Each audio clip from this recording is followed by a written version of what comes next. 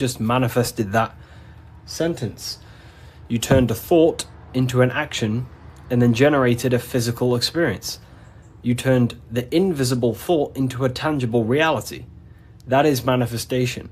You just have to learn how to do that on a mass scale, on a bigger scale, to generate something bigger.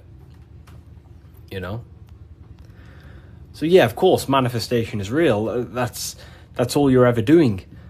Creation is not created, it's in an ever state of becoming. You are in a continuous state of becoming something in the present moment. You know, so you're always molding creation through thought, emotion, and action.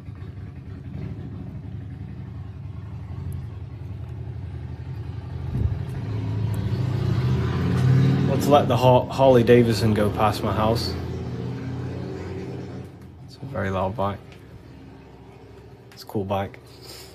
But yeah, you're in a continuous state of creation. And that's what this symbol ultimately represents, right? Hi, if I order your book today, will it be here before next Friday? You mean not this Friday, but next? Yeah, it should be there, for sure. So, this is what this symbol ultimately represents. Because the snake can shed its skin, which means it renews its layers. It transforms from old layers into new layers. It removes old layers of skin, symbolizing transforming. But the snake is eating its tail. The end gives birth to a new beginning. And this is what the present moment is. The present moment is the continuous state of becoming and unfolding of creation. We're all tapped into the live stream of consciousness, like you're tapped into this live right now. And you are directing them life forces in the present moment through thought, emotion, and action. You direct the life flow, the life force that you're tapped into.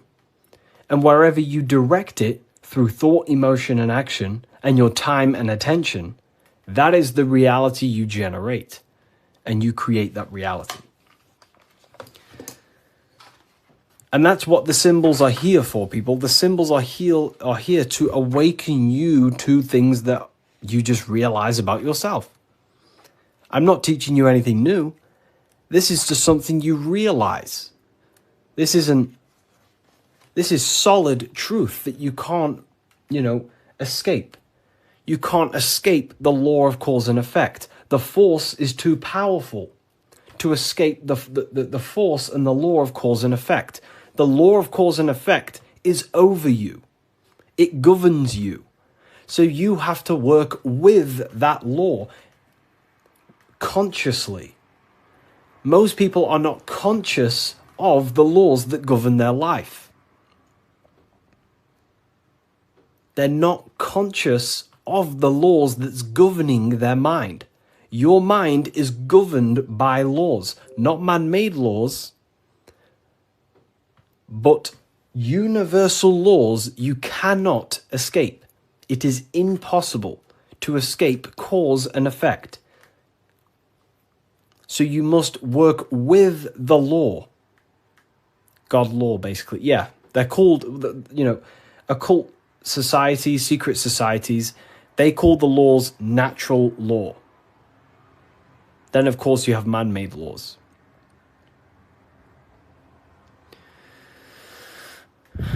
So you have to work with the law. If you do not work with the law is going to be working anyway. And it will probably work against your favor.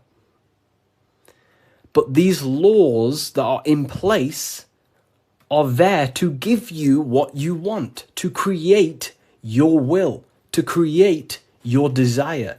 These laws are here for you to create, to give you what you want. Okay? So we have to become conscious of the laws that is governing our mind. Because the mind functions with free will, however, exists in the boundaries of the laws. Without them laws, the mind would not solidify a true creation. Everything would be chaos. The laws make sure that it creates this specific reality that you're experiencing right now. Hello, Harry. I've reached a higher state of consciousness thanks to you and your book. Wow, amazing, Craig. Absolutely amazing. Absolutely amazing. You know, this book, don't read it once, read it many, many times. I'm probably sure you already have, but it just helps you. You know, you pick up new things every time you read it. What do you think about getting a pentagram tattoo or a different symbol?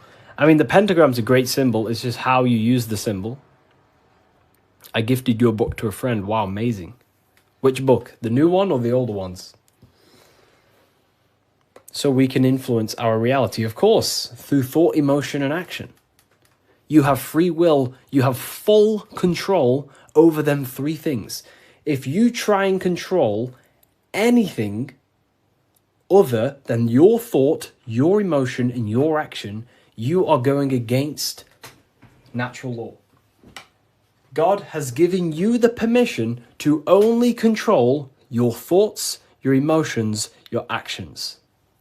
If you try and force anything on anyone else, you are then breaking natural law.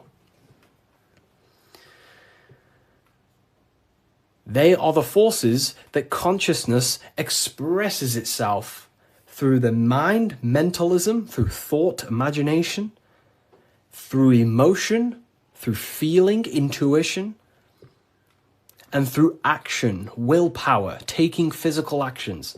That is how the force of consciousness expresses itself in three distinct ways. And that's how you create your reality, through thought, emotion, and action. And that's how you gain your personal power, by controlling your reality. How do you control your reality? Very simple. Is this the Book of Wisdom? This is not the Book of Wisdom. This is the Book of Symbolism, the brand new book, only available on my website. So here it is. Here it is, people. This is not the Illuminati. This is not the Illuminati, people. Let me make something clear. Everyone has demonized this symbol, and I think they use this symbol on purpose. Because this symbol unlocks your personal power, and that's what the Illuminati is. The Illuminati are illuminated people. That's ultimately what it means. Illuminated. What is illumination? Light. That's why there's light surrounded around it. Light in the eye. What is the eye? The internal perception. The mind that allows you to perceive information. The internal eye. The person in your mind who thinks. That's the real you. That is the real you. The person in your mind who thinks is truly formless. Okay? The Illuminati are illuminated people. They understand the secrets of the human mind and human consciousness. And other people who do not understand the secrets of the human mind and human consciousness are ignorant, and the people are using the knowledge they know against them. If you know psychology, right? If you know the deepest secrets of psychology, you can then use that against someone to manipulate them. That's how the system works. It runs on information, knowledge, and power. And the power comes through the information. The people who have the most information about how you function have more power. Why? Because they can use you, because they understand you more than you understand yourself. You see? That's what the Illuminati is. The Illuminati are people who understand the secrets of the human mind and how to manipulate the secrets of human consciousness to make them do something and create something in their agenda. You're all creators. This is what you need to understand. That's what consciousness is. Consciousness is a creative force. It creates through thinking, feeling, and acting. The triangle. But that thought, emotion, and action are just three expressions of the one force of consciousness. Thought, feeling, and acting are, in fact, one actual force. Because it's the force of the universe. We're all using the same force. And that's the same force that Yoda uses in Star Wars. In Star Wars, is all talking about the force. That is the force, and that force is running through you right now in the present moment. You have the ability and the free will to direct that force through thought, emotion, and action into a reality. So, the Illuminati is just simply people with a high understanding of consciousness and the human psyche, and how to actually create reality. You think something, you feel, and if you have a feeling towards that thought, you take the action. As soon as you lose feelings to watch this video, you will scroll and take action to find another video you have a feeling for. That is how reality creates. That's how reality unfolds. Okay? So the eye in the triangle is showing you the ultimate state of consciousness to create reality. 1 and 3. There is one eye and 3 points on the triangle. The three expressions of consciousness that creates reality, thought, emotion, and action, in one, unified. Most people do not have a unified consciousness. They think about creating a business, their emotions feel like watching TikTok, and their actions are eating food. That's divided consciousness. That's the checkered board. That's the Masonic checkered board. Their mind is divided in black and white, different personalities, different ideas, different desires. Their mind is not solidified on one creative project. The mind is divided within duality. Okay? That's what the checkered board is. The checkered board is simply a divided mind. Because this checkered board is all, this whole piece of artwork you see here of the Freemasons is showing you how someone's mind functions. That's the secret. Very simple. Symbols, occult symbols, Freemasonic symbols are basically showing you mind states, how you think. Divided pillars, left and right pillar, sun, moon. Sun is masculine, the masculine mind, and the feminine mind, the conscious and the subconscious. But here, there's an eye in the middle, unifying them in the middle. Unification. Unifying with the true being inside of you. Not being left or right. Not being too masculine, not being too feminine, but unifying the masculine and feminine principles to become a unified consciousness so you can create your reality. The masculine principles symbolized by the sun and this left pillar symbolizes willpower, your will. Your willpower is very, very, very powerful. Willpower is ultimately everything you create, your will. So this sun represents the masculine forces of the mind, such as willpower, taking physical actions, intelligence, intellect, thinking. That's all the masculine. Then on the right side, you have the feminine qualities of consciousness on this right pillar, symbolizing imagination, emotion, desire, intuition. These are the feminine forces of consciousness. And what happens when a male and a female comes together? They give birth to a new creation called a baby. What happens when you merge your masculine and feminine qualities of consciousness? You merge your willpower, your thought with emotion and action. You give birth to a creation, a baby. The same principle. It's The same principle. Freemasonry is very simple. It's about bettering yourself, working on the temple, and the temple is symbolic for you, for your mind. The stonework Freemasonry, Freemasonry is about stonework, and that stone is you. You're perfecting a stone, and that stone is your mind. You're perfecting the Temple of Solomon, or you're rebuilding the temple, which is rebuilding yourself, because you are the broken temple. The thing is, your teachings is destroying my life. It's not destroying your life, it's destroying your old view of the world, which will then give birth to a whole new, beautiful life. You have to go through destruction. You have to go through the darkness to see the light.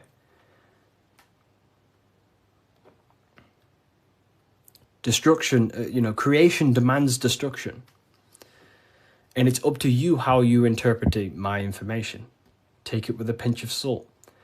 Go and do your own research. I'm not saying everything I'm saying is, take what I say and apply it to your life and see if it helps. But everything I'm telling you here is helping me build myself. And build my own reality. But it's very simple. It's about building yourself, because when you create change in your own psyche, you see change in your world. What happens when you start to awaken? You start to think differently.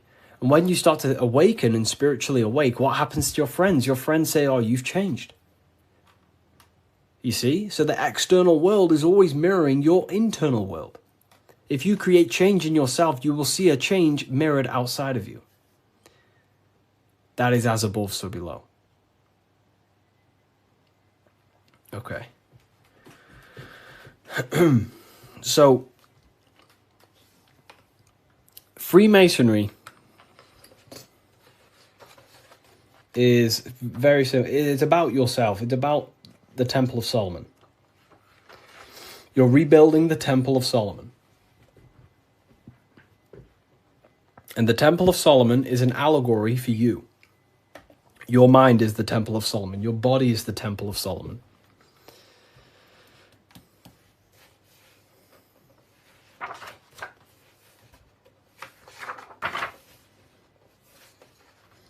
So why is it the Freemasons wear this apron, right? So you see the Freemason here wearing this apron. Well, this apron originates from stone masonry. Stonemasons. What are stonemasons? Stonemasons chip away stone, and then they use the stone to put on a building or, wherever. But Freemasonry teaches in metaphors. So this stone, this apron, was worn by the stonemasons to protect themselves from flying chips of stone hitting their genital area. So this is symbolic of doing the Masonic work, perfecting the stone, perfecting your mind. Every day you are either building your mind or building your mind's prison. Every day. You wake up, you're either destroying your mind or either help freeing your mind. You have the option, right? And they also wear this apron on the lower half in the genital areas because you think with every chakra. The chakras are basically spinning energy vortexes. This is what you see here, right? These chakras.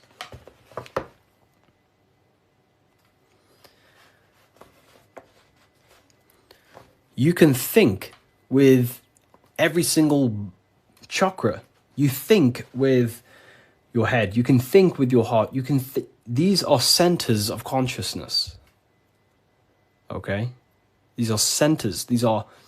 Each center that you see along your spinal column has a high amount of nerve centers. It's like a nerve center. But that nerve center is then powered by the etheric body. Now, that's very advanced. Not many people understand that. But your body is not just you. You have many subtle vehicles of consciousness, bodies of consciousness, which you'll learn about in the Book of Wisdom, Volume 1. So there is one force in the universe, and that force is emanating through you, manifested in 7 chakras. Anyways, the reason why they wear this apron on the lower half of the body, because it's a reminder to cover up, to stay conscious of their lower self, because this is the lower self of the lower half of the body, and this is the higher self in the higher part of the body. If you think with your genitals, all you think about is sex and eating. If you think with this lower half of the body, you will only, think about sex, eating, and power. So they wear this to remind themselves to conquer their lower nature, their animalistic state. Because the Mason is aware that they need to build themselves to a higher consciousness, to the higher mind. They need to align their will and mind with the higher mind. Because ultimately, the reason why all of these teachings stem from is because it's preparation for death. This is where all this comes from, okay? You never die. This is the truth. In the daytime, you're in your physical body, and in the nighttime, you're in your astral body, and it's just a massive cycle. So daytime is life, nighttime is death. Wintertime is life. Wintertime is death. Summertime is life. As above, so below. It's just bigger and smaller, right? So, with that being said, you never truly die. You are not the physical body. You are the internal being in your mind who thinks. You are not the thought. You are the one who hears the thought. The thinker. The knower. You are the being inside your mind, not the being outside your mind, which is this physical body. So Masonry is about working with that internal self. Mastering that internal voice, because that is the architect of your reality. The internal dialogue. That is the stone that they're working with. They're chipping away at, they're perfecting, they're smoothing. The inner dialogue. No one pays attention to this. The inner thinker, the being who is thinking in your mind. Who is that being? Who is the person in your head? It's not your body. Your body is acting out the commands of the internal being.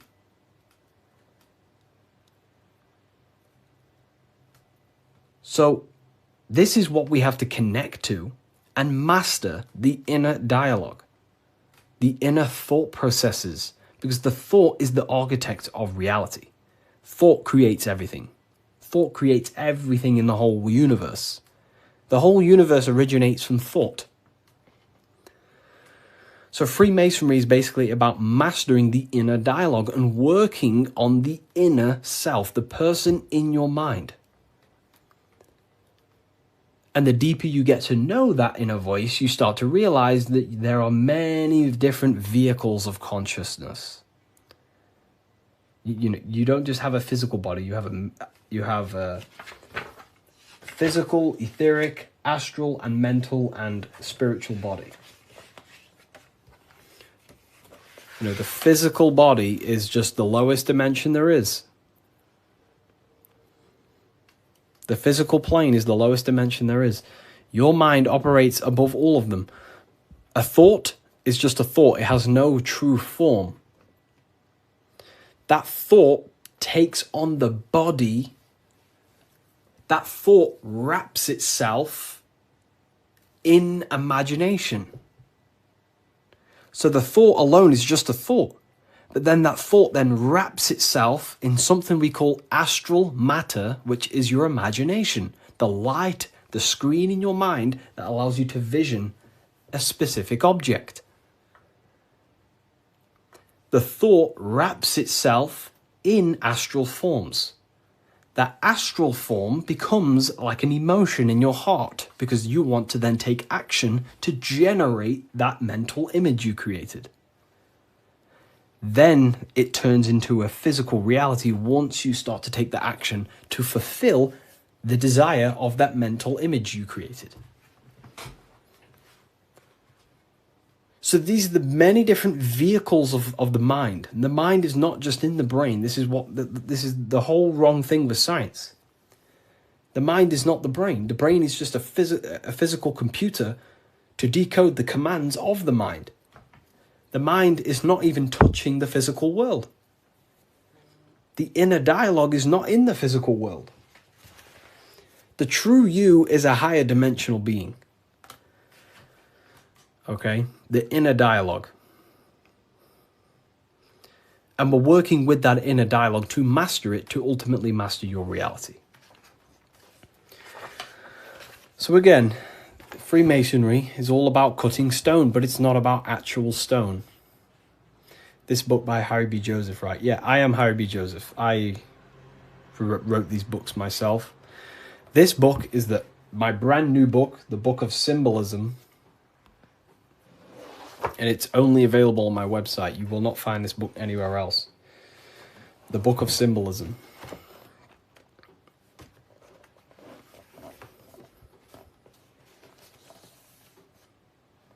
So, nice to meet you. Welcome. Okay, so, again, what does this represent?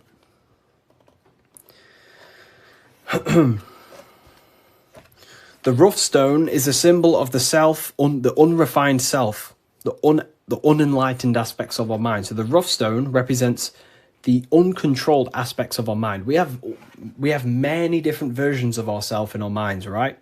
We have a version of ourselves who's perfect. We have a rough version of ourselves that we can become. You know, there's many different things in our mind. But the aim of the Mason is about unifying all of them different personalities into our higher self. It's about learning the secrets of the mind. So this represents the perfected aspects of the mind, and there is also there is no such thing as perfection. We will never actually truly perfect ourselves. But the aim is to be perfect. So the Freemasons show you the checkered board. I'm ordering all your books this week. Oh, wow, thank you. You know, you will look, your whole life will change. Your whole life will change.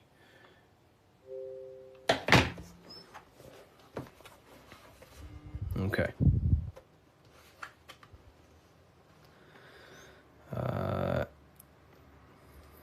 The checkered board floor. This is symbolizing on a base level. So symbols have many different interpretations. So on a very basic level, this checkered board floor represents duality, how everything is dual, positive, negative, day and night, hot and cold. But the deeper you go into the layers of the symbol reveals the secrets about the human mind. So this is all showing you the mind. Different states of mind. Because that's what the universe is. The universe is one singular consciousness expressed in many different forms, in many different clothes, what we like to call people. Me and you are cut of the same fabric, which is the universal mind experiencing itself. So the mind is the very architect of reality. Life is not happening outside you, it's happening inside your mind. You are a projection of the mind.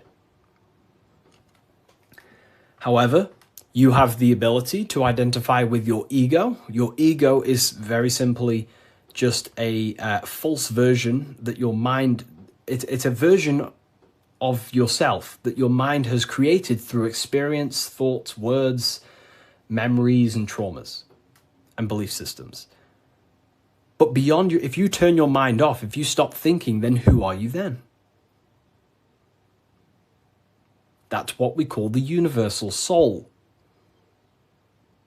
Everyone is that same substance. When we all turn off our mind, we are all the same substance, the universal soul. But we have the ability to generate an ego, which is our own personal identity. The ego is not inherently evil, but the ego can become bad if you don't tame it. It's the beast. But anyways, the duality represents, very simple, black and white, positive, negative, day and night, the opposites in the physical world. But on a higher level of Masonry, it represents a divided mind. The one divided in many. The illusion of the third dimension, of how everything is separate. But in fact, we are all the same substance. We are all the I am. We are all the I, the inner dialogue, the inner voice. Masonry is about working with the internal voice, the thinker in the mind, the true higher dimensional being that you are.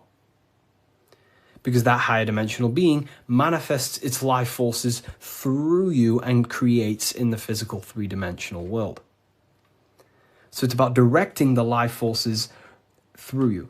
Now, a big misunderstanding about the world that religion has placed on people. A big misunderstanding, right? People think the world was created. People think the world was created thousands of years ago. It's the biggest lie ever. Step back, remove that belief out your mind just for a second, and realize the truth. The world was not created thousands of years ago. The world is creating now, in the present. It's unfolding now. Creation is unfolding in the present moment. God is thinking reality into existence right now, and you are thinking your reality into existence right now through thought, emotion, and action. You are crystallizing reality now in the present, and you can become a co-creator with the creative force of the universe. But we've been taught the complete opposite, because the powers that be in the world do not want you to become a conscious creator. They want you as a slave and a worker.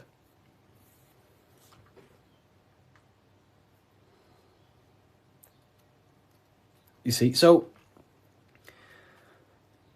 we have to understand that we are all co-creators of this world. We're all contributing towards the building project of Earth right now. But the elites make you think that the world was created thousands of years ago, and now you're just experiencing it. Now you become an experiencer. You're not an experiencer. You're an experiencer and creator. You mold it. And when you do not understand this, someone else who does understand this will use you to create their agenda. Because they understand this. And look what's happening in the world today. We are creating the agenda of the government. Why? Because we believe their lies. We don't have to, but we choose to. We all have free will. Everything else is just an illusion. Money is an illusion. It's a belief in the mind. Harry, are you a part of Freemasons? I am not. And if I ever do, I will be transparent about that.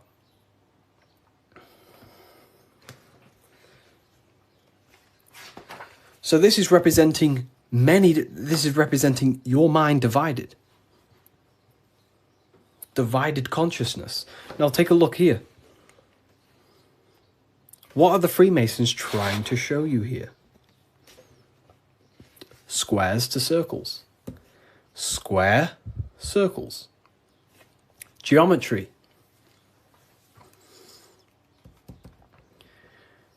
Geometry.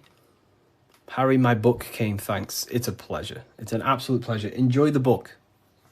Take your time, read through it, enjoy it, read it over and over. You know, I can't wait for you to read this. Was it the third book you got? The 3 represents alignment, the black and white represents conscious and subconscious. It can represent that, yeah, that's one layer of symbolism. But you got to remember that the symbols don't represent one thing. There are many different layers to the symbols. Many different layers. So it's going from squares to circles. So you have to understand geometry for this. There's different codes to this. A square. Can you measure the surface area of a square? Of course. Very easy. You just measure this side and that side and times it. right? Very simple. Then you have the surface area of a circle, of a square. But can you do that with a square? No. You can't find the surface area of a circle. It is impossible.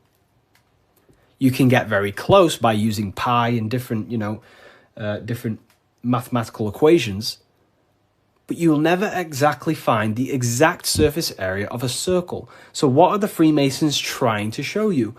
Measurable and immeasurable. What you can physically touch and measure down here, the squares, and what you cannot touch and what you cannot measure. And there is a ladder going from what you can measure, the physical world, the squares, up to what you cannot measure, the circles. So this is about the upliftment of the mind. This is about the mind raising from only a physical state of awareness, raising the mind so it can function as a spiritual mind and use the higher dimensions of consciousness, such as imagination, thought. Most people's minds are stuck in the measurable, the squares, limited.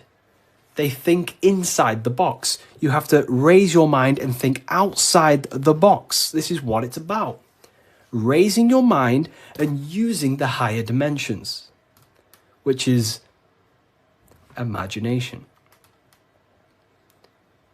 You cannot measure imagination. It does not exist in the physical plane. You cannot measure thought. It does not exist in the physical plane. So it's about raising consciousness to actually use the cognitions of the mind. Most people are not using the mind. Climbing in consciousness. We're going from squares to circles, measurable to the immeasurable. Okay? And that's the key. Look at the key. How do you go from the circle, the squares to the circles? You got to go through the woman, the green woman. Who's the green woman? Who is the green woman? The feminine. The feminine aspect of consciousness. You cannot just go from low consciousness to high consciousness. It is impossible. It takes a lot of work. Doing work on your mind is way harder than any labor or work you could possibly imagine. The work on yourself is not easy. And I never will say it's easy. It is very, very, very difficult to change your mind because it is literally programmed. Very difficult. So you have to go through the woman. And what's the woman? The care, the desire. You have to have a desire to climb the ladder. You have to have the love and the care to do so. If you do not have the care, you will not climb the ladder. If you do not have the care to watch this live, you will continue scrolling. You have to come into contact with the feminine, the heart. You have to care to reach the higher consciousness, to take the actions that are necessary to generate that consciousness. That's the key to open the door to the upper room Jesus mentions. Jesus is always talking about the upper room, the kingdom of heaven. This is what it is. It is a higher state of understanding. A higher state of self-mastery. That is what it's all about. So in order to climb the ladder from the immaterial to the material to the spiritual, you have to care. If you do not care, you will not reach that higher level of consciousness. Because why? It takes a lot of self-work. A lot of work. A lot of reprogramming the self. A lot of meditations to gain control over the inner dialogue. A lot of reflection. A lot of sacrifice. Yes, very well said. Very well said, Timon. It takes a lot. It's not easy. constructing, you know, working on your mind. It's very difficult. And you don't see the benefits for a very long time. But when you do start to see the benefits, the benefits are massive. So this is what it's about. It's you. This is all you. And what are we chasing? We're chasing the I. What's the I? The I is the eye is open. It sees. That's the inner observation, the inner being who observes everything, observes the thoughts, observes everything. But we're chasing a higher I, a higher perception of ourselves by raising consciousness, a higher understanding of what you truly are beyond your human form, which is a higher dimensional being. We're chasing the I. The I is a higher perception of ourselves. Yes, very well said. You see? So this is what this is why if you read symbols, you become very powerful. That's why I wrote a whole book on this, so you can learn this too. Everything I've said and more, you can learn. The Book of Symbolism, the only place it's available is on my bio. revivalofwisdom.com. I just released this November 17th.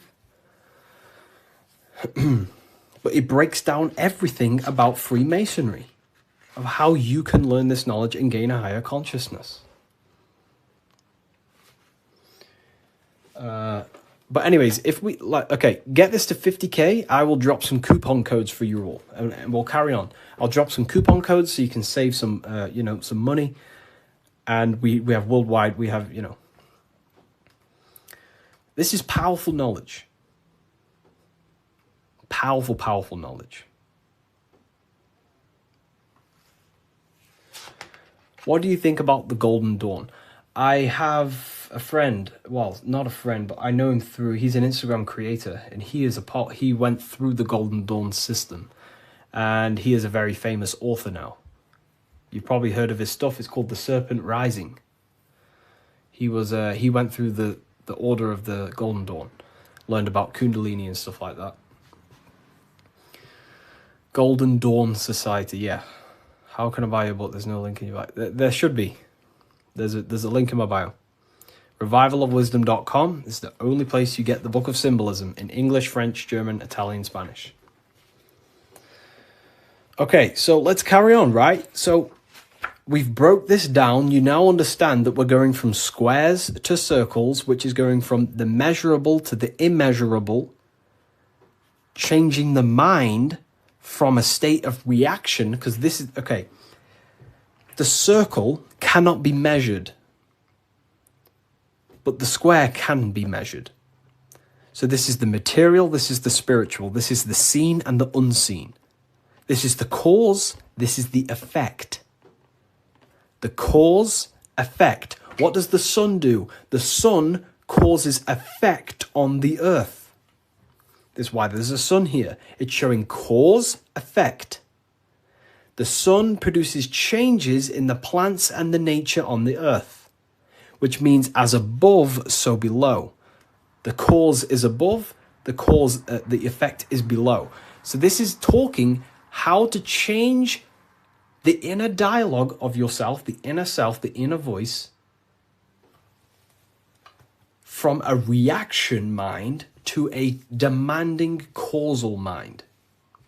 Most people live in reaction mind, the square. They're reacting to the world outside of them, when the world outside of them is simply the effect. You cannot change it. It's already affected. It's already manifested. The only thing you can do to change the world is to change the cause. The inner world is the cause, the mind is the cause, the external world's the effect. The inner world is the cause, the external world is the effect. Most people have something bad outside them. I'm not perfect. I'm not saying I've reached the highest level of consciousness. I'm still working on myself, and I'll always say that. But most people are stuck in reaction consciousness where their mind is just reacting in a state of complaining about the external world. When the mind is the cause. The cause, the mind needs to be a cause and a demand and a command. But that's fine, you know, I was in that state. And I still catch myself now and then being in that state. But we have to train our minds to understand that the outside world is the effect and the internal world is the cause. And we need to raise that ladder towards the causes. Make the mind a powerhouse of control. A powerhouse of control. Okay? Awareness, yeah. Okay. Symbolism. The winding staircase. You can't see the room. Where is it taking you? This is talking about the upper room, climbing to a higher state of mind. But when you're down here, you can't see that room. You don't know what a higher consciousness is. You don't know. Like right now, maybe there's some people in here, they don't even understand what even is a higher consciousness. You will never understand until you start to do the work on yourself, until you start to see what it's like to understand yourself. When you understand how you work, you know what to do in every situation. You have the tools to use in life. So this is about climbing the staircase of higher consciousness into the inner room that you can't see. Beyond the curtain. The curtain is the veil. This is about entering in yourself. Walking past these two pillars is about walking into the internal self. It's a journey inward. You have a self outside the mind, this body, and you have a self inside the mind, the inner being, the material and spiritual. That's why you're an individual. You have a dual nature, inner and outer. So when you're walking in between these pillars, you're walking, it's symbolic of walking in your mind, walking in a journey into the self. And we're working with the inner self. This is what Freemasonry is about. But it's a winding staircase, which means you can't see where this staircase is taking you. You don't know what a higher consciousness is, what it's like to be in a higher consciousness or a higher understanding of reality in the self. So you must have faith. Faith, not faith in a God, but faith that the staircase or this journey, this work you're doing on yourself is going to lead you somewhere. You must have willpower. It takes willpower to walk the stairs. You must have care. Faith, will, and care are the three forces that help expand the mind into higher levels of consciousness. So it takes faith, will, and care to walk this staircase, to walk this path, to do the work on the self, to master the self. And a spiral staircase also represents time. It takes time. Time moves in a spiral. Yesterday there was 12 o'clock, but today there's also 12 o'clock. But today is higher than yesterday. So it's just a continuous spiral upwards. Yesterday was 12 o'clock. Today there's 12 o'clock. And we're just going to continue this spiral. This is time. It takes time to walk this staircase. It takes time to reach a higher consciousness. It takes faith, will, care, and time. It's not an overnight process. Okay? So I hope this understands, hopefully you people are taking this on. Darkness to light. This is a massive phrase in Freemasonry, from darkness to light. But what is the darkness? Darkness, you can't see. When the room is dark, your eyes can't see. Symbolizing ignorance. There are parts of yourself that are in darkness. You are not aware of these parts of yourself. Most people are not aware of their imagination and the powers of the imagination. That means it's in darkness. Darkness to light is about becoming conscious of the things inside you, the aspects of yourself that you may not be aware of. Exposing a light. If I turn on a light on something, you expose it. You see it clearly. So Freemasonry is about going within the self and finding the things that you are unaware of and becoming conscious and using them as tools to help you in life. Your imagination is a guiding force to shape your future. Your intuition is also a guiding force.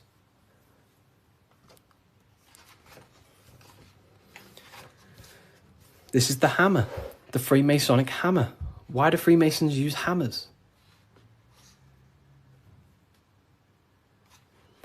The hammer, the force.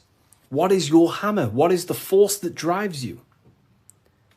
What is the force? What is the desire in you that makes you go through life? We all have a hammer. My hammer is to help as many people understand themselves as possible. That makes me take my actions. That's the force inside of me that takes action. The reason why I'm on this live is to take action to help people. That's my force. That's my hammer. You have to have a hammer in life. This is a tool. You have to have the hammer. Here's some more secrets. Force, form, very powerful. Not many people understand this one. But like, I could sit here all day and talk about all the different symbols in this, but there's many different symbols that you can go over. Force and form. Okay, so we have hit 50k, by the way. I did promise people earlier, we have hit 50k, that I would give out a coupon code. I did promise people. So I'm going to have to give that coupon code, and then we'll carry on with this, breaking this down for you. Okay? So let me know in the comments if you want a coupon code. Just say the word yes or something. And if I know people want it, then I'll give one out. If not, I'll just carry on. Okay. I'm going to give you a 20% code. In fact, no, I'm not going to give you 20%. I'm going to give you 30% off. Wait, let me just test something. I don't want this to mess up for you. I want to make sure it's working properly. Okay, 2 seconds. Let me just test the website to make sure the code works. I don't want to give it out and then people, don't end up working and then people start, So let me just test it.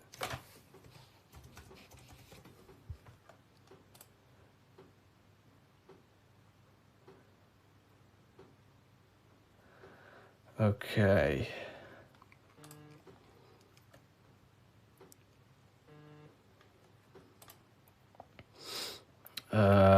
2 seconds, people.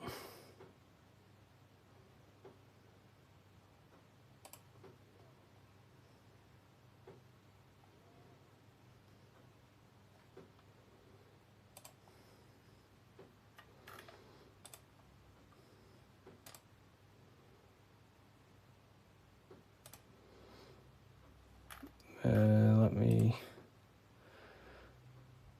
You said 50%. I didn't say 50%. I said if we hit 50k likes, I will give a coupon code. And that's what we've hit, 50k likes.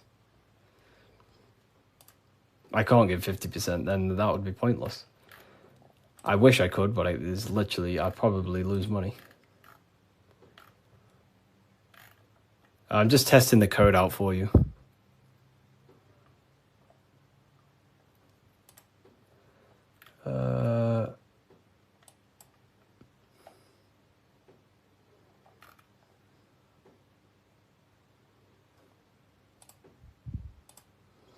We worship you. I don't want to be worshipped. Please don't worship me. I don't want to be worshipped. I really don't. I'm not here to be worshipped. I'm telling you the power within yourself. But I thank you for that comment. That's nice. It's nice of you to say that.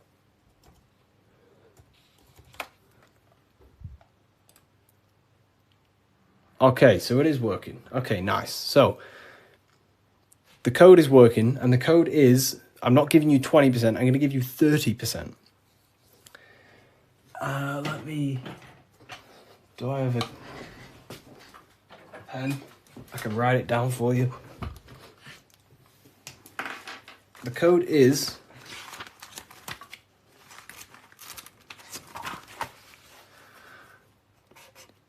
light.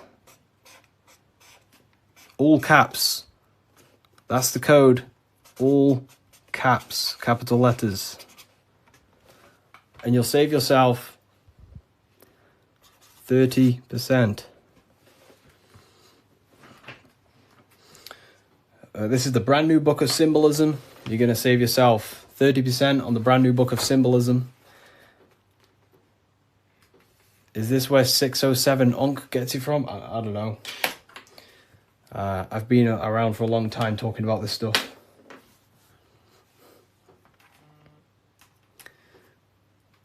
I don't know.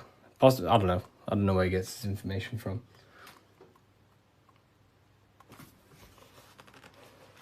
Force and Form. Here it is. Website name, revivalofwisdom.com. Revivalofwisdom.com, or the link in the bio. No book is going to help you just meditate. You know, I used to think that exact same thing. But unfortunately, that is I used to think that, but then I realized my ego was keeping me back. The ego wants to say, I don't need anything. I don't need someone else to tell me anything. But then you have to come to a realization that there are people out there with knowledge way beyond what I knew. There are books out there that I need to read. There are people out there with knowledge way beyond mine. And you have to suffocate your ego and let go of that to actually grow. I used to think that exact way. But it depends what you want, you know. You don't have to go down this path. You can just meditate. That's completely fine. You know, it depends what you want, I guess, as well. So you are completely right.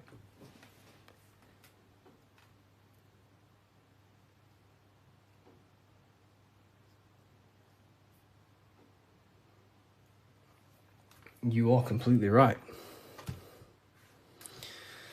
Is there a PDF? No PDF. Physical books only. You know, we ship worldwide. What's your fave part of the book? Oh, you know, no one's ever asked me that. You know, that's a very good question. What is my favorite part of the book?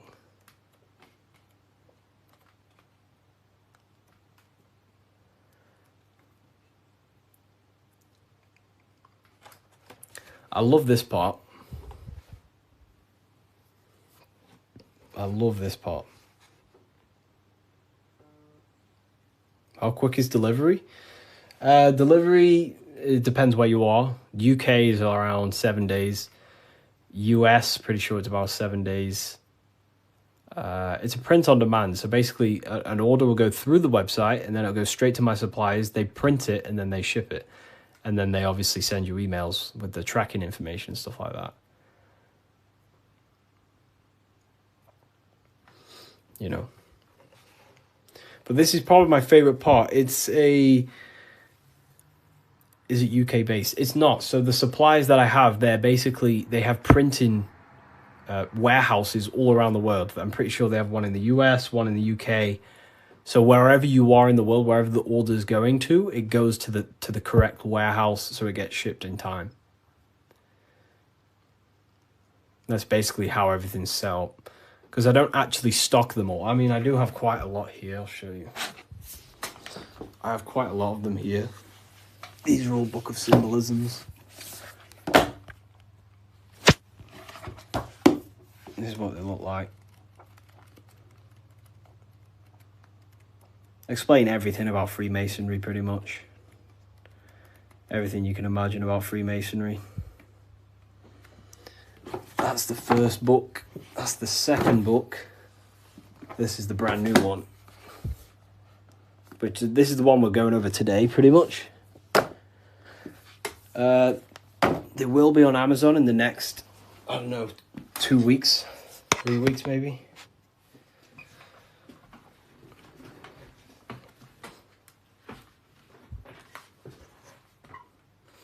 How can we use the book to live a fulfilling life? That's pretty much, the book teaches you, it's a guide to higher consciousness. It helps you understand and unlock aspects of yourself that you never knew was there.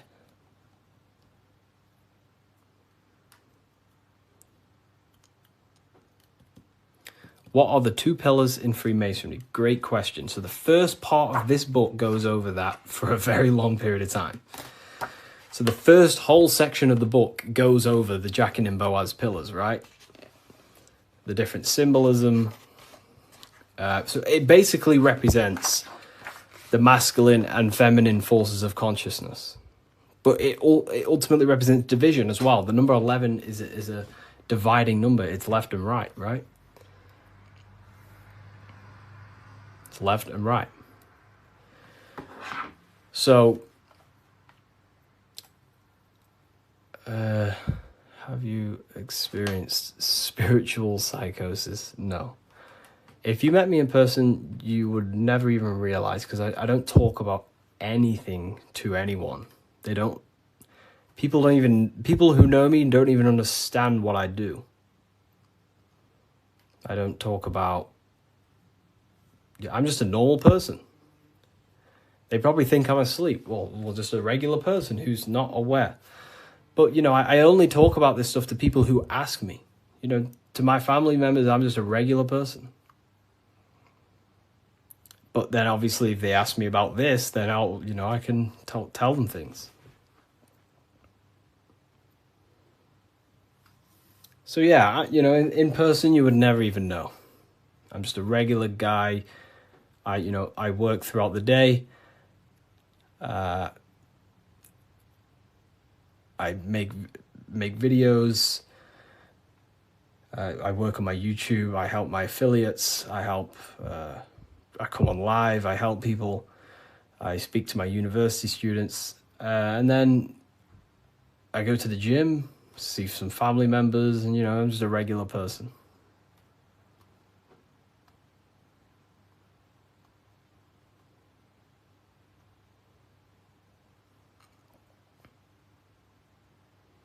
But not regular in mindset. Me personally, I don't agree with, making everything your whole personality. That's fine if you do that. That's completely fine. We all have different ways of living and expressing ourselves. But, I don't find I don't want to make this my whole personality.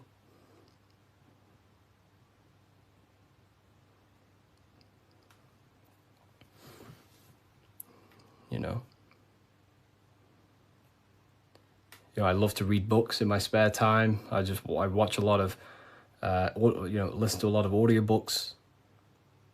I don't really listen to much music. Whenever I'm in the car, I put on an audiobook. And just by doing that alone, you'll gain a lot of information. Just type in Masonic books or esoteric books. You will find so much on YouTube. Just listen to everything, and over a period of time, you'll start to develop a pattern recognition, and you'll start to decipher your own truth. The Bully Slayer was cloned. I see some of his videos today. I don't know. I don't think he's being cloned. I think I don't know. He stayed off the internet for a while. He might have changed and stuff like that. But I love his stuff.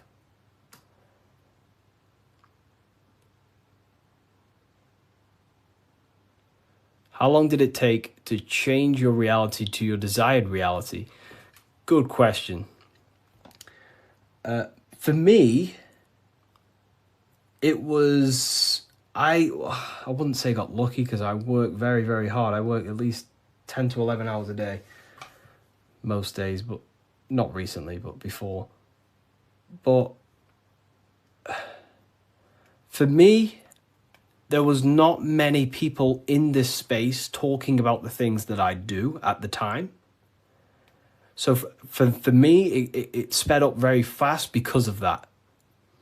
There's not many people who can give you this information I give you. Well, there's a lot of people who can give you this information, but they're not you know, well known or outspoken about it, you know, respectively to them. And luckily, my stuff started to gain a lot of attention, and my life changed in a matter of a year. But, you know, it can take longer. For years before that, I was trying many different things. Many different things. But whenever you preach about mind control, I realize I'm in a prison of my own thoughts. Yeah, a lot of people live in their own prison. Like I say, every day you wake up, you're either building your mind, you're either building your freedom of your mind or building the prison of your mind. Every day. You're either building your prison or your freedom. How long have you been on this path, Harry? Long since way before 2020. Way before 2020. I was talking about, I can't say the thing on here, but you know, the virus. I was talking about the virus way before 2020. And there may be some people in this live who watched my very first lives. I used to go live all the time. But I was looking into conspiracy theories when I was year 7, year 8. And then I got really deep into like conspiracies 6 years ago. And then after about a year of that, I started to switch into like esotericism. And then for like the past 5 years, since 2020, it's been all esoteric stuff, pretty much. You know, like Masonic, the psyche, human psyche, human consciousness, metaphysics, symbolism. So the last 2 years, it's mainly been symbolism, because I'm obsessed with symbolism at the moment. But yeah. Do you believe in God, Harry? I believe in a form of energy that gives rise to all things, yes. And we are a part of that energy source, that conscious energy. We are an emanation of that. We are cut of the same fabric of that. It is one consciousness clothed in different beings. Harry, you said faith, will, and care and time. Didn't you say time doesn't exist? Can you explain this? You know, time is the present moment. It's an eternal now. But, you know, that's what we call time. The movement of that.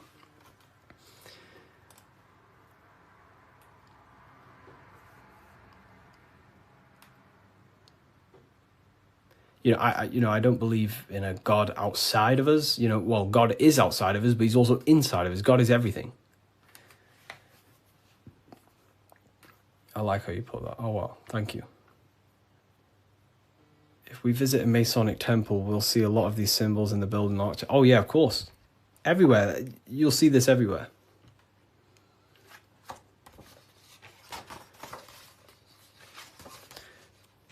Look here. This is the gate of Europe. 2 pillars. The gate of Europe, 2 pillars, middle pillar.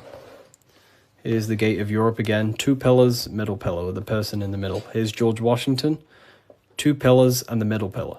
You are the middle pillar. You are the middle pillar. You're the middle pillar. You are the balancing pillar between the masculine and feminine. You're trying to combine the 2 pillars, which is the masculine and feminine forces of consciousness. And this is what I say about building yourself. This is the Egyptians telling you the same thing. They're building the middle pillar. They're building the self. They're building the mind. That's what Masonry is all about.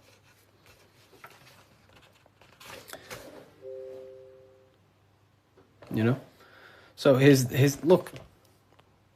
Here's the Anunnaki showing you two pillars, Jachin and Boaz. And look at the person in the middle pillar, which is balancing the masculine forces of masculine and feminine forces of consciousness, trying to become whole and unified, a unified mind. And he's stepping up, symbolizing raising consciousness, stepping up to a higher level of understanding. Here's Buddha, same thing. Buddha, Vishnu, Sumerians, Egyptians. Wait on, we still got more. Jesus with the two pillars. Egyptians again, they're building the self. This is what it's about. It's about building the mind.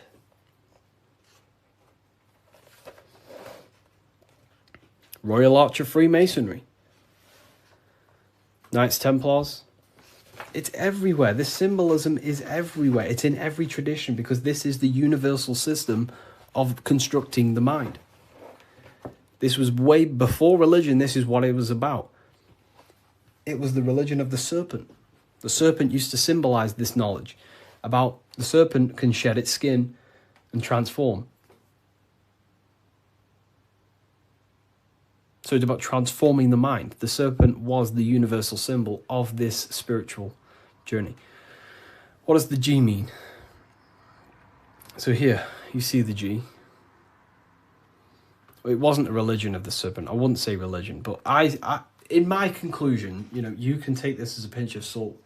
In my conclusion, I think the serpent, found in every religion. It's the Vatican. It was in the Garden of Eden. It's in every religion you can possibly imagine. There's a serpent, and there's serpent symbolism all around the world.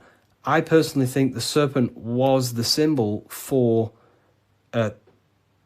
gnosis, for the well, I don't like calling it religion, but a spiritual system that was universal before religion. It was the wisdom of kundalini. It was the wisdom of awakening. It was the knowledge of the self. And then I think the serpent got demonized because then religion took over and started to externalize all the spiritual teachings and then following man-made gods and gods in the sky and stuff. But before all of that, I believe that me personally, I believe the serpent was a symbol for the universal spiritual system of knowledge that was before all the religion. That's my interpretation. It's about self-transformation. Yeah. Someone asked about the G. And now they say serpent is Satan. Yeah, very well said. Now everything about the serpent is demonized. And it's crazy to me when you realize, well, everything's inverted nowadays. So, I guess we'll never know, but based on my symbolism studies, that's what I think it is. I could be wrong, but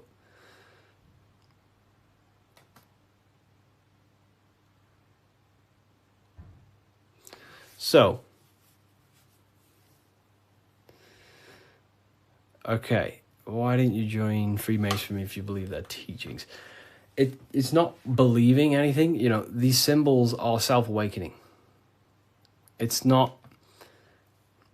Everything I teach you is not about believing anything. It's about shedding light on what was there, but you just may not be conscious of it. So for example, the G, this is a Masonic symbol, and the G represents the force of care, the force of love, the heart, the generative principle, the G, the generating force of reality. That is love. The heart generates your reality. You right now are watching this live because you have a care. You care for the information I'm sharing. So that care is allowing you to take the action to generate this experience you're having right now. So in order to go through the Masonic temple and walk the path towards the light, you have to have the G inside of you, the care to walk that path. If you do not have the care, you will not take the action. If If you do not have the care to watch this live, you will continue to scroll. G also doesn't have a numerology meaning. Yes, 7. 7. G is 7. And there are 7 7 cognitions of the mind. So the G is also gnosis. Gnosis about, knowing, gnosis. Gnosis is knowledge gained through direct experience. So you right now, you know you're here. You know, you don't believe you're here, you know it. Instead of believing God, you can get to know God by gnosis, by studying the self, by entering trance-like states of meditations and understanding the self. That's gnosis. And in order to gain gnosis, you must have the G. That's why gnosis begins with a G. Because you must have a care to meditate. If you don't care about gaining a higher consciousness, you won't meditate. If you don't have a care to reach the light, which is just a higher state of understanding, you don't have the G. If you don't have the G inside of you, you will not take the actions to walk up this path, up the mountain. It's a difficult path of self-mastery. So that's the G. It's the driving force of your reality. And if you don't have the G, you won't walk up this hill. You know, so the teachings that I teach is, you know, it's about shedding light on something that was already there. Does the Book of Symbolism teach us how to get the G? Well, yeah, the G is just simply your care. Do you care about gaining information? Or do you not? You either have it or you don't, and you can cultivate it.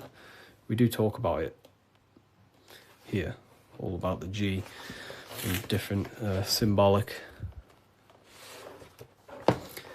here. So in order to get off the checkered board and rise towards the light, so we're going from base consciousness to high consciousness, from material to spiritual, in order to do that, you have to go through the woman. And what is she doing? She's caring. She's caring for the little baby. So it's symbolizing, in order to go from low consciousness to high consciousness, you have to care. You have to go through the feminine, the heart. You must have a desire in your heart to truly raise your consciousness. That's why there's a woman here caring for a little baby.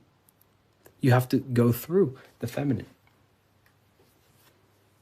to reach a higher consciousness. So anyways,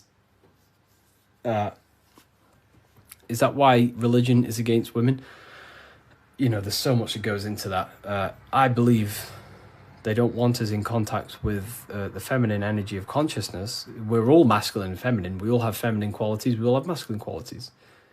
They suppress the feminine aspect of consciousness because that's what unites. If we all loved each other, we would be united. They don't want us to love each other because that creates division.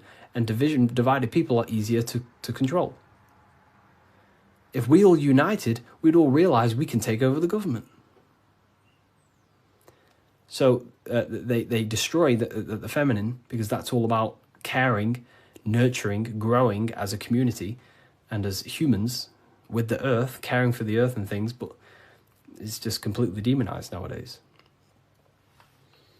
And now it's just a masculine-dominated world. But Freemasonry says that the G is geometry or God. It's all the same. God, what is God? God is a creator.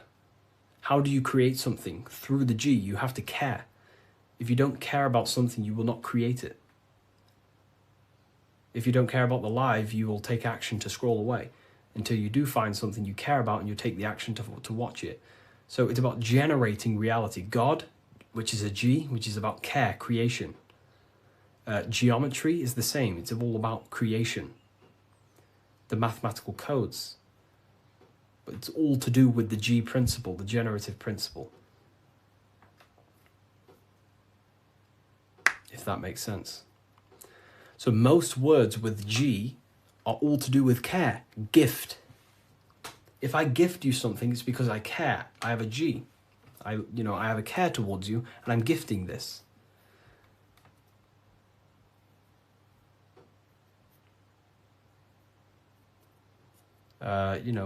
geometry, God, generation, Genesis. It's all about creation and care.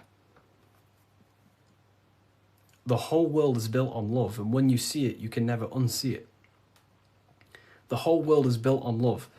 All creation is built upon the principle of love. That's why the earth is called hot.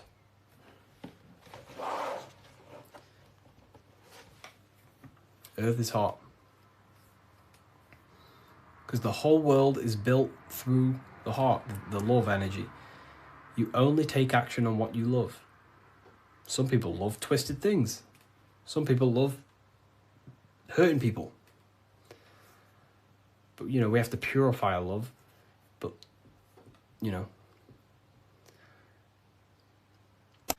The Book of Wisdom by Harry B. Joseph has really piqued my interest. It's 119 pages of curated spiritual insight. This book has really piqued my curiosity. And regardless if I believe in everything I read out of here or not, I am just so mesmerized by a lot of these topics. It's all, some of them are controversial. Some of them are based in Christianity. Some are not. But it's just a really insightful book. And I'm super excited to check it all out. If you want to check it out too, I'll link it for you. Get your copy. Visit bookofwisdom.com. What if I told you that the Egyptians were trying to give you instructions on how to not reincarnate and come back to this material world and ascend your consciousness, your soul, to a higher plane that exists in the various dimensions of consciousness? This is Anubis, and this is his scales. You can find this image in the famous Book of the Dead, which is a famous Egyptian book and text talking about death, reincarnation, and the different things that go into death and how to prepare our mind, our souls for death. The Egyptians saw this as a massive thing in life. We must prepare our consciousness for the transition from a physical reality to a non-physical, tangible reality. The first thing we must understand in order to understand death is the term as above, so below. We die every single night. Consciousness goes to sleep, which is the withdrawal of consciousness from the material body into the inner realms of the mind. At nighttime becomes the darkness, and consciousness goes within itself. When the daytime comes around and the sun becomes more powerful, the rays of the sun increase the brain waves, and the body becomes active again, and consciousness manifests things externally. So the nighttime is the internal world, death or sleep, and the daytime is life, the external world. When we die, it's just a bigger version of sleep. We enter into our inner realms of consciousness. However, this transition needs some preparation. In order to understand the universe, understand what happens after we die, we have to understand that life is mental and the mind is not the brain. The brain is just a physical computer for the mind to operate the physical technology of the physical body. What you are seeing right now in your eyes is a simulation produced by your brain. Light waves entering in your eyes and the visual cortex at the back of the brain producing an image of what you call reality. Therefore, reality is not outside of you, it's a simulation produced by the body. The five senses are just electrical threads of light, all sending information back to your brain, and your brain is interpreting these electrical signals as senses: touch, taste, smell, and hear, and see. So everything you're experiencing right now is a simulation produced by the brain and the nervous system. But you are the observer of that reality, of that simulation produced by the technology of the body. So when you die, the technology, the simulation produced by the electrical system called the human body, is no longer running. Therefore, we don't actually leave anywhere, but the simulation stops running and we are dissolving one layer of ourself. So most people think they leave the body when they die, but we're not. We're simply just removing an aspect of ourself, a different dimension of ourself, and casting off that dimension, removing a veil or a layer. And we're seeing what is behind that layer. And what behind the layer of the physical reality is simply the world of imagination, the astral plane. At the moment of physical death, Consciousness withdraws from the physical brain, yet the awareness does not cease. For a short period, the individual may experience a condition of peaceful unconsciousness, similar to deep sleep. Then, once the individual becomes conscious again after death, once the physical body, the etheric body, has fully been split up and consciousness is now operating in the astral plane, this is what the ancients called karma loka. Arthur E. Powell mentions this. C.W. Ledbetter mentions this place as well. Karma Loka is a place in the astral plane. The astral plane is the realm of imagination. It is where the forces of the mind manifest desires as imagination. All of your desires, your desired realities, the screen that you have in your mind, that screen you manifest a visualization on, exists in the dimension of the astral plane. It is a realm made of thoughts. It is an object made of thoughts. If you think of a chair, for example, and imagine that chair in your mind's eye, that screen you are seeing in your mind's eye is a thought animated. That thought is an animated desire, and that exists in the realm of the astral plane, a realm of subtle thought forms. Therefore, the physical world has an exact copy of this world, however, in the astral plane. Just like how if you remember the house that you grew up in as a child, if you could sit down right now, wherever you are, and you can imagine, walk around that house in your mind. You can imagine the layout of the street of the house. So in our minds, we have our own layout and map of our house, but then now connect all of the collective consciousness's minds and memories of places on the earth come together to create a collective astral plane, a world made of thought forms, but it's an exact copy of the material world. To go into a bit more detail, this would exist on the lower astral plane. On the lower astral plane, there is an exact copy of the earth, made of everyone's memories, imaginations, and things along them lines. Karma Loka is where the word karma comes from. This is the region of desire and emotion and imagination. This place is not a place of reward or punishment, but a state of consciousness corresponding to the emotional nature of the person who passed on, who transitioned from the physical to the astral. Your state of consciousness, the thoughts you think every day, the fears that you face every day, the belief systems you have in your mind every day, still is passed on from the physical into the astral. The astral plane, you will go into an astral plane that directly corresponds to your state of thought, just like a dream. In your dreams, you will see materializations of your fears, belief systems, and things going on in your subconscious mind. You will go into an environment and a landscape when you die in the astral plane that match your desires, habits, and your state of mind. If you believe in Jesus, you will go to a place where then thought forms manifest in the astral plane. If you believe in Buddha, you will go to a place where then thought forms manifest. That is the environment. It's mental. Reality is your level of realization. You are seeing through the lens of your mind, of your beliefs, and you see the world tinged with your belief systems. Karma Loka is a place where you balance out your desires, sensual cravings, ambitions, jealousies, fears, emotional fixations continue to assert themselves in your mind when you die. Yet because there is no physical instrument through which they may be gratified, they gradually burn themselves out. These desires start to be balanced out again, and your mind becomes more balanced. The more refined the individual in physical life, the shorter and gentler this stage becomes. The more desires you have in material things, sex, whatever it is, the longer it will take to balance out the forces in your mind in Karma Loka. Desires weaken through repetition without fulfillment. Emotional attachments lose their magnetic hold. The astral body sheds its lower layers. It's like you're stripping away aspects of yourself. When that last personal desire dissolves eventually in the astral plane, consciousness can no longer maintain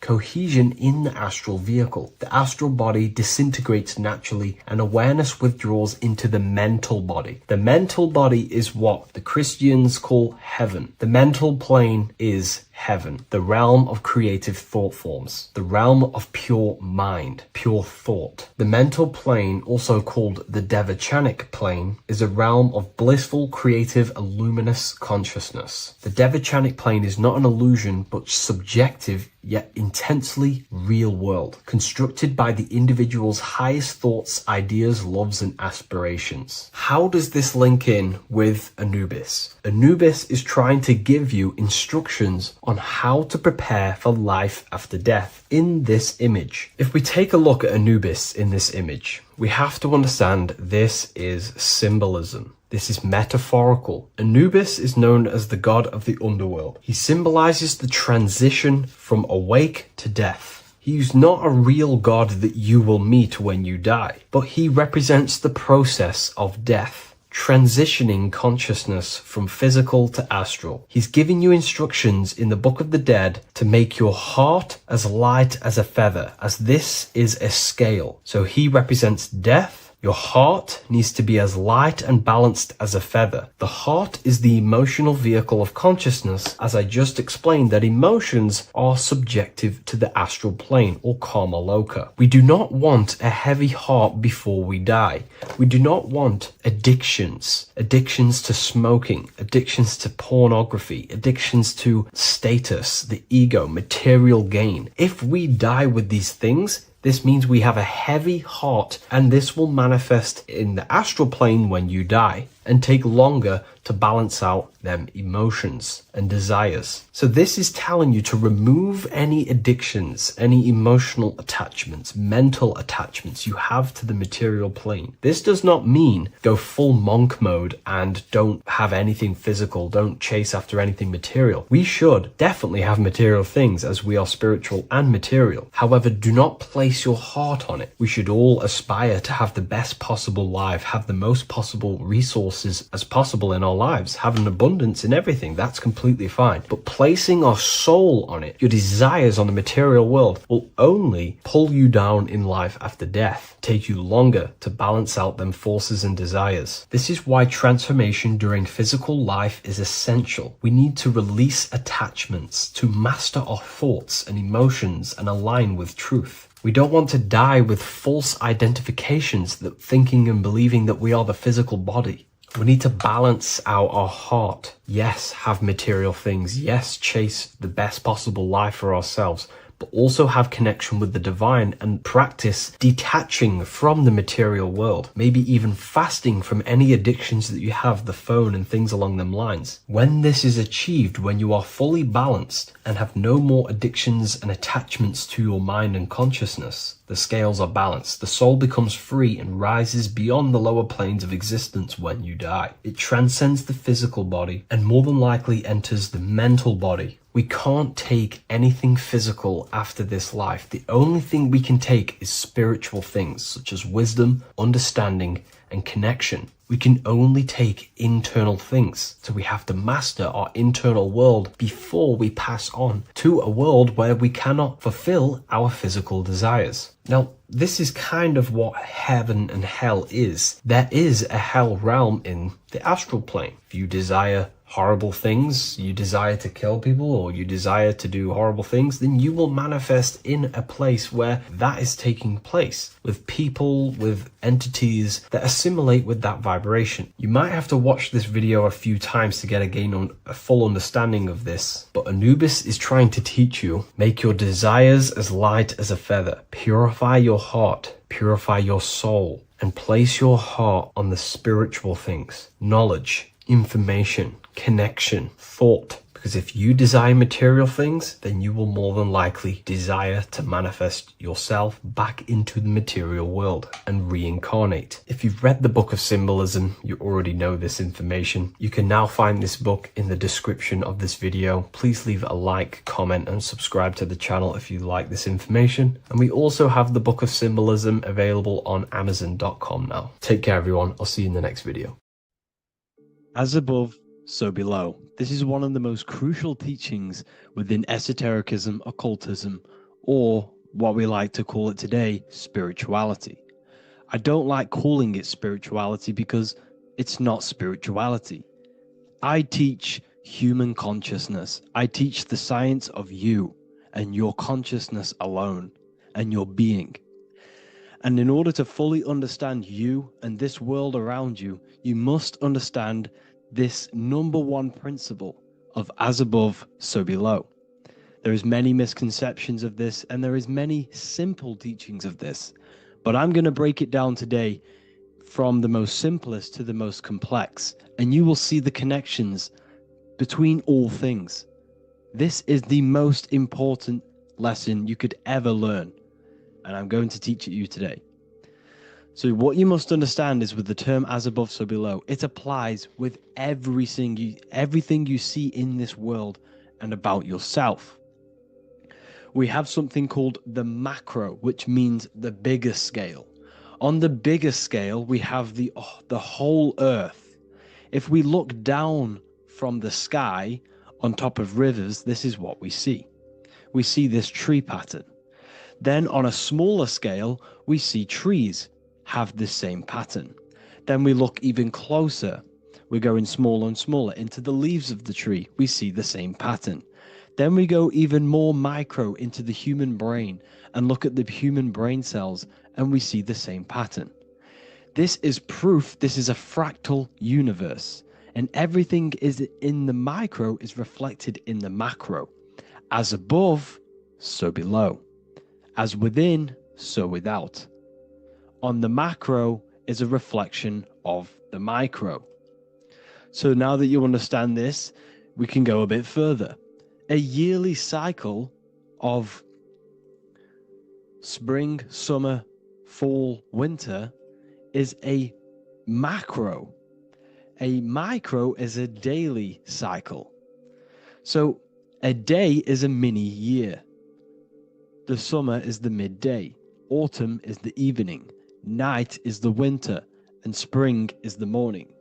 This is a macro, a reflection. We have a miniature cycle of the zodiac every single day. And this cycle is also reflecting the cycle of life and death. We live, we are born, which is the spring. We live, which is the summer. We then age, which is the autumn. And then we die, which is the winter. And then we are reborn again. This is the cycle of life and death. And you do this every single day. You see, death is a macrocosm of sleep. This is why we say sleep is the cousin of death. Because you die every single night. You do this process of life and death every single day. As above, so below. What's in the micro is in the macro. So when you go to sleep, you are essentially dying. And then in the morning when you wake up, you are then born again. This is a fractal cycle that we live in. Everything in this whole world is fractal. Everything applies to as above, so below. We have the sun, we have the moon, we have the day, we have the night. We have the life, we have the death. We have the conscious, we have sleep. As above, so below. We have the conscious mind, because now we're diving into as within, so without. As above, so below more refers to the external world. As within, so without is referring to your inner world and the outer world. What you must understand is about yourself. You exist in two realms. You're an individual. The dual nature of you exist in two realms at once. You have an inner world of your thought, emotion. This is the inner world that no one else can see but yourself. And you have an outer world with a physical body which everyone can see.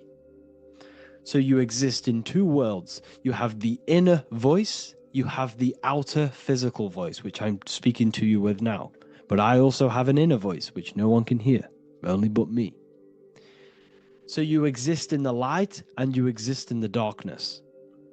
The sun represents your external self, your physical, conscious mind. The moon represents your shadow self, the inner self, the psyche self, the spirit self. There is an as above, so below. The sun is within you. The moon is within you. Everything is within you. Now that you understand as above, so below, What is your body? Your body is a miniature Earth. Let me repeat, your body is an Earth. Your body is the Earth. Okay? Because like I say many times in all of my videos, you are not in the world. The world is you. You are the universe. Your brain is a computer creating this reality. What you see with your eyes is produced in the back of the brain called the visual cortex. You don't look into the world, the brain produces the world. The body produces the world. When you touch something, you're not actually touching something. This is the electrical nervous system. When you touch something, what you feel is actually electrical signals on your nervous system reporting back to your brain. Therefore, when this body dies, you leave the earth because this body is the earth. Okay? As above, so below. You have the mental plane, the astral plane, the etheric plane, and the physical plane. This is essential for understanding reality and the teaching of as above, so below. Everything in this material plane began in the thinking mind. For example, the microphone I'm speaking into, the phone you're watching this video off, or the laptop or iPad. Where did this begin? It didn't begin in the factory. The first ever place this item begun was in the mind of an individual. The invisible realms of mind is where all physical things and physical items begun. Essentially, this physical plane is the effect of the thinking mind. This world is the world of effect. It's the world of outcomes. When you see something, it is already manifest. It is already being manifested. It is an effect. And in the effect of the cause, which is the thinking mind. Therefore, the mind creates thoughts, which is the mental plane. Then after thoughts creates imagination, which is the astral plane. These two are spiritual. They are non-physical. So spirit kind of means non-physical. Then you have the physical planes, the etheric and the physical plane. As above, so below. What happens in the mind is manifest on the physical plane. Like I said, the phone that you are holding, it was a thought, and then it brought down into a physical reality. As above, so below. You change the mind, you change your reality. Your environment, the word environment has ment in it because your environment is mental. So now that you understand this, so what is the world around you? The world around you was created by the mind of God. It was manifested through God's thought. So you are living in the mind of God. You are a thought in the mind of God. God thought you into existence. But like I said, we are all fractals. Everything is fractal. If God exists, this means that you are God, as above, so below. God created you through the thinking mind, and he gave you a thinking mind. So God created the macrocosm. God created the macro, the whole world. He designed the whole world, the sun, the stars, the moving. He designed this. But then he gave you the thinking mind to design your own life and create your own life in his world. You are a microcosm of God's macrocosm. Just like God thought you into existence and the whole world into existence, you are a microcosm thinking your world, your reality into existence. You see this now? Everything is a reflection. Everything is a mirror. Everything is fractal. So in order for you to change your reality, you must change these higher planes. Your thought and imagination are the two key aspects of creating physical reality. Every object you see around you was begun in these higher planes of the non-physical, and they were brought out of spirit into physical matter through the thinking mind and physical action. So now we're going to get a bit deeper. The brain is not the mind. Now that you understand we have spirit and matter. As above, so below. You have a non-physical side of reality and a physical side of reality. The mind is the spiritual brain. The brain is a physical manifestation, a physical effect of the mind. The mind uses the brain to operate in the physical world, and it's the same with the heart.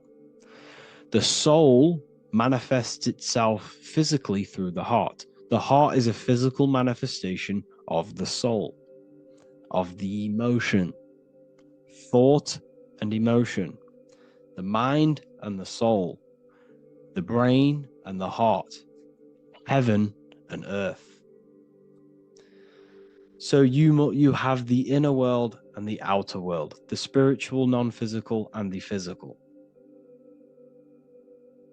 So we are all on this process of awakening, an expansion of our minds into new fields of thought, into new fields of awakening ourselves.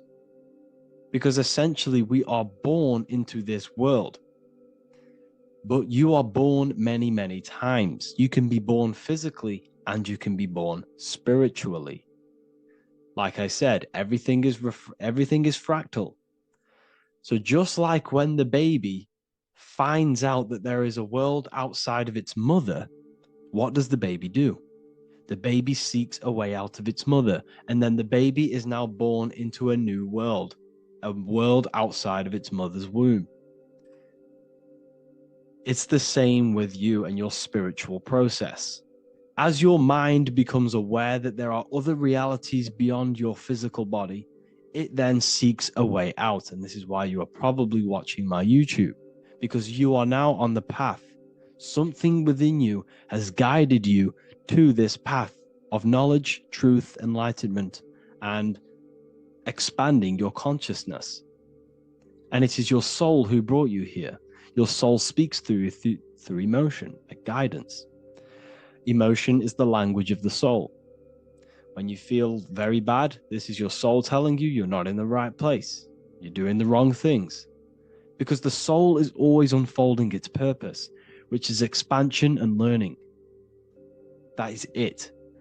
The mastery of the self and the learning of the mind is the only thing that counts in the end after this life. So you are on a journey of expansion, of learning, creating, and spiritual rebirth. As above, so below. What does this body tell you? When I see someone overweight, I don't see the overweight. I don't see the body. I see the mind. I see an undisciplined mind. I see a mind that lacks self-control. I see a mind that seeks external validation. That's what I see when I see an overweight person. I don't see his body. I see the result of his mind. Because what does the Bible tell you? You shall know them by their fruits. It's the same saying as above, so below. You shall know them by their fruit. The fruit is their manifestation. Your body is a direct correlation and manifestation of your mind. Your inner world projects your outer world. As within, so without. As above, so below. Now, what do you see when you see this man's body? I see discipline. I see strength, mental strength, not physical strength. I see mental resilience of pain. Because all of this man's mental energy has been manifested physically within his muscle. This body is a direct manifestation of this man's mind's pain and suffering.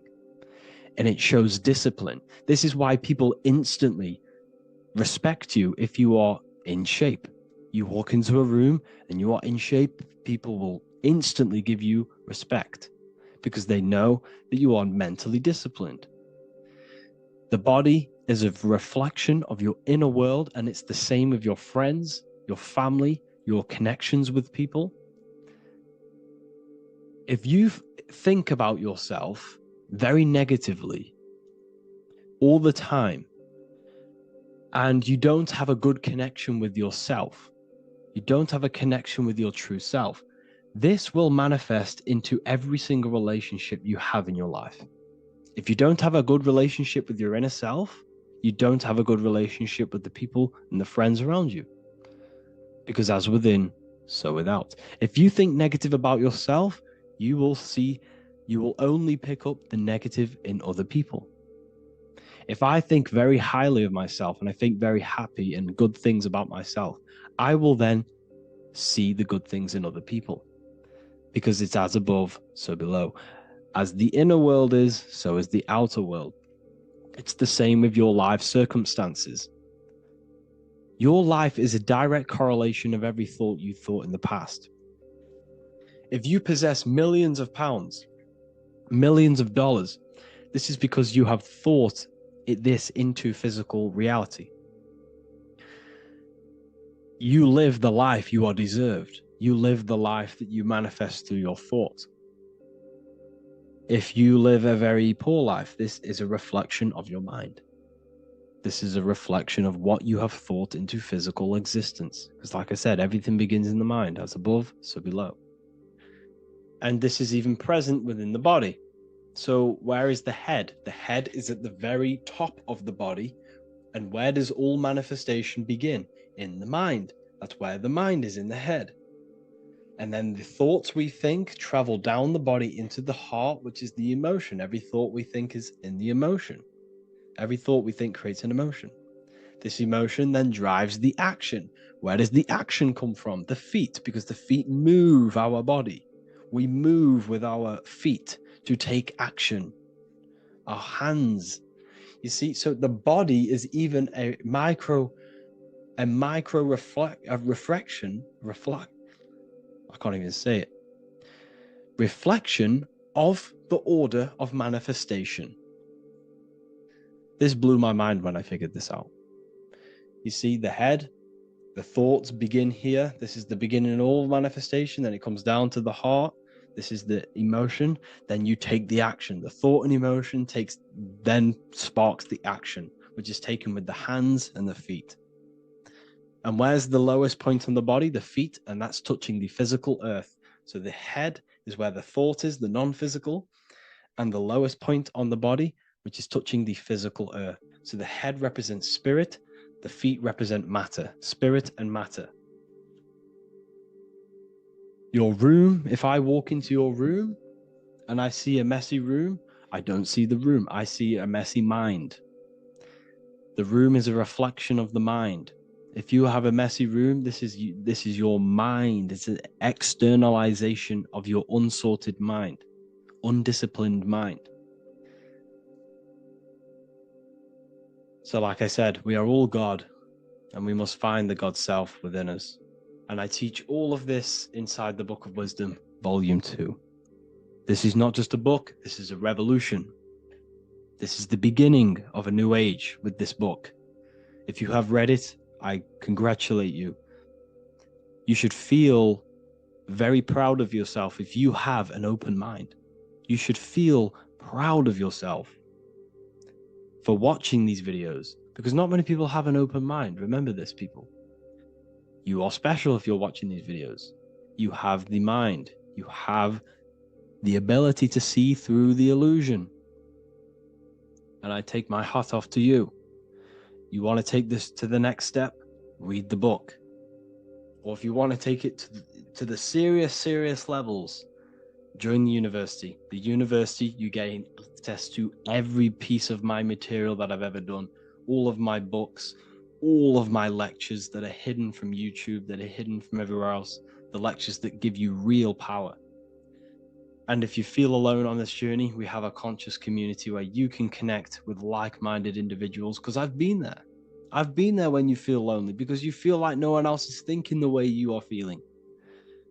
You can't talk to people about these things because people just think you're crazy. That's why I put together this, so we can connect, so we can unite, so you can connect with people, so you don't feel crazy about thinking about this stuff, learning about this stuff. And if you truly want to level up your life, people, and take your studies serious, this is for you. We do live calls, we do lectures. There's a whole library filled with books you can read. it's the perfect place for the truth seeker. I thank you all for joining. Please leave a like, a comment, a subscribe. Let me know any future videos you want me to make in the comments. Thank you all. Have an amazing day.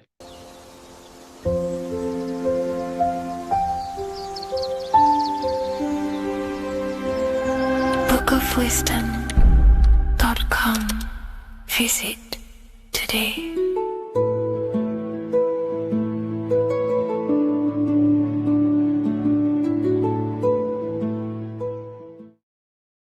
What is up, people? How are we all doing? Today, we're talking about the flat earth cosmology.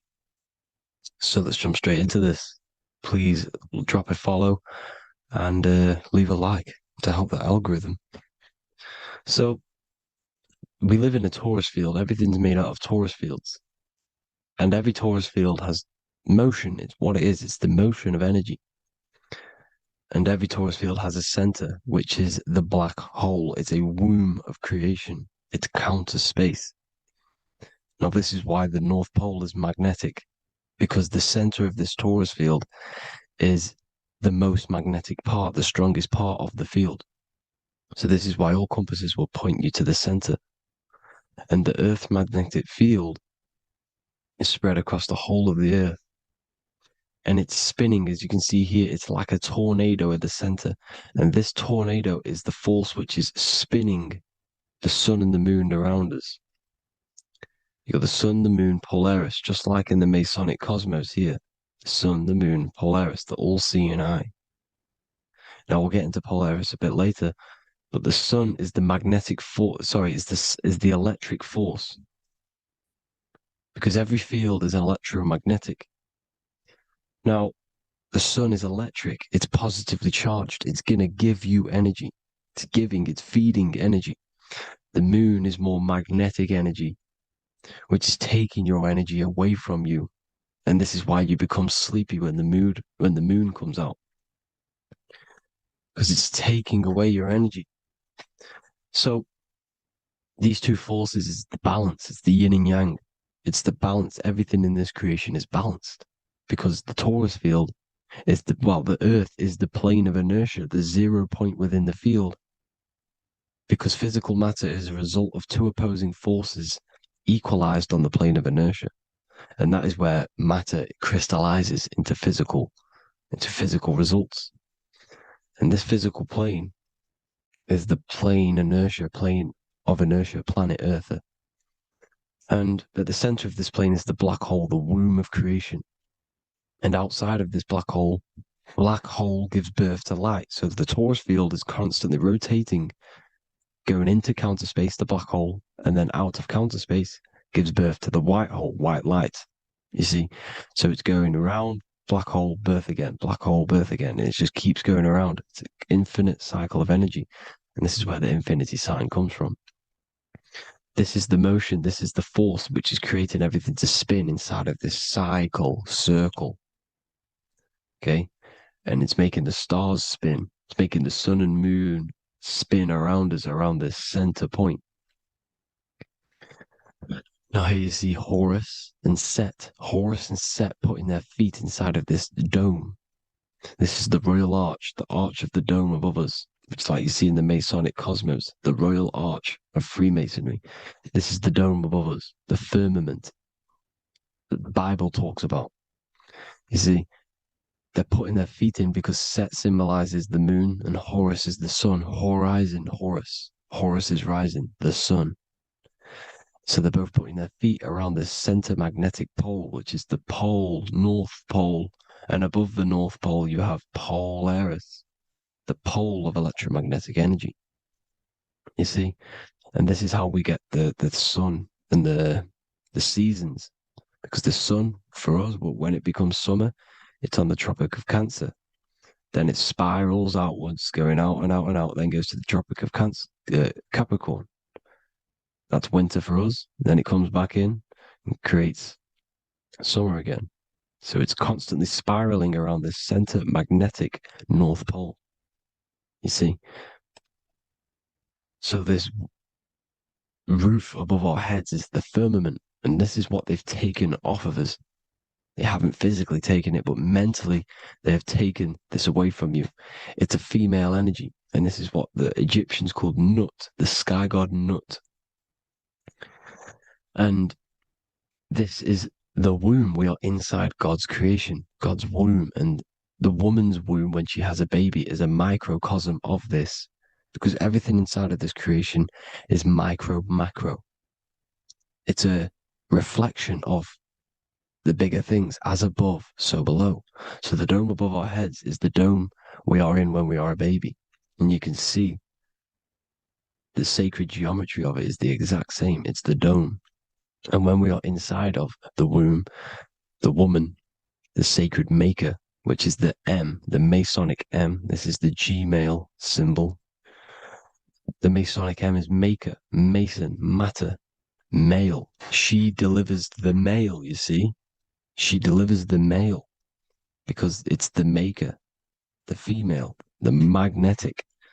The woman is magnetic in nature. The male is electric in nature. So when we are in this womb, the female, we are being fed by the center umbilical cord, by the center of the mother's stomach. We're connected to the center of the woman's stomach, just like we are when we are in the earth. The center is where the aurora borealis is being emitted from, the electromagnetic aurora borealis, the northern lights. This is our spiritual umbilical cord, connecting us to counter space, connecting us to the realms beyond this world. Because at the center of every Taurus field is counter space. And at the center of the earth is our spiritual umbilical cord. And this is the earth's belly button, as you see. As above, so below. We had a physical umbilical cord. We have a spiritual umbilical cord. And this gets cut when we die, when we're cut away from the physical reality. You see, here's the ancient Egyptian tablet showing this female. You can see the hair, it's a female above us, because the female energy is nurturing, helping, looking after. And that's exactly what the dome is. It's protecting us. It's the Ark of the Covenant, the Ark covering us, you see? And this is what they've taken away from us. By you believing in space, it completely destroys the idea of this being a sacred creation. They've taken the roof off your head, whether if you believe in space, you believe that there's chaos, there's planets, there's asteroids that could kill us at any moment. But this isn't true. They've made you fear your own creation that you're inside of. They've made you fear what's above you. You see, and it's to hide the power of astrology, the power of the lights in the firmament, which are constantly flowing through the ether. These powers which are above us are sending rays down to the earth, which are influencing our psychology and how we behave. And this is what astrology is. It affects human consciousness. It interacts with our consciousness. And there's a different energy every day because the planets are in different houses, different alignments. And this is, we'll go into this a bit deeper later on. So the world tree, this magnetic north pole, the pole of electromagnetic energy, was symbolized as a tree, the great tree at the center of the earth. You see? And this tree is symbolized everywhere. You can see here how the center person, this Egyptian person, is holding up the sky. This is the North Pole, the hyperboloid, at the center of every Taurus field.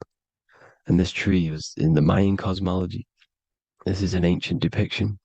This is the Taurus field. There's the plane of inertia. Here's the center tree.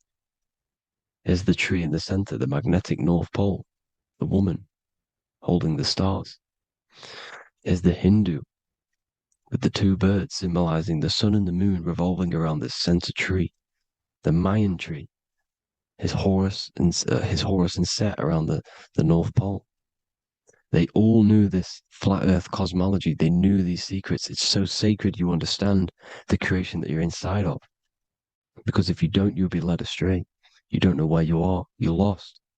You see? And here's the Masonic art with the rays of the stars coming down with the tree in the center. So it was personified as a tree. And we are in Asgard, Midgard, the middle garden, where there's good and evil. So the 7 layers of heaven, which is talked about in the Quran, each planet has a different layer of the firmament, and this is the 7 layers of heaven, and these are our 7 layers of the energy centers in our body.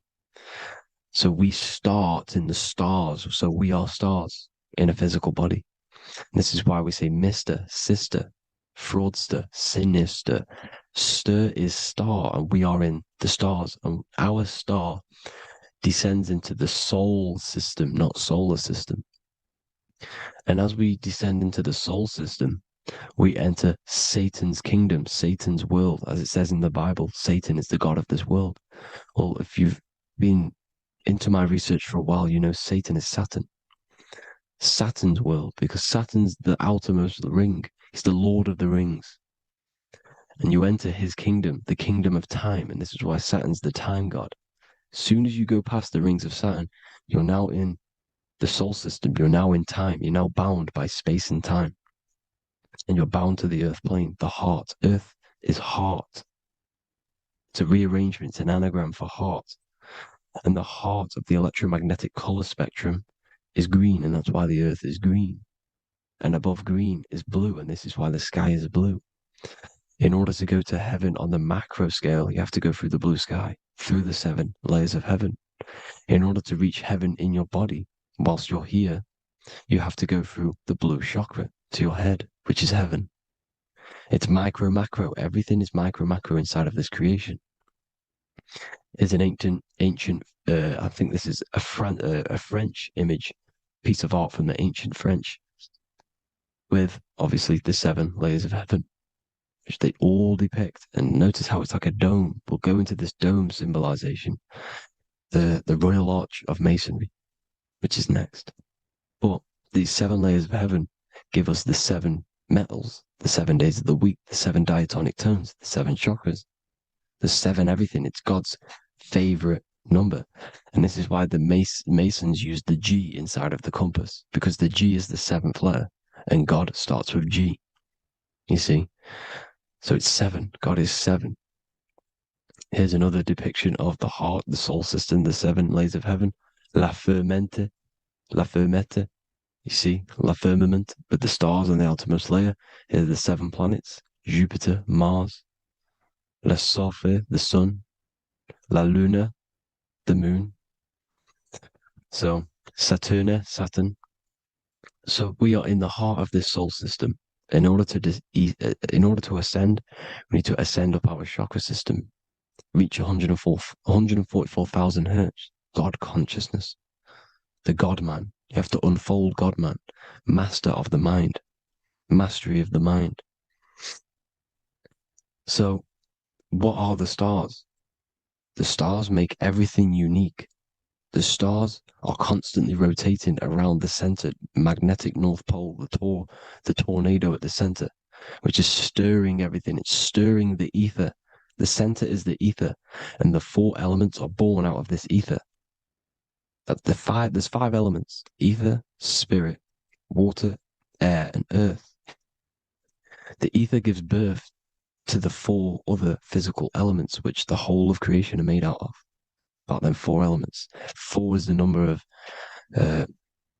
stability. You know, a chair, a table has 4 legs. It stables things. It's a foundation, and these 4 elements are the foundation of this creation. You see, and this magnetic North Pole is stirring this, and the 4 vibrational states of the ether are the 4 elements. Now let me get back to the stars. I just wanted to give you that. The stars are being stirred around this center point. Center. It's stirring everything. And they're always in different alignments. Every millisecond they're moving in different placements of the stars. And the planets are called the 7 wanderers because they're not fixed. The stars are fixed.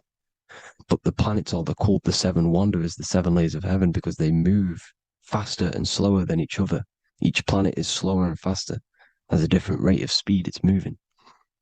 So these alignments are mixing in with the energies of the different 12 constellations. And this is why you have a unique characteristic. You have a unique look, a unique energy, a unique personality.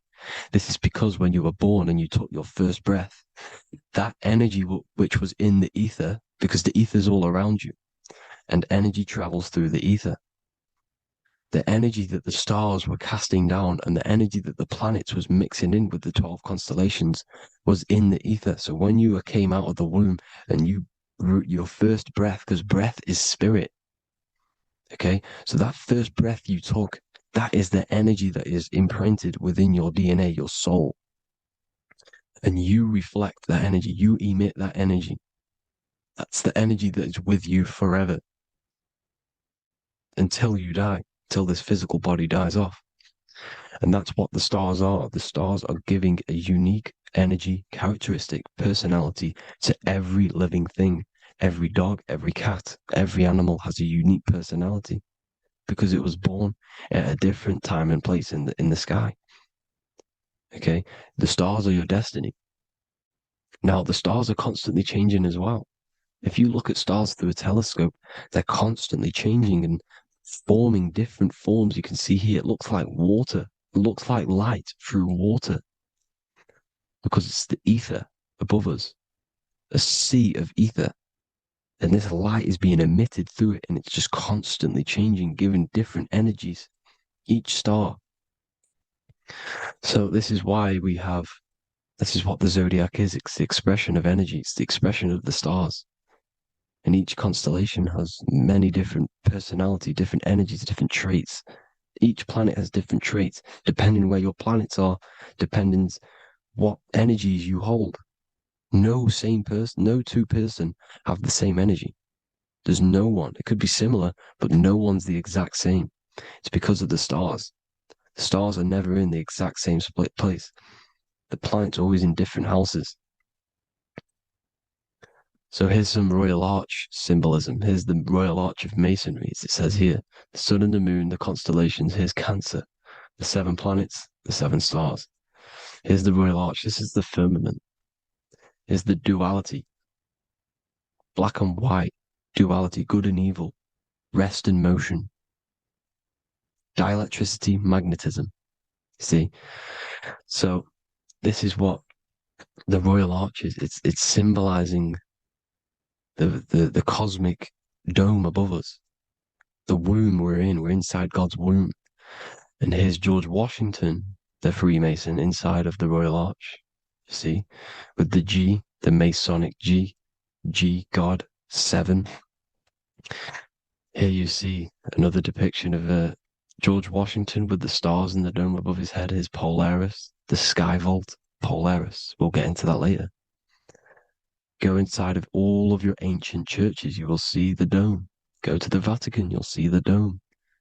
All of your ancient churches have this dome because it's the dome above your head. The ancients knew this. This was known. We did not live in space. It was known back then. They all knew. This is Crown Court, which is one of the most important courts in the UK. You can see it's clearly so much Masonic symbolism. You've got the 4 pillars of Masonry. The Royal Arch is like an arrow pointing upwards to Polaris. His Disney World is under a dome. And his Polaris, the sky vault. You see? And also 666 in the symbol. Here's more 7 layers of heaven. Here's an ancient depiction. The firmament. Here's the astral plane outside of the firmament. The Royal Arch. You see, it's everywhere. Here's Polaris, the 8-pointed star.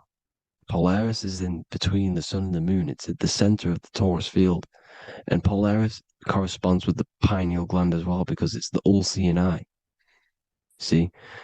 So, here's Polaris, the 8-pointed star, which is at the very top. It's the very center. It's on top of the North Pole. And it's an 8-pointed star that's always symbolized as an 8-pointed star. Here you see the Vatican. The Vatican is a giant key with an 8-pointed star. See, it's a key. Here's the dome. Here's the Space Delta, the USA Space Delta logos. Here you see the Egyptian god looking from the center of the North Pole, looking upward to an 8-pointed star, Polaris. An arrow pointing up to Polaris. Here's another the bear holding a key with an arrow up to Polaris. 7 holds the key to Polaris. Here's an eagle holding a key above the North Pole to Polaris. Polaris, and here's another one. There's another bird, like a dragon, holding a key to Polaris. Because Polaris is definitely something to do with leaving this creation. Okay, maybe, I can't say for sure, but maybe it's to do with Ascension, and this is why the Vatican hold the key to the 8-pointed star. And this is why the space, well, we all know space is a lie, but they're showing Polaris and its sacred symbology. Maybe it's to do with something leaving this creation, going to another. Here's some North Pole symbolism.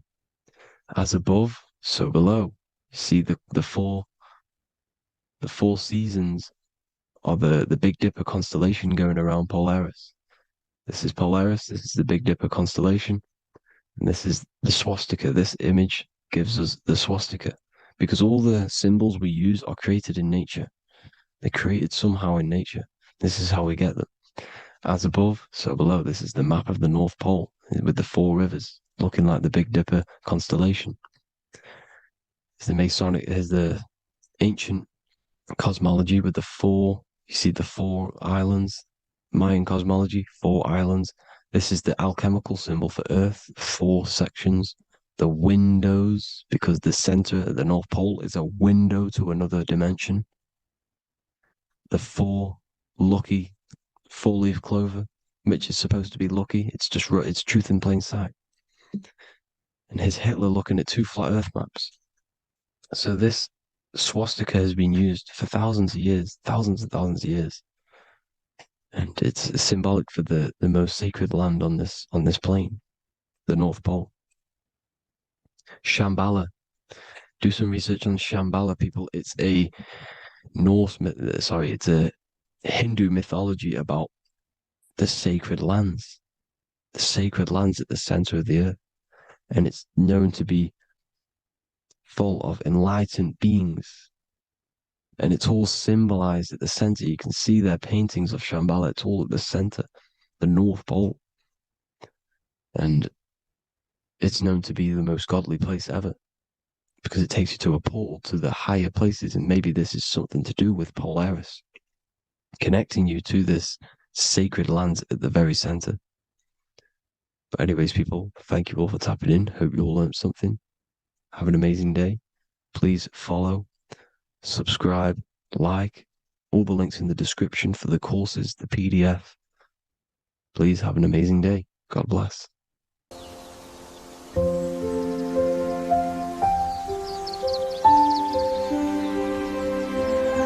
bookofwisdom.com. Visit today.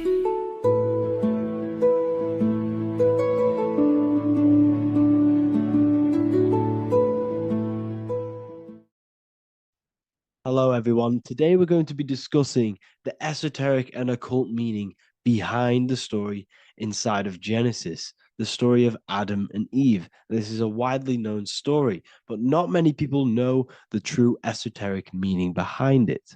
Okay, so today we're going to be breaking this symbolism down. Before we get into this, please leave a like and a subscribe on the channel. I would greatly appreciate it. And please comment below any lectures or anything you wish to know, and I could maybe make it in the future. The first thing we must understand about the Bible is that it is an esoteric and occult book. It is written in allegory.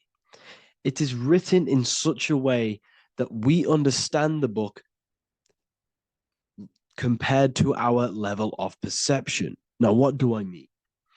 If a child read the Bible, they would gain a standard meaning and story behind it.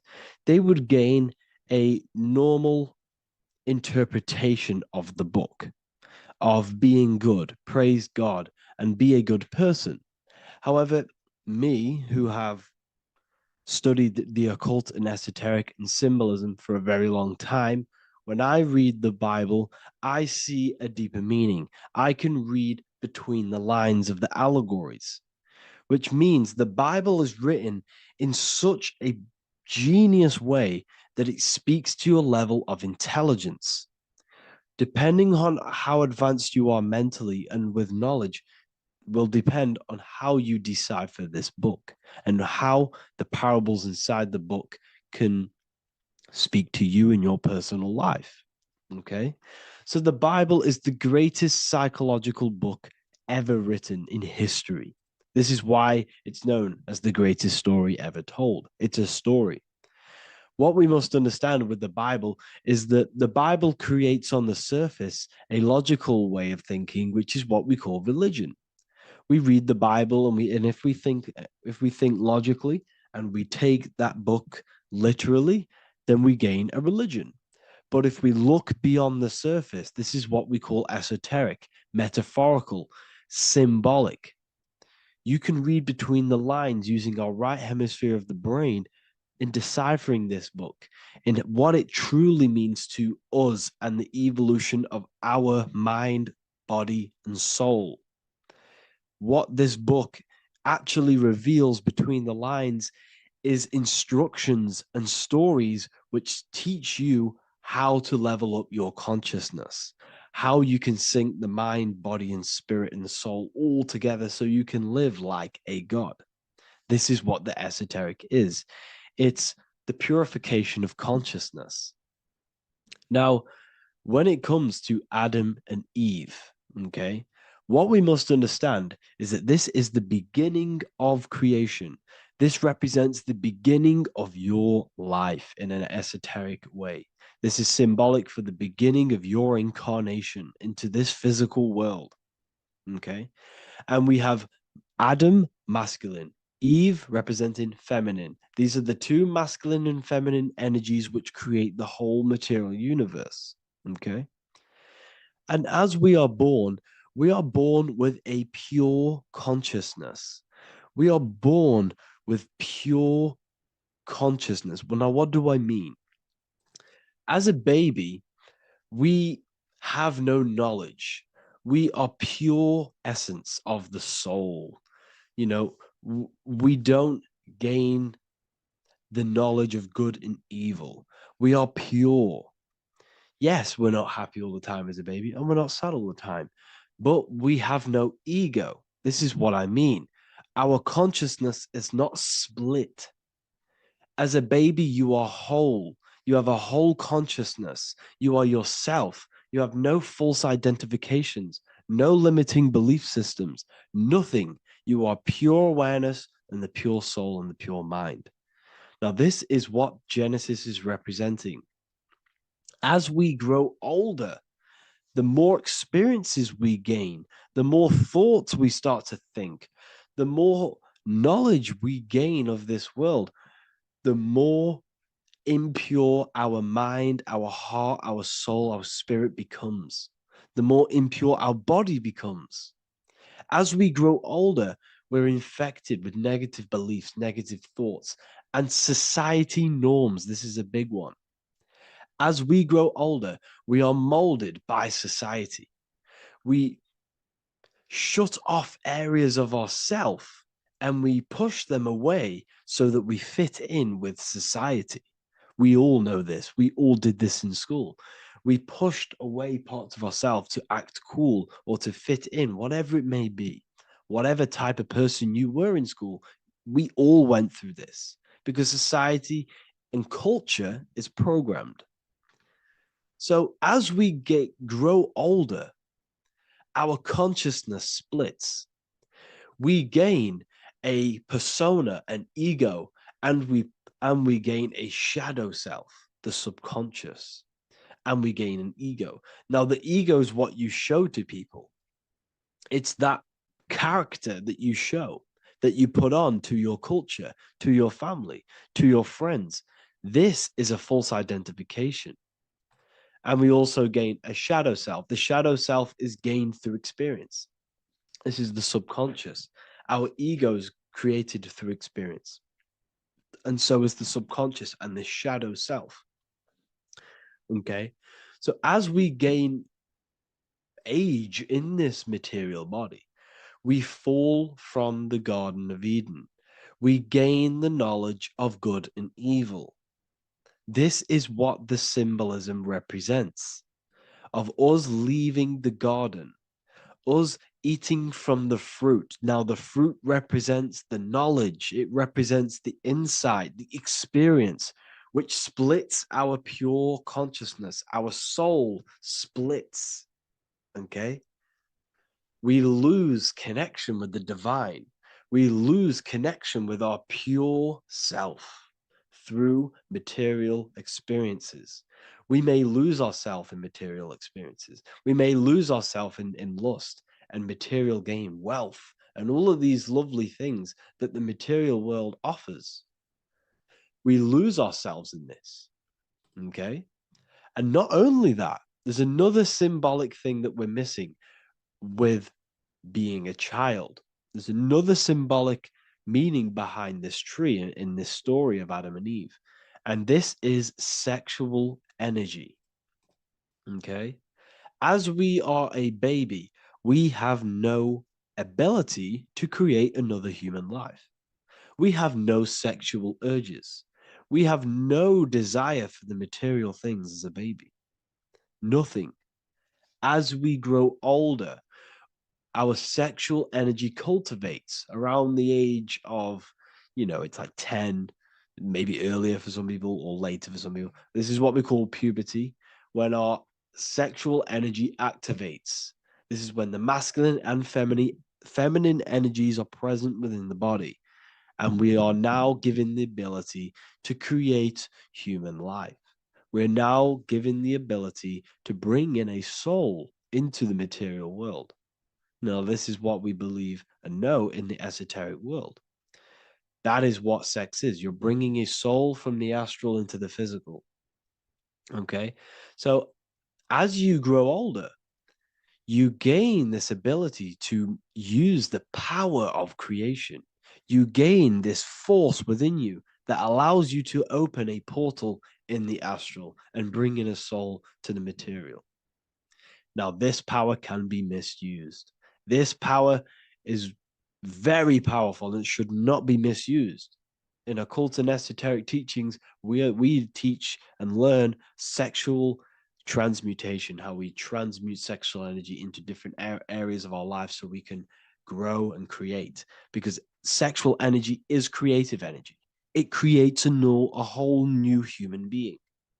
So if we retain it, we can transmute it into creativity. So this energy is kind of corrupting us as well. And now I'm not saying growing up is evil, all this thing is evil. This is a natural cycle that we must go through. The soul of us must go through this cycle so that we learn, so that we overcome it, so that we gain mastery over ourselves, so that we expand ourselves. I recommend you watch the Evolution of Consciousness lecture that I did on my YouTube. An amazing lecture. Talks about the evolution of consciousness and how we're on a never-ending cycle of life and death and expansion.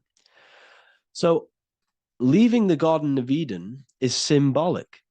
You see, Eve represents emotion. She's feminine. Adam represents action. That's why he bit the apple.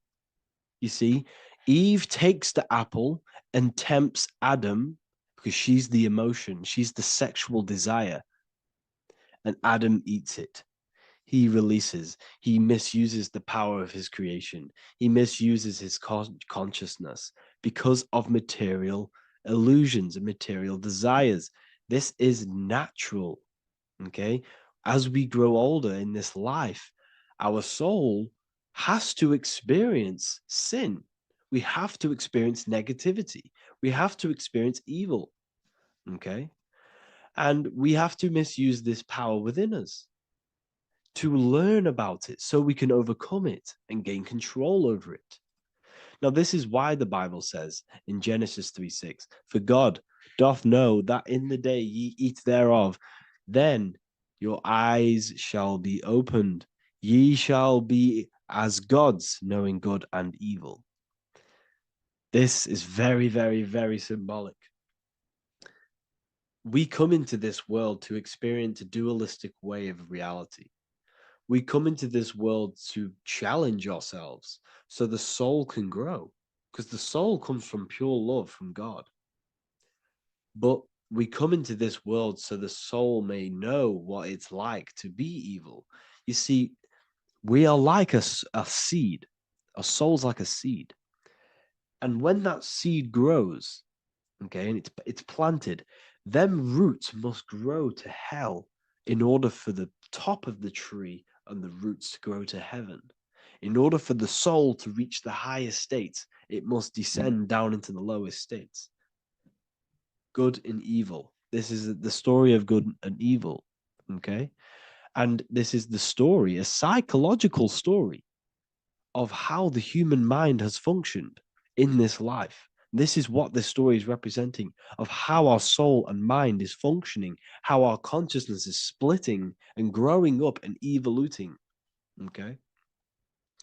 Like I said, snakes represent sexual energy. They represent, snake, when you've been snaked. This is why we say you've been snaked, because it represents a temptation of sexual energy. This is why the kundalini is symbolized as a snake. This is the serpent within us that we can rise to activate dormant brain cells in our brain. And that's called the kundalini awakening. I'm not going to get into that into this video, but this is what it symbolizes, the tree and the knowledge of good and evil, because our body is the tree. Our central nervous system is the tree. The snake is our sexual urges and this false temptation that tempts us to interact with sin, the material world, okay, and go against our higher divine self. This is what it represents. Now, it's very, very symbolic. Not everyone is going to agree with this, but this is my interpretation of Genesis based on my research of occultism, symbolism, metaphors, and me studying the Bible. This is my interpretation, and I hope it resonates with you. It might not resonate with you, but this is what makes sense to me, and this is what has made sense to many other occult researchers who are in this space as well. Okay. So please leave a like, leave a comment, leave a subscribe. I'd greatly appreciate if you could, just give me some support on this channel. We're nearly at 100,000 subscribers, which is insane. I just want to say thank you all. And yeah, I will see you inside the university. If you join, I'll look forward to mentoring you, connecting with you on the live calls. There's a new symbolism course, which is going to be available very, very soon. And yeah, if you join the university, you also get a 30% discount on all of my products, astrology readings, one-on-one calls, all of my books.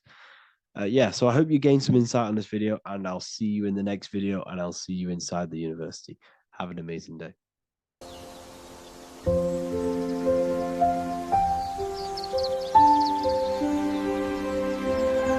bookofwisdom.com. Visit today.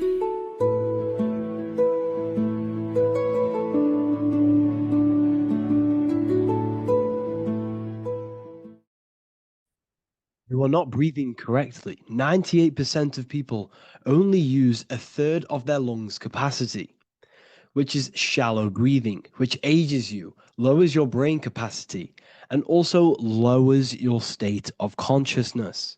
So it's essential that you breathe consciously on a day-to-day basis, because this is what truly elevates your consciousness.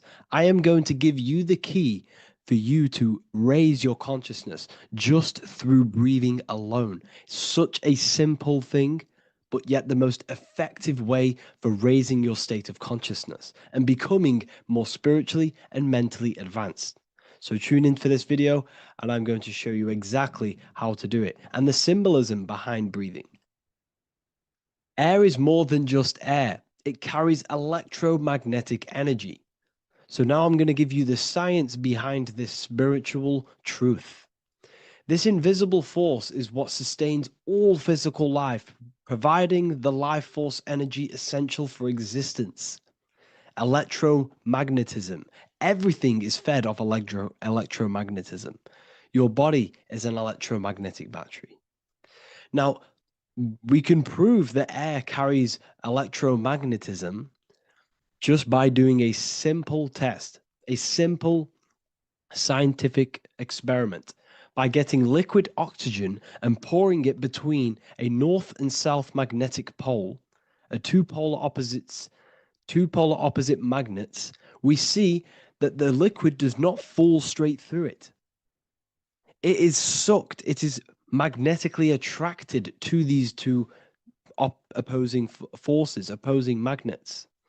This is proof that air, liquid oxygen carries electromagnetism. When you are breathing electromagnetism, the essential life force behind all living beings. This is known as energy or prana, chi, ether, or spirit. This is all the same thing. Air is not just empty space, it is energy, it is prana, it is life force, it is spirit, it is ether, chi, prana. You are an electromagnetic being. Your consciousness is in direct correlation with your electromagnetic aura or biofield around your body. Your state of consciousness is mirrored within this field around your body. Now, your breath, when you breathe in, you're breathing electromagnetism or life force. Breath is the vital link between the physical and the spiritual, bridging the body with the soul. Through breath, we connect with both tangible world and deeper, the unseen realms of energy and consciousness. Breathing deeply and properly elevates our consciousness, enhancing the brain's functions, heightening the sensitivity of our five senses. It also brings a profound calmness to the mind, creating a state of clarity and inner peace. Like I said earlier, breathing properly is the fastest way to elevate your consciousness. It is the fastest way because breathing, when you stop breathing, what happens? You lose physical consciousness. Your body will shut down if you do not breathe in this vital electromagnetic energy in the oxygen. If your body does not get this for 5 minutes or however you can last without breathing, this makes you lose physical consciousness. Your body will not survive without this essential life force energy. Therefore, air is one of the most overlooked things. This is why we see the symbolism of Buddha having a big belly. Why does he have a big belly? Because it's symbolizing breath work, proper spiritual breath work, the certain teachings of breath work, of when you breathe in through the nose, you have to breathe in through the nose. You don't want to breathe in through the mouth because the nose acts as a filter which catches dust particles and filters out the air before it enters the lungs. The mouth does not do that. The nose is for breathing inward. We breathe in through the nose, and when we breathe in, we breathe into our belly, not our lungs. When we breathe into our belly and our belly expands outwards, we are then moving this energy down from the nose down the spinal column. And when we breathe back out, the belly goes in, which is raising the energy up the spinal column, back out through the mouth. This is the true way of breathing, because when we breathe, we are moving energy. We are moving electromagnetic energy. When we breathe in through the nose, the energy travels down the spinal column. And when we breathe out, we are raising this energy back up the spine, some of it going out the mouth and some of it reaching the brain, activating dormant brain cells in the brain. But when we breathe, we need to make sure we are using 100% of our lungs capacity, because the lungs is what transforms this special energy into consciousness, physical consciousness. So this is why Buddha has a big belly. It's not because he was fat. It's not because he was overweight. It's symbolism. It's symbolism of breath work. So try this. Do this for 2 minutes while you watch this video. Breathe in through the mouth as hard as you can until you no longer can fill any more air into your lungs and belly. Breathe it into your belly, not your lungs. And breathe out through the mouth. Do this for 5 minutes or 2 minutes, however long. I promise you, breath affects your consciousness.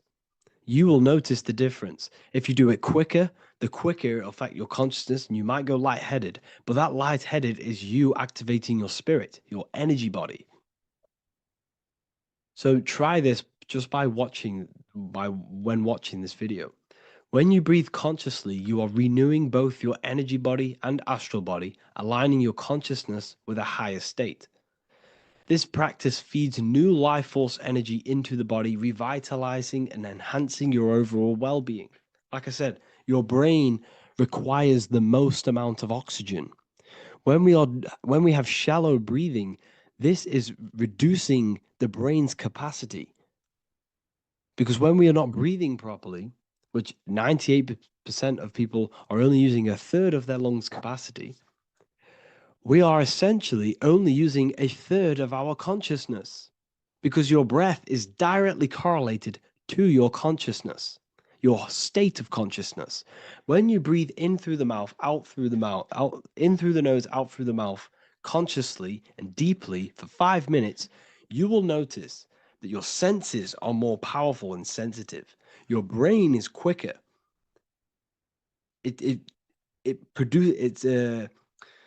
What's the word? It processes information quicker. You become quicker. You become a superhuman, and you feel more spiritual because it activates your spirit, your astral and energy body. So when we meditate, it's definitely important to breathe in through the nose and out through the mouth as deeply as possible to align with a higher state of consciousness. And this is the easiest way to separate your consciousness from the body. When you breathe in deeply for long periods of time, while meditating, while taking no thought, when no thought is present and you gain a rhythm of deep breathing, this is the gateway. This is the gateway to opening your consciousness. Because when you stop thinking, other aspects of your consciousness can open up. All of our lives we've been thinking, which is blocked off the higher states of consciousness. So breathing is very, very important. It affects our overall well-being.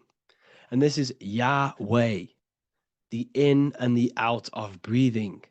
When we breathe in, this is Yah. You can hear it. It sounds like Yah. And when we breathe out, that is Way. This is the name of God, apparently. But God is within you. You can connect with God. You can connect with source consciousness within you by breathing, by raising your state of consciousness through breathing and meditation. This is why the Bible tells you the Spirit of God has made me, and the breath of the Almighty gives me life. You are consciousness. You are God. You're an extension of God's consciousness. Job 27:3. As long as my breath is in me and the Spirit of God is in my nostrils. The Spirit of God is through breath. John 20:22. And when he said this, he breathed on them and said to them, receive the Holy Spirit. The word spirit means breath. In Greek, Hebrew, Latin, it all means breath or wind or air. The Holy Spirit is a certain way of breathing, a breathing technique that elevates your consciousness, that syncs you up to a holy consciousness, an elevated state. That is the Holy Spirit. That's why it tells you in the Bible, when he said this, he breathed onto them. He breathed onto them and said, receive the Holy Spirit. You must breathe to receive the Holy Spirit. When you breathe, you are renewing the body's energy. You're taking in new life force, which is regenerating your cells, regenerating your brain, nervous system, and also connecting with consciousness, pure consciousness. This is not something that we should be doing during meditation. Yes, it is. We should be doing it during meditation, but this is something that we need to apply all of the time. This is the fastest way you can raise your consciousness. I just want to say, all of this knowledge is inside of the Book of Wisdom, Volume 2. Make sure to give a like and a comment on this video to help the algorithm. And let me know what you think about the last book or this book if you have read them, to let the new people know what they're looking at with this book. This is truly life-changing, the Volume 2 and Volume 1 is truly life-changing. You can get them in a bundle also. Learn hidden knowledge inside of the Ethereal University. This is where truth seekers belong. I'm not here to try sell you this, but this is the place for truth seekers. And if you are serious about your spiritual journey and serious about gaining knowledge, which gives you the advantage over life, join Ethereal University. This will definitely help you. Thank you for watching this video. Please leave a like and comment. Make sure to give me any suggestions on videos you want me to make in the future. Thank you all.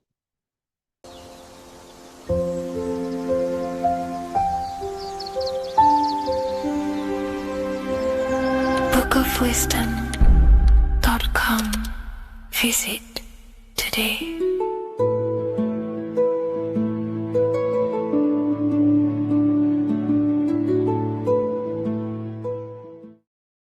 The earth has become a realm in order to trap souls within so that they can harness our electricity, our energy. Even the Bible is talking about how this realm is controlled by the wicked one in John 5:19.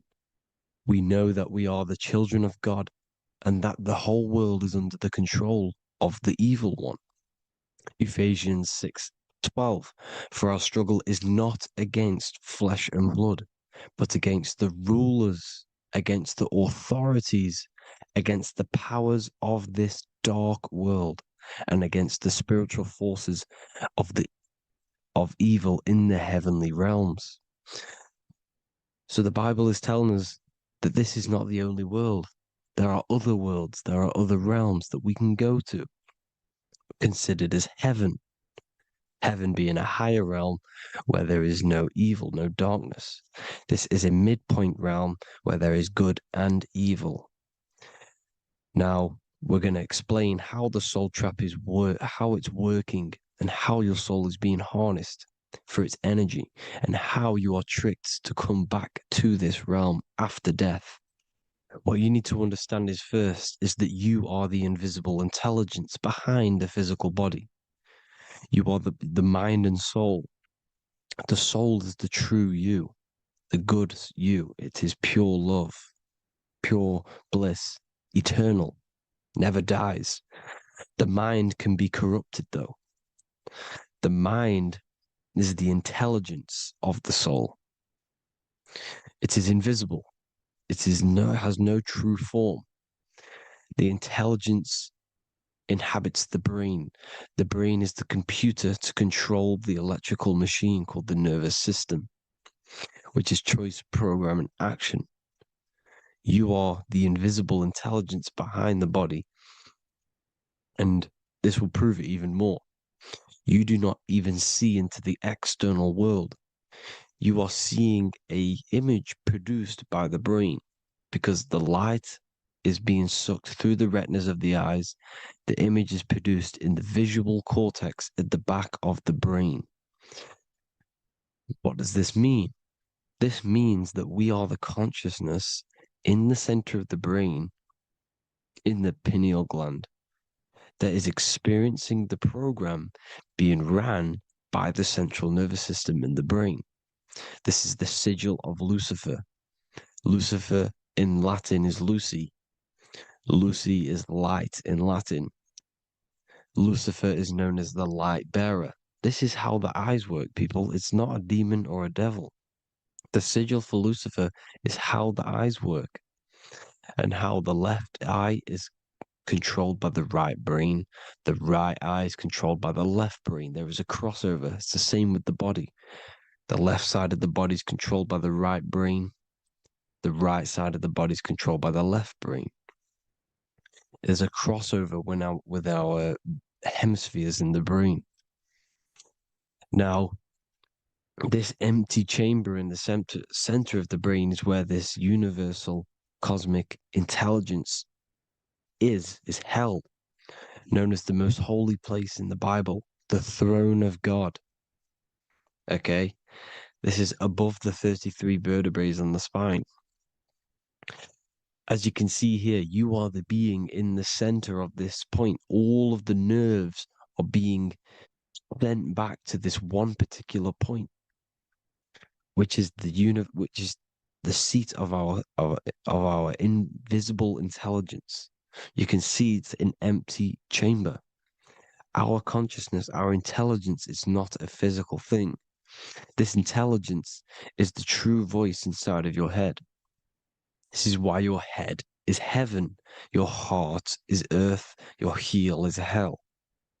Your head is heaven because this is the seat, the throne of God. God is in heaven because the consciousness, this divine intelligence that's controlling the body, is sat in the center of the brain. The brain is taking commands of this invisible intelligence. When you close your eyes, you can feel your awareness, your consciousness, your intelligence is all in the brain. Your awareness is not in the feet, the heart, the legs, the arms. It's all in the center of the brain. Now, if you meditate deeply, you will find that you are beyond the mind. You are the being observing the thoughts. You are the soul observing the thoughts. Now, with this being said, you are the consciousness experiencing the program being ran by the central nervous system in the brain, because you're not seeing into the external world. It's an image, it's a simulated image produced by the brain and the central nervous system. You do not experience the external world. You do not feel the external world. You feel electrical impulses on your nervous system. Your nervous system is decoding what you are feeling. So the only thing that you truly feel is the electrical impulses on your nervous system. This is why the nervous system is the tree of knowledge of good and evil, because it gives your invisible intelligence, your mind, the knowledge of good and evil. It can detect good things, it can detect bad things. If it's hot, if it's warm, if I need to go, the nervous system is doing this. It is the tree of knowledge of good and evil. Okay? Now this universal intelligence is symbolized as the single eye. Okay? Matthew 18:9. It is better for you to enter life with one eye than to have two eyes and to be thrown into the fire of hell. What does this mean? It's symbolic, it's metaphorical, people. It is metaphoric. Your universal intelligence is the single eye, the one eye. It's the balance between the two poles, between the left and the right, the good and the evil. It knows the right thing to do all the time. This is our inner guide. The inner self is the inner guide. And when you are operating your life off duality, using your two eyes, you'll be thrown into the fire of hell, lower states of consciousness. Because you're split. You need to live in oneness, even, balance. Matthew 6:22, the light of the body is the eye. The light of the whole body is the eye. You are a light being. Human. Hue means an attribute of a color. Man is the word manifested. We are light manifested into physical form. Depending on your vibration is depending on what color that you are vibrating on, which is a hue, a human. If therefore thine eye be single, thy whole body should be full of light. Again, it's talking about the single eye, oneness, completeness. When you balance the hemispheres of the brain, we'll go over that later. But anyways, the body is the earth. This is what we need to understand, people. The body is running the simulation, the program that our consciousness is experiencing. So when we leave the body during death and astral projection, we leave the earth. This is how it works. The body is the vehicle for the earth, for this realm. Everything exists within our mind. You have the soul, mind, and body. The soul is the observer, the watcher, the true being. This is why she has many different heads, because the soul inhabits different bodies. This is the serpent, which means knowledge, which is the mind, wisdom. And this is the body, soul, mind, and body, Brahma, Vishnu, Shiva. The mind is the bridge between the soul and the body. So what do I mean? When you astral project, you are using your mind to project your awareness, your observing consciousness outside of the physical body.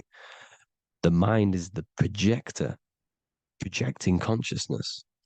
By using your mind, you can project your consciousness outside of the body, which is known as the astral realms, which is known as walking on water. Jesus was never walking on physical water, people. It's metaphorical. Believing the physical body. The water is the ether, which is the veil between the physical and the astral realm. It's a fluid substance. It's on either side. It's physical and astral. The ether is the fifth element that they hide from us. Why? Because they're trapping you in the physical. They are hiding all of these realms. Etheric, astral, and mental. People think their mind is their brain. It's two separate dimensions. These are completely different dimensions. The mind is way more intelligent. The mind is formless. There is no form to the mind. You can think anything you want. You can manifest anything you want within your mind. It is not a physical object. The physical realm is being controlled by the mind. Everything's being controlled by the mind. Everything exists within the mind.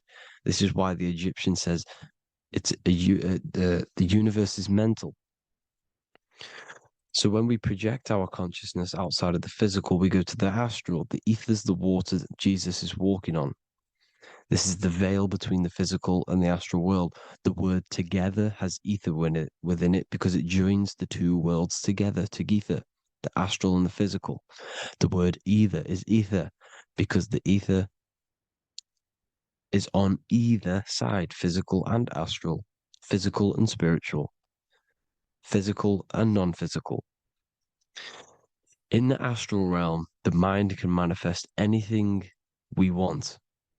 We incarnate to restrict our minds. This is why Saturn, if you go and watch my video on Saturn, how Saturn is this simulation, okay? Our minds can manifest anything we want in the astral plane in the click of a finger.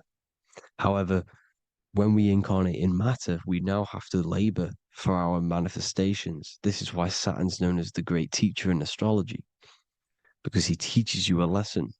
When your mind incarnates into matter, it's teaching your mind a lesson, the knowledge of good and evil. This is why the Bible says, you shall be gods and know the knowledge of good and evil. When you incarnate here, you have to know the knowledge, you need to know the knowledge of good and evil to become a god. Okay? Now, the square is the physical plane, the triangle's the ethereal plane, the circle's the eternal plane. The circle has no beginning, no end, it's eternal. The physical plane is the square, it's limited. The square is limited. The cube is the geometric shape which gives rise to matter. Now, the term think outside the box has truth in plain sight. You have to think outside the box to project your consciousness, use your mind to project your consciousness outside of the box, the physical plane, into the astrals. The astral realm is the realm of the stars. Above us is the stars. Through the stars is the astral plane. This is why astral has the word star within it. The devil is the deveil. When you sell your soul to the devil, quote unquote, it's metaphorical. The devil exists in the physical plane. It's the lowest state of consciousness. The deveil, you deveil yourself into the physical, when you are the devil, the devil, the ethereal plane. Now, we also know what the famous symbol of the all-seeing eye, right? The all-seeing eye with the eye in the triangle. Look at the Masonic artwork showing you the triangle above in the sky. This is symbolizing the ethereal planes. The eye in the triangle symbolizes your invisible intelligence, your mind, which has the ability to see on either side. Because the triangle's the ethereal plane. The eye is your consciousness, your intelligence. And this intelligence has the ability to see in the physical plane and to see in the ethereal planes, in the astral planes. This is why it's above the earth. It's above the ground. Because it can see here, it can see in the heavenly realms. Now, the stars are, well, this is known as heaven, the realms of the astral planes. This is some quotes from the Emerald Tablets of Thoth. Out of the darkness ye must rise upwards, one with the light and one with the stars. Man is in process of changing to forms that are not of this world. Grows he in time to the formless, a plane on the cycle above. So there's other worlds. The Bible's telling you there's other worlds, there's other realms. Know ye must become formless before ye are one with the light, the astral light above, which shining through the stars. Not of the earth are ye, earthy, but a child of the infinite cosmic light. You are the invisible intelligence controlling the physical body. The body's not you. It's the vehicle that your soul lands in when your mind projects your consciousness into that realm. Free from the body, I flashed through the night. Unlocked at last for me was the star space. Wow, that's powerful. The star space, the astral planes. This is what it's talking about. We are all a star. We descended from the astrals, which is the star. We are all a star. Look at the ancient paintings of Jesus' birth. It's the star beaming his consciousness down into the physical plane. Here's another one. Here's some Freemasonic artwork showing you, again, the ether, that invisible intelligence, the eye, manifesting itself inside of here, in the physical realm, where the people are. You see? It's the same here. This is Jesus. Here's the bird symbolizes the Holy Spirit, your invisible intelligence, descending into the waters, the ether, the ethereal, everything. The ether's the base of all physical matter. Here's Truth in Plain Sight. Mr. Bean, the famous TV program in England, in the UK. He begins the program like we all begin the program from falling from the stars. He falls down with a beam of light. And this is Truth in Plain Sight. This is false. The aliens don't exist. They're a lie, alien. But this symbolizes the star beaming our consciousness. And when we die, this star will suck us back up. Just like this UFO is doing. It's Truth in Plain Sight. So, this is some more Freemasonic artwork. Going from duality to singularity. Sun, moon, masculine, feminine. Right hemisphere, feminine, left hemisphere, masculine. The consciousness in the center, the balance point. Here's another more Freemasonic artwork. The two pillars, left and right hemispheres, and the invisible intelligence between the left and right hemispheres, the light of the body. This is why light's coming off it. Because it's light, it's pure light. The blazing star. The stairs go from the checkered board, the duality, up to oneness, in between the sun and the moon, the masculine and the feminine. This is symbolizing going into oneness. What did the Emerald Tablets say? You've got to become one with the stars, one with the one with the self. Balancing the two hemispheres. so that you can gain, because when the two hemispheres are balanced, you can gain a more deeper connection with your invisible intelligence. Same with the chakras. When the chakras, the 7 seals in the Bible, these are 7 seals because when you conquer the 7 chakras, when you balance the 7 chakras, you then gain a more deeper connection with your internal self, because your mind is not filled, it's not being ran, it's not being dominated by these 7 deadly sins, the 7 seals, the 7 chakras. These are 7 energy centers which are concealing our true form. Balance makes us have a stronger connection with our true cosmic intelligence. Heaven is even. This is why Jesus is pointing at the heart. The even point is the heart. You got to balance the chakras and live from the heart, because the heart is the earth. You're in good and evil. The body manifests the lower and the higher self. The higher self is in the higher parts of the body, wisdom, intuition, expression.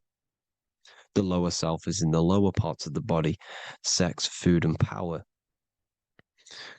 This is how they are trapping your soul, people. Like I said, the mind is the bridge between the soul and the body.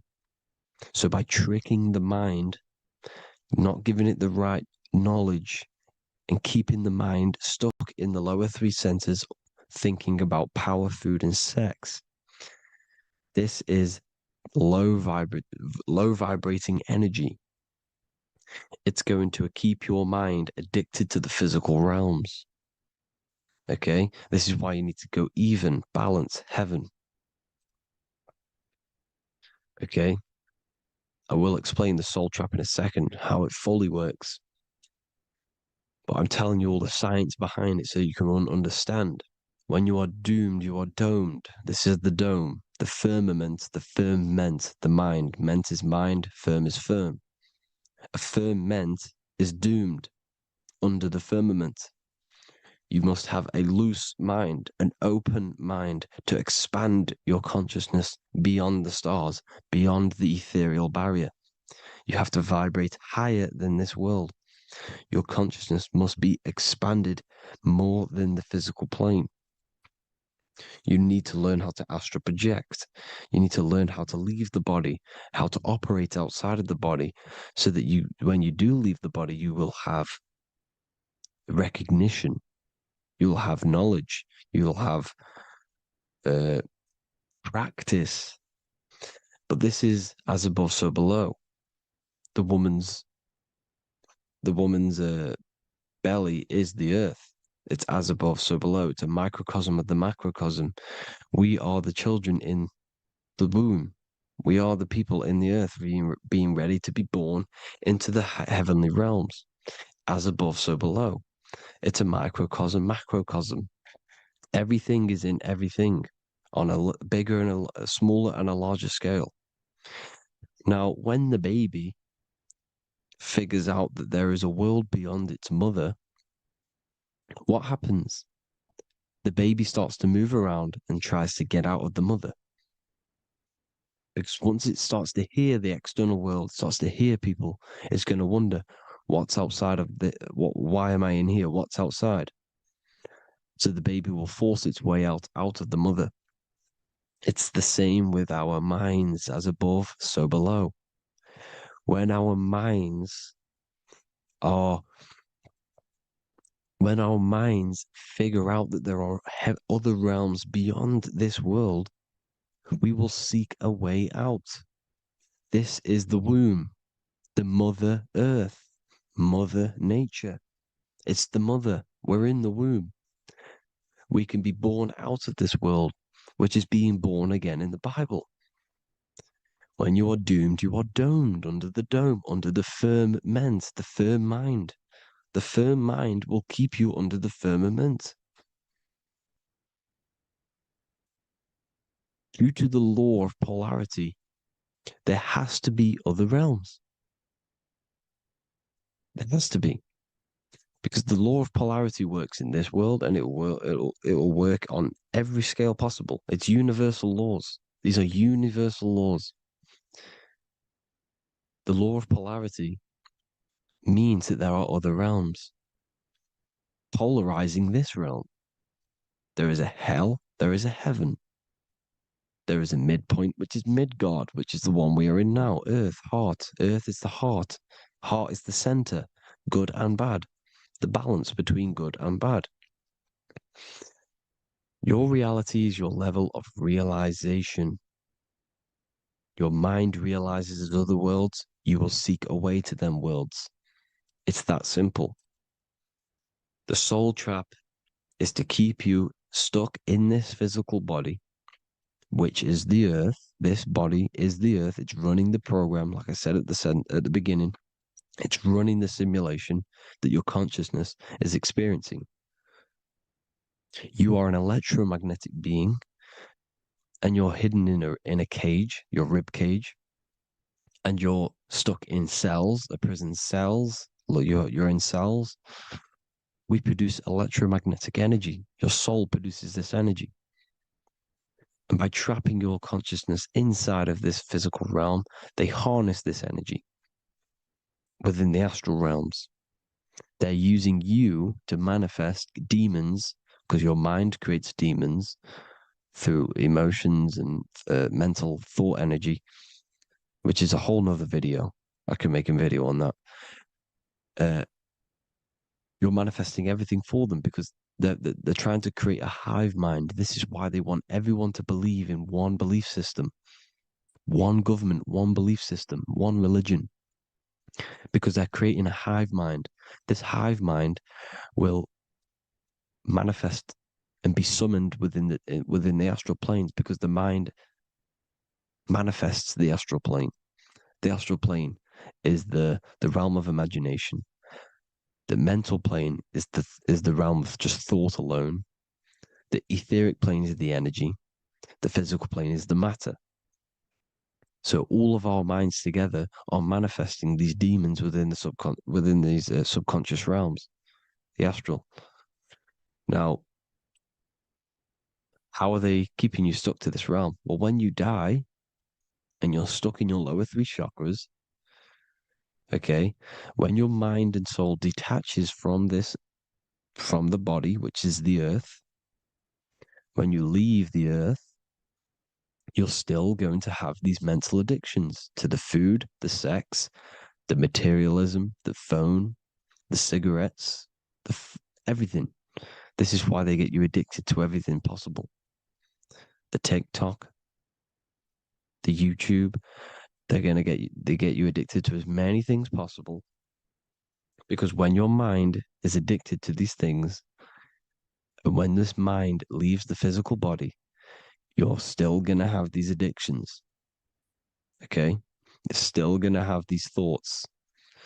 And you will be manifested into the lower astral realms because you're thinking materialistic, you're thinking negative, because your level of realization was your reality. You were manifesting hell on the earth. When you leave the body, you're going to manifest hell in the astral planes, which means you'll be vibrating on the very low, which will put you in the lower astral realms. So guess what? You're going to come back. You're going to come back into materialism. You're going to reincarnate. Because you haven't prepared for life after death. You must detach from the external world. Okay? Moon is mind. The sun is the soul. The earth is the body. The moon is the mind. This is why we say lunatic. In your mind, you have a specific mood. Moon. Money, M-O-N, is the moon. Money exists in the mind. They get you addicted to the money. The Bible's telling you this. Do not conform to the pattern of this world, but be transformed by the renewing of your mind. It's telling you.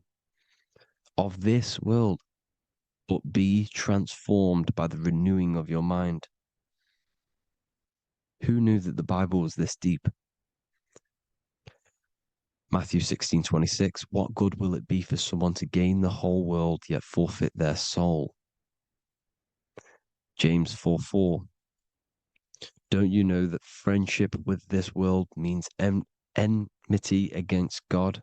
Therefore, anyone who chooses to be a friend of this world, of the world, becomes an enemy of God. John 4:4. Dear children, are from God and have overcome them, because the one who is in you is greater than the one who is in the world. It's talking about the invisible intelligence. It's greater than the physical world. John 2:15. Do not love this world, nor the things it offers you, because this world will create you to, if your mind has attachments to what this world offers, sex, money, and power, pretty much, you will reincarnate here. You will come back here, because when you leave the body, your mind will still have these addictions. Do not love the world, nor the things it has to offer you. All of this is in my newly published book. The paperback versions are now available. Finally, for all the people who have been waiting, the Book of Wisdom. All of this knowledge is inside of the Book of Wisdom. The paperbacks are available. There's worldwide shipping. You can get it anywhere, pretty much, any country. My new website, it's amazing. There's going to be some amazing products coming on the new website. But I thank you all for the support. Before I leave, I need to explain what is going on with the soul trap. Like I said at the beginning, the mind's the bridge between the soul and the body. The body's the realm. By tricking your mind with false knowledge, they are keeping your soul stuck to this realm. They get you addicted to all the physical things, and that is it. As soon as you're addicted and you die, you're going to come back. So by tricking your mind, which is the bridge between the realms, they keep your mind stuck within this body. They keep you in physicality. They deveil you, the devil, the deveil. Thank you all for the support, people. If you do want to join the Academy, all the links will be posted below this video for the book, The Academy. Thank you all for the support, and have an amazing day.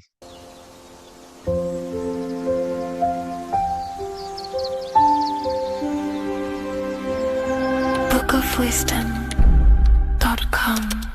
Visit today.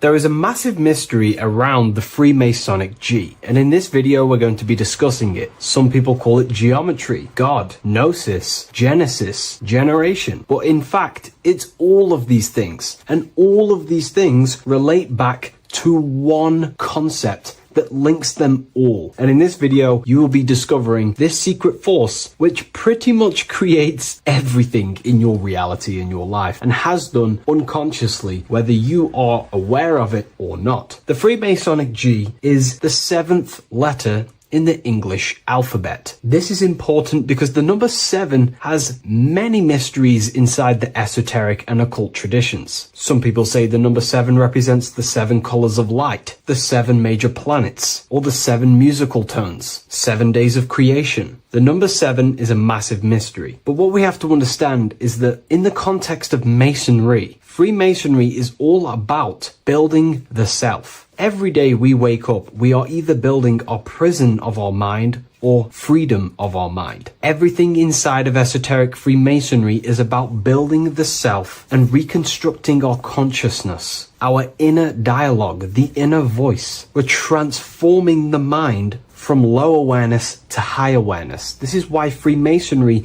uses the allegory of stonemasonry, stones, chipping away at stones. The stone is in fact you, and we are perfecting the stone, which is your very own mind. Because the universe is a mental construct. Life is happening to us inside our minds. We are all the universal mind expressed and clothed in a different body. Therefore, now we understand that everything is about the internal inside of Masonry. This this G relates to something inside of you, hence why you see the G inside of the square and the compass. It's something internal in you. G is the 7th letter of the English alphabet, and the number 7 symbolizes the 7 cognitions of the mind. In esoteric and initiatory traditions, the 7 psychological cognitions of the mind refer to the 7 distinct modes through which human consciousness perceives, interprets, and transforms reality. Different schools use different names, but across Hermetic, occult, Gnostic, and mystical systems, the same underlying pattern emerges. The mind has 7 functional powers, each representing a layer of awareness and a stage of inner development. Number 1 would be perception. The first cognition is the raw reception of sensory and subtle impressions. It is the gateway where the outer world enters the inner world of our minds. Perception involves learning to see without distortion, to notice the symbolic dimension behind ordinary appearances in an occult interpretation of perception. The second one is interpretation. After perception comes the act of making meaning. The mind organizes impressions into patterns, beliefs, and judgments. Esoterically, this cognition determines whether a person interprets life through the ego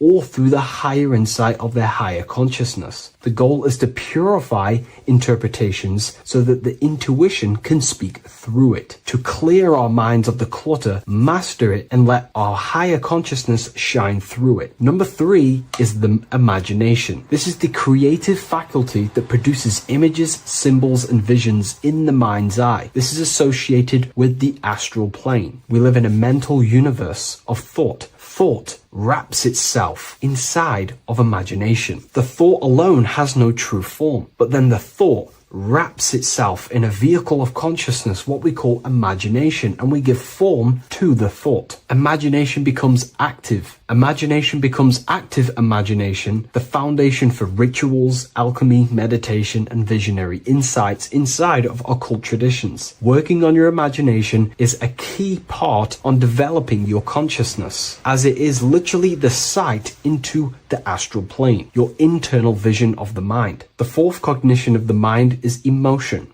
Emotion is energetic response that gives intensity, direction, and magnetism to thoughts. Emotion fuels the magical will. Unrefined emotion binds us to lower impulses. Refined emotions become devotion, compassion, and the inner fire to transform thought into a tangible reality, to become a conscious creator. The fifth cognition is will, the faculty of intention, decision, and directed energy. Will is the power that aligns personality with the higher self. It is the driver of discipline, transformation, and the capacity to act consciously rather than react unconsciously. Most people walk through life as an unconscious zombie, living day to day, running off subconscious programmings, never actually using their conscious mind. We develop our will and try to align our will with the highest will possible so we can align our will with our higher mind. So the higher mind can manifest through us in the material plane. The sixth cognition of the mind is memory, the storehouse of experience, impressions, and archetypes. It shapes identity, determines how one repeats and transcends past patterns. Memory includes not only personal memory, but also a deep strata of the subconscious and the collective subconscious field, what we call the Akashic records. Memory is a massive quality that you must work on inside the Masonic system. You are required to remember certain rituals and certain things so that you can regurgitate them to pass on along the degrees. Based off my research, I myself personally am not a Mason. The seventh cognition of the mind is intuition, the highest cognition possible. It's direct knowing. It bypasses the linear reasoning and reveals truth as the inner illumination. Intuition is the voice of the soul. It is the guiding force, guiding our physical vehicle of consciousness through this physical experience, providing revelations, insights, and even sometimes gnosis and higher understandings.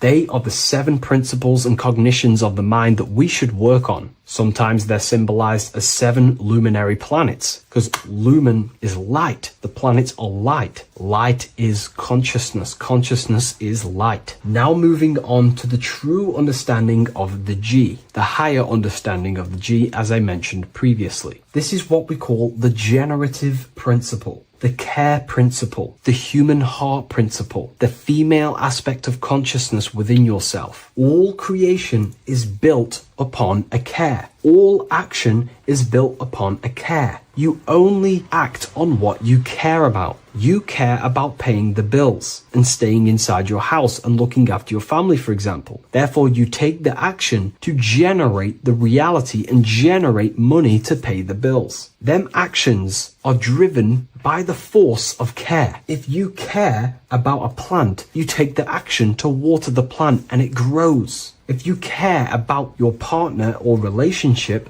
you give them attention and care and love, and you grow the relationship. As soon as you stop providing care, watch the relationship crumble and the reality destroys itself. Care is the generative force of reality. This is the generative principle that generates your experience in this world. We are in a continual state of becoming. Each cause gives birth to an effect, and that effect gives birth to a new cause. The G is the generative principle that drives creation in the present moment. Reality is creating, unfolding in the present moment, and the G is the force inside of you that generates your experience. You're watching this YouTube video right now because you have a care in your heart for the information I have provided in the past, and you have a care about watching this video. As soon as you don't care, you take action to do something else with your time that you actually care about. The G is the generative force of the heart. It is the love energy. You only take action on what you love or care about. The whole world is built upon this principle. This is why we say money makes the world go round, because the whole world has a G or a care for money, and it's making everyone wake up in the morning, take actions, and make the world go round. It is the G, the care for that principle or money object to generate that reality. It is the force that drives you, hence why the G is sometimes surrounding with light rays,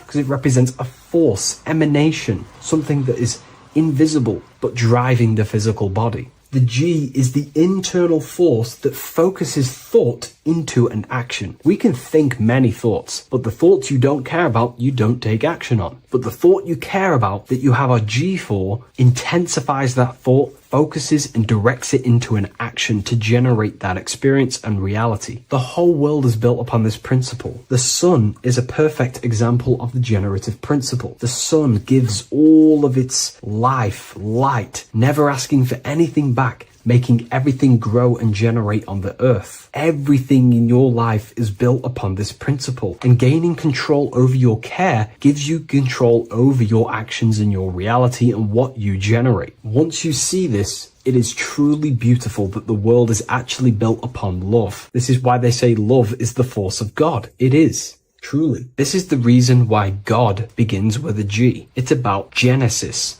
Genesis means creation. G, generation. Anything that generates and creates is all to do with a care or a love energy. But don't get me wrong, people can love sick and twisted things, and they act upon them sick and twisted things. This is why purification of ourself is important by understanding this principle, as it is a very powerful principle to understand. This is the reason why the word gift begins with a G. You're giving something. I care, I'm going to give you something, a gift. Or guidance. This is what guides you into becoming something, what you love. This is why also gnosis begins with a G. Gnosis is not actually knowledge. Gnosis is knowledge obtained, attained by direct experience or through direct experience. For example, you're not believing you're watching this video right now. You know you're watching this. Know, gnosis, same phonetic sound. It's about knowing. Gnosis is about gaining knowledge of the self. Self-knowledge through direct experience.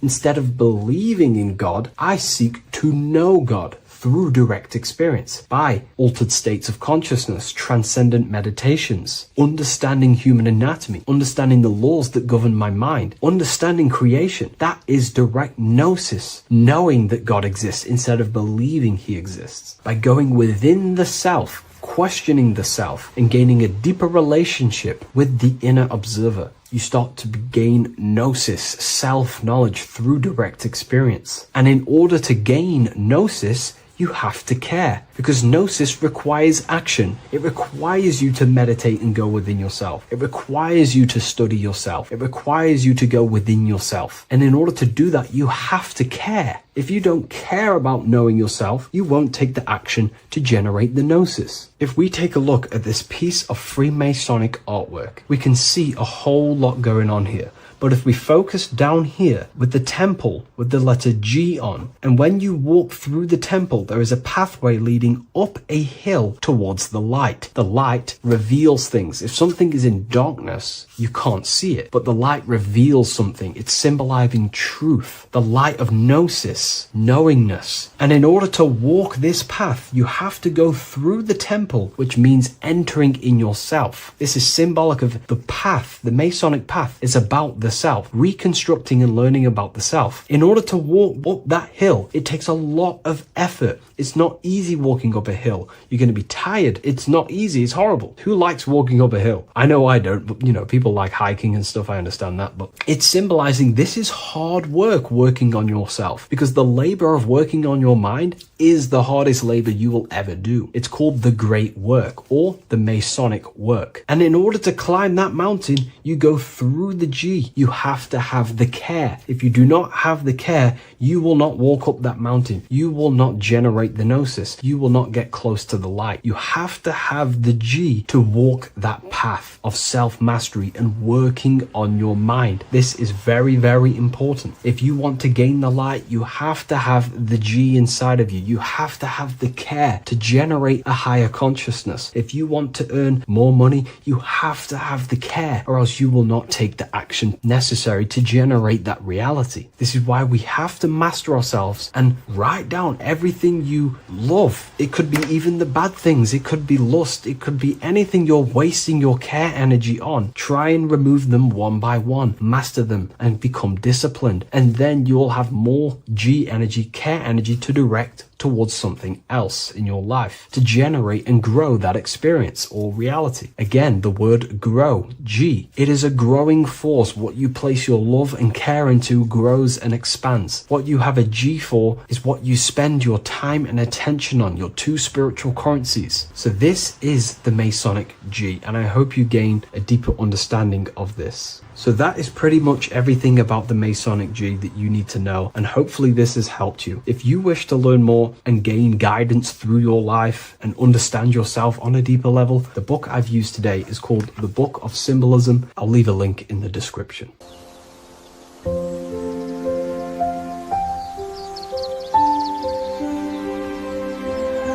bookofwisdom.com. Visit today.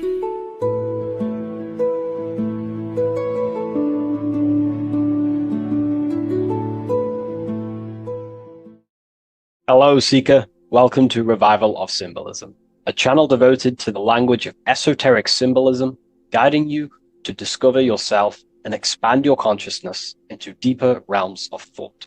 I'm Harry B. Joseph, also known as Revival of Wisdom, and today we're going to be discussing the symbol of an eye inside of a triangle.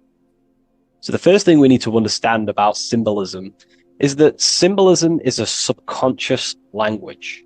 We don't just look at these symbols and get a basic understanding. Like a word, for example, if I wrote the word hello here, you look at this and you have an instant understanding of this word in your mind. It has no deeper meaning, or veil, what we like to call it. There's no deeper meaning of this beyond a veil. It's simply just a very logical thing to do and understand. But symbolism, on the other hand, goes deep within the subconscious mind. It forces the individual to go inward on themselves. This is why symbolism is so powerful. It makes you turn inward. When you look at this eye in a triangle, you're not just looking at a word, you're looking at a picture. And this forces you to go inward so you can start to try and figure out what this symbol means. You start to think critically. You also start to follow the chains of thought. This is very important inside the occult. Symbols have many layers and veils of meaning. They don't just have one layer or meaning. On the surface level, it has a surface level understanding. But then as you follow the deeper chains of thought, you start to unveil and unravel its deeper meaning. As you awaken in your journey, the deeper levels of consciousness you access, the higher levels of understanding you access, the deeper meanings of these symbols start to reveal themselves. So studying yourself and studying symbolism go hand in hand. So when you're studying symbolism, you're actually studying consciousness. This is what we need to understand, is that these symbols represent forces of consciousness and aspects of consciousness. So what we need to do is to follow the chain of thoughts. Now, what do I mean by the chain of thoughts? If I think of a triangle, it instantly in my mind, I get the number 3. Then if that number 3 leads to another thought, for example, father, mother, child, father, mother, and child. Father, mother, and child then leads to another thought, then another thought, then another thought. So this is the chain of thought that we have to follow. This is why symbols must be meditated upon. We meditate upon symbols to unravel the deeper meanings of these, so we can unlock deeper levels of awareness. Okay, so we're diving straight into the subconscious mind with the language of symbolism. That's why it's so powerful, because it forces the individual to go inward and actually use their mind. Symbols train you to think critically. They train you to think in a subconscious way, unlike words. So these symbols represent thought vibrations or thought forms within the individual's mind. So let's jump straight into this symbol of the eye in the triangle, and let's go, very surface level, and then towards the end, we'll go deeper into the deeper mysteries of this symbol. On this channel, I don't give spiritual fluff. I give very deep esoteric teachings. Okay, so it would be amazing if you could show some support. Simply just leave a like, comment, and a share on the video. Share this video to a friend. So, first of all, let's look at the number 3, because this triangle symbolizes the number 3, okay? 3. We have a father, we have a mother, and together they unify to create a child. So that's a triangle. So what does this actually represent? Father, mother, child. In order for creation, it takes 3 steps. We are born, we grow, we die. So this is how creation unfolds in a 3-step process. In order for you to have a child, you must have 2 people and then give birth to another. Number 3. Then when you are given birth, you give birth, you grow, you die, then you return back to your original state. So the number 3 symbolizes this transformation or creation itself, how creation is a 3-fold. We see this in Brahma, Vishnu, and Shiva. Brahma, the creator, you have the creator god, the preserver god, and the destroyer god. This is symbolizing the number 3. And inside the Christian tradition, we have Father, Son, and Holy Spirit. We're going to dive deep into that as well. But it simply just represents the 3-fold of creation, of how creation is a 3-fold process. Okay? So let's go a little bit deeper now. That's more exoteric. That's an external teaching. I've just taught you something that's very external. But what does this represent to the internal, to the esoteric? The number 3 is the 3 forces of the soul. The 3 forces of the soul. The soul thinks. It thinks. We have a mental field. We have a mind. All around us is a field of mind. We don't just have a mind. All around you is a field of thought and a field of mind. Okay, this is what we have to understand. A lot of people just think they have a mind. Your mind is attuned to the mental plane, and the mental plane is surrounding you. There are thought forms surrounding you. There are ideas. There are, all of these things in the mind that exist in an infinite field made of mental matter. Mental matter. So the soul thinks. The soul feels. It has feeling. We have emotion. And the soul takes actions. So the soul has 3 ways it expresses itself. Consciousness expresses itself through mentalism, through emotionalism, and through actions. This is how the soul is creating, through 3 different dimensions. Before you take a physical action, you don't just take the action. You first think, you feel, then you act. You only take action on what you feel, what you have a love towards, what you have a care towards. This is what the Freemasons call the generative principle. It's about, this is what generates your reality, your feeling. Because you can think infinite thoughts. But if you don't care about them, you don't take action on them. As soon as you ever care about a specific character of thought, your body then takes an action. Okay? So this is representing the 3 expressions of the soul. Now, the number 3 is actually the number 1, because this is all one line, remember. This is all interconnected. And here we have the number 1 in the middle, one eye. We'll go deeper into that. So the number 1 is symbolized by the eye because there's one eye. So pretty much what this symbol is the number 1 and the number 1, 2, and 3. So it's 1 and 3. The 1 is expressed in 3 ways, which is the soul expressing itself and creating reality through 3 ways: thought, emotion, actions. Okay? These are all actually one force. These are all one force. When we think, we feel, we act. When we act, this gives birth to a new thought and feeling. They're all one. They're all interconnected. So if I take an action, that can lead to a different thought. Or if I think, if I start to feel something, I don't know, hate, that then gives birth to a different thought or a different action. So you can see how each body of consciousness is actually affecting each of them. If we have an unhealthy mind, this will affect having an unhealthy emotional state and an unhealthy body. Because what we think, the mind holds power over the body. Every single thought commands 50 trillion cells in your body. Think of that for a second. You are governing 50 trillion cells, and these cells religiously obey every single command you give. You are governing a whole universe. 50 trillion living conscious cells. Okay? Think of that for a second.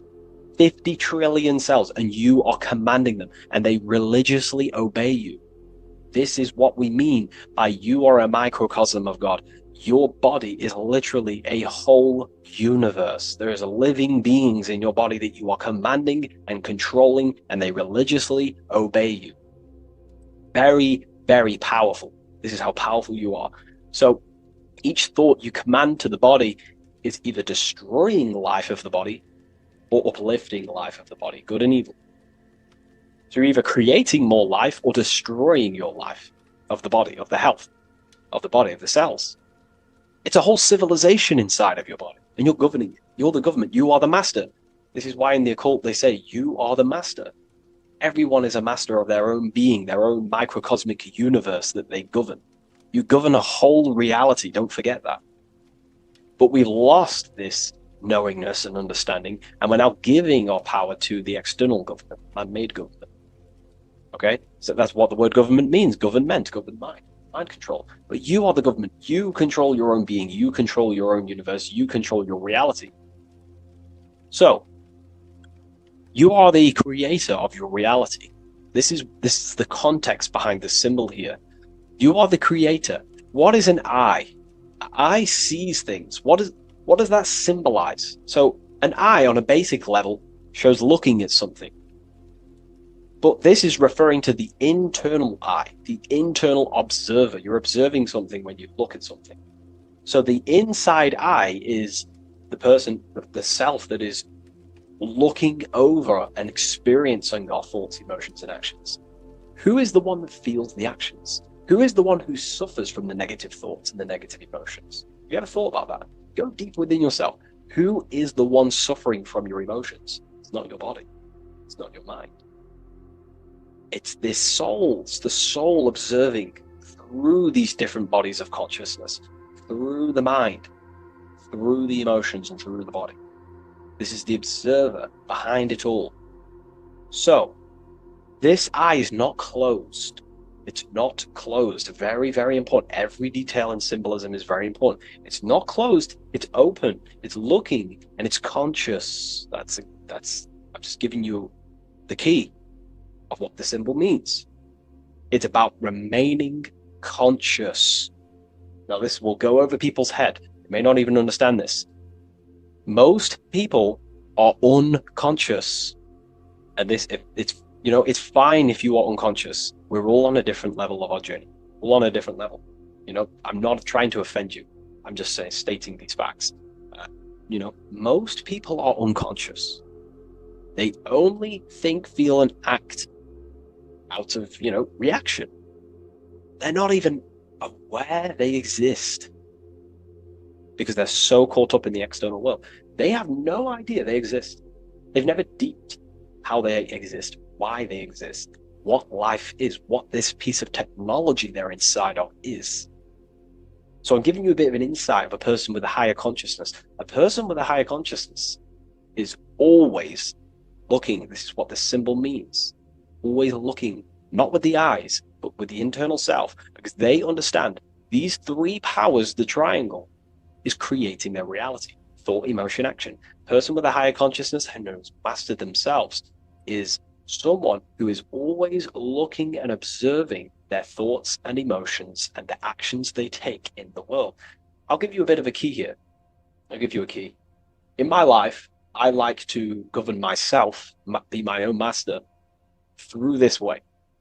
Every action or decision I am about to make, every decision, I always say to myself internally, I remind myself of this symbol.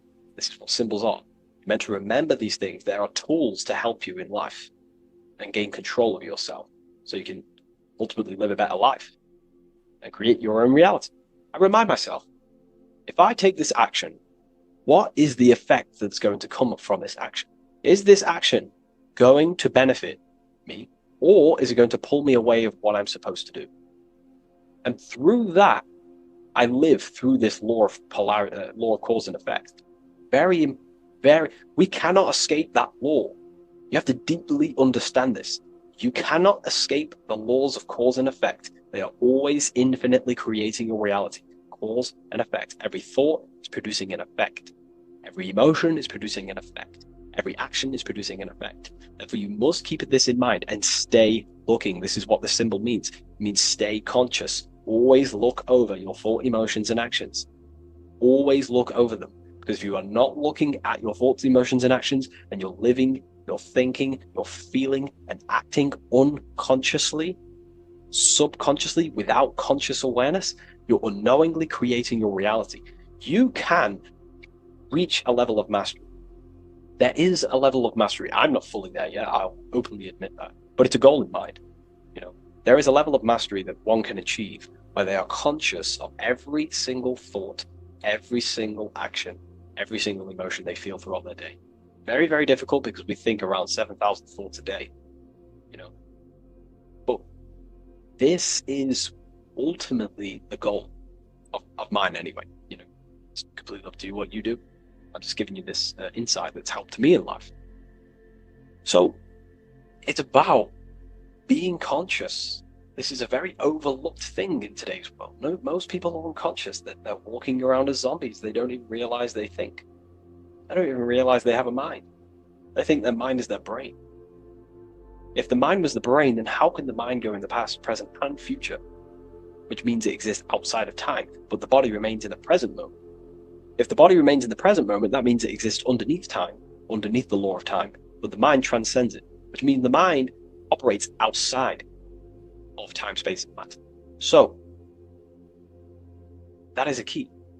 You are a higher dimensional being manifesting in a physical form, and you're looking into the world. This is also another veil of the eye.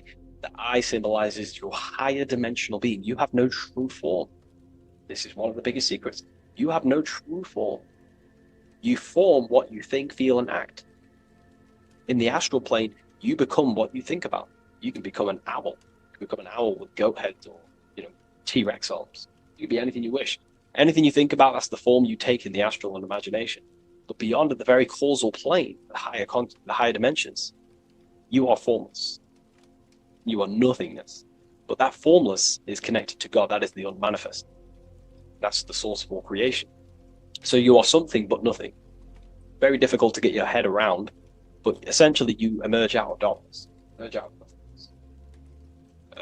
Okay, and that's what the mental plane is. The mental plane is kind of like the first dimension that basically expands into infinite realities. The mind can think anything. There's nothing impossible in the mind.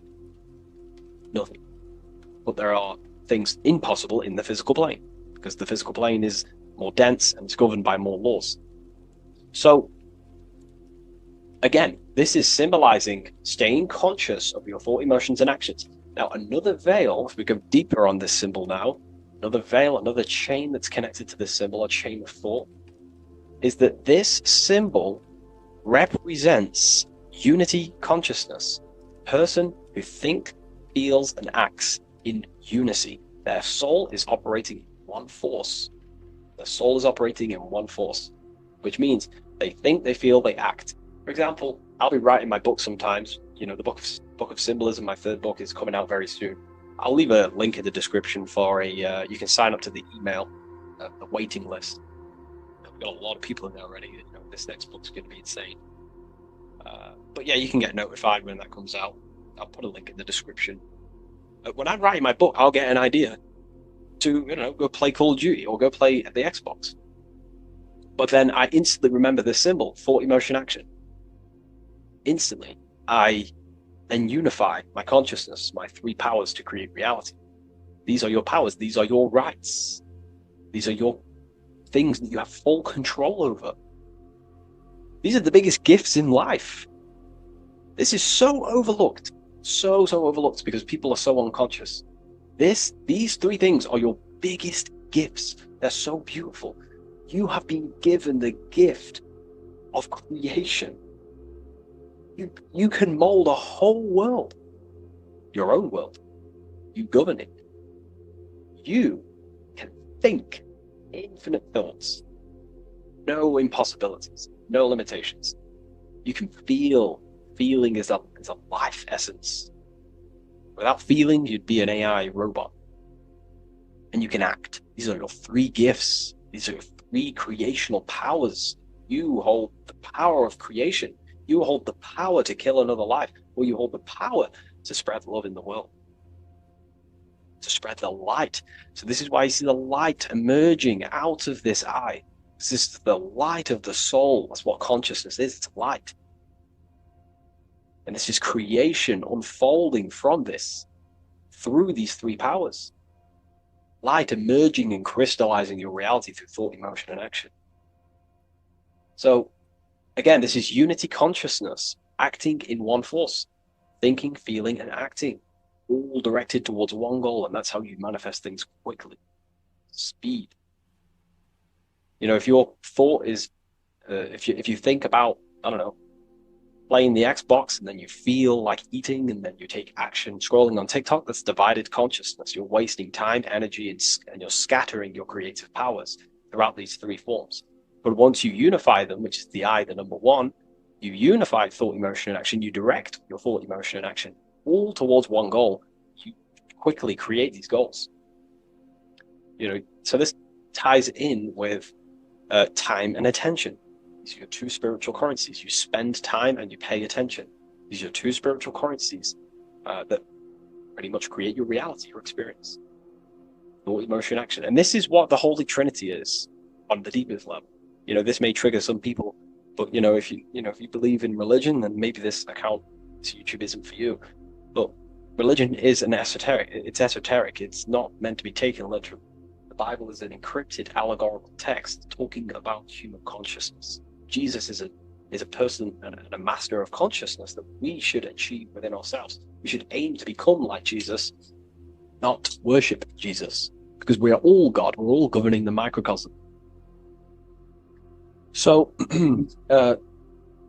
also, this symbol represents the movement of the spirit, the movement of the soul. The soul goes through this triangular process, and the soul always remains, returns back to its original state. The soul is given birth into physical reality. We live, and then, we grow, then we die. Then it moves in this three triad form. The soul, wakes up in the morning. It grows throughout its day. Then it dies at nighttime to return back to its original state, to its spiritual state. And everything goes through this process. Birth, growth, decay. Birth, growth, and death. And everything returns back to its original state. So, ultimately, this is what this symbol represents. Okay? If you want to go deeper on this, we have an amazing community. We have hundreds of hours of lectures, practical lectures, where you can gain mastery of yourself. The occult goes deeper than you could possibly imagine. So I hope you gained some insight from this video. Please leave a like, comment, and subscribe to the channel if you're new. And let me know any symbols you want me to break down in the comments section, and I'll hopefully get them broken down for you so you can understand them, deeper, on a deeper level, and you can understand yourself on a deeper level. So yeah, all the links in the description for everything that I mentioned, the community, and the Book of Symbolism waiting list. And I'll see you in the next video. Take care of yourself, everyone.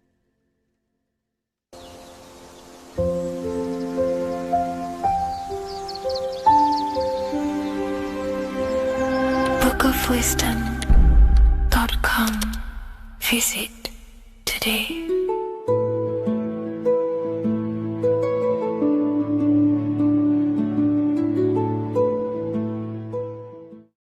The Freemasonic square and compass is not just a symbol that represents Freemasonry, a lodge, or a secret society. It is a symbol of gaining your own personal power. Now, in this video, I'm going to be breaking down this symbol in the most detail I can possibly go into. Most people live in a state of illusion. They live their life impulsively, acting based on their five senses, tasting. They want to feel a certain thing like an orgasm, or they're basically just slaves to external things and their five senses, which leads to a very dark path where you'll never actually become a conscious creator and you'll never actually be internally happy. The Freemasonic square and compass reveals some deep wisdom about this. Now let me break this down. If you want to gain your personal power, listen up. The Freemasonic square and compass is a compass which is used to create circles. Now, if you notice something about the circle, they have no beginning, no end. You can't tell where it begins and ends. It's eternal, which means this represents consciousness. Now, if you don't know what consciousness is, if you close your eyes, you have an internal world. You have thoughts, emotion, visualization. This is all consciousness, spiritual. Then we have the square. The square creates squares or lines, which represents matter. It has a beginning and an end. You can quite see where the beginning of the end is, right? So we can even link this to Leonardo da Vinci, the Vitruvian Man. We see the man in the square with the circle. The circle is the eternal consciousness, and the man is the square, limited to the physical world. But consciousness is not limited. That's why it's outside the square. This is eternal. The body is mortal. The body will die. Consciousness will never die. If we look even closer at the symbol, we notice in this particular symbol, we have the compass overlapping the square. This is very, very symbolic. This represents spirit over matter, also known as mind over matter, consciousness over matter, the circle over the square. Like I mentioned earlier, most people are slaves to their senses. They go through their day and all they do is chase validation and feelings. They eat all day to feel good, which means they're a slave to their taste. They're slaves to their feeling. They masturbate, which means they're a slave to orgasms and external things. They're literally being governed by the external world controlling their internal world. They're literally living life on autopilot. And don't get me wrong, I was guilty of this too. We're all guilty of this when we join this world because we're not taught this sacred knowledge. Until you actually stop and recognize this, you'll be living life on autopilot, literally not even living. You'll be running off subconscious programs, seeking external validation and being ruled by these five senses. The square underneath the compass represents consciousness on top of matter, which means the internal world is controlling the external world. It is the mind controlling matter and not matter manipulating the mind. In the occult and esoteric world, it's very important that you are conscious of every action that you are taking in your day-to-day life. Never act subconsciously. Always be conscious. What are you thinking? What are you acting? What are you giving your attention?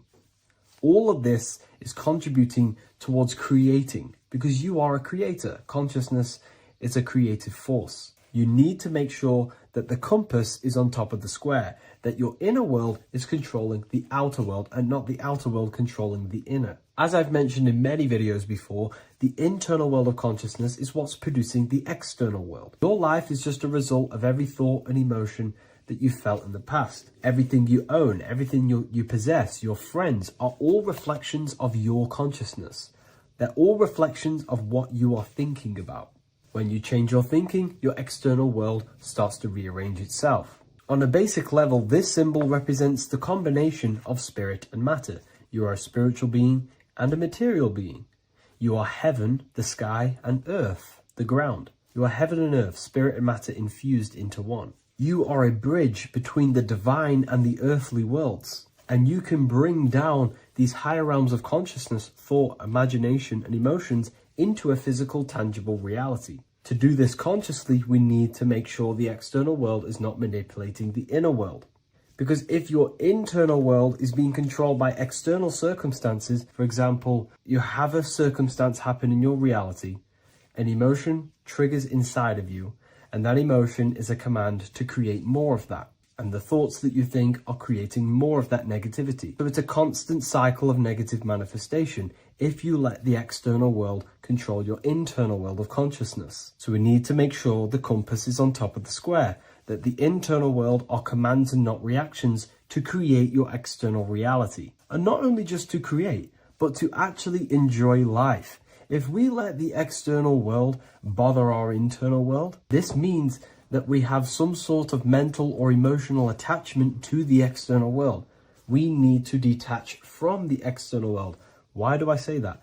Because it's temporary. It's an illusion. We are going to die one day, and none of this will matter. You need to understand that everything in this world is temporary. You have to be okay with losing things, losing family, losing things in this world, because it's guaranteed to be temporary. We need to make sure the internal world is order and not chaos, commands and not reactions. Now, at the back of the Book of Wisdom, Volume 2, the book that I've wrote here, I go over the different meanings of the different arrangements of the square and compass. Sometimes we see the square overlapping the compass, which is the opposite of what we've just broken down.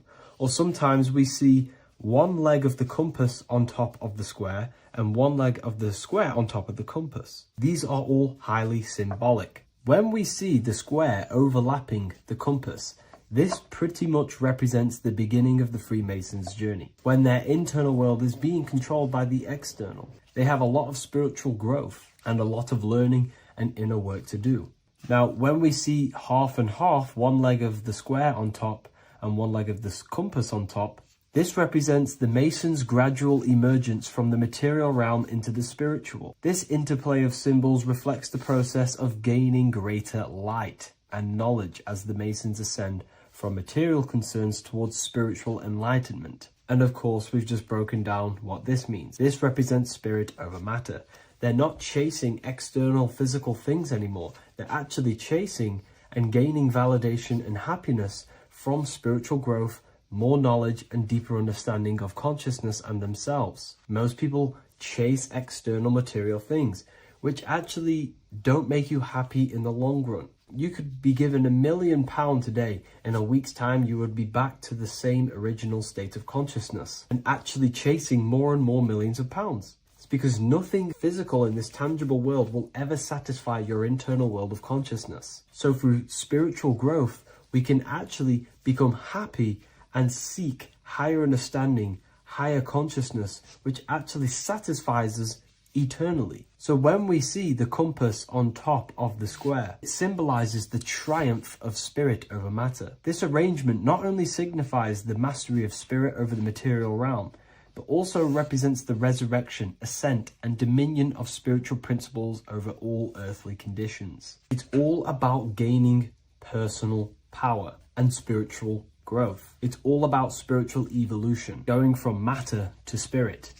The external world controlling the internal world to the internal world ruling over the external world, where the mind becomes a powerful tool to actually create and command reality. The mind cannot create and command reality if it's being governed and tossed all over the place by external circumstances and thoughts. Here's a quick tip on how to know if your mind is controlling you. If your phone notification goes off and you're working on something and you instantly go to reach and pick up the phone as soon as the notification goes off, that is an indication that your mind is controlling you and you are not controlling it. The mind is the direction of consciousness. The direction, it directs the flow of your attention, your energy, your consciousness. So to practice to gain mind over matter, simply just meditation, allowing the mind to sit still and focus on one thing for long periods of time. And over time, this will gain mastery over your attention and your mind. If you are on your spiritual path, this should be your goal, your internal world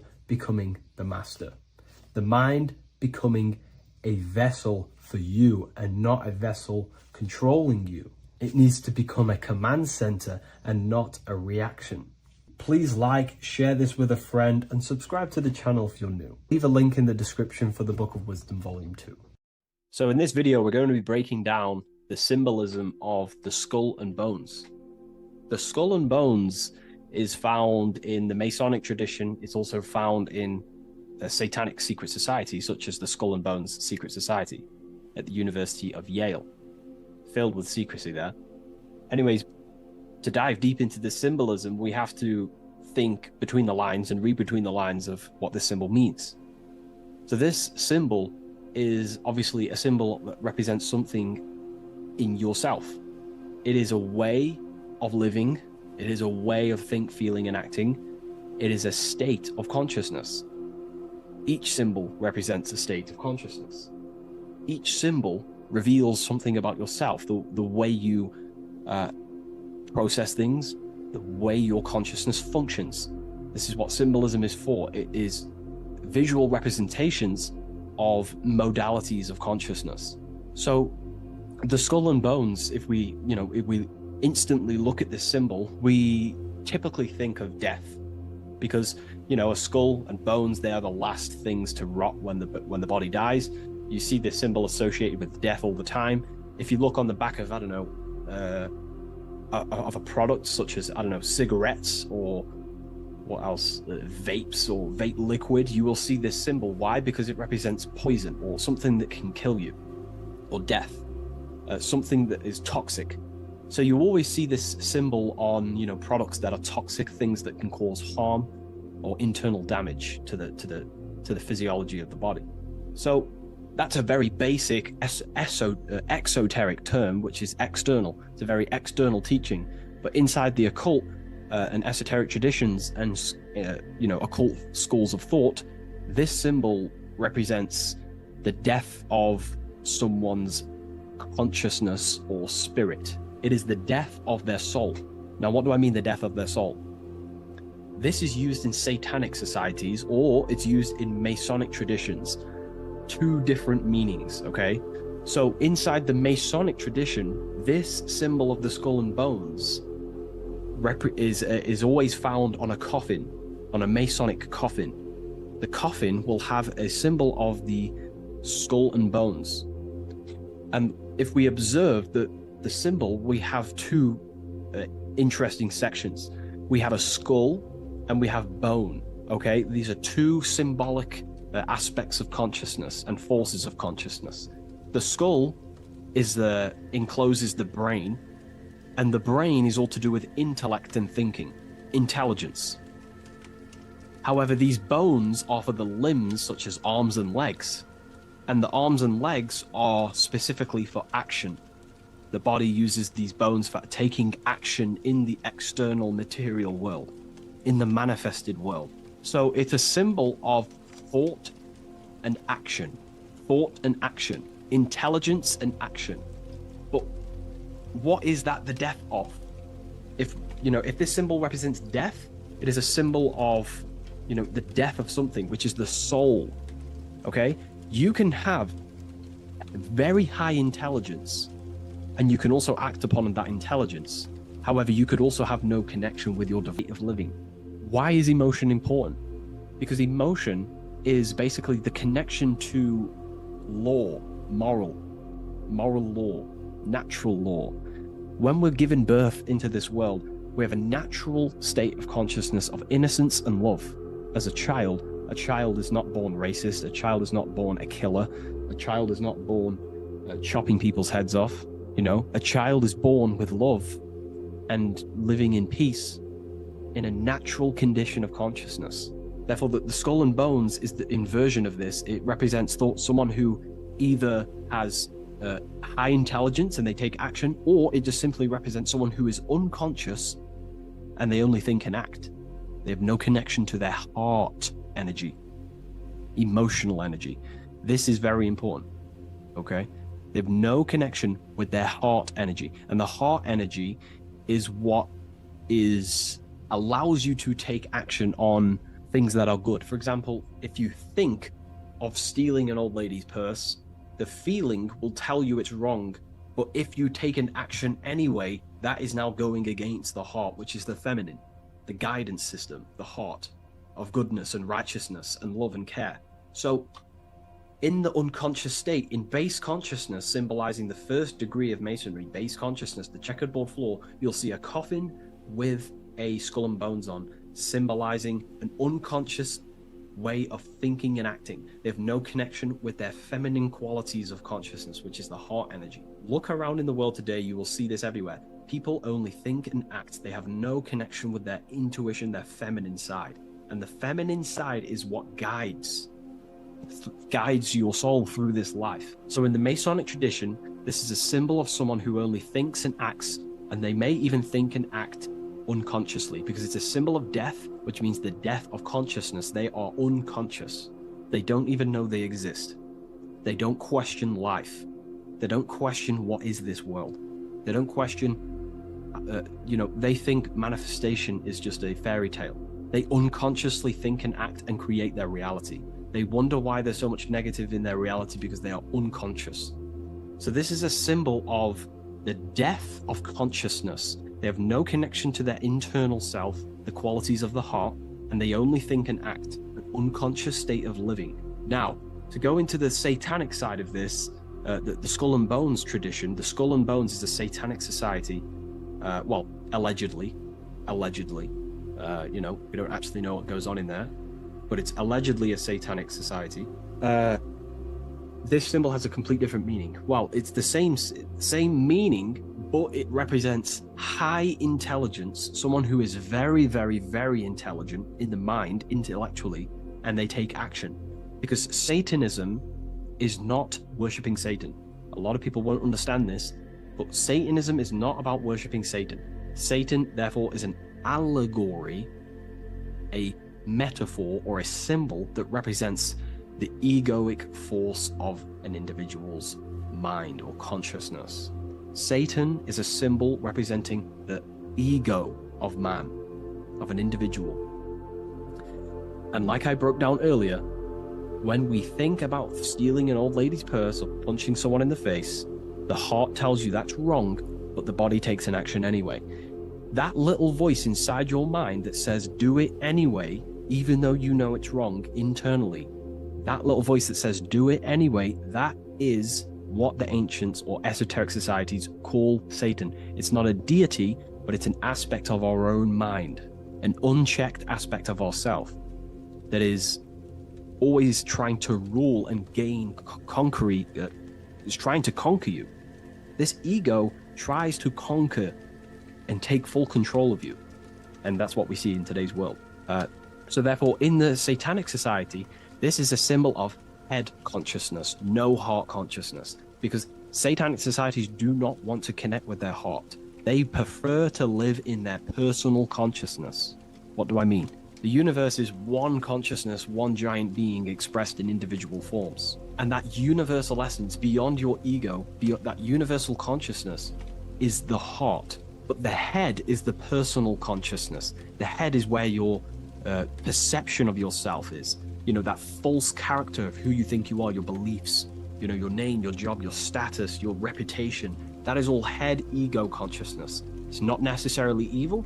However, in satanic societies, they do not connect with the divine. They would rather live in their personal consciousness and become their own God instead of connecting to the God of the heart, which is the God of the universe. They prefer to become like a material god. They want head consciousness, and they think and act without heart. They will think, they'll have high intelligence, they'll develop their mind, they'll develop the power of their mind, but they'll never develop with their heart. They'll never connect with their heart. So this is what this symbol is representing satanic societies. They live in satanic consciousness, which is simply head consciousness, thinking, acting, high intelligence, high IQ, no connection with the divine. Okay? And today, this is what this, the world is being pushed upon. This is, the world is 80% Satanist, and people are walking around they're Satanists and they don't even know. This is how the dark occult has influenced the world to become so vain, lost in vanity, ego, lust, materialism, status, money. They've made the world unknowingly become satanic. Most of the people in the world are walking around Satanism. They're satanic. And what they've done is purposely tricked people to believe that Satanism is about worshipping worshipping Satan, when actually it's a state of consciousness. They think Satan is a deity. Yeah, very well said, esoteric. Yeah, they think Satanism is about worshipping this man in the sky or this negative force. But it's a state of being, because we are all God.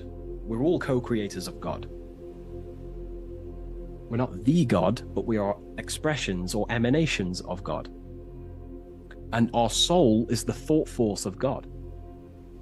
Just like when you think about a certain thought and you dwell upon it for a while, that thought becomes literally an entity or an energy form within the astral plane, and the soul of that elemental being or a thought force is your thought force. That's the soul of that being.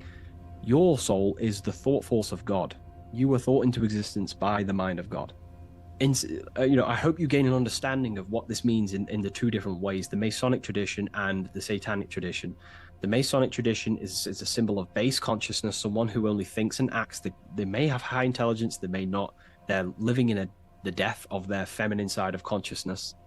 They're emotionless, have no connection with their moral compass of the heart. They have no intuition. They only think and act. They go against their heart. They take actions against their guidance. Someone who lives unconsciously, creates their reality unconsciously, thinks, feels, and acts unconsciously. And then in the Satanic tradition, well, going back to the Masonic tradition, that base consciousness that I've just explained is the state that we must arise from, because that is the coffin. You'll see this symbol on a coffin, because the coffin represents the death of the spirit, the death of the feminine side of consciousness, and the death of conscious, being actually aware. And that's the state we must rise from, out of the coffin, into higher consciousness. And that's why Masons, not just Masonry, you have this whole story of death and resurrection is in everything. It's in the Bible. Jesus dies and he is resurrected. In Masonry, when you're initiated, they symbolically kill you and then you are resurrected.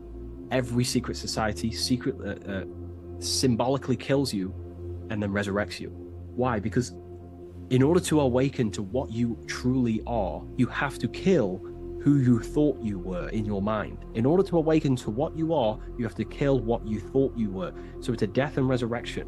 Okay, so this is the state we arise from, but in the Satanic tradition, this is glorified, this state of consciousness. They are conscious, they have high consciousness, but they only have intelligence and action. Their intelligence and action are one. They think and act instantly, but they think and act at the expense of others because they have no connection with their heart. There's no heart symbolism here. It's a symbol of intelligence and action, the mind and the body. So the Satanic tradition, they think and act at the expense of others. They seek to control other people because they have no connection with their heart. They have no connection with empathy, love, or care. They only care about themselves and the brotherhood of their secret society. This is what true Satanism is. It's not about worshipping Satan. It's about serving Satan, which is your ego, the egoic force that tells you not to go with your heart. So yeah, I hope that clears some things up about this symbol.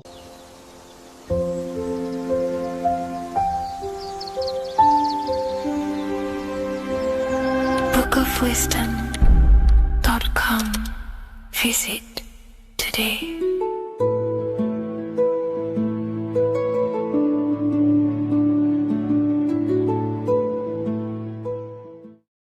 Neo is plugged in on the back of the neck, which is the reptilian brain stem. The reptilian brain is all to do with survival mode, survival state. It's always scanning the environment for safety, whether that's physically, emotionally, or mentally. It does not think. It is instant. For example, do I smack the guy or run off? If something happens to you, like a car's coming really quick to you, you do not think about this. The reptilian brain is the animal instinct that will instantly move your body on the instant reactions. Hence why it's the closest brain to the rest of the body. It has instant access to the electrical nervous system to control the body at instant reactions. Now, Neo is plugged in on the back of the neck, which is the reptilian brain. Therefore, the matrix is the body itself. It is the lowest state of consciousness. This is what it represents. The word matrix means womb. It translates to womb because your body is a womb. Your body is a vessel for universal consciousness, for God consciousness. And the body is also a womb where you can be born again outside of this body by raising your consciousness, by awakening the neocortex. This is why Neo is called Neo, because it represents the neocortex. This is the higher aspect of our brain. This is all to do with new things, higher reasoning, higher thinking, new learning. You see, the brain is a receiver for universal consciousness. Now, what do I mean? It is a radio receiver. Think of it like this. You have a radio tower which emits frequencies. And each little frequency, 00.1, 00.2, 00.3, each 00 point is a different person. We are all the same universal consciousness, encapsulated inside of a different vessel. This is why our body is the temple of God inside of the Bible. Your body is a sacred temple of the divine essence of the universe. However, consciousness is controlling this physical body. And I'll show you this diagram here. Consciousness consists of imagination, emotions, thought, and memory. All of these things are not physical. They're not made out of atoms. You cannot think with atoms. If I split open your brain while you are thinking of a cheesecake, I would not see a cheesecake. It's because these things exist metaphysically within consciousness. They are not physical. The body is physical. It's part of matter. It's part of time. You see the Leonardo da Vinci, the circle and the square. The square represents limitation, beginning and end. Because when you draw a square, there is a beginning and end. It represents the body, the mortal self, the ego, the echo. Then you have the spirit raised above, which represents spirit over matter, mind over matter. Invisible forces create physical forces. Everything physical exists in non-physical. This is also the Freemasonic square and compass, why the square is below the compass, because the compass creates the circle, which is spirit or mind. Then you have the square, which is matter. Mind and matter are the same substance. Mind creates matter through thought. Everything in this physical universe manifested through thought. Everything began as thought. So you are spirit and matter. You have a material body and a spiritual body. And you are right in the middle. This is why humans are very, very important.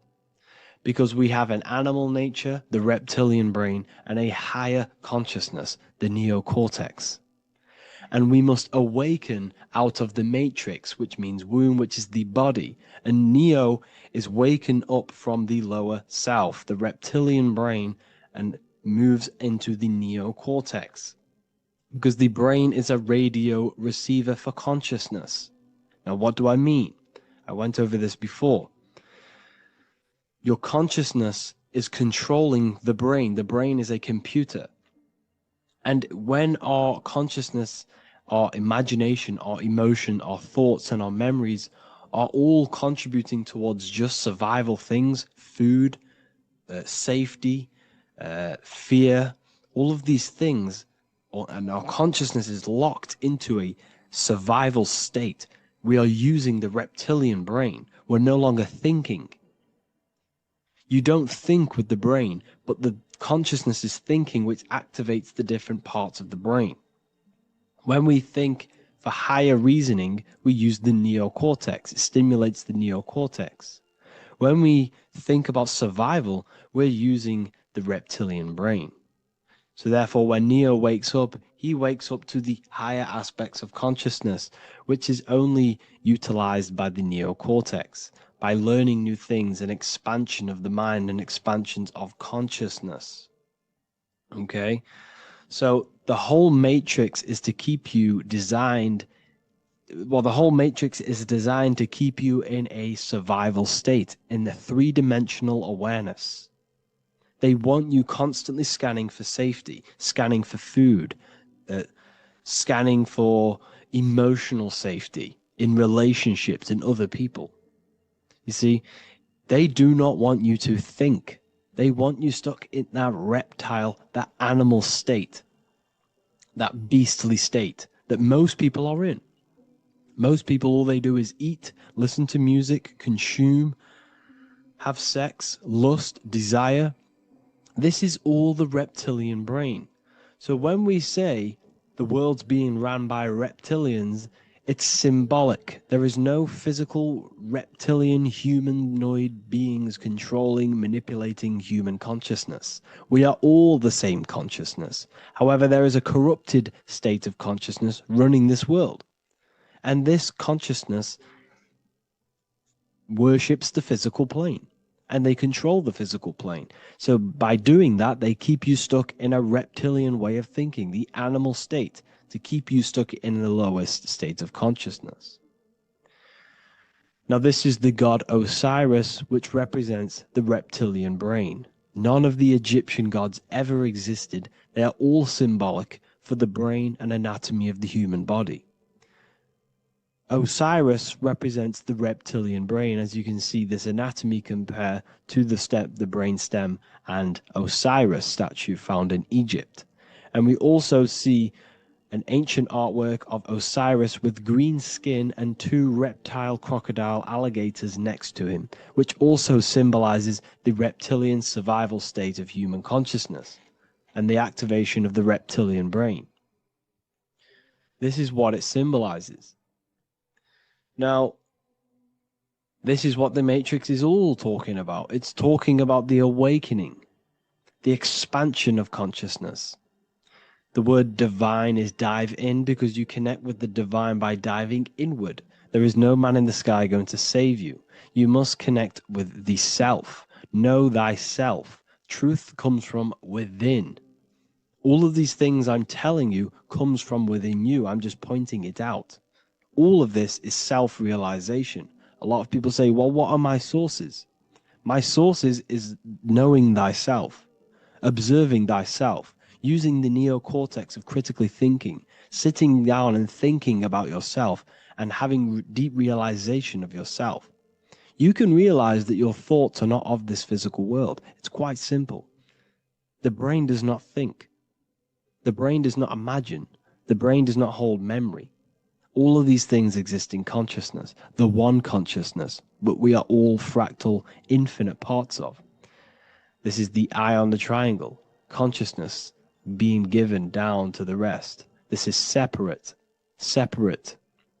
Consciousness is separate from the rest of the pyramid. The pyramid is your body. Neo is the one consciousness. This is the Egyptians symbolizing the one consciousness giving Ankh, which is life, to all the different life forms. However, you can see that the central sphere is giving a big Ankh to the humans, because humans, like I said, possess the advanced consciousness, an advanced brain that allows us to turn above our reptilian animal self. For example, we can go against our reptilian lower animal nature and turn to our godly nature. Animals cannot do that. They are stuck in instinct. They are stuck in a reptilian animal way of thinking and operating. Everything they create is to survive. We can turn against our lower nature and create for amazing things like buildings, architecture, technology. We can use our creative consciousness for anything we wish, not just survival needs. And it's the same with your spiritual journey. You can raise your consciousness beyond this animal state that they try to keep you in through fear, consumption, food, and the reptilian brain. We must awaken, start to think critically, and awaken to our divinity. Because the mind, the consciousness within you has infinite potential to expand. There are infinite fields of knowledge that you can explore. The mind can never be filled. It can never ever be full of knowledge. It always expands, and that's why you are alive. That's why you are part of this universe. That's why the science always says the universe is always expanding, because the universe exists in your mind, and the mind is always expanding into new fields of thought, new fields of knowledge and information.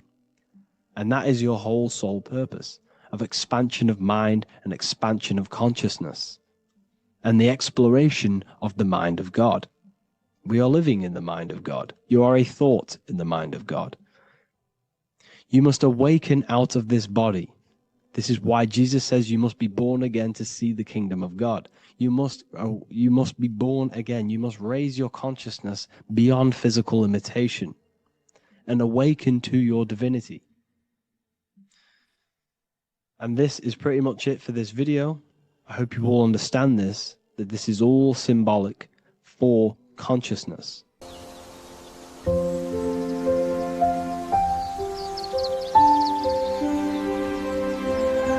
bookofwisdom.com. Visit today.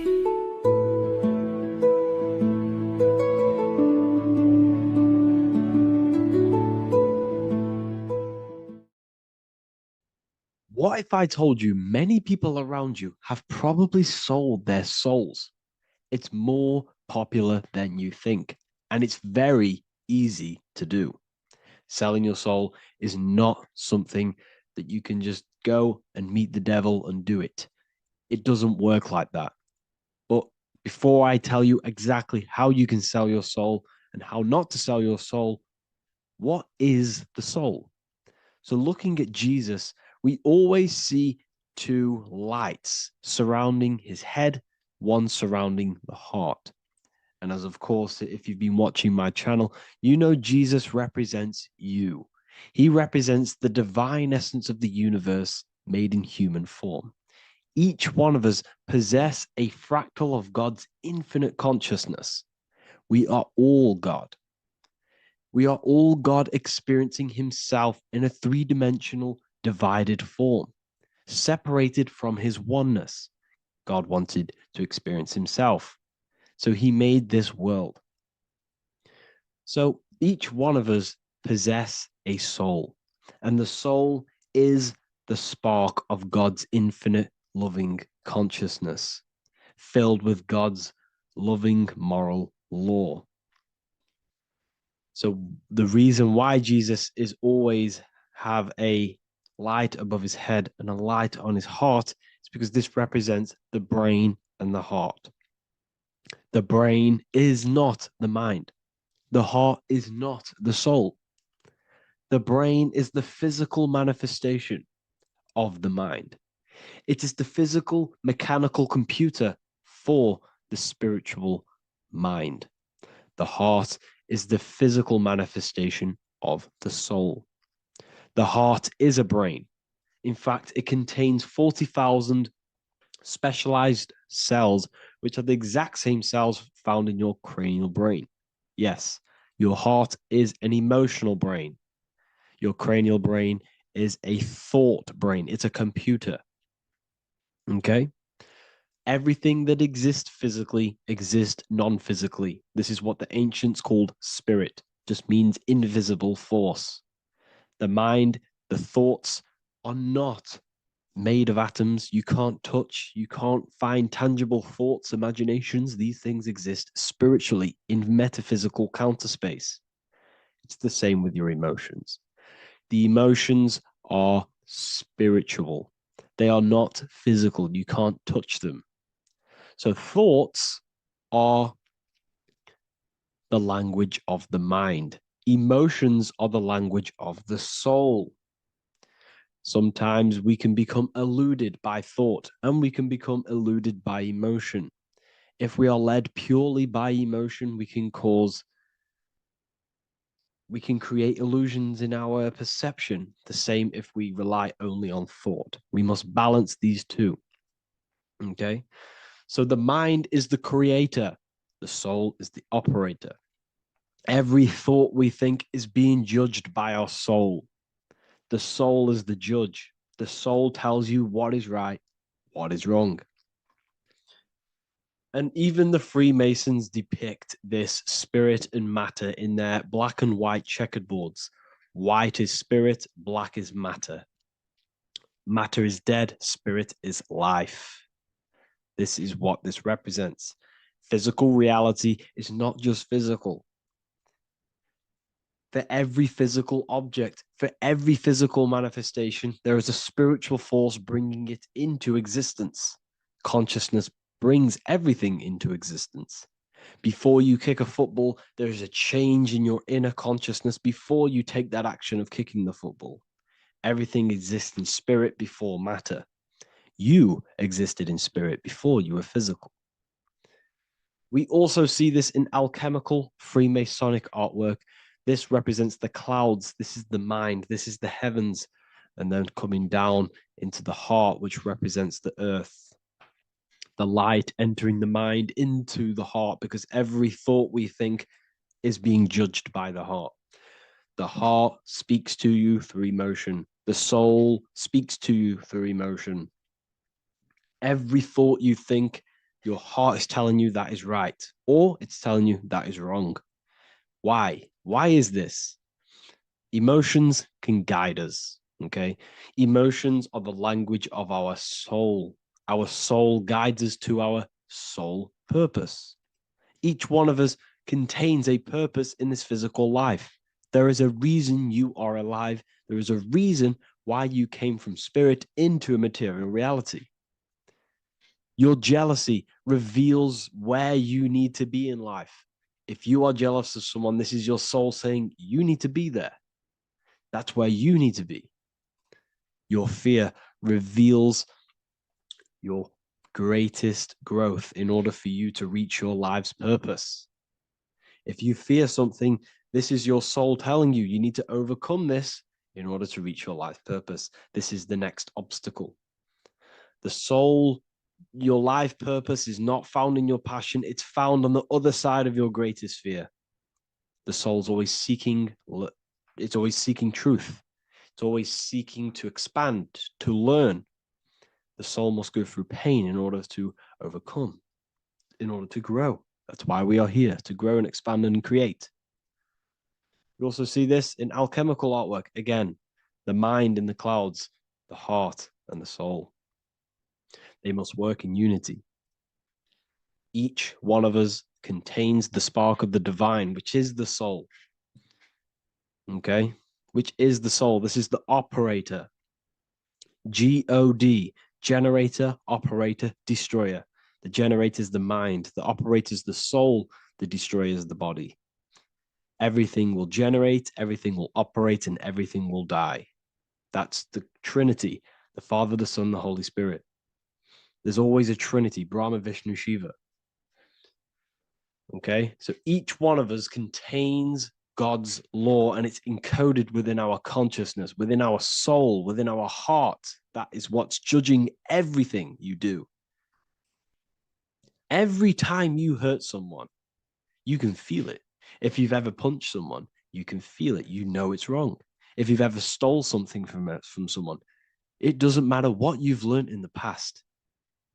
If you steal something, you know deep down within your soul it's wrong. This is because each one of us are encoded with God's law of love and integrity. I don't care how tough you think you are and how hard you think you are and what you've done in your life. I don't care. You know what is right, what is wrong, because you are encoded with love. Does not matter how far your mind can take you away, how corrupt your mind can become. There is always a spark of love and empathy in your heart, in your soul. You know this when a child. When you're a child, you're not racist. You don't want to hurt anyone. You don't want to steal. As a child, you're pure love, you're pure awareness, you're pure. You would never think about being racist. It's the corruption of the mind that leads us to corruption. Our soul always wants to do good. So the soul is encoded with God's law. And when we go against this law, this destroys our body. Yes, because your body is electromagnetic, and that's being casted from your heart. So every time you go against the heart's guidance in moral law, we weaken our electromagnetic field, which weakens our body. If you've ever looked at someone who's very negative, you can see them. You can see that they are aging quicker. You look at Scrooge, for example. If you ever watched Scrooge, look at how corrupt he looks. That's his heart. You can see the people's hearts on their face. People who do negative things and have negative thoughts, negative emotions, you can see it in their eyes and their face. It's because it corrupts you. It corrupts the body. It ages the body. Goodness is life. Okay? So can you sell your soul? You cannot sell your soul physically. But what you can sell is your conscience. What you can go against is that moral law. And you can exchange physical material things such as money, fame, cars, houses, business, in order for you can exchange that to go against your inner dialogue. For example, these rappers, celebrities, what are they doing? They're not selling their soul. You can't sell your soul to some entity on the astral plane. But what you can do, you can take money to say, I'm going to go against my heart. I'm going to go against my inner moral law. I'm going to take that money and I'm going to do something wrong. It's basically going against your soul. It's selling your soul's guidance of moral law. That's what selling your soul is. And that's what these rappers are doing. That's why they're so sad. You know, this is why all these rappers are on drugs, doing all sorts of things to escape, to short-term escape what they've done. They're going against their inner guidance for money. And yes, short-term pleasure may be happy for now, but in the long run, it will leave you feeling voidless because nothing material can ever satisfy your soul. Nothing. You could gain £1 million tomorrow, guaranteed within 2 weeks, you'd be back to the exact same position mentally, emotionally as before, because nothing physical can ever satisfy you. Guaranteed, if you received $1 million if you received $1 million now, in a week's time, you'd be hunting for the next million because it does not satisfy you. There's a reason why these billionaires don't stop working, because they're so addicted to earning and earning and earning. It doesn't satisfy you. The only way you can satisfy yourself is through Christ consciousness, is through self-love, is through loving thyself, knowing thyself, and becoming balanced internally in consciousness instead of seeking external validation through material things, which end up leaving you feeling voidless, empty inside, and sad and depressed and anxiety. Everyone's looking outside of themselves for validation, when true validation comes from within. True satisfaction, true happiness comes from within, reaching Christ. Christ is a state of being, a state of consciousness that we must cultivate within ourselves so we can live a happy, balanced life. You can have all these material things when you're satisfied inside, but don't rely on them. Me, I enjoy material things, but I don't desire them. I don't chase them. I don't rely on them for happiness, for validation. You can have big cars, you could have your favorite watches, you could have Lamborghinis. Yes, it's fun, but don't let it give you your happiness. As long as you're happy on the inside, it's okay to have these things. You should seek balance with your inner world and outer world. Okay, so this is what they are doing.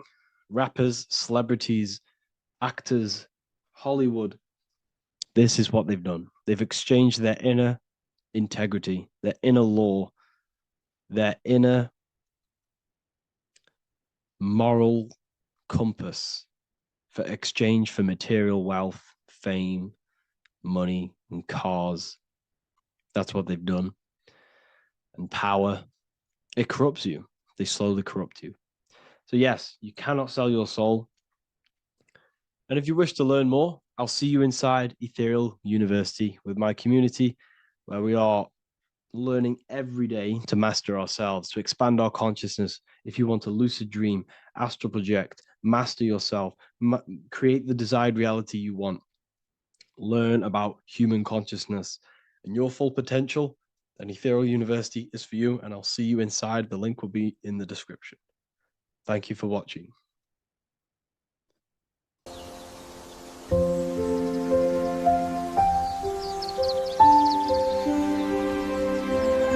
bookofwisdom.com. Visit today.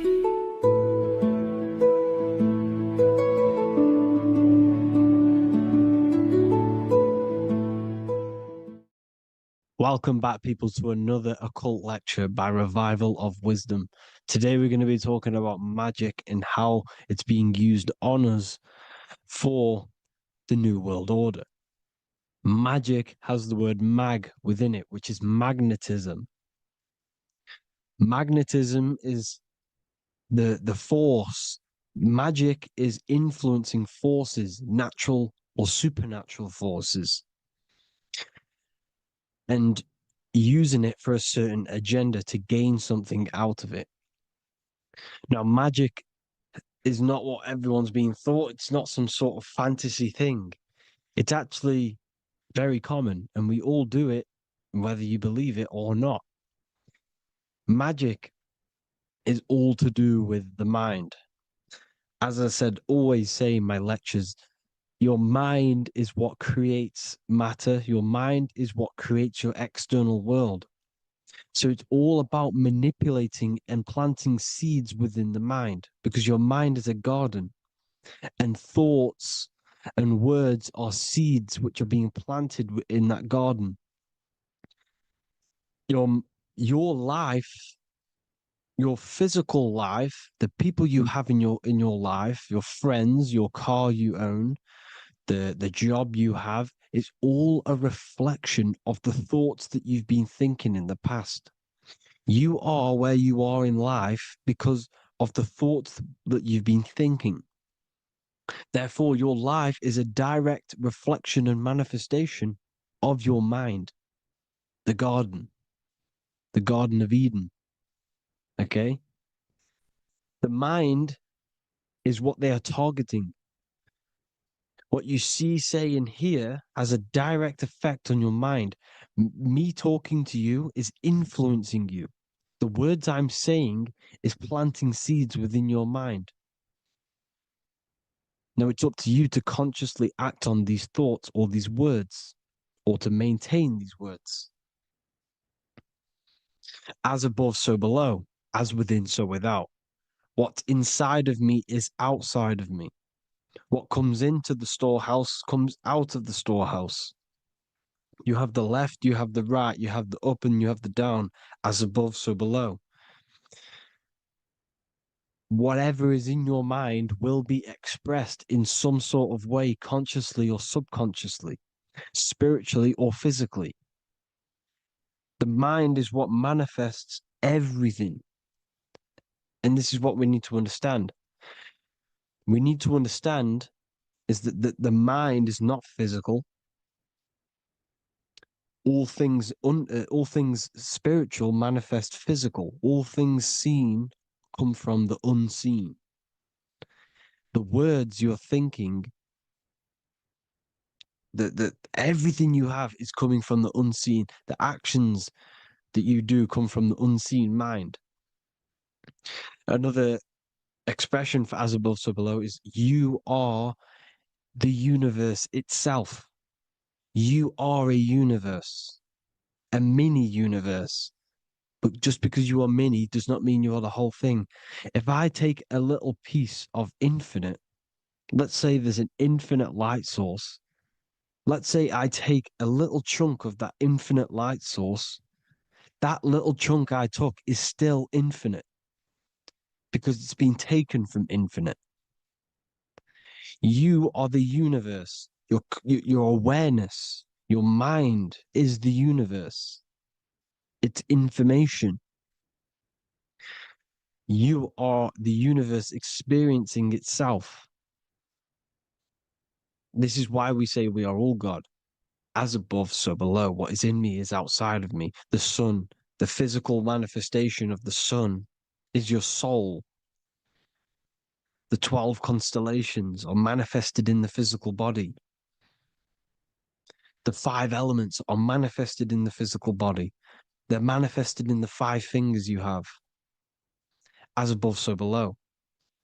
This is manifested, well, this is a symbolized in Freemasonry and secret societies as the 2 pillars. The mirroring reflection, the reflection of reality, the mirror, as above, so below. What happens in the mind, what happens in the astral, happens in the physical.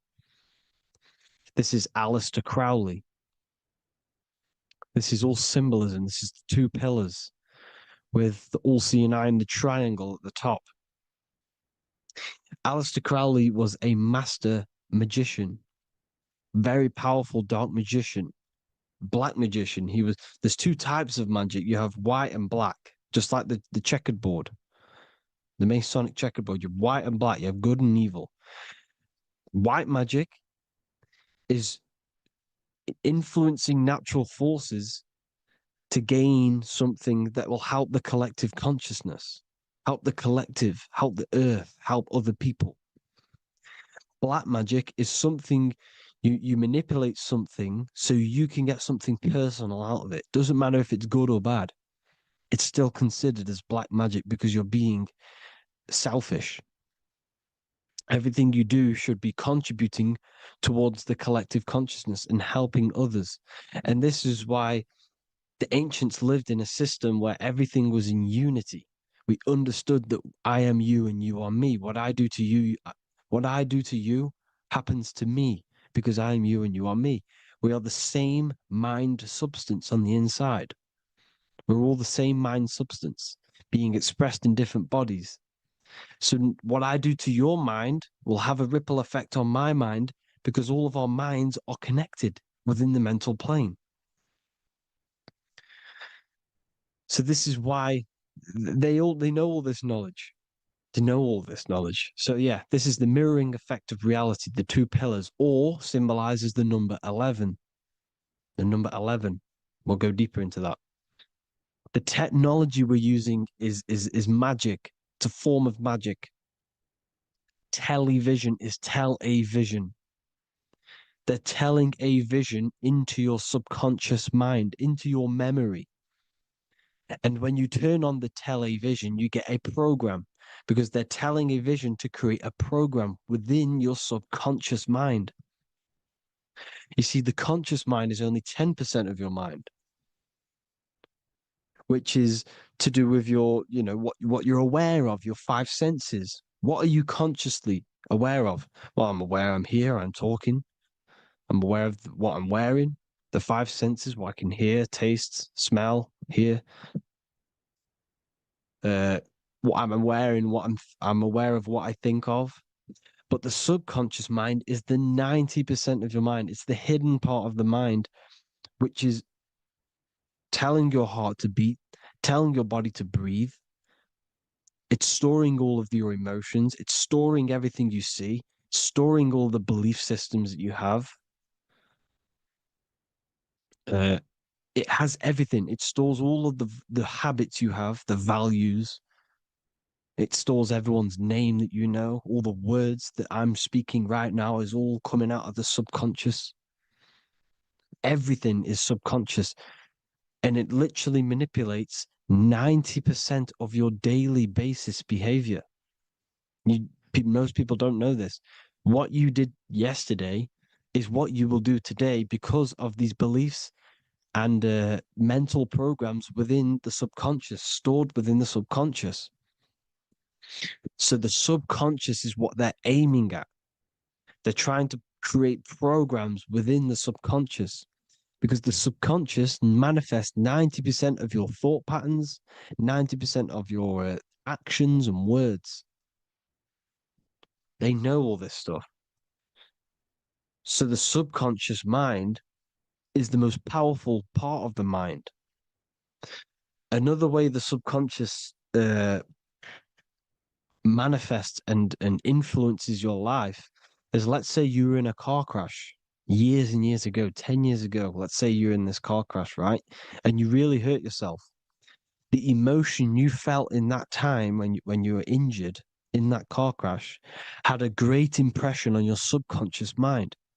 You see, the stronger you feel something emotionally, the stronger impact it has on the subconscious. You can remember and recall that moment and very vividly because of the impact it had on the subconscious. Another, for example, you become that terrified of cars that it manifests into your life today, that you are wary to go in certain cars. You don't want to go in cars at all, maybe, because of that moment that stood within the subconscious. And it will manifest into anxiety. It will manifest into not going into cars. It will manifest into depression, maybe. These things, these emotional, very emotional, traumatic events have a great impression on our subconscious and they control your life. This is why you need to meditate and let go deep within yourself and let go of these internal, deep emotions that you may have repressed and keep pressing down and ignoring. But you need to address it and let go of these subconscious impressions you have, which are controlling your life, like anxiety, depression.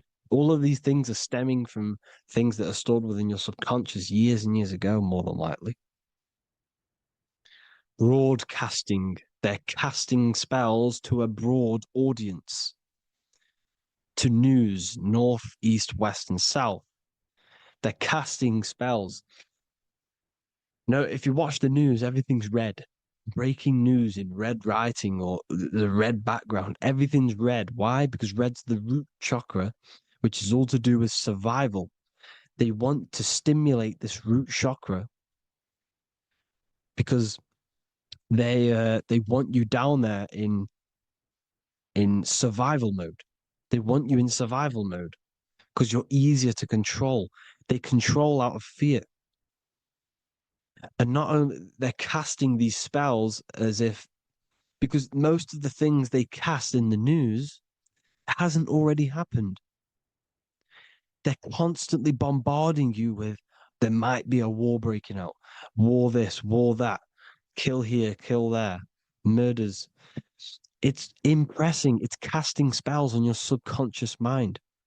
So when the event does turn up in real reality, in physical reality, you're less emotional, you're less surprised. You're not as surprised because you've already heard it before. Your subconscious has already heard it all before. If you never heard of a war and then a war broke out, you'd be going crazy. So they subtly program your subconscious mind through the words, because the words they say is impressing your mind. It has an effect on your mind, which will have an effect on your behavior, your words, your conversations you have with people. They're casting spells to north, east, west, and south on the tell a vision. They're telling a vision by broadcasting, by saying spells. This is why we call it spelling. Even the word, listen, the words we say cast spells. Bless. Oh, bless you. That's be less. The subconscious mind only picks up literal things.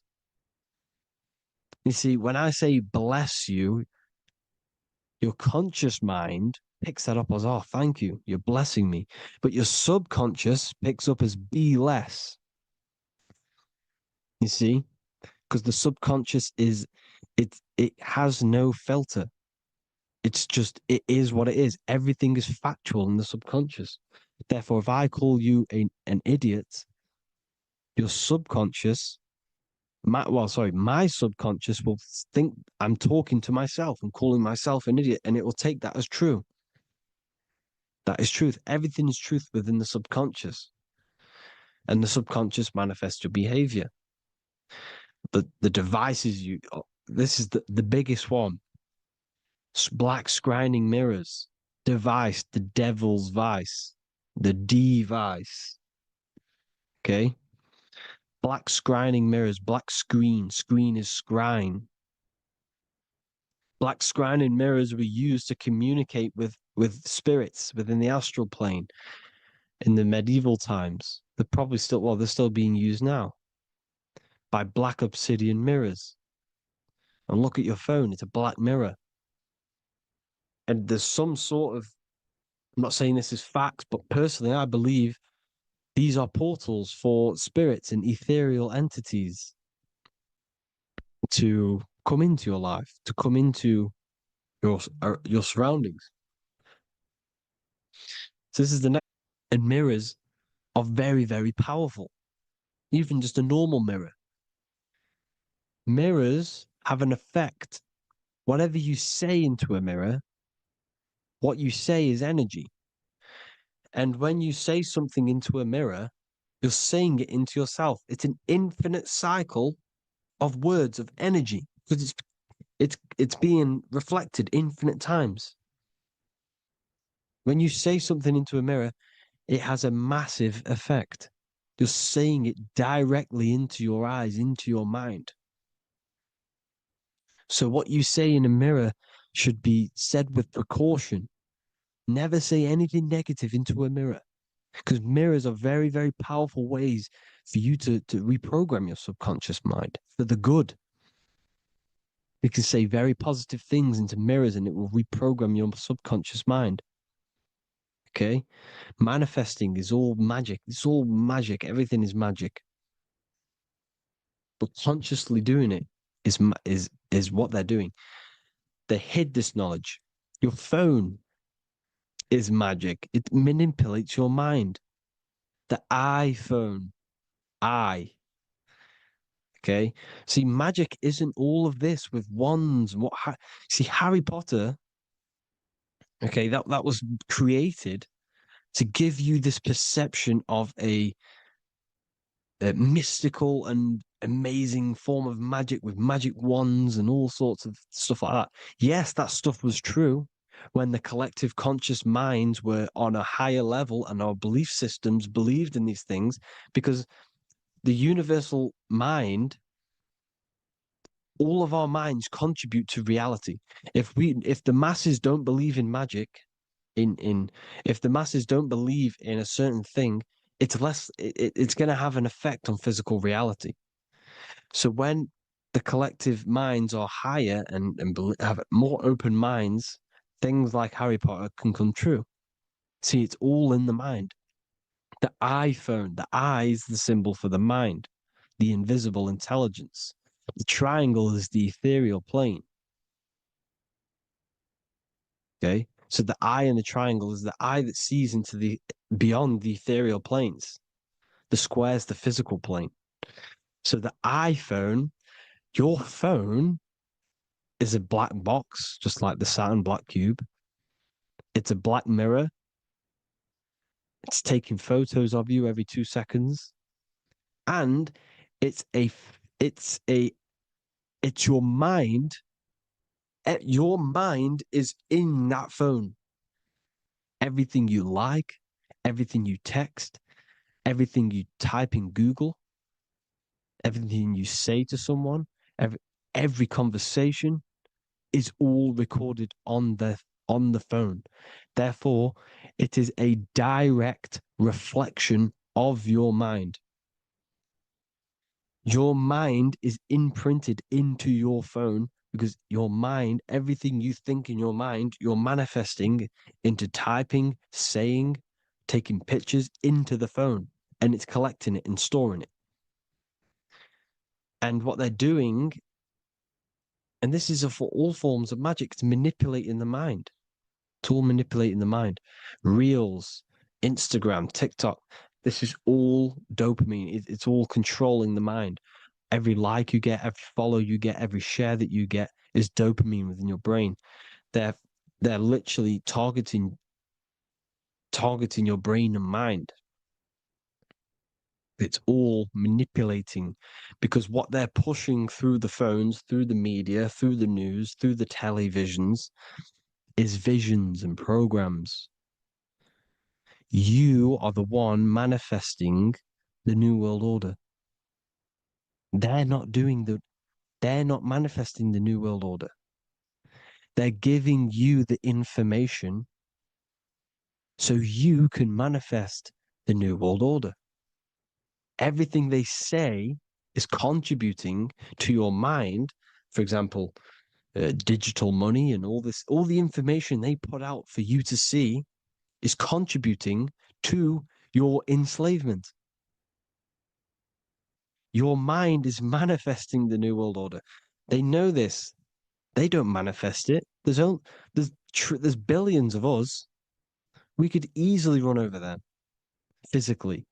But on a mental level, these people have the knowledge and they hide it from us and they let us manifest reality because we are the collective. They give us the information which manifests their agenda. It's all magic through the phones, the media, the television. So your phone is a manifestation of your mind. It's a record of your mind. Hollywood, holly tree, holy tree. They used to make wands out of holy trees, because it was the most holiest wood, the best for casting and transmitting energy. So they used holly trees to cast spells. That's what Hollywood is. And in Hollywood, they have the red tear, the blood drop. Use Hollywood to cast the spells through the music, through the films. You see, music is a form of magic. All of this is magic. Everything they do is a form of magic because they want an agenda behind it. But it's not black magic. They're letting us create our prison. This is what you have to see. Yes, they're evil, but they're not doing anything evil, or else they would face the karma. They let us manifest this agenda through giving in the information by telling you what's going to happen in the movies. Everything that happens in a movie, it's all there on purpose to program your subconscious, to plant a seed within your garden, your subconscious, your mind. Because when the mind is already seen something, when it comes up and turns up in physical reality, you will be less shocked and you won't rebel. So they lure you slowly. They make you aware of these things over time. They make you gradually think it's okay. Like the technology, we never used to use these phones. How did we become so addicted and reliant on them? Well, because first they gave you a little flick phone. Well, no, sorry, they gave you a phone in your house. And then once you got used to that, they say, oh, here's the newest version of a little flick phone. You started texting your friends. Everyone was loving it in high school. They could now meet up without saying, let's meet on the weekend at this point at this time, like your parents probably did. or maybe some of you watching this, you probably had to tell your friend to meet on the weekend at a certain time because you had no way of communicating. So everyone got these phones and got addicted to them. Then they slowly got addicted to the new iPod with the touch screen. Now they invented touch screen. Then everyone got addicted to touch screens. Then because all of this is producing dopamine in the brain, which creates you to become mentally addicted to things and physically addicted, chemically addicted. Because dopamine's a chemical. Your subconscious becomes a program within your subconscious, and your body becomes chemically addicted to these phones. And these phones are the enslavement of humanity, technology.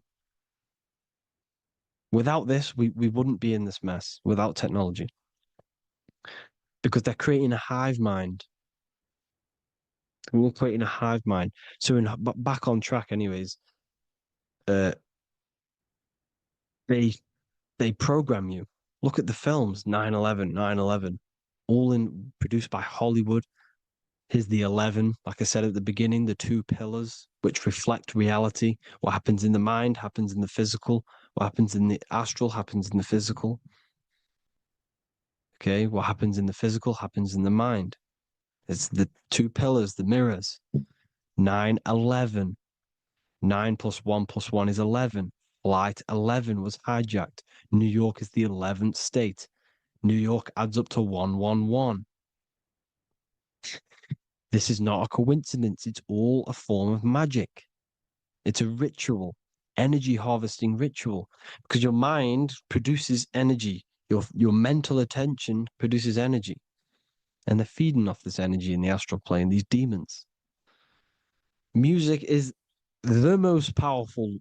Personally, I think the music is one of the most powerful forms of magic they're using.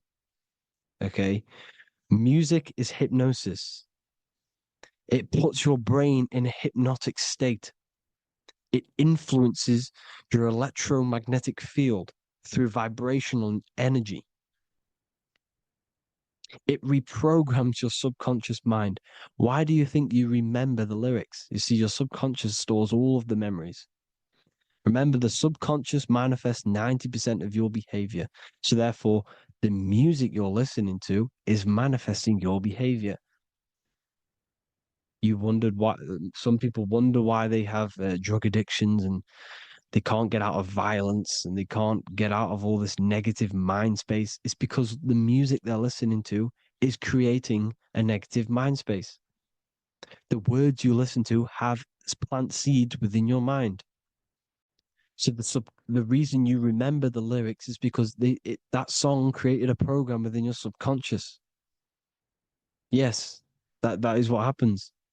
You can use magic to reprogram your mind, but you can use music to reprogram your mind because it's all forms of magic.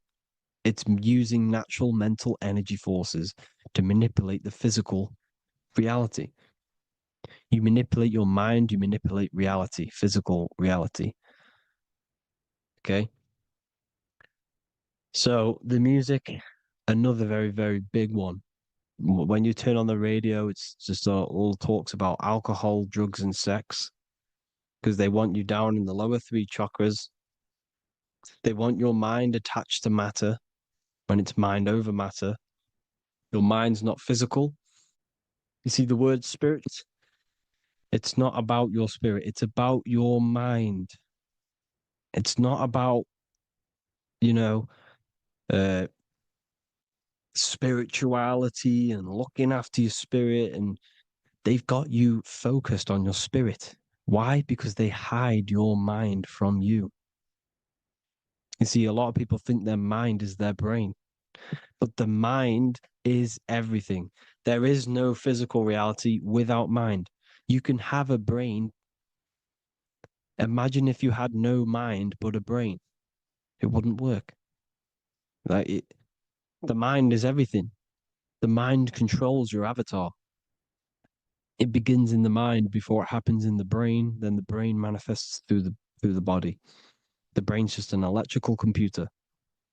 So that, you know, they've got people scared, or do I have a soul or not, and all this stuff. Listen, if you have a mind, you have a soul, because you are not the mind. This is why everything is sort of an illusion, because beyond the mind is your soul. But what is the soul without a mind? You can't have a soul without the mind. But if the mind didn't exist, the soul doesn't exist. You are the person listening to your mind. I shouldn't say person, because you're not the body. You're the entity behind the mind. But if you didn't have that mind, you couldn't understand what you even were. You would just be an observer who couldn't think. So yes, we all have a soul. If you have a mind, you have a soul. Everything is mind. Everything has mind. Mind creates everything. God is mind. And then manipulating your mind through TV, your phone, every little thing, the school, it's all about the mind, people. Control your mind, you control your reality. Just the last thing, here you go. Aleister Crowley, the dark magician, Kanye West doing the exact same thing because they're implementing magic in the music. Here's the Beatles with Aleister Crowley in the background. Bet you never noticed that. Aleister Crowley was influencing music and placing magic within the music to influence the subconscious. This is what Baal worship was. This is why they kill children. They sacrifice these children. Why?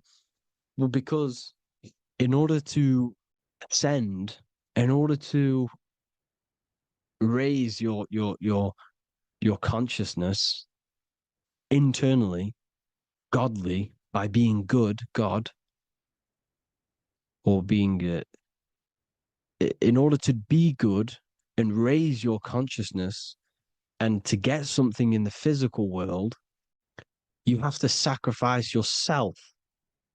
And what do I mean by that? In order to raise your consciousness and ascend, you have to sacrifice the lower nature of yourself. You know, you got to abstain from having sex to retain your sexual energy, to transmute it, or staying away from negative, some poisonous foods like meat. So, staying away from blood.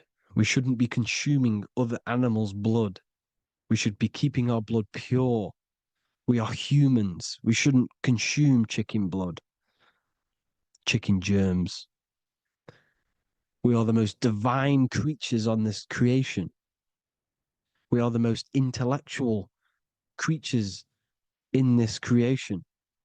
Therefore, we should keep our temples pure. We are not animals. If you want to associate yourself with an animal, go out in the wild, go and find a wild boar and go and try rip its guts out with your bare teeth, because you can't do it. You're not a cat. You're not a carnivore. Okay?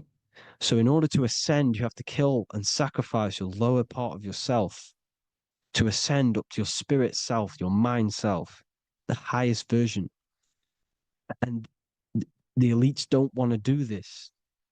So they sacrifice other things like babies to kill them, to exchange their life over to the astral plane, so these demigods in the astral plane can give them something in return in physical. They don't want to sacrifice their lower self, so they sacrifice other things for exchange, for physical pleasure. But the godly person sacrifices their lower self for their higher self to do good and ascend. So this is what all the Baal worship is, people, and this is why they're doing it. Hope you all had an amazing lecture. If you haven't already, go and get the Book of Wisdom for more information. You know, I don't go into dark stuff in this book, because all I do is enlighten people in this book. You can get it in Spanish, English, German, Italian, and French. Worldwide shipping. You can get the PDF or paperback. Or there is also a new one called the Human Health Guide 2.0. It gives you a list of all the foods, grains, oils, and nuts, everything, the products to stay away from, how to fast, how to improve vision, how to improve everything, literally. So the Human Health Guide has been released. If you want that, I'll pull all the links in the bottom in the description. Hope you all enjoyed the lecture, people. God bless you all.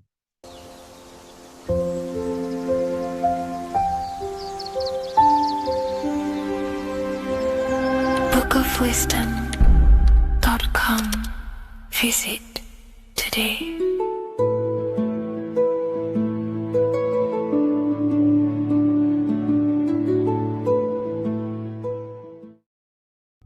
There's an ancient symbol hidden in plain sight, one that holds the key to transformation, power, and unlocking your true potential.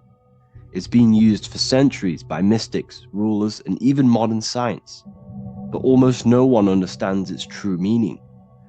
Once you do, it will change the way you see yourself and the world forever. Stay with me, because this could be the key to your own awakening.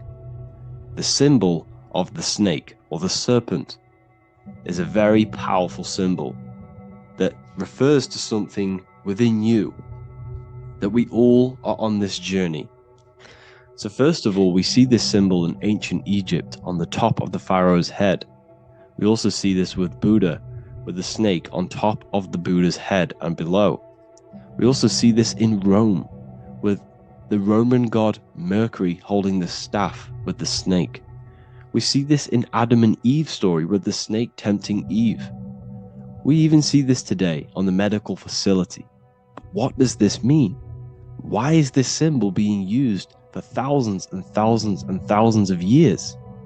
It has a very deep esoteric meaning. We see this in the Caduceus staff, and we even see the snake representing the kundalini. What does the snake actually mean? A lot of people think it represents the kundalini, which it does. However, there's a deeper interpretation of this symbol, and it goes very far beneath the surface of what the snake actually represents. Okay? So first of all, when looking at symbols, we need to observe what the snake does in nature. The serpent sheds its skin. The serpent shedding its skin is a sacred symbol of an inner transformation. It transforms from its old self to a new self. It sheds layers of itself. As the snake discards its old exterior, it mirrors our own journey of realizing outdated beliefs and patterns, paving the way for a renewed, authentic self on the esoteric path of awakening. Essentially, it represents transformation, but not transformation of our physical bodies, transformation of our inner world. Now, this is where things get a little bit tricky and you may become a little bit confused, but I'm going to make this very clear for you. The snake symbol, or any symbol, can be used for different contexts. For example, the kundalini. We see the snake representing the kundalini. We all know that energy can't be destroyed, only transferred. Like I said, this is a transferring of energy. It's a changing, a transforming, shedding its skin. It represents transformation. Sexual energy is energy, and we can transform the sexual energy into a kundalini awakening to activate dormant brain cells in our brain, and to activate the human light body, which is the spirit. We can cultivate, save, and retain our sexual energy, transmute it up the spine to activate the brain. This is a symbol of transformation, of energy in this context. However, when we go to the emergency services, this does not mean the same thing as the kundalini. The snake in this context represents transformation of health. When we are picked up by the emergency services, we are looking for a transformation. We are unwell, and now we need to transform to well-being. This is why they use this symbol. It represents transformation, especially with the pole and the snake climbing. It's climbing, it's transforming from the bottom to the top, shedding its skin, shedding old layers, transformation. We see this in the Bible with the snake tempting Eve to eat the apple of the tree of knowledge of good and evil. Well, what does this mean? Where's the transformation in this? Well, this is a very hidden one. The transformation takes place in Adam and Eve's consciousness and their mind. They go from a pure, whole state of consciousness, from being tempted by the snake, and they eat it and they transform into knowing the good and evil, into the dualistic ways of thinking and the dualistic meaning of this world. Let me rephrase that. They understand the dualism of this world, and they now understand the two good and bad ways of thinking. They know the knowledge of good and evil, of duality. They shifted from a whole state of consciousness into their consciousness being split into good and evil. This represents the journey of every single soul that incarnates into this world, including yourself. When you were a child, you were whole. You had no understanding of good and evil. But as you grew older, you eaten the fruit. You grew to understand the knowledge of good and evil. Your consciousness split from a whole into a separate and divided way of thinking and divided understanding of the world. We suppressed aspects of ourselves to fit in with society norms. And we just limited ourselves with limiting belief systems. We knew the knowledge of good and evil. Our consciousness split from a whole state. This is what Adam and Eve is symbolic of. We see this with the Roman god Mercury, with the snake. Mercury represents intellect, communication. He's always flying in the air, which represents the air, the mind, the intellect. He's holding the snake to represent transformation of the mind. This is what we call mental alchemy, turning base metals into gold, turning the unenlightened aspects of our mind into enlightened ones, turning our negativity into power and control. We see this with Buddha, and Buddha is all to do with transformation of the inner world, transformation of the mind and the soul and the emotions. And it also represents the kundalini. We see this in ancient Egypt. We always see the snake on the head, representing the place where the third eye is, representing the intellect or the mind, the mind's eye, the third eye, whatever you want to call it. This is the place of the invisible intelligence within us. This is our mind or intellect. And this is the transmutation of the mind. This is why the snake is on the head, representing the transformation of the mind, going from the unenlightened into the enlightened, going from the uncontrolled to the controlled mind, so that we can control the very fabric of reality. I've kind of just given that away. Why is this important? Humans are creators. We're the architects of creation, endowed with the divine power to channel the fourth dimension, which is the imagination, into reality. Each thought and intention is a seed. When nurtured with focus and clarity, transforms the unseen into the tangible experience. This creative process bridges the gap between the ethereal and the material. Humans are creators. It's impossible for you not to create. Whether you're doing this consciously or subconsciously, you've been creating your whole life, turning non-physical thought into physical reality. We are creators. However, the mind cannot create in a state of chaos. The mind cannot create with limiting beliefs. The mind cannot create with thoughts that come and destruct our minds. The mind cannot create consciously and effectively if there are impulses within our mind and we have no control over the mind. So this is where self-transformation comes from within. This is where the snake comes in. The snake represents the transmutation of our mind from the uncontrolled to the controlled. In this context of the Egyptians with the snake on their head, it's all to do with mental alchemy. In the occult tradition, the mind is seen as a delicate instrument that demands constant vigilance. Left unchecked, it reverts to archaic and destructive thinking patterns. Like a finely honed blade, it must be continually sharpened through discipline and self-refinement. In this unending process of unveiling and mastery, we learn to shape reality, harnessing the power of our thoughts to manifest the highest potential. It's all to do with mental alchemy, and this is how the snake is connected to you. And what the snake represents to you, it represents the transmutation, the changing of ourselves, of our consciousness, so we can gain control in this 3D world. If we lack control, then we'll constantly be manifesting chaos. Now, there are 3 ways that we can transform our world, and we can slowly transform our mind. Now, this is not an overnight process. It takes periods of time of purification. And number 1 is affirmation. Let's say we have this dirty cup of water, and we have a tap of water. And in this tap, it's pouring in more water, clear water. Over time, if I keep pouring clear water into this cup, it's going to slowly purify this cup. And then in the end, it will look like the cup on the right. It's the same with your mind. The cup represents the limiting beliefs, the negative thoughts, the negative mind, the uncontrolled mind. But if we keep repeating affirmations over and over and over again, such as I am disciplined, I am powerful, I am limitless, over time this can purify our subconscious, and we can gain control over the mind, and we will become conscious of the thoughts that we are giving attention to. The second way is meditation.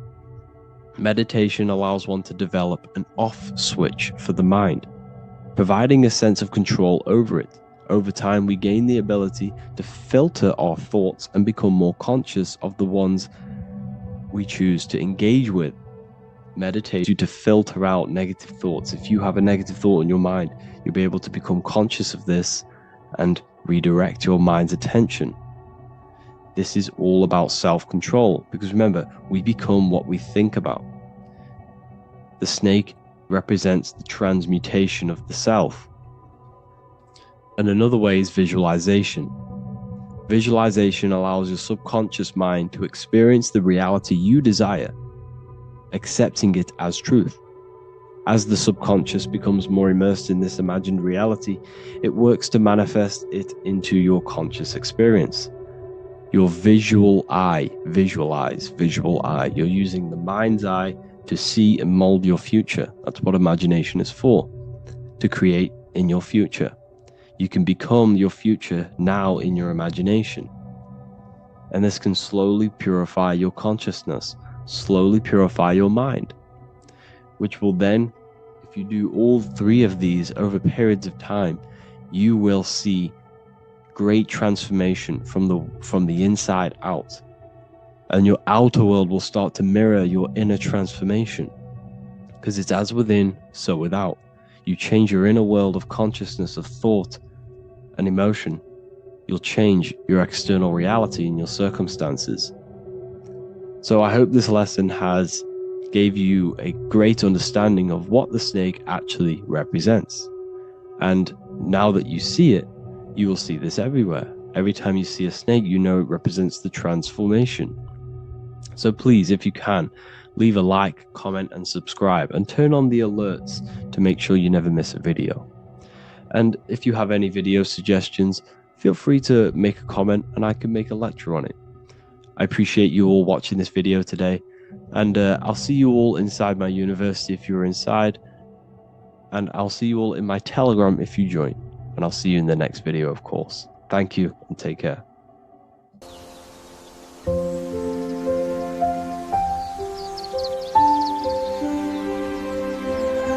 bookofwisdom.com. Visit today.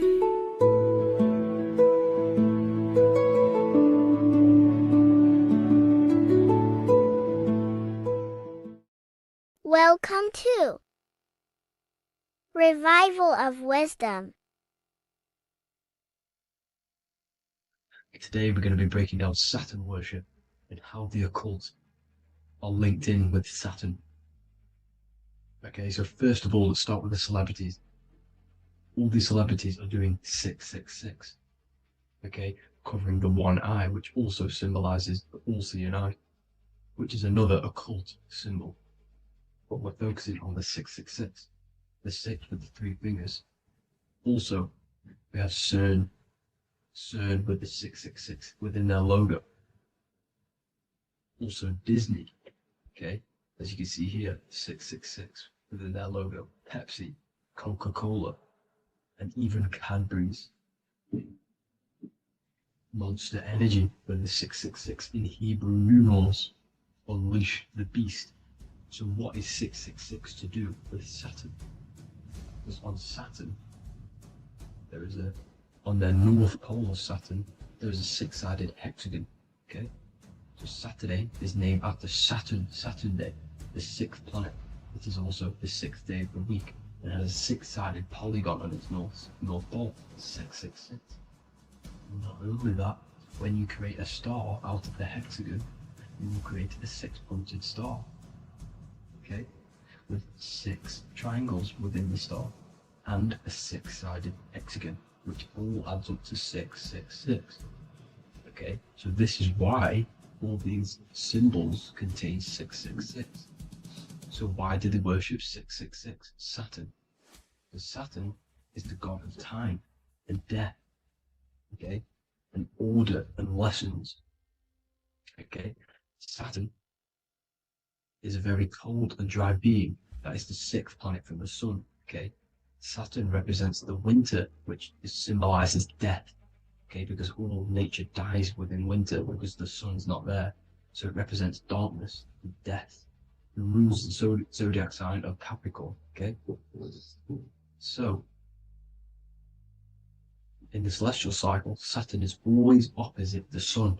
So it's the opposite of the sun. So they're worshipping this energy which is death-like.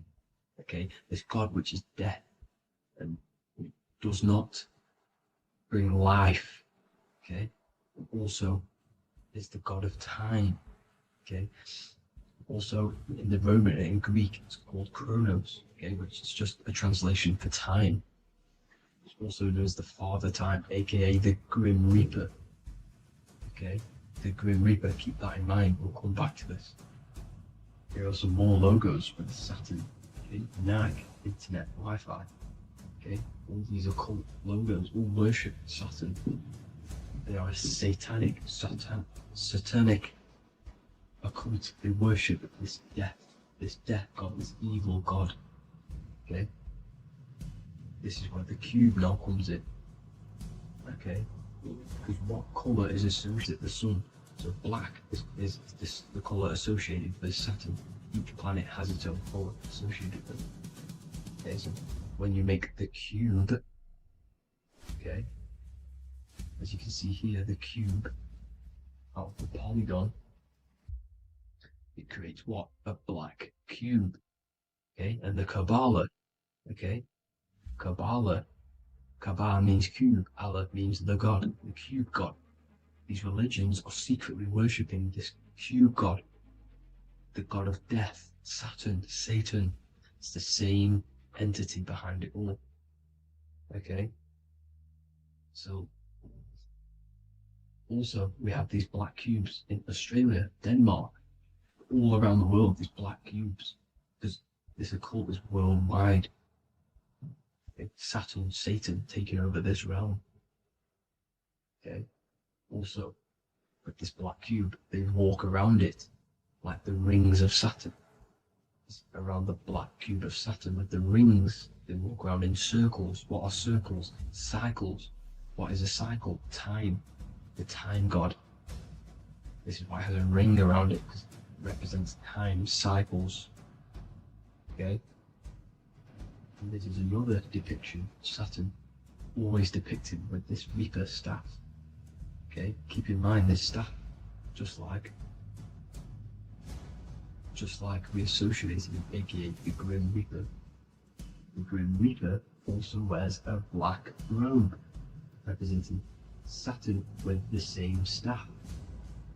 Can you see it?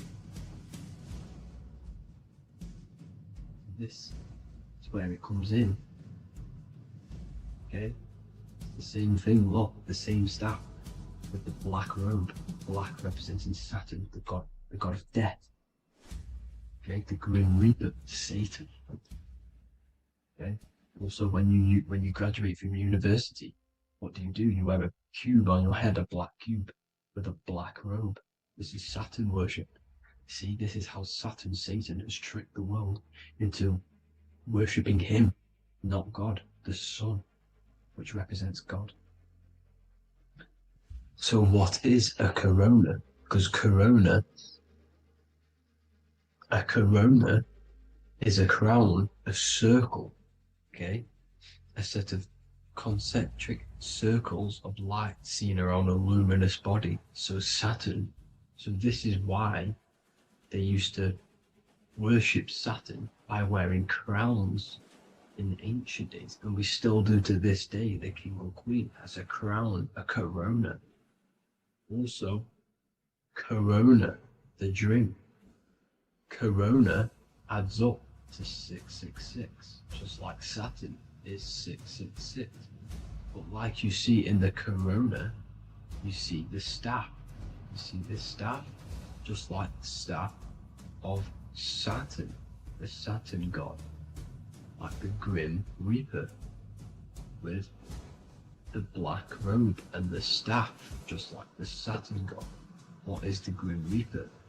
It's a killer. It represents death, just like Saturn, the god of death and time. So all these occults and secret societies all worship the 666 god, which is Saturn, Satan. All of our energy is being put into Saturn. Okay, and Saturn, Satan, is harnessing all of this energy. So gradually, this is what the mark of the beast is. Like it says in the Bible, the mark of the beast, or the name of the beast.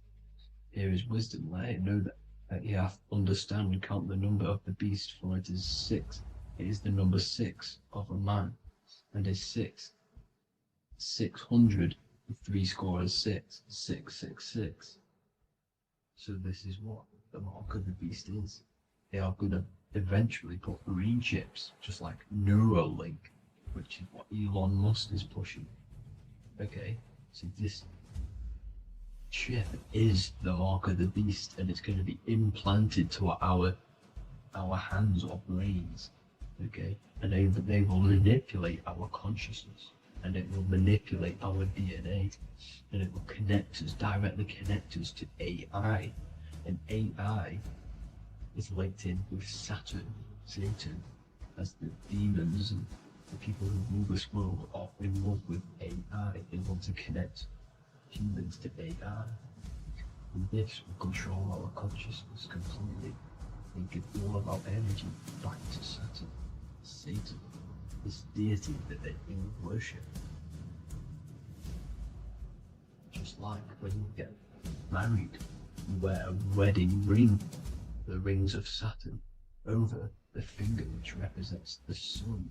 So you're basically seeing Saturn over the sun. The sun is the son of God. It represents the sun, represents God. So you are putting Saturn over the sun. So thank you guys all for tuning in. I'm going to leave you guys here. Please leave a like, comment some topics that you want me to talk about, and please subscribe for more.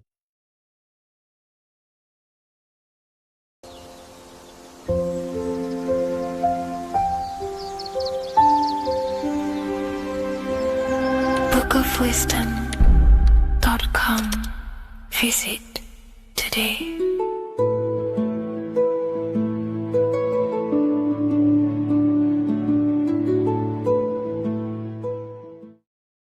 What is good, people? It's Revival of Wisdom. I hope you're all doing well. Now, this video is how to raise your holy oil or your kundalini. Let's get straight into this. So this is a monthly cycle. Every month, when the moon is in your zodiac sign, this oil is released. Now, the moon is in control of monthly cycles. For women, it's the menstrual cycle, and as well, this holy oil cycle. The moon changes sign every 2.5 days and passes through the zodiac signs in 27 days. So the moon tells the day, the sun tells the time, the stars tell the month. This reality is a massive clock, if you like to say. It's a cycle. Okay. The moon controls the night, emotions, water, fluids, and the mind. Okay. So this oil is produced in the claustrum. It's produced in the claustrum, which is here, right? This is where you get Santa Claus from. Now, the claustrum is at the center of the brain, and it is next to the pineal gland and the pituitary gland. Once it starts in the claustrum, this is the holy present. This is the present that Santa gives to us, Santa Claus. And it goes to the pituitary gland and the pineal gland. And what's connected to the pituitary gland and the pineal gland is the Ida and the Pingala. The Pingala is the pineal gland's nerve, which is the honey, which is the positive charge, electric. And the pituitary is the Ida nerve, which is the magnetic charge. This is the milk, the land flowing with milk and honey. This is the brain, the heaven, heaven, okay? And it travels down the spine using these two nerves, these electromagnetic charge. And this is what the ancients symbolized with the two serpents wrapped around the spinal cord, the Ida and the Pingala.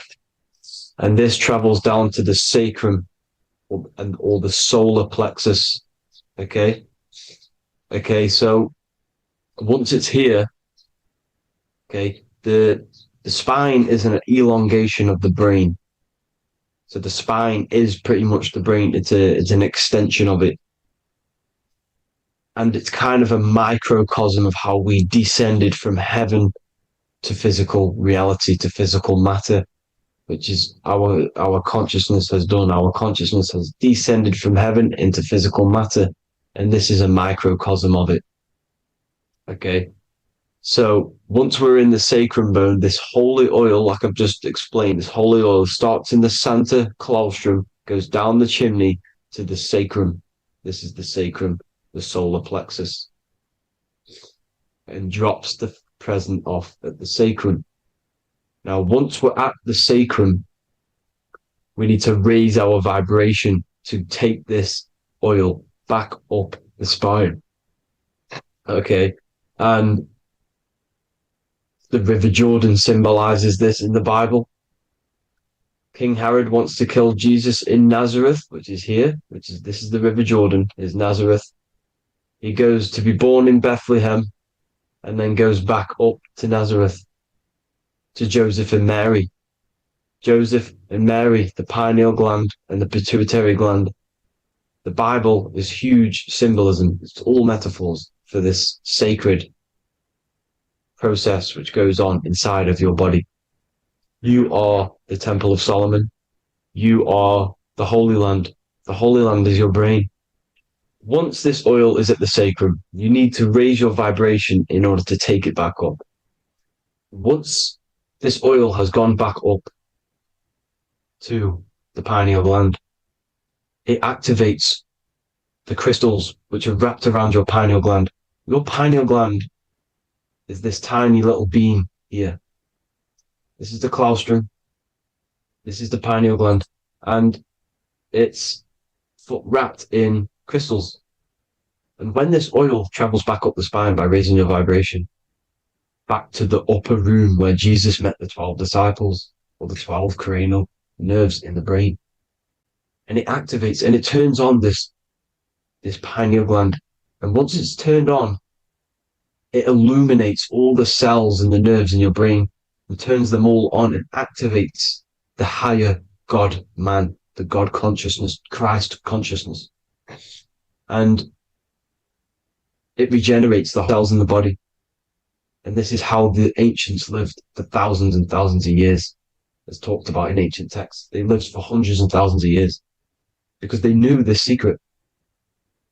And this fluid, this brain fluid, the secretion, or the Christos in Greek, which means gold, because this is the alchemical process from turning lead to gold. Your body is the alchemical furnace. Now, the ancients knew about this center of the brain because they symboled it. This is the Eye of Ra, and it's the brain, and this is what's wrapped around our consciousness. Our consciousness isn't wrapped around the brain. The brain is built around the consciousness. We are the consciousness. You don't have a soul, you are the soul. Okay? Now, the head, heaven, hell, heel at the bottom of your foot, that's hell. Head is heaven and hell. Simple. Now, the pineal gland produces DMT, which is dimethyltryptamine, which is known as the spirit molecule. So, let's move on. Now, when this oil travels up, back, the spine, the chimney,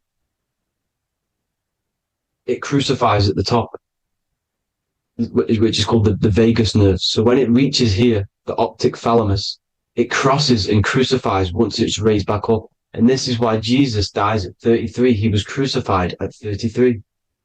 Because you have 33 vertebrae on the back of the spine. And then it's crucified by the cross of the vagus nerve.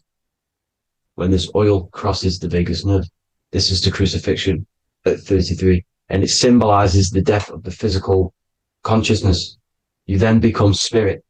You then become God consciousness, activating the kundalini, regenerating the body and the mind. Okay. The Garden of Eden. You are the Garden of Eden. The land of milk and honey is upstairs. The pituitary, which is the milk, the pineal gland, which is the honey, which is DMT. It even says this in the Bible. As he brought us into the place, and he has given us this land, a land flowing with milk and honey, which is also symbolized as the sun and the moon. The Bible also says, the light of the body is the eye, not the eyes, the eye. If therefore thine eye be single, thy whole body shall be full of light. This is the activation of the pineal gland by raising this oil back up to the pineal gland, to the center of the brain. Neither shall they say, see that here, or see there, for behold, the kingdom of God is within you. So he's saying, don't look out there. Nothing is out there. It's all inside of you. Everything's inside of you. You're the universe. Now, how to raise this oil back up to the pineal gland? Every month, like I said. The moon controls the cycle. The moon controls monthly cycles. When the moon is going into your zodiac sign every month, this oil goes down the spine, and you must raise your frequency to get it back up. You must retain your seed. This is the most important. Your fluid, your secret, your holy fluid, your life force. You can't let that go. That life force is the reason you're alive. This holy oil is the reason you're alive, because it feeds all of the systems in your body. It feeds all the systems in your body. You have to retain your seed, alkaline diet, positive thinking, and meditation. Okay? When you retain your seed, you will live longer. The moment you release it, you're killing yourself. You're killing a piece of yourself every time you release your seed. Every single time. You're killing a part of yourself. Okay? Now, this could be why this could be the illumination, the single eye on the Illuminati's symbol, the Freemasonic symbol, the illuminated eye, the triangle, which could symbolize the body, mind, and spirit, but the eye illuminated. Now, in the Bible, it talks about the two trees, the tree of knowledge and the tree of life. The tree of knowledge is the tree of good and evil, which is the most important system in your body, which is the nervous system. The nervous system, the most important. The tree of good and evil. and the tree of life, which is the cardiovascular system. Now, this oil, when it's released every month, feeds these two systems, and these two systems feed everything. Now, it's important you understand that. Okay? The ancients knew all of this knowledge. The Bible's telling you this knowledge. But it's in a metaphorical way. You have to understand the context behind it so you can read it properly. Now, eating of the tree of life, which is when it talks about in the Bible, eating from the tree of life is actually symbolizing a bad diet, ejaculation, because you're eating from these two systems. You're killing yourself with a bad diet. You're killing yourself with an ejaculation. Okay? So, that's important to understand. Now, this is Jacob's ladder in the Freemasons. Jacob's ladder, which is the spinal cord, it's the stairway to heaven. And this is Jack and the Beanstalk when he goes up the beanstalk and finds the golden egg in the grey clouds. The grey clouds symbolize the grey matter in your brain. Now, the Garden of Eden talks about the 4 different rivers in Garden of Eden. As we see here, the North Pole map, the ancient North Pole map, because the center of the earth is the center of the torus field. Everything's the torus field. Atoms are torus fields. Everything's torus fields. You are the universe. Everything is within you. The North Pole is your spinal cord. This is why they say Santa Claustrum comes from the North Pole. This is the North Pole. And the Santa Claustrum is the center of your brain. Now, there's 4 rivers which come from the Garden of Eden. There's the blood, the Christ oil, which is the oil we're talking about, urine, and saliva. These are the 4 sacred oil, 4 sacred fluids in your body. And these are constantly abused in today's society. Also, these secret societies are targeting these fluids. Okay? This is why porn is free. They sexualize society through Disney. Go and look at some of the Disney movies. There's so many subliminal messages which sexualize these children because they want you sexualized. So you release your seed, which is one of the holy fluids in your body. Especially your semen, your sexual energy. So important you retain this. So important because it's your life force. It keeps you alive. Okay. Now, let's recap on this. If you want to raise your oil every month, you can't just retain your seed for the month. You have to retain your seed forever. Don't just do it for a couple of days. Have to do it. It's a lifestyle. You want to become God consciousness, you got to do what it takes. It's hard in this society because this society is made around, it's designed to kill you pretty much. It's designed to keep you in these lower states of consciousness with all the bad food, the chemicals in the food, the chemicals in the water, the sexualized TV programs, sexualized adverts, sexualized TikTok and apps, videos, subliminally stimulating you. Because that is your weakness, sex. It's your weakness. Now, you have to retain your seed, meditation, and an alkaline diet. Why alkaline? Because acidic is low vibrational. This is the color spectrum. And what's the highest vibrational color? Violet. It's the lowest, red. You have to have an alkaline body in order to raise this oil. When you drink, when you have a bad diet, when you drink alcohol, when you smoke, this destroys the oil. It destroys the oil in your sacrum, and it can't be raised again, can't be raised up. This is why it's so important. Without that oil, you don't live. That oil makes you live. It feeds everything in your body. It's crazy how we're not taught this. It's insane. But that is how you raise the oil, people. I hope you all gain some knowledge out of this video. And I hope this assists you on your journey, your spiritual journey. And please like and share this video. We need this knowledge out to the public to wake up humanity. Thank you all, people. God bless.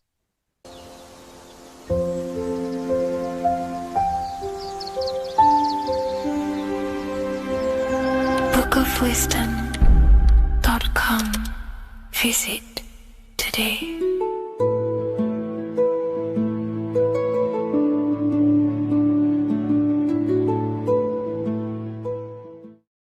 Creation demands destruction. Every time you release your sexual fluids, you're destroying a part of yourself to create an extension of yourself. For example, if you want to create a business, you have to destroy your time, attention, and energy in order to create the effect of the business. All creation demands some sort of sacrifice or destruction. This falls under the law of polarity in the universe. It's the same with your sexual fluids. Your sexual fluids, especially as a man, contains minerals, all the minerals in your body. It contains your vitality. It contains your DNA. It contains the blueprint of you, and it can create a whole new human being. You are literally playing with the power of creation if you are releasing your sexual fluids too much. Sexual fluids also extend beyond the physical plane. They contain astral forces because all physical creation is a mental creation. We live in a mental universe. Everything begins as a thought in the mind, then the thought takes the form and the body of imagination, which is an astral force. Imagination turns into etheric emotional energy. Then the etheric emotional energy turns into the physical action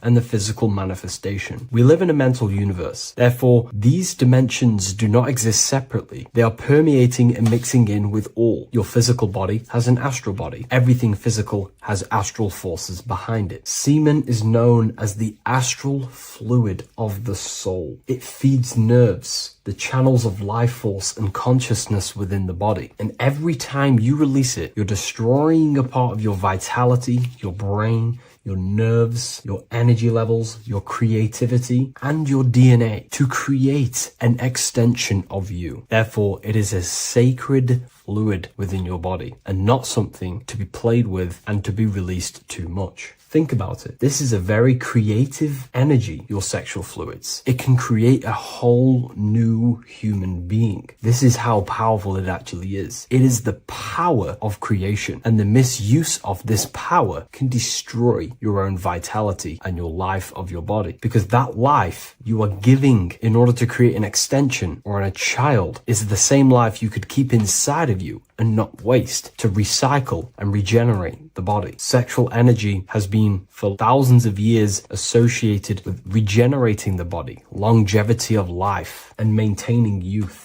Not only that, every time you release your sexual energy, it floods the brain with dopamine. Dopamine is the brain's reward system, created within the middle of the brain. It releases every time you've achieved something. However, sex or an orgasm is the most powerful feeling you can feel. It's the most amazing, intense feeling and release of dopamine you can possibly feel as a human. Therefore, if you flood your brain with this high amount of dopamine every single day, you are getting the epitome of human feelings every single day. Therefore, you will become numb to everything else in reality. You won't be able to enjoy the small things in life. And I know this firsthand because I experienced this myself. As soon as I stopped, this is when I started to enjoy the little things in life, seeing family, and I actually gained more energy, more ideas. We'll get into this a bit later. It is a creative energy. It creates a whole new human being. Therefore, if we maintain this energy, we can maintain our creative power within us, because that's what we are. We are all creative beings, moving energy from higher dimensions of consciousness, the mind, into lower dimensions of consciousness, the physical world. You hold the power to create. You are not in a world. The world is working through you. You do not possess a life. Life is working through you. You are not in a universe. You are the universe. It's moving through you. There is no past, present, and future. The present moment is you. When we release every single day or frequently throughout the week, like I said, we're triggering the brain's reward system, dopamine, which makes you feel as if you have already achieved something. And if your brain is telling you you have already achieved something by overusing your sexual fluids, then you will not have the motivation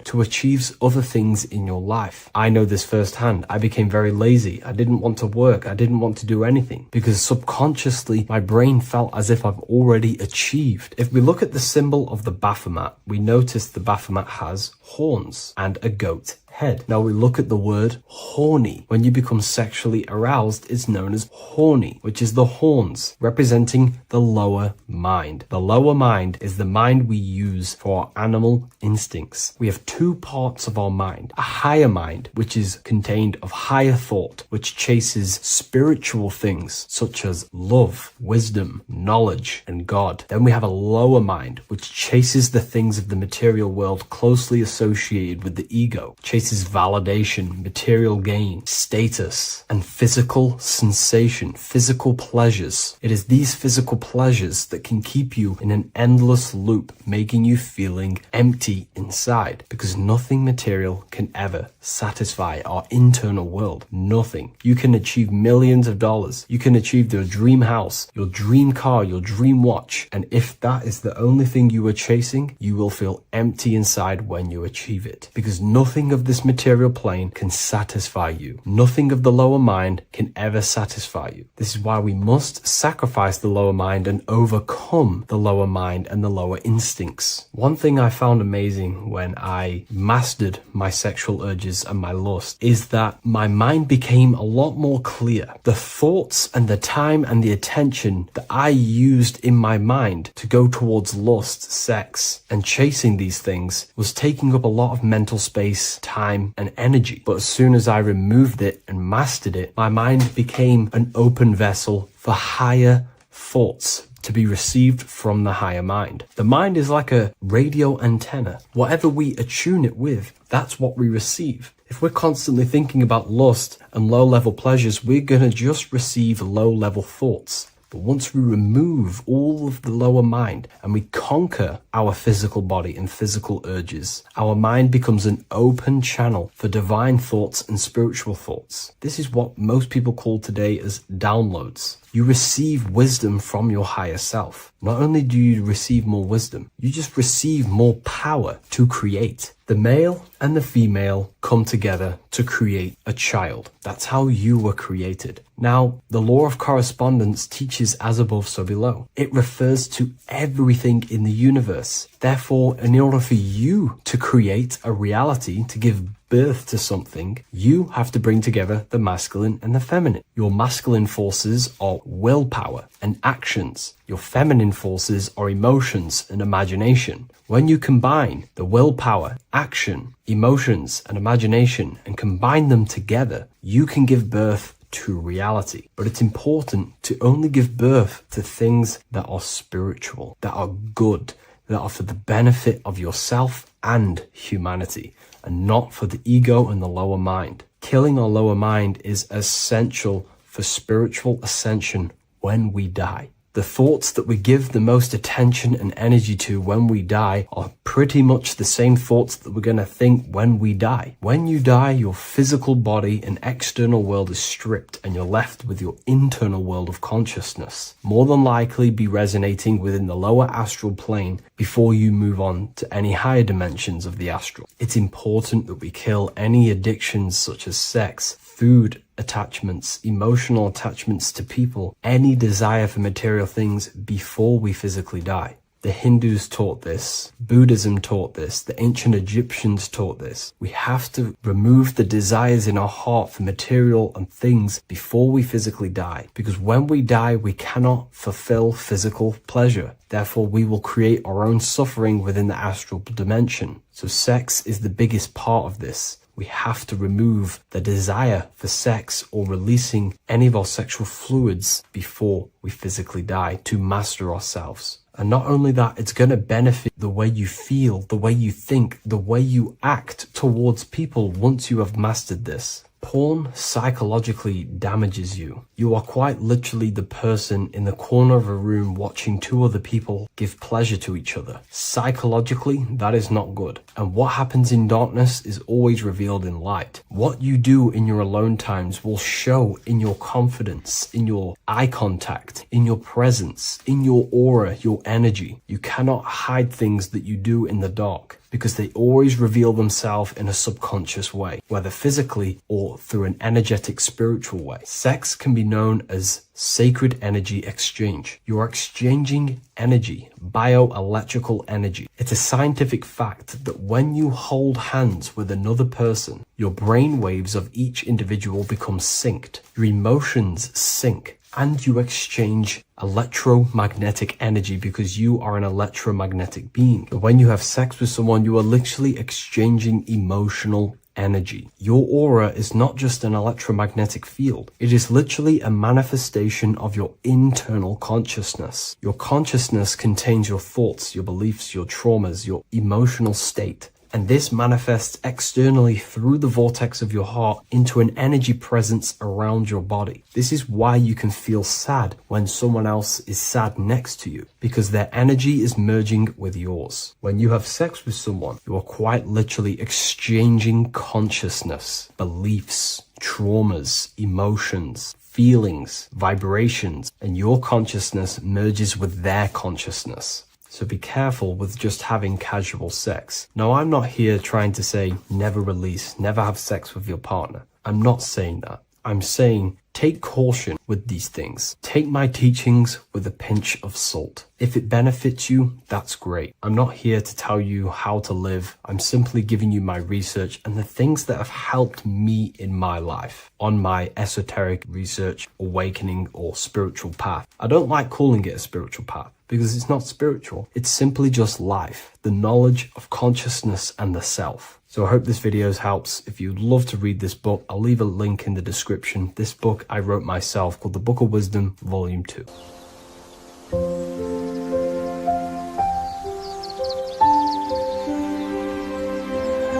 bookofwisdom.com. Visit today.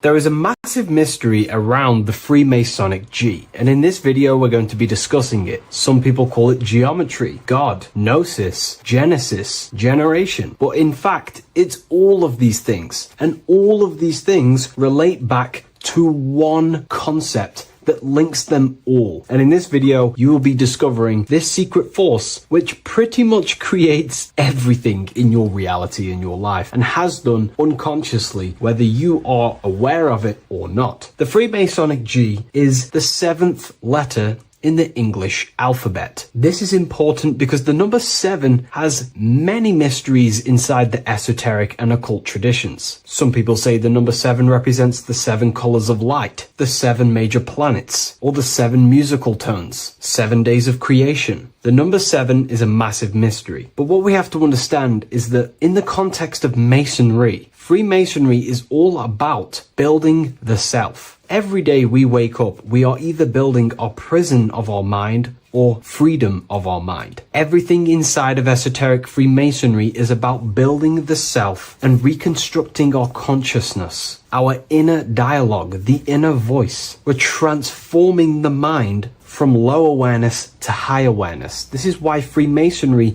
uses the allegory of stonemasonry, stones, chipping away at stones. The stone is in fact you, and we are perfecting the stone, which is your very own mind. Because the universe is a mental construct. Life is happening to us inside our minds. We are all the universal mind expressed and clothed in a different body. Therefore, now we understand that everything is about the internal inside of Masonry. This G relates to something inside of you. Hence why you see the G inside of the square and the compass. It's something internal in you. G is the 7th letter of the English alphabet, and the number 7 symbolizes the 7 cognitions of the mind. In esoteric and initiatory traditions, the 7 psychological cognitions of the mind refer to the 7 distinct modes through which human consciousness perceives, interprets, and transforms reality. Different schools use different names, but across Hermetic, occult, Gnostic, and mystical systems, the same underlying pattern emerges. The mind has 7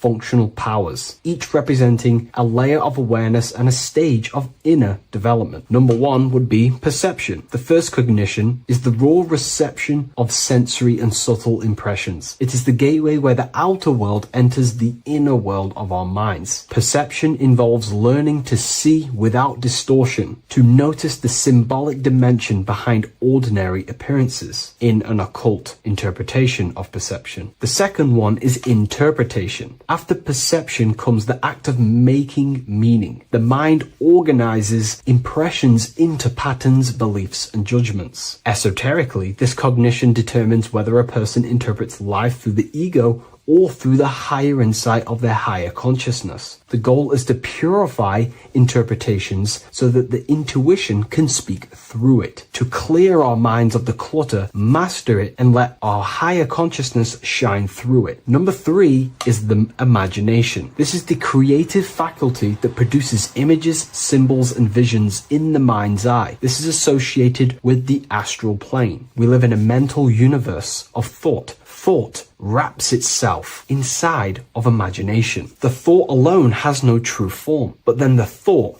wraps itself in a vehicle of consciousness, what we call imagination, and we give form to the thought. Imagination becomes active. Imagination becomes active imagination, the foundation for rituals, alchemy, meditation, and visionary insights inside of occult traditions. Working on your imagination is a key part on developing your consciousness, as it is literally the sight into the astral plane, your internal vision of the mind. The fourth cognition of the mind is emotion. Emotion is energetic response that gives intensity, direction, and magnetism to thoughts. Emotion fuels the magical will. Unrefined emotion binds us to lower impulses. Refined emotions become devotion, compassion, and the inner fire to transform thought into a tangible reality, to become a conscious creator. The fifth cognition is will, the faculty of intention, decision, and directed energy. Will is the power that aligns personality with the higher self. It is the driver of discipline, transformation, and the capacity to act consciously rather than react unconsciously. Most people walk through life as an unconscious zombie, living day to day, running off subconscious programmings, never actually using their conscious mind. We develop our will and try to align our will with the highest will possible so we can align our will with our higher mind. So the higher mind can manifest through us in the material plane. The sixth cognition of the mind is memory, the storehouse of experience, impressions, and archetypes. It shapes identity, determines how one repeats and transcends past patterns. Memory includes not only personal memory, but also a deep strata of the subconscious and the collective subconscious field, what we call the Akashic records. Memory is a massive quality that you must work on inside the Masonic system. You are required to remember certain rituals and certain things so that you can regurgitate them to pass on along the degrees. Based off my research, I myself personally am not a Mason. The seventh cognition of the mind is intuition, the highest cognition possible. It's direct knowing. It bypasses the linear reasoning and reveals truth as the inner illumination. Intuition is the voice of the soul. It is the guiding force, guiding our physical vehicle of consciousness through this physical experience, providing revelations, insights, and even sometimes gnosis and higher understandings.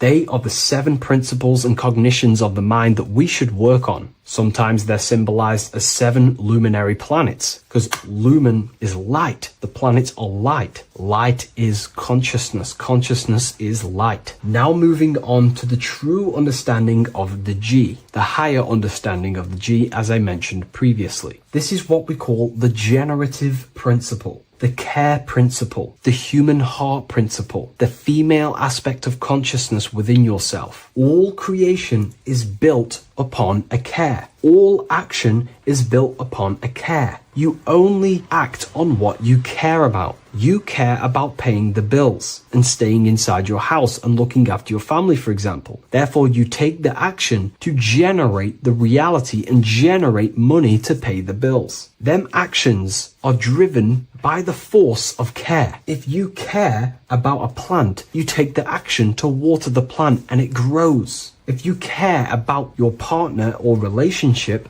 you give them attention and care and love, and you grow the relationship. As soon as you stop providing care, watch the relationship crumble and the reality destroys itself. Care is the generative force of reality. This is the generative principle that generates your experience in this world. We are in a continual state of becoming. Each cause gives birth to an effect, and that effect gives birth to a new cause. The G is the generative principle that drives creation in the present moment. Reality is creating, unfolding in the present moment, and the G is the force inside of you that generates your experience. You're watching this YouTube video right now because you have a care in your heart for the information I have provided in the past, and you have a care about watching this video. As soon as you don't care, you take action to do something else with your time that you actually care about. The G is the generative force of the heart. It is the love energy. You only take action on what you love or care about. The whole world is built upon this principle. This is why we say money makes the world go round, because the whole world has a G or a care for money, and it's making everyone wake up in the morning, take actions, and make the world go round. It is the G, the care for that principle or money object to generate that reality. It is the force that drives you, hence why the G is sometimes surrounding with light rays, because it represents a force, emanation, something that is invisible but driving the physical body. The G is the internal force that focuses thought into an action. We can think many thoughts, but the thoughts you don't care about, you don't take action on. But the thought you care about, that you have a G for, intensifies that thought, focuses and directs it into an action to generate that experience and reality. The whole world is built upon this principle. The sun is a perfect example of the generative principle. The sun gives all of its life, light, never asking for anything back, making everything grow and generate on the earth. Everything in your life is built upon this principle, and gaining control over your care gives you control over your actions and your reality and what you generate. Once you see this, it is truly beautiful that the world is actually built upon love. This is why they say love is the force of God. It is. Truly. This is the reason why God begins with a G. It's about Genesis.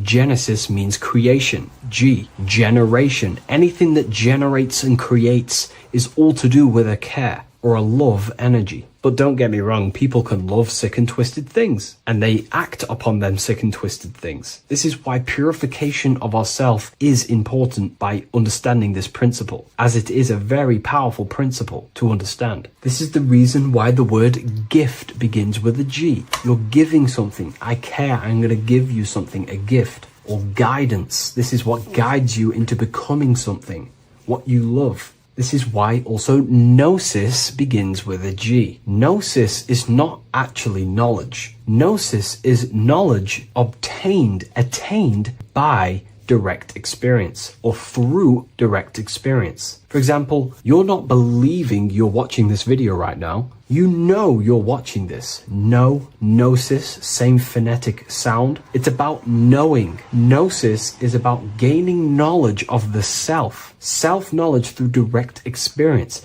Instead of believing in God, I seek to know God through direct experience by altered states of consciousness, transcendent meditations, understanding human anatomy, understanding the laws that govern my mind, understanding creation. That is direct gnosis, knowing that God exists instead of believing he exists. By going within the self, questioning the self, and gaining a deeper relationship with the inner observer, you start to gain gnosis, self-knowledge through direct experience. And in order to gain gnosis, you have to care, because gnosis requires action. It requires you to meditate and go within yourself. It requires you to study yourself. It requires you to go within yourself. And in order to do that, you have to care. If you don't care about knowing yourself, you won't take the action to generate the gnosis. If we take a look at this piece of Freemasonic artwork, we can see a whole lot going on here. But if we focus down here with the temple with the letter G on, and when you walk through the temple, there is a pathway leading up a hill towards the light. The light reveals things. If something is in darkness, you can't see it, but the light reveals something. It's symbolizing truth, the light of gnosis, knowingness. And in order to walk this path, you have to go through the temple, which means entering in yourself. This is symbolic of the path. The Masonic path is about the self, reconstructing and learning about the self. In order to walk up that hill, it takes a lot of effort. It's not easy walking up a hill. You're going to be tired. It's not easy. It's horrible. Who likes walking up a hill? I know I don't, but people like hiking and stuff. I understand that, but it's symbolizing this is hard work working on yourself, because the labor of working on your mind is the hardest labor you will ever do. It's called the great work, or the Masonic work. And in order to climb that mountain, you go through the G. You have to have the care. If you do not have the care,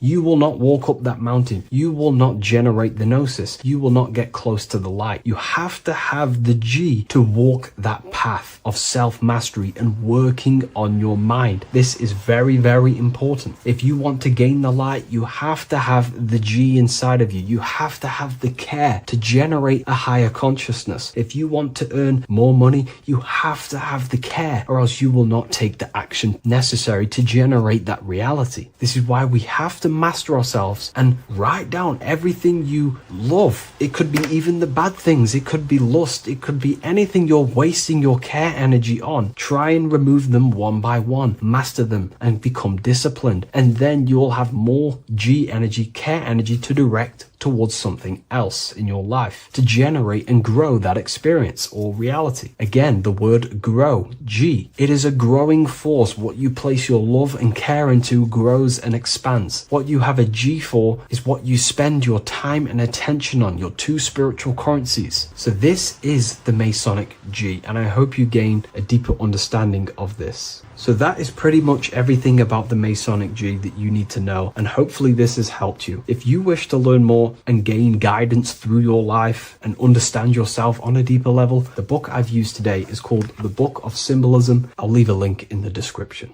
Welcome to Revival of Wisdom.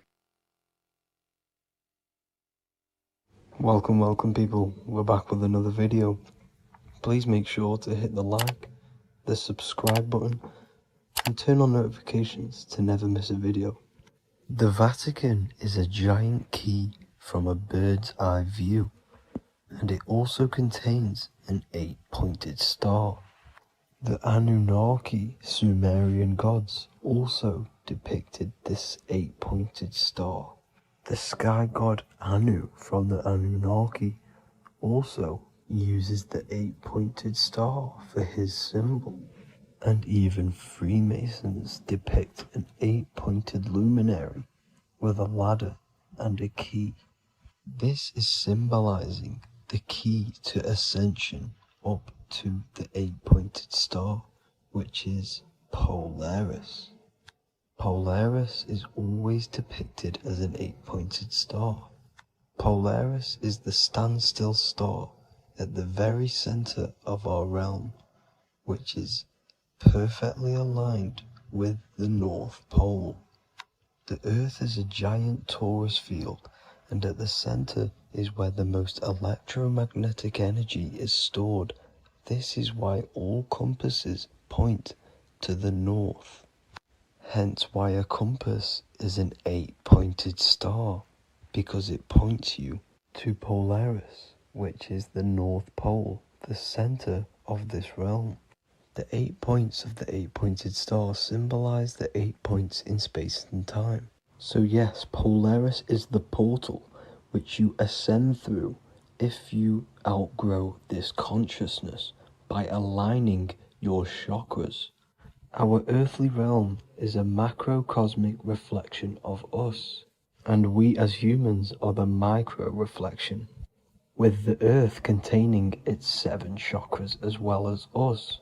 The North Pole is the 7th chakra, which is the crown chakra. So the key to ascension is held by the Vatican, hence why it's a giant key, because they mislead the masses through their religions, which teaches the masses to look outside of themselves. As stated in the 20,000-year-old emerald tablets, written by the Egyptian god Thoth. On Earth, man is in bondage, bound by space and time to the Earth plane. Encircling each planet, a wave of vibration binds him to his plane of unfoldment. Yet within man is the key to releasement. Within man may freedom be found. So the 7 planets are associated with each 7 chakras. The lowest chakra being the root chakra, which is associated with Saturn. This is why the elites love Saturn and reflect it in all of their symbols. Because the chakras are an ascension of spiritual principles, starting from the material and ascending up to the spiritual, the crown chakra. However, evil love bondage, and they are trapping souls in the physical realm by stopping and provoking the ascension process. They do this by abusing the energy of Saturn, and Saturn is associated with the lowest chakra. The lower 3 chakras are associated with survival mode, which keeps the consciousness in a constant state of fear and only aware of its surroundings. Once you start to ascend up your chakras, you become more consciously aware of spiritual deeds. And this is the process of returning back to your true spiritual form. Going back to Polaris and its connection to Ascension, Kanye West symbolizes this on his music video 24. As you see him rise up into the sky, you see an 8-pointed shape around him, which symbolizes the 8-pointed star, as you see the beam of light. And even NASA symbolize this in their Space Delta logos, a bear holding a key with an arrow up to Polaris, the 8-pointed star. Here's another NASA logo of an arrow from the Earth to Polaris. The series Lock and Key on Netflix is all about portals and doorways, and they have the kundalini energy as one of their keys. Kundalini energy is the energy which rises up the spine, the 33 vertebrae, and activates the third eye. The third eye is the spiritual gland, which connects humans to other spiritual realms. We are not the body. Our spirit, our soul inhabits the body. We exist physically, spiritually, and mentally. Therefore, we are multidimensional. The intellectual and spiritual inhabit the body. Therefore, this is just an avatar within this timeline. However, within each and every one of us, we all have the key to releasement, as says in the Emerald Tablets. This releasement is ascension, up until higher states of consciousness. As stated in the Emerald Tablets, man is in process of changing to forms that are not of this world. Grows he in time to the formless, a plane on a cycle above, and another one saying, man is a flame bound to a mountain, but we in our cycle shall ever be free. Know ye, O man, that when ye have progressed into the cycle that lengthen above, life itself will pass to the darkness, and only the essence of the soul shall remain. That's it for this video. I hope you all enjoyed. Please feel free to leave a like, subscribe, and comment any subjects you want me to talk about. God bless you all.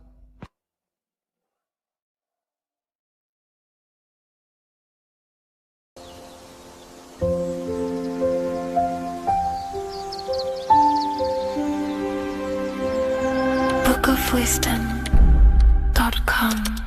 Visit today.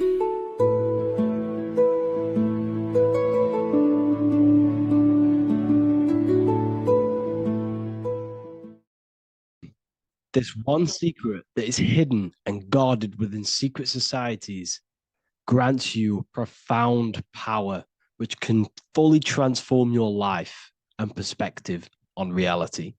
Today, I'm going to reveal this one secret, which you probably already know, but never realized how deep it truly is.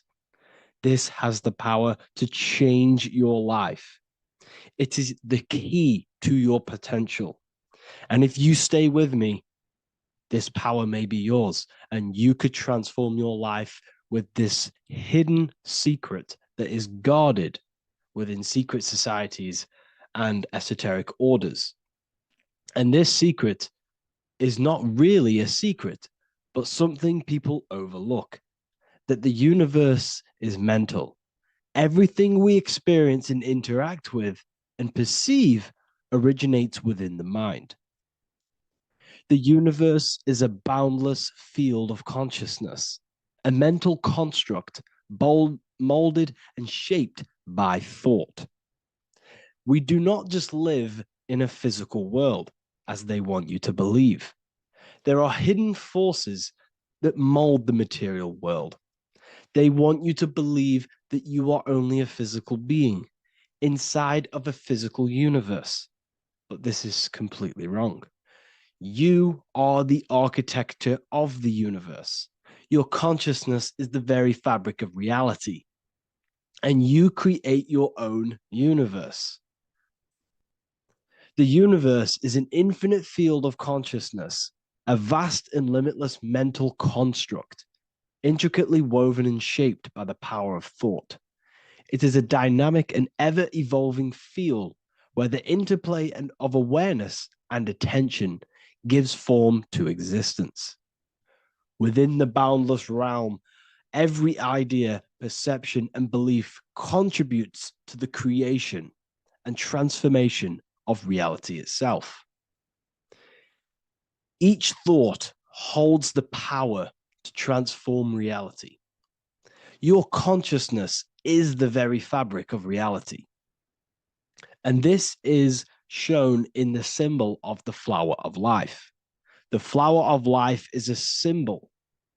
It symbolizes the interconnectedness of all existence, illustrating how every thought is not merely a fleeting moment, but a ripple that reverberates across every layer of reality. Each action, like the intricate overlapping circles of this pattern in the symbol, extends its influence far beyond its origin, weaving a web of interdependence where every choice impacts the whole. It serves as a profound reminder that everything is connected, bound by an unseen field of consciousness. This symbol represents how one action, one thought is a ripple in the whole vastness of the ether of consciousness. To master your mind is to master the universe, because your mind is a miniature universe. The mind is the very fabric of reality. So if we gain the hook, if we gain the power and the mastery over our minds, we have now gained the power to create reality to your will and intent. You see, most people live in a cycle, and this cycle is the outer world manipulating how they feel on the inner world. People's external circumstances are creating their thoughts and emotion in the inner world of consciousness, which is producing a constant cycle of negative manifestation. For example, let's say something negative happens to me in my external world. Then I start to think negative and feel negative. What that is actually doing is manifesting and projecting more negativity, because our thoughts hold the power to control and weave our own life. Your life is a direct correlation of every thought you thought in the past. What we need to do is stop and not let the mind control you in your reality. You need to control the mind so you can control reality. So what does this actually mean? Reality is an externalization of consciousness. Consciousness and matter are one. They're not separate. They are inseparable and interconnected. Everything we see, experience, and observe is a manifestation of thought, beliefs, and consciousness, shaping the world around us. Now, this ties in with the secret fifth element that they have hid from you. They've hid from you this sacred and very important symbol and pillar to reality. And this pillar, this sacred thing they've missed, is called the ether. And they've held this from you for a reason, a specific reason. This is the true fifth element. Why do they hide the ether? Because the ether has the power to shape and manifest whatever we imprint upon it. Every thought is a vibration interacting with the ether and actively shaping our reality. The ether, you could see it as the codes to physical reality. It's like an energetic blueprint which surrounds all physical objects. It is the life force that gives life to all things. All energy comes out of the ether and returns back to the ether. Energy, it's 0-point energy, and it is an infinite source of energy. So this is why they hide the ether, because whatever our mind can imprint onto the ether, we can create into a reality. And we imprint the ether through thought and imagination. The mind holds the power. The mind is the very source of reality. The material realm is not separate from the mental realm. Rather, it is intricately shaped and influenced by it through the ether. This subtle, all-pervasive medium bridges thought and matter, allowing consciousness to mold and manifest the physical reality. To transform our lives, we must first transform our minds. True change begins within, as our thoughts, beliefs, and perceptions shape the reality we experience. By shifting our mindset, we unlock the power to reshape our world and recreate the life we desire. This is the power of the mind, and this is the power that's been hidden from you. We're not taught these things in schools for a reason, because they don't want us all to be conscious creators. Instead, they feed you your beliefs. They feed you your thoughts through the music, through the entertainment, through the movies, through the news. They're controlling your thoughts with this information. They're installing beliefs and information into your mind. So you are producing their reality. But this is what we need to stop. We need to take control. We need to stop consuming their music, their movies, their information, their news, because all of this is contributing towards your reality. They have the collective consciousness at the tip of their fingers. They do not create the world. We create the world by believing their beliefs and their thoughts and installing their information into our minds. You see, it's mind over matter, and most people live in matter over their mind. Most people let matter, the external circumstances, dictate their mind, when it should be the other way around. It should be mind over matter. This is the mental plane. This is the astral. This is the etheric. This is the physical. The mind holds power over the emotions, over the imagination, over the physical, and over our spirit. It holds power over everything. It's mind over matter. It's the mental body that we must transmute and change. Most of us live in a chaotic state of mind, and this is what we must change. Turn chaos into order. So we need to be mind over matter. We need to install this belief into our subconscious. I, Harry B. Joseph, have created the ultimate esoteric school on the earth. As a member, you'll gain access to live mentoring calls twice a week, along with new lectures, books, and exclusive content released every week. Additionally, you'll have a full access to all my life-changing programs. If you're ready to transform your life and start your journey today with me, join Ethereal University. These are the campuses. We have the real lecture sections filled with lectures that you can watch.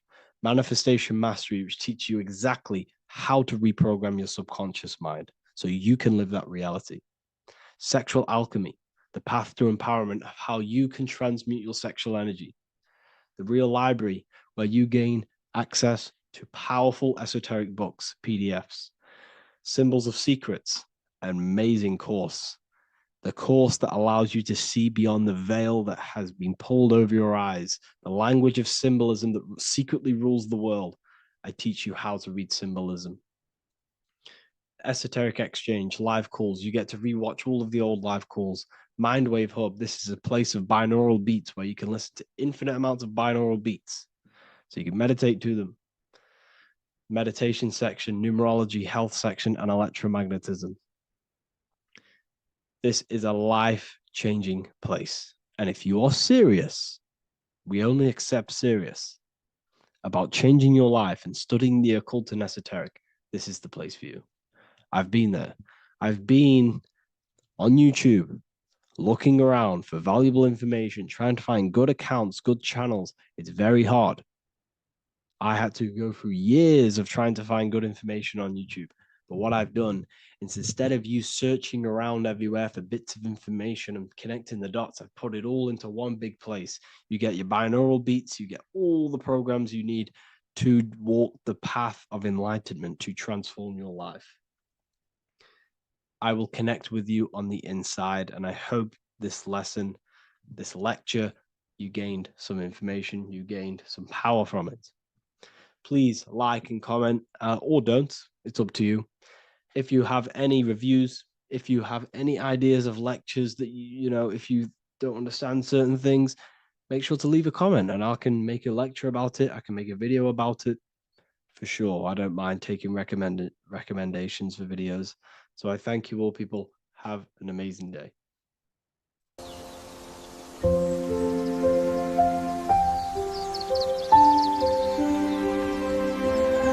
bookofwisdom.com. Visit today.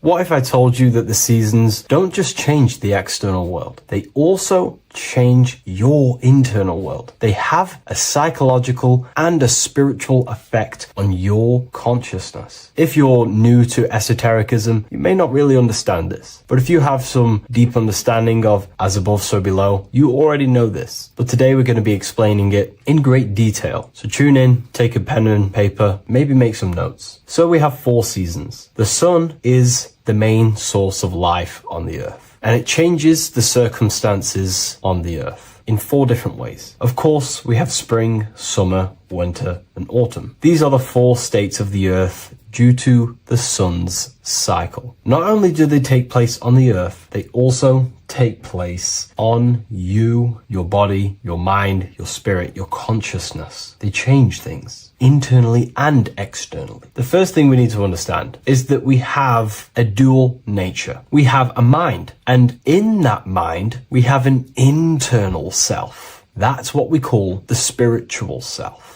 It is the individual that exists within their own mind, within their own consciousness. It is the self that imagines, thinks, feels. That's the spiritual self. And internally, that self is the true self. When it's detached from the false identifications, of course, such as the ego. But the true self dwells within the mind, and that's the immortal self. That's the self that will never die, never perish, that will always be there, and it always has been there. The internal self. But on the other side of the mind, the outside of the mind, we have this, what we call our physical human body. This is our external physical body. So outside of us is a physical reality, but inside of us is a spiritual, non-physical reality. Inside of us cannot be measured. Outside of us can be measured. So we have an internal world and an external world. I think this is the reason why the word individual has the word dual at the end. Dual meaning opposing or two. We have a dual nature. Inner world, in the mind, and a self out the mind. And the mind acts as some sort of doorway. It is a doorway into ourself. So in esotericism, this is what it's all about. It's about we work with the internal world. We try and figure out who we are from the inside out, not who we are outside of us. us, because we realize that the external world is nothing but a crystallization of what's happening inside of us. Our lives are a result of every single thought that we thought in the past. So let's not get off track here. Let's carry on. As I was discussing the seasons, we have an internal world in the mind and a self outside the mind. And this is reflected even in the cycles of the heavens. This is how you know the universe is intelligently designed, and the law of correspondence corresponds with everything. The law of correspondence is as above, so below. It's not a Hermetic principle. It's not a Freemasonic principle. The law of correspondence, as above, so below, is just the law of life of the universe. It is in everything. So the daytime, the sun, this is external impressions, or expressions, should I say. We express ourselves outside the mind, in the outside world, in the material body, taking actions outside of us during this daytime. The sun represents outward expression. The daytime, this is when we wake up, we're conscious, we do things outside of our mind. But then the nighttime comes around and it becomes dark and the moon rules over the nighttime, and we return back to our internal world. We return back to the darkness. We return back to the internal self, the self in the mind. Really is fascinating. And this is as above, so below. This follows the correspondence. This follows the law. Although the outside world has a cycle of day and night, so does our own mind have this cycle. As above, so below. As within, so without.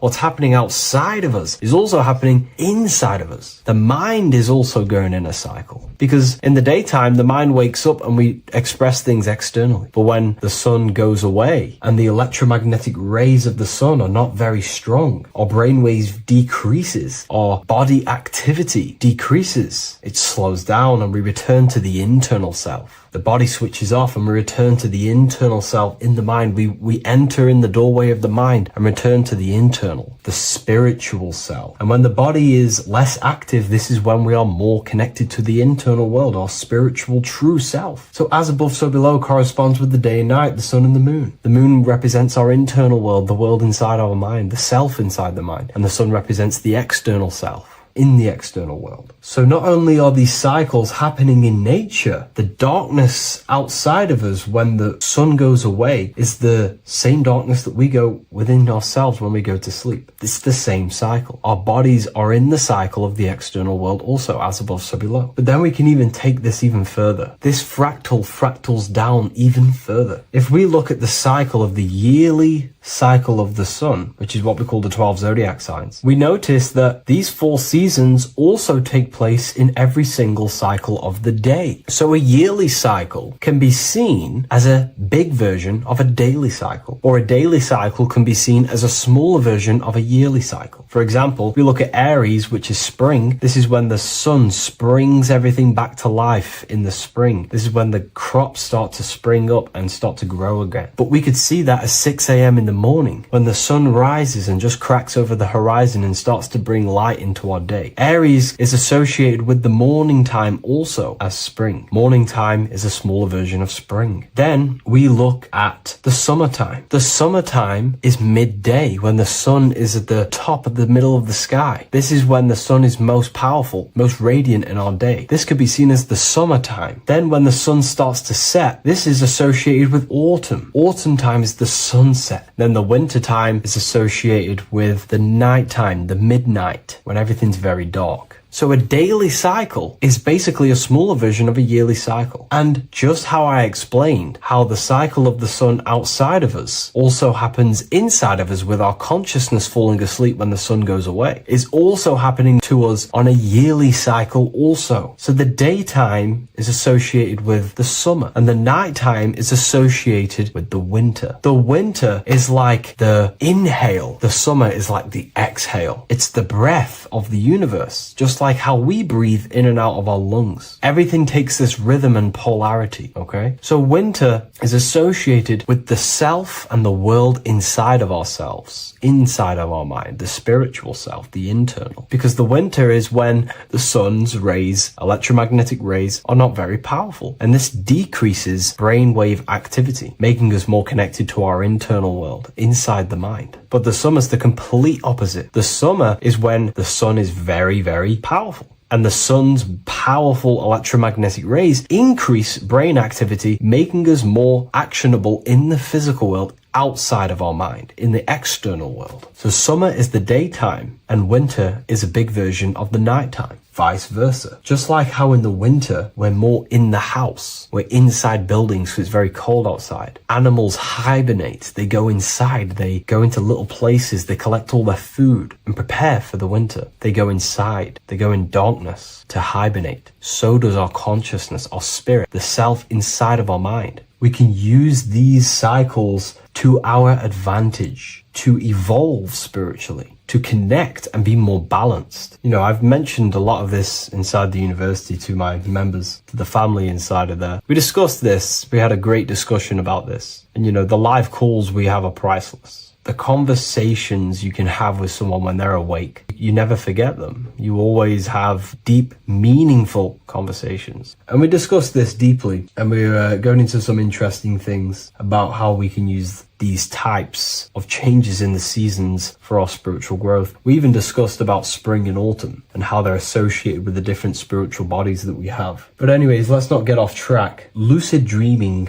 dreaming itself, and astral projections, I find are more easily accessible during the winter and the night times. Like I said, because the brain activity is decreased due to the sun being not powerful, we are more reconnected with the self inside the mind, the spiritual self, the immortal self. Wintertime is a great time to work on yourself, to start to gaining discipline, to meditating, to really working on the subconscious. Because spiritual work is harder than any physical labor. You really got to dig deep within yourself and be honest and true with yourselves. I think this is the reason why, you know, a lot of people convert to spirituality from religion. They come into spirituality and then they go back to religion because they realize spirituality is it's difficult. You have to be honest with yourself. You have to really face the traumas, the negative aspects of yourself, the dark side of yourself, and bring it to light and transform it. And that sort of work is a lot more difficult to do than any physical labor. So the winter time is the time that we go inside ourselves. We reflect a lot more. We need to work on ourselves, on our mind, on our negative habits, on our dark traits, on our things that we have been pushing away and not controlling. The winter time is that time we can really start to connect with the internal self, work on our imagination,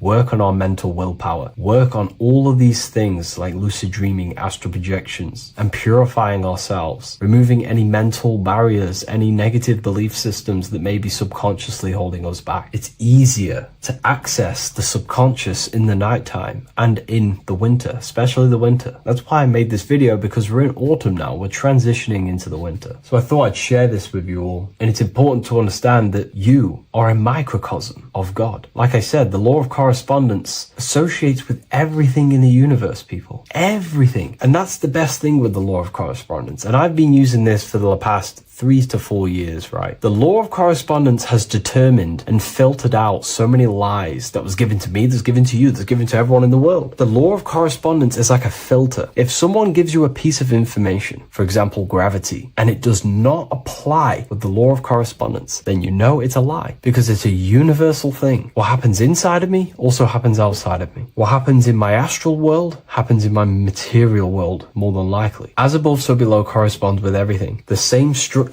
in my veins, in my nervous system, is the same structure in the trees, in galaxies, in everything. As above, so below, the universe is a fractal universe. Therefore, the point that I was getting at is that you are a microcosm of God. The same mind that God manifested things through thinking. He thought the stars, the earth, nature, the human body, designed everything with the God mind. He thought everything into existence. And that mind, them powers that God used to manifest everything into physical existence through the power of thought, is the same mind that you possess, but on a smaller scale. God manifested the macrocosm through thought, as the universe is a mental universe. Everything you see around you was thought, then manifested into physical reality. God manifested the macrocosm, the world, through thought, and that same force of thought you use to create the microcosm, to create your own world. You think your life into reality, your world into reality. Your body is a microcosm, a miniature universe. Every thought you think commands 50 trillion cells in your body, and your cells religiously execute on every command that you give it. You're in charge of 50 trillion cells. You're literally commanding a whole civilization inside your body.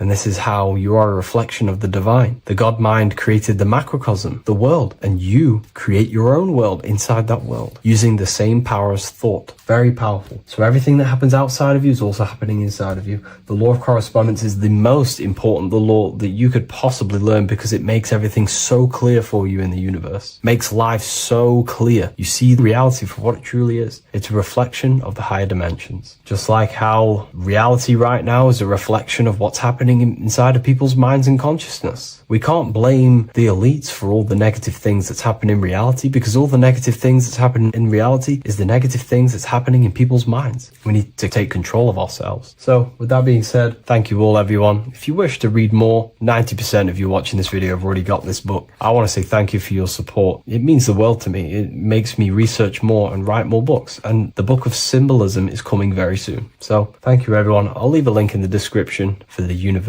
for the live calls, and for the book if you wish to join. Have an amazing day.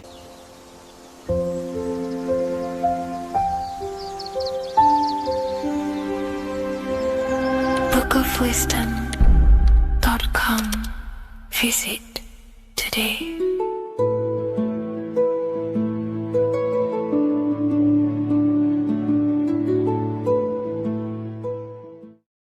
Welcome to Revival of Wisdom. Welcome people, we're back with another video. In this video we're talking about how Jesus Christ and Christianity is all sun worship. The Holy Bible of Christianity is not meant to be taken literal for history. It is a story and has lots of metaphors. Starting with the symbol of the cross of Jesus. This cross originates from this ancient cross of the sun. This symbol has been used for thousands of years, way before Jesus was a thing, in Europe, America, Asia, and all around the world. In fact, this symbol is still being used by Christians today, not knowing it represents the sun. This is a 4,500-year-old artifact, a golden plate with an equal-armed cross found in England. The gold to symbolize the sun, and the equal-armed cross for the 4 equal seasons of the year.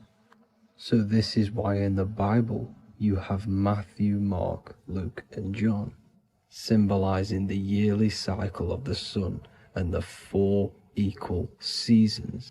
Also in the Bible, Jesus is referred to as the light of the world. So yes, Jesus represents the sun. He is a metaphor for the sun. Hence why in all of these pictures and images and paintings of Jesus, there's always a sun behind his head, and some even with the sun cross behind his head. Jesus also has 12 disciples, which represent the 12 zodiac signs and the 12 months of the year. This is the Last Supper by Leonardo da Vinci. As you can see, the sun, being Jesus, is in the center, because the sun is in the center of the zodiac signs. There are 4 groups which symbolize the 4 equal seasons. Each group contains 3 people symbolizing the 3 months and the 3 zodiac signs in that season. There is only 1 female in the painting, which is Virgin Mary, who symbolizes Virgo, the astrological sign. So yes, Jesus symbolizes the sun with his 12 zodiac signs and 4 gospels for the 4 seasons of the year.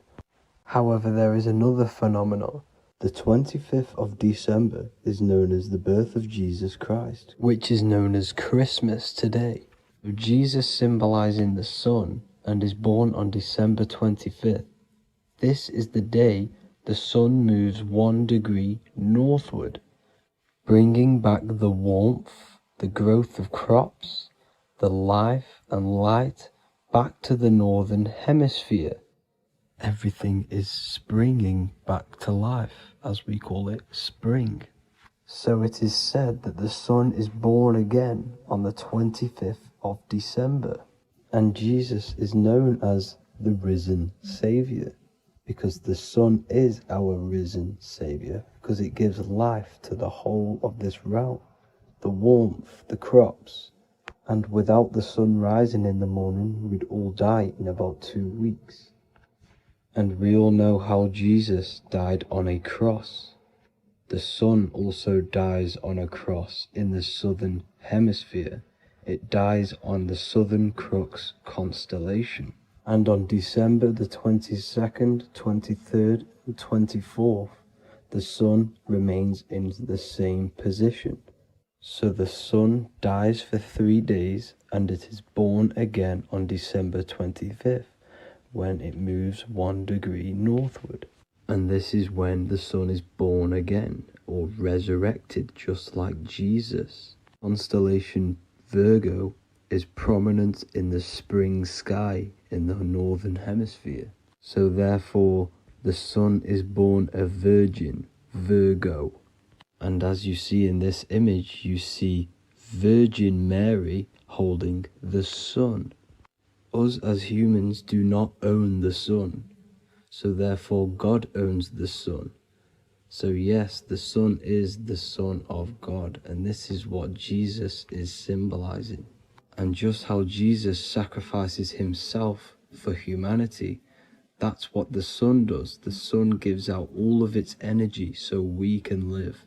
There are many other Bible verses which represent Jesus as the sun. Now in Matthew 8:23-27, his disciples are in a boat and there is a massive storm. Jesus is asleep, meaning the sun has not arose. And the disciples say, "Save us, Lord, we are perishing." Quote, "Then he rose and rebuked the winds and the sea, and there was a great calm." End quote. Now this is a metaphor for the sun rising and calming the storm, because in the ocean, when the sun is down, that's when there are great storms. The worship of celestial bodies go back thousands of years, and it's called astrotheology, and it can pretty much be traced back to all ancient civilizations. Now going back to the ancient Egyptians, the god Horus, the god of war, and he symbolized the sun in the morning. Ancients used to say that he walked over the sky in 12 steps. Yes, this could symbolize the 12 zodiac signs. It also symbolizes the 12 hours of daylight. So we have 12 hours of Horus, but now they've rearranged the word to hours. Horus and hours. And when the sun rises, Horus rises, we say horizon, which is Horus is rising. That's the etymology of horizon. Another Egyptian god called Amun-Ra was known as the god of all creation. He was the first god of them all. Amun was also a sun god. Therefore, after every Christian's prayer, they say Amen, sending their prayer through the sun to God. So this all goes back to the worshipping of the sun. Sun worship was around way before the Romans. However, in the Roman times, their sun god was called Mithra. Mithraism was the main religion before Christianity came into play. Mithra was the son of God. He died on a cross, and he was dead for 3 days and resurrected, just like Jesus. So the Catholic Church was not made in heaven. It was made by the Roman Empire. They mixed all the sun religions of Judaism, Mithraism, and other Arabic religions, and combined it into one, so Caesar, the Roman emperor, could gain his own religion. So yes, Christianity was a political move to gain more control over the masses, because it was a worldwide government at this point in time. So here is a Sumerian helmet with the rising sun symbol.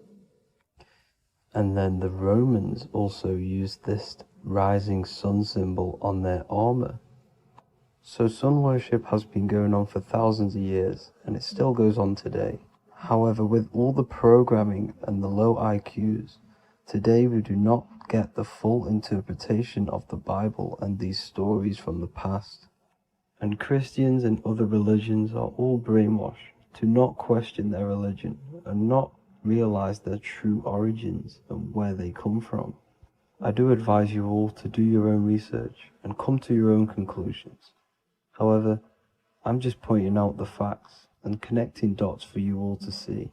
That's it for this video, guys and girls. Thank you all for tapping in. God bless.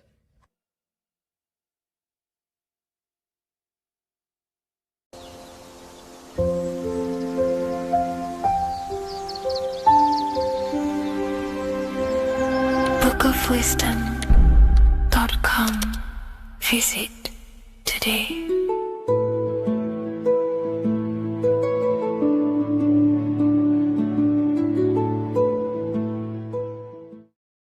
Hey people, how are you all doing? It's Revival of Wisdom, and today we're going to be talking about your birth certificates and how we are slaves to a system and how they have trapped us into this system. Okay, so the first thing you need to understand about this system is there are two types of laws. You have the law of water, which is Admiralty law, and the law of the land. So the Admiralty law is the law of water, and this is what money is. Money is water. This is why we say liquidity, currency, the current. A current is water, something moving through something. Cash flow. And this is why banks are called banks, because a river bank is on either side of the water and it directs the currency. You see? So money is water. And as you can see here, Ripple, the cryptocurrency, Ripple, water Ripple, and they're building a bridge over water, overseas, international banking with cryptocurrency. So money is water. And this has specific laws about water, but water is the same everywhere, you see. What the difference is with the law of the land is that you can have different laws in different lands. I can't do certain things in the UK that people can do in America, for example. You see, that's the law of the land, but the law of water is the same because water is everywhere. Now, this is very important to understand when it comes to, you know, these birth certificates. So, Pope Gregory, this is where we're going to start off. Pope Gregory in 1582 took the Orthodox Eastern sunrise calendar and changed it to his own Gregorian timeline, not a calendar, a timeline. This timeline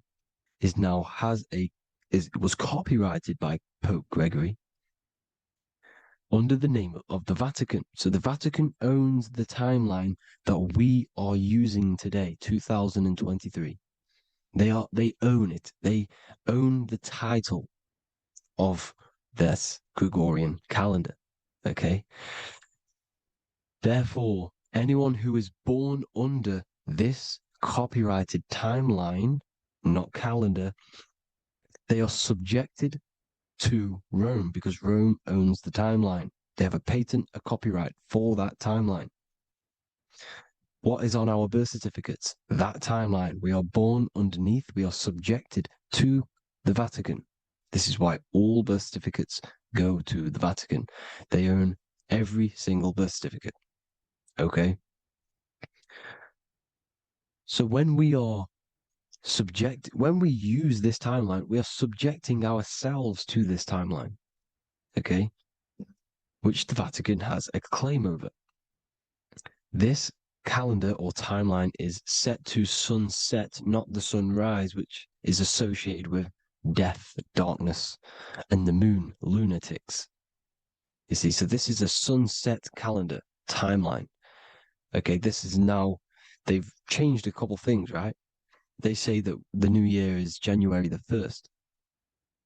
Okay, when we know this is in winter. January is winter, which is associated with darkness, death, the death of nature. So this is a death cult, people. These people are evil. They're so evil. The Vatican. And this is why we use April Fool's Day, because April is in Aries, and Aries is always the start of the zodiac. This is why Aries rules the head region. 12 zodiacs, 12 systems of the body. Each zodiac is associated with each part of the body, and this is why Aries is the head. Cerebrum. But we're not going to talk about in this video. But yes, that is what April Fool's Day is. They're putting it in your face. April Fool's Day is the real start of the year, when the sun starts to rise again, when the risen Savior is resurrected, when it's born again. This is when the Jews celebrate the Passover. This is when the Christians celebrate the resurrection of Jesus, and they eat lamb. The Jews eat lamb because we're in Aries, the new year. The sun is now born again, our risen Savior, the light of the world. So yes, this is what April Fool's Day is. It's the first day of the year, which they changed. Pope Gregory changed. So you need to understand is that you are in the womb. You are inside of a ship, because every ship, literally a ship, every ship is female. This is why they say she delivers the product, because she does deliver the product, you, the baby. Same thing with a ship, they deliver products. They are a she.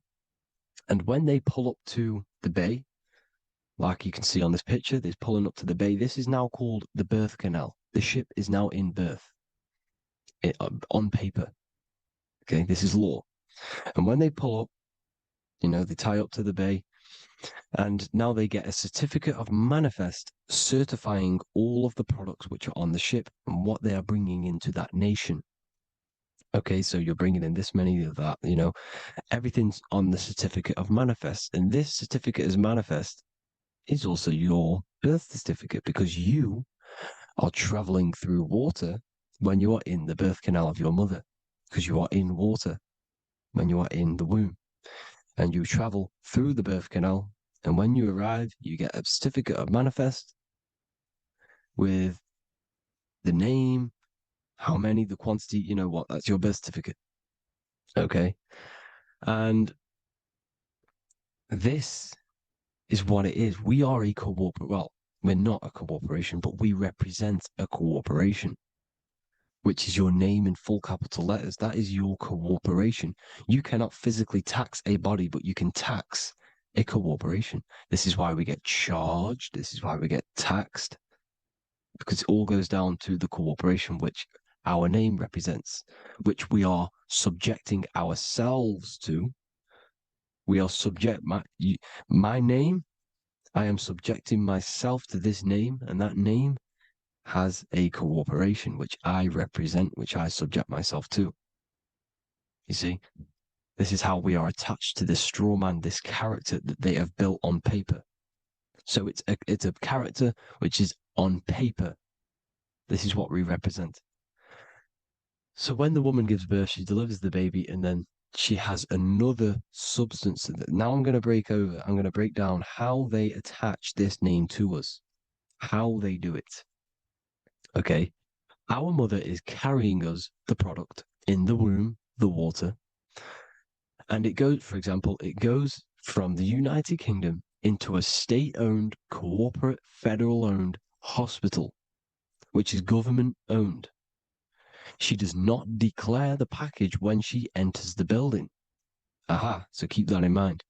When she delivers the package in the federal territory, she does not declare the package either when she leaves. Therefore, there is no evidence that we exist when we arrive. On paper.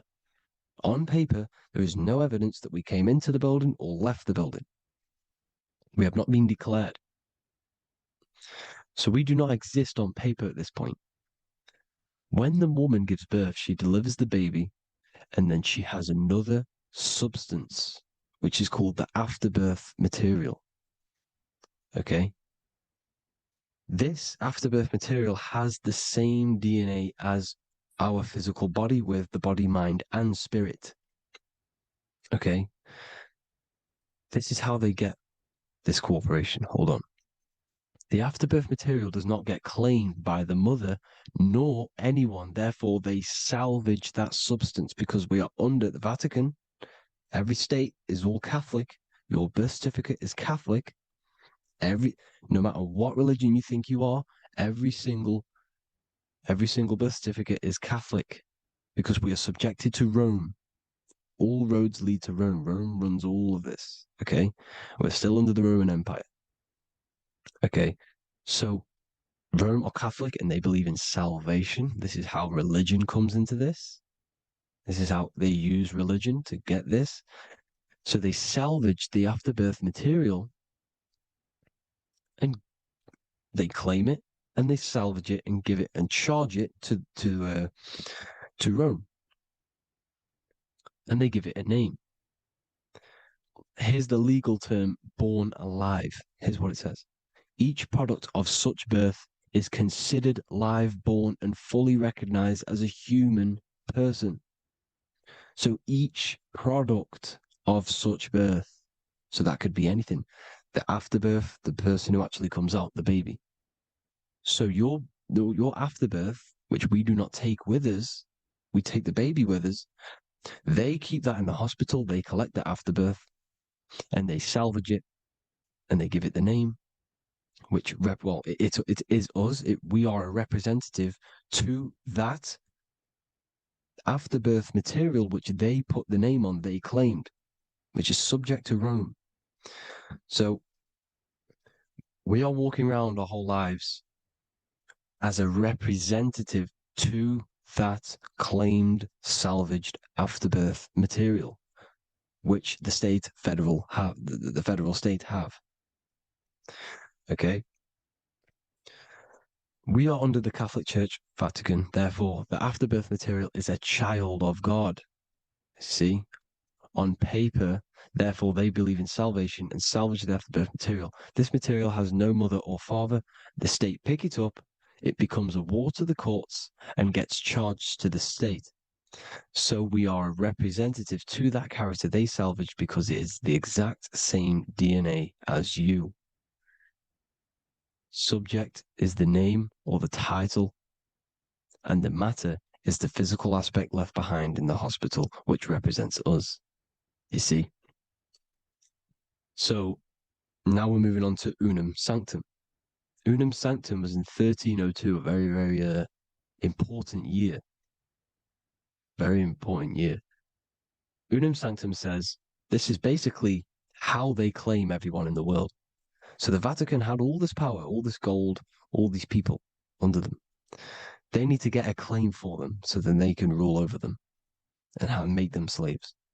So what they did, they created Unum Sanctum. Pope Boniface VIII did this. And it says, the spiritual man judges of all things and he himself is judged by no man. The spiritual man, keep that in mind, unless he invent like Manichaeus, two beginnings, which is false and judged by heretical, since according to the testimony of Moses, it is not in the beginnings, but in the beginning that God created heaven and earth. Furthermore, we declare, we proclaim, we define that it is absolutely necessary for salvation that every human creature to be subjected to the Roman pontiff. So they are claiming us in Unum Sanctum, and it's in the vaults in the Vatican.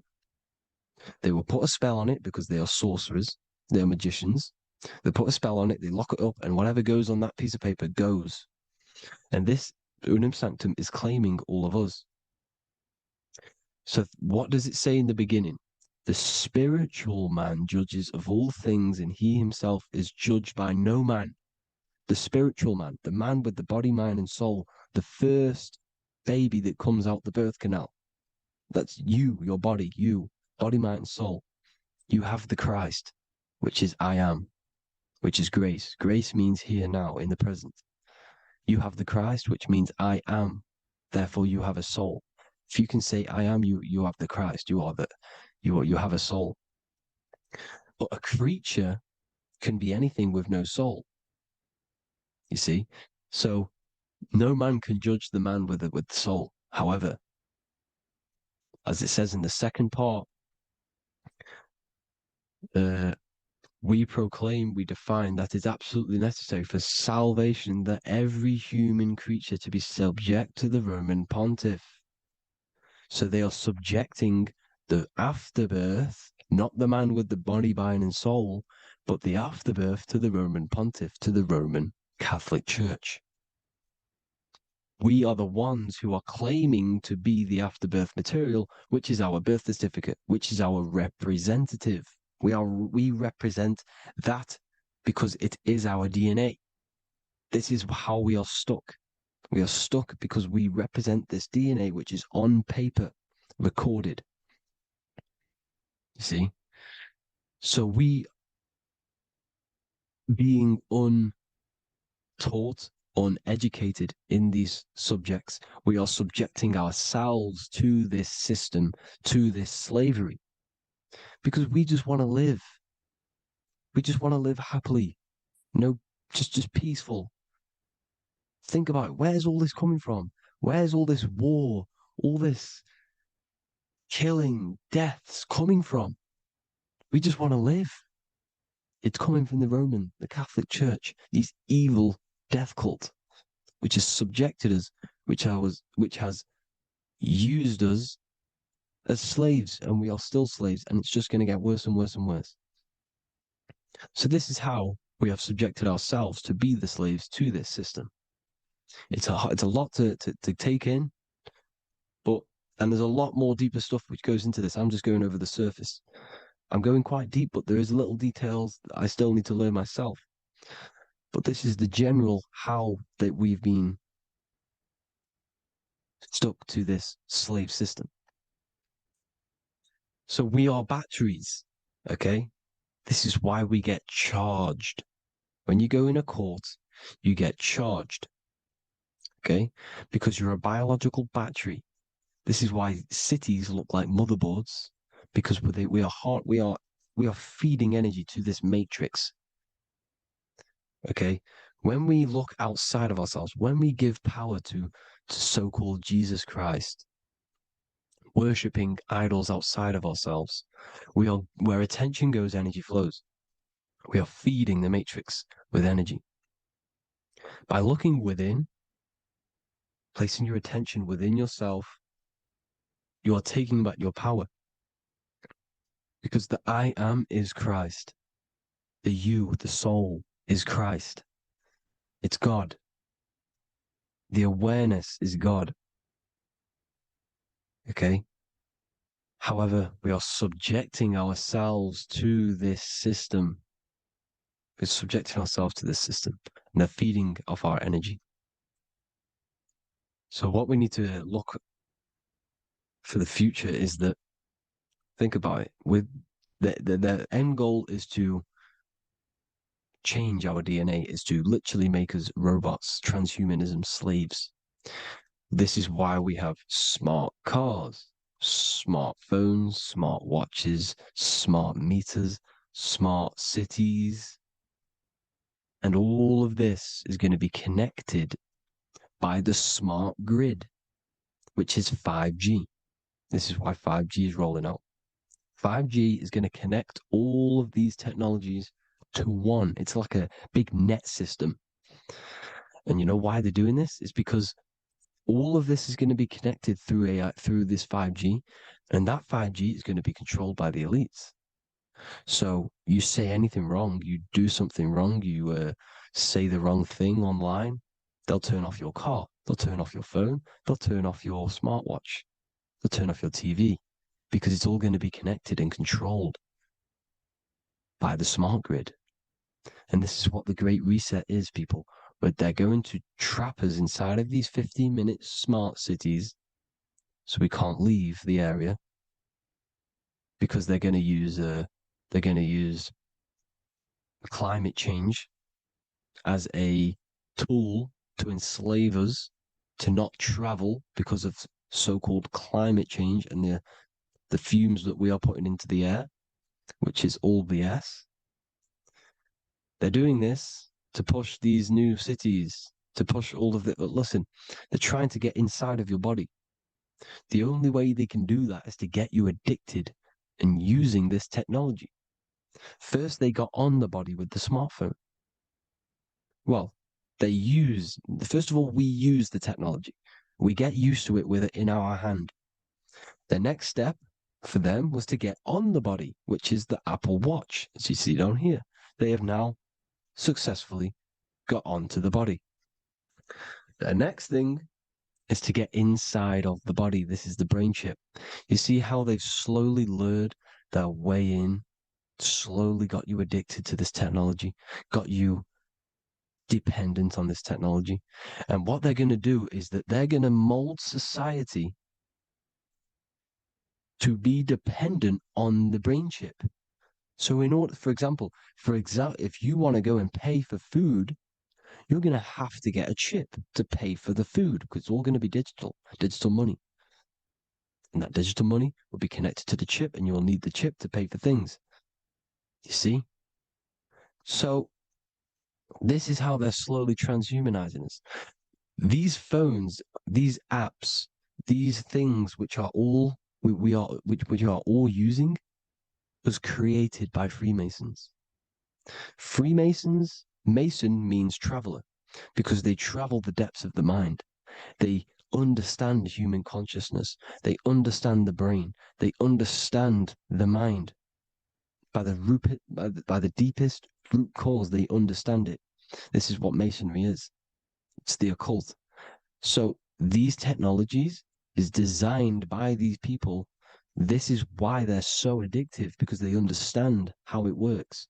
They understand how to get people addicted because they understand human consciousness, the brain, the body, and the mind.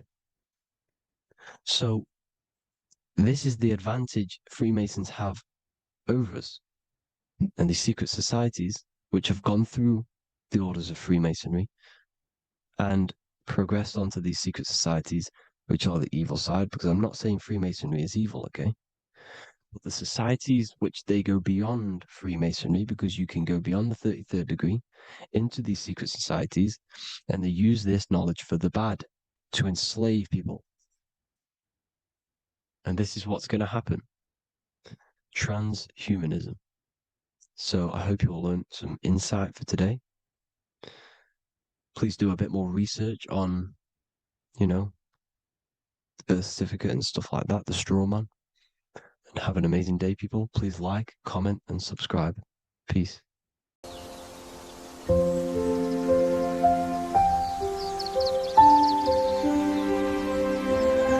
bookofwisdom.com.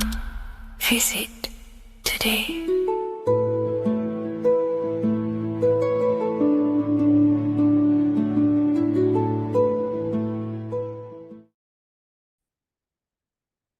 Hello, Seeker. Welcome to Revival of Symbolism, a channel devoted to the language of esoteric symbolism, guiding you to discover yourself and expand your consciousness into deeper realms of thought. I'm Harry B. Joseph, also known as Revival of Wisdom, and today we're going to be discussing this particular piece of artwork of the eye and the checkerboard together, and the esoteric teachings behind the veils of these symbols.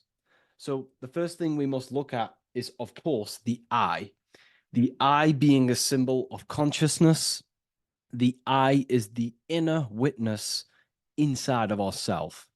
This eye is referring to the internal eye of perception inside of our mind.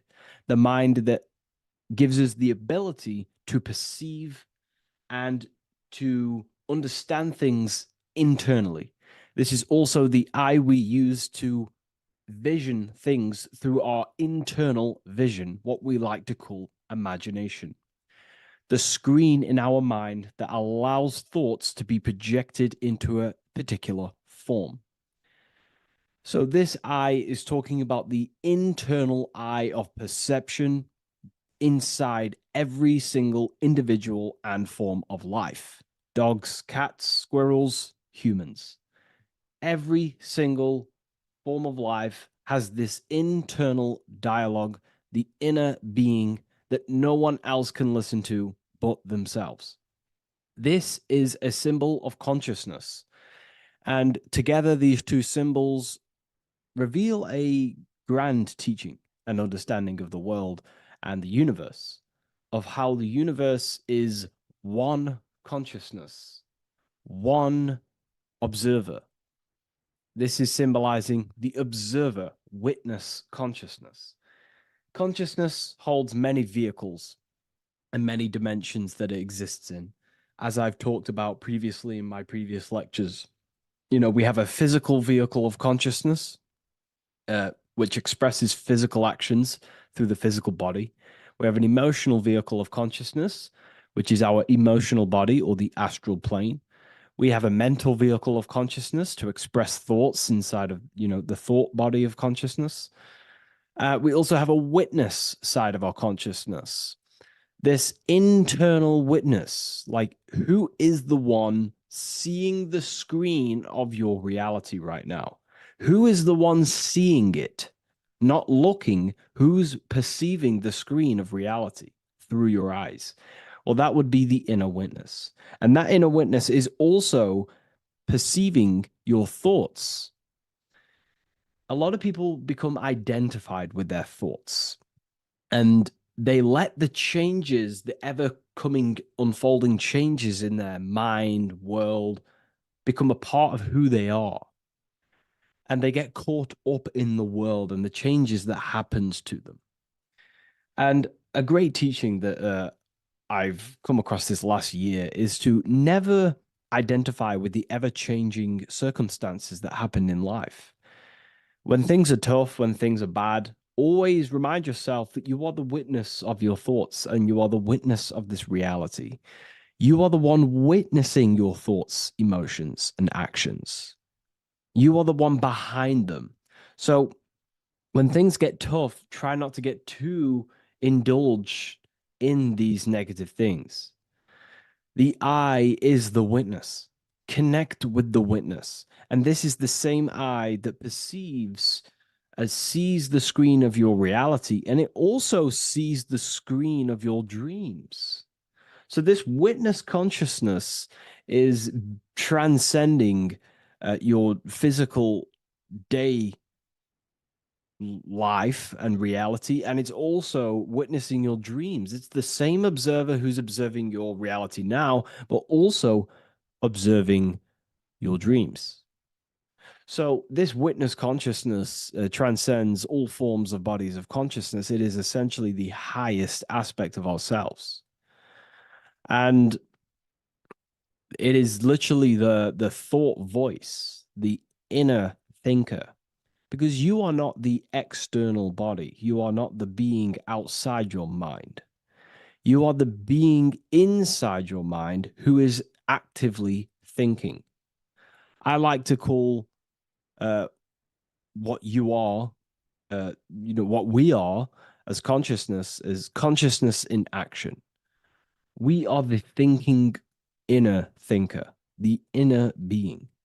And it's about becoming into contact with that inner being again to unveil who we truly are. If we sit back and truly have a thinking session of, closing your eyes and going inside yourself, and you ask yourself, who am I truly? Who am I beyond all of my beliefs, memories, my body? Who am I beyond that? And it will lead you to the inner voice, the inner dialogue. But again, you are not the voice. You are the one hearing the voice. You are the silent, invisible one, the one behind the veil.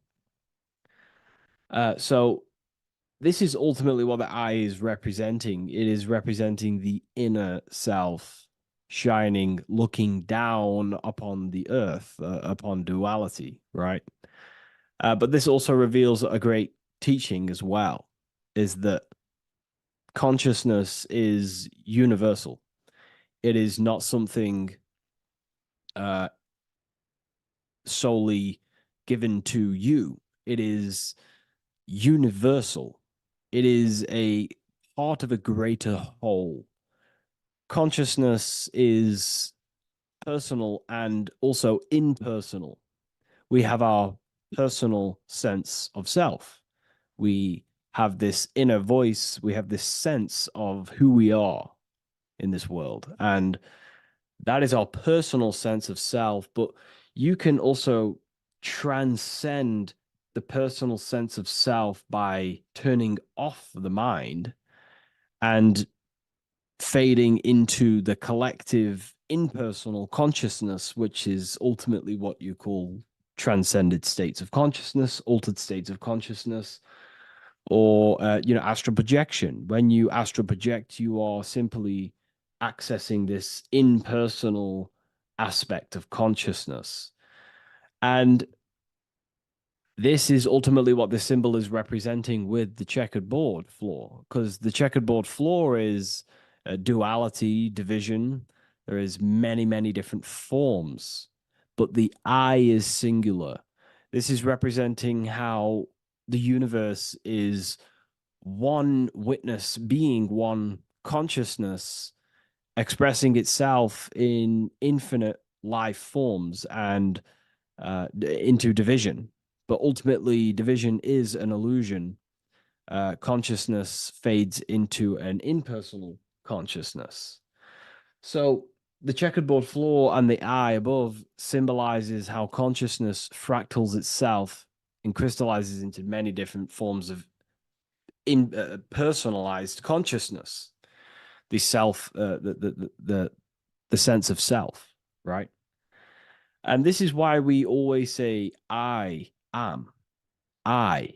If we look at the word I and the word I, so we have I, which is I am, and you also have the word I, which is like the eye you see here in the sky. The I, and if you look at the beginning of some words, you have inside. You also have internal, intelligence. All things to do with the inner self. Most words begin with an I, which is, I find, is a great connection because it's referring to the inner intelligence, the inner being, the inner sense of self. So the universe is essentially one being expressed in many different forms. That's also found in the word universe, uni, coming from the root word unite, meaning oneness, unification, united, and verse being a verse of a song, because we're all playing the song of consciousness, which is an ever unfolding song, an unfolding vibration, an unfolding creation. So this is simply representing how consciousness fractals itself into many different forms. And when we identify with our self-consciousness, our sense of self, we no longer realize that we're a part of a greater whole. We're part of a unified field of consciousness. And there is only actually one true being in the universe, and that is the inner witness. And that inner witness is inside of every living form. And in order to truly process that, it takes a lot. You have to disintegrate who you truly think you were before you wake up to this universal truth. Before you understood this, you just think, I am me, you are you, and everyone is divided and everyone is their own being. When in fact, we're all not. We're all one consciousness expressing itself infinitely. And it's kind of like a social system. Consciousness is always interacting with itself. When you interact with someone else, you're interacting with yourself. It's a very mind-boggling concept to truly understand. But again, in order to truly understand this, you have to let go of who you thought you were. And when you do no longer identify with your personal consciousness and you identify with the witness consciousness, you become unified with the whole, with the greater, with the collective consciousness. And this changes the way you think, you feel, and act, because you then realize that we're all playing a part of creation on this earth. You know, we're all contributing towards the building project of Earth. And your thoughts, emotions, and actions also hold a great impact on the building project, your contribution towards humanity and the collective. And you start to have empathy for other people, and you start to care for other people naturally by understanding this concept. And it's a very important concept, because if the whole world truly understood this, we would live in a better reflection in the material world. The world would be reflecting a better place, because the world is simply just a reflection of consciousness. And the world today is so bad because people's thoughts and consciousness is not in the greatest state of mastery, of self-realization, and people don't understand who they truly are. And a religion plays a massive part in this. Our whole lives, we're stuffed with someone's going to come and save us. Jesus will return and save the whole world. It's, to me, to be honest, it's complete utter nonsense. We have free will. We are the ones holding we hold responsibility for the creation that unfolds on the earth. Us as a collective consciousness are God, manifesting, unfolding this creation and steering it in the present moment. And that's another thing. Reality was never created thousands of years ago. God is creating the world right now through the present moment, and it's unfolding. It's in a continuous state of becoming, just like you are in a continuous state of becoming. Time is evolving. Time evolves our minds. It evolves our sense of self. And we evolve over time as an individual and as a collective consciousness. And so does the earth go through this change as we change. So it's important that we are becoming more self-aware in the world so we can actually start to reflect a better world. But the checkerboard floor, again, is just reminding us of the duality and the illusion, because it looks like an illusion, a checkerboard floor. It's an illusion. The physical world, if you only look at the world through the eyes, you will live in the veils of illusion and never see the light, the higher understanding of the world. You will see everything as divided. You will see everything as I am me, you are you, and live in division.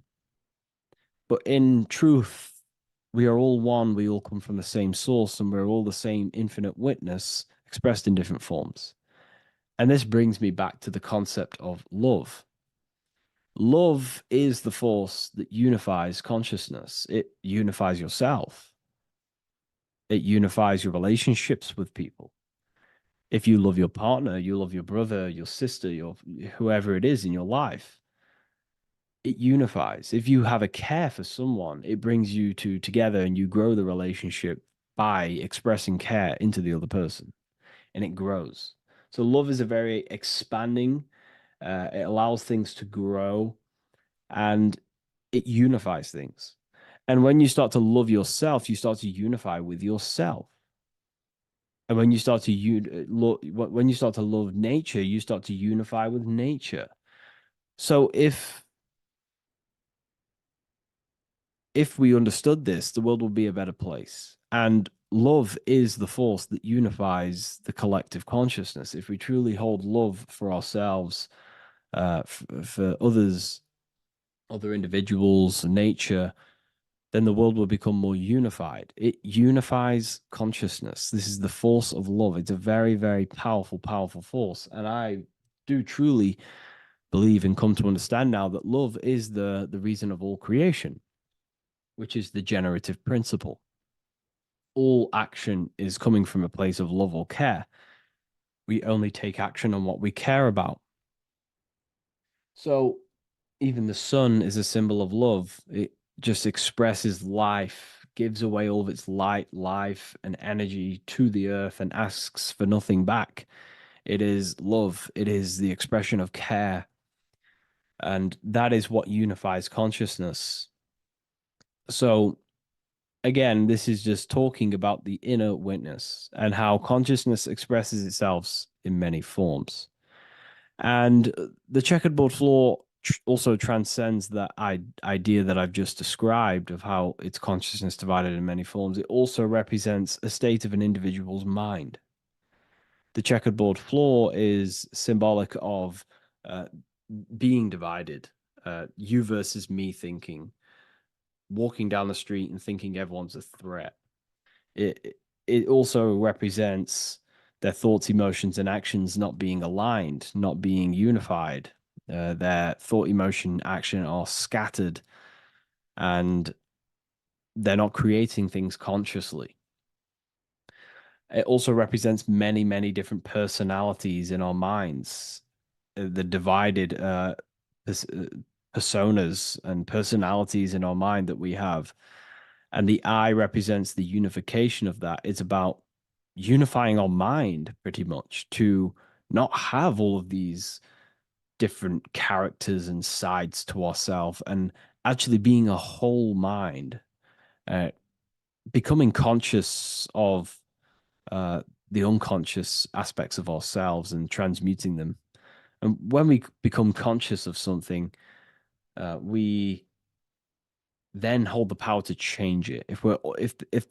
If we have an unconscious part of ourselves and we never truly realize it, we don't change it, and that unconscious thing can actually seek to control our thoughts, emotions, and actions from that place of the unconscious mind. So ultimately, that's what darkness to light represents. Darkness symbolizing things we are unaware of, because when something is in dark, you cannot see it. Most people are in darkness of their imagination. They don't realize the power of their imagination. They're unconscious of it. They don't use it. And to become conscious of that is to put it into light. Shedding light on something reveals something. If I shine a torch on an object, it's going to reveal it. It's the truth. So it's about becoming conscious of the aspects of ourselves that we may be unconscious of, and actually using them and transforming them as tools. And again, we have the eye with light, with white and black. This is duality. You are also the witness consciousness, as previously mentioned, and the witness consciousness thinks in duality. We think we are the hater and the lover. We are the deceiver and the truther. The truth is that consciousness thinks within duality, and within the mind, beyond the witness, there is duality in thought. But in truth, you are not either. You are neither the positive or negative thought. You are the witness of it. There's a great saying in the Gospel of John, and I can't remember exactly the words, but it goes something along the lines of, lift the wood, I am there. Lift the stone, I am there. It's basically saying that everything is the I am, everything is the same consciousness. No matter where you go in the universe, you're talking to self. You're talking to the same thing. You're seeing the same thing. It is the same consciousness that is everywhere. So consciousness thinks within duality, and it is the light and the dark, and we have the ability to transform between them. And some people think that, darkness is all evil. Darkness is not inherently evil. Darkness is not inherently evil. There are dark aspects of the world that help you actually progress into the light. Without the darkness, consciousness can't move into the light, into knowingness. Without bad, there is no evil. They are needed. Both of them are needed. So in order to understand the light, you have to understand darkness. And there are some forces of darkness in the universe that are purposely there to cause certain things to then push you and activate the good or the light. Some Gnostic texts talk about how there are beings that, very powerful beings that purposely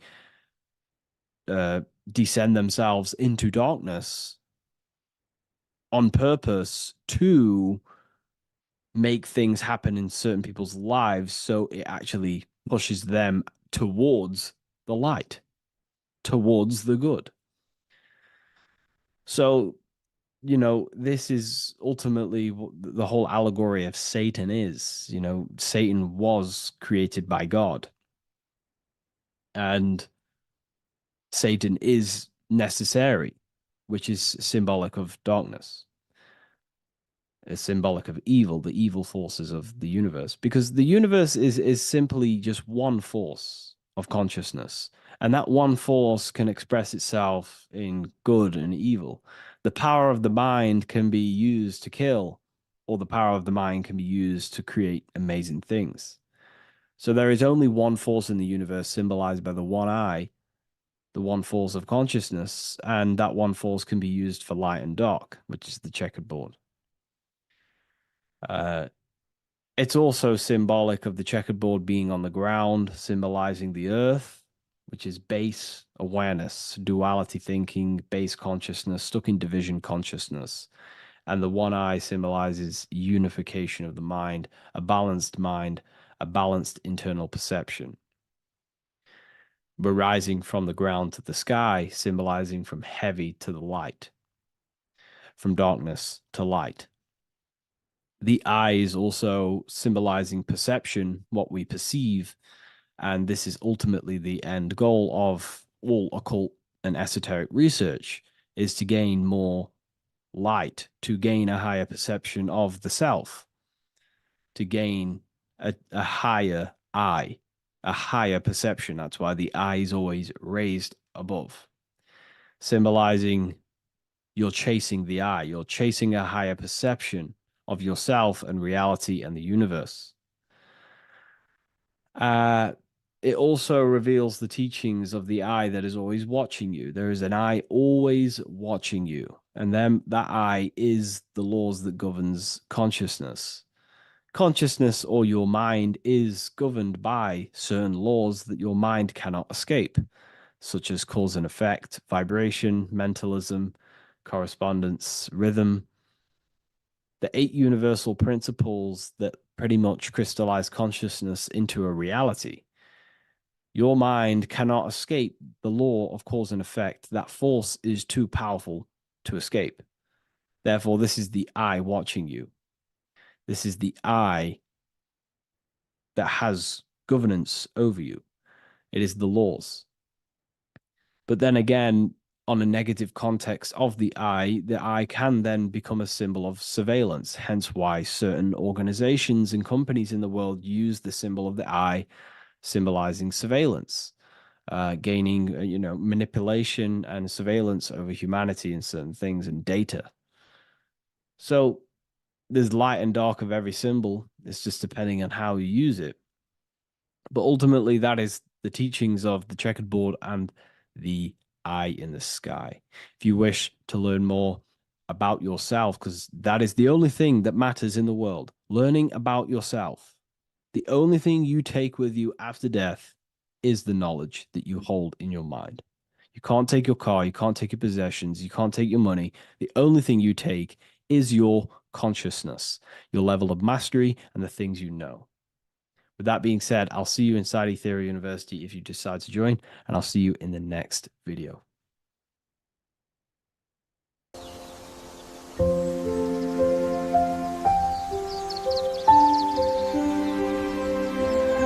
bookofwisdom.com.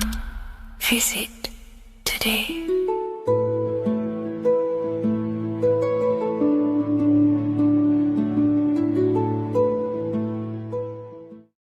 Welcome to Revival of Wisdom. Today, we're going to be talking about portals, portal symbolism, what portals are, okay, and how they show them to us, because they have to tell you the truth, guys. This is the thing with the universal law. They have to tell you the truth. And they tell you through symbols, they tell you through movies, and different things like that. But let's jump straight into this. So first, I want to talk about the Freemasonry symbols. Okay, so first we got, obviously this is some Freemasonry art, but notice how you've got the ladder with a key. Okay, so this is ladder symbolism with a key. So maybe this is talking about ascending. Okay, because look, because this is ascending into the heavens, because it's a ladder with humans going up it with a key. In order to ascend, you must have the key. Okay, so what else do we have with a key? Well, the Netflix show Lock and Key, which is all about portals and keys. Because what the keys do, they open doors, gateways. Okay.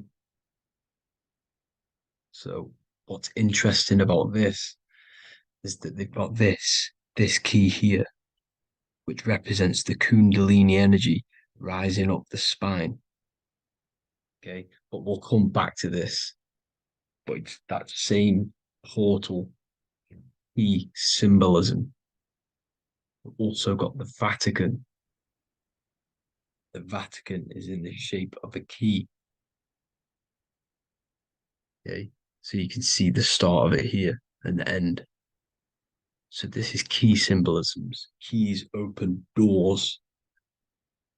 And notice how it's got the 8-pointed star. Okay, what is the 8-pointed star? Okay, we'll come back to this. This all ties in, guys. I'll break it all down for you. But then you've also got the god Janus. Janus, okay, is known as the god of the doorways. He's an ancient god of Rome, and they worshipped him. However, he's not a god, he's more like a high-level ranked demon. Because he is the god of the doorways. And notice how he's got two faces. Because doorways always have two sides. You're going into somewhere, there's always two sides of a door. And he's always depicted with two sides of a face and a key, because he holds the key to the doorways, to the portals, to other worlds and realms. Okay, as you can see, he's always got two faces and a key. Okay, so now we have the Sumerians, the Anunnaki, and they are always depicted with the two faces. Why do they have the two faces? Because they're symbolizing doorways, and the Anunnaki come to Earth through doorways and portals. So these are what these gods are symbolizing in their artwork. But they always have the 8-pointed star. Okay, what is the 8-pointed star? You see how they always have. Look, let me try to find another one. It's the 8-pointed star. This 8-pointed star is Polaris.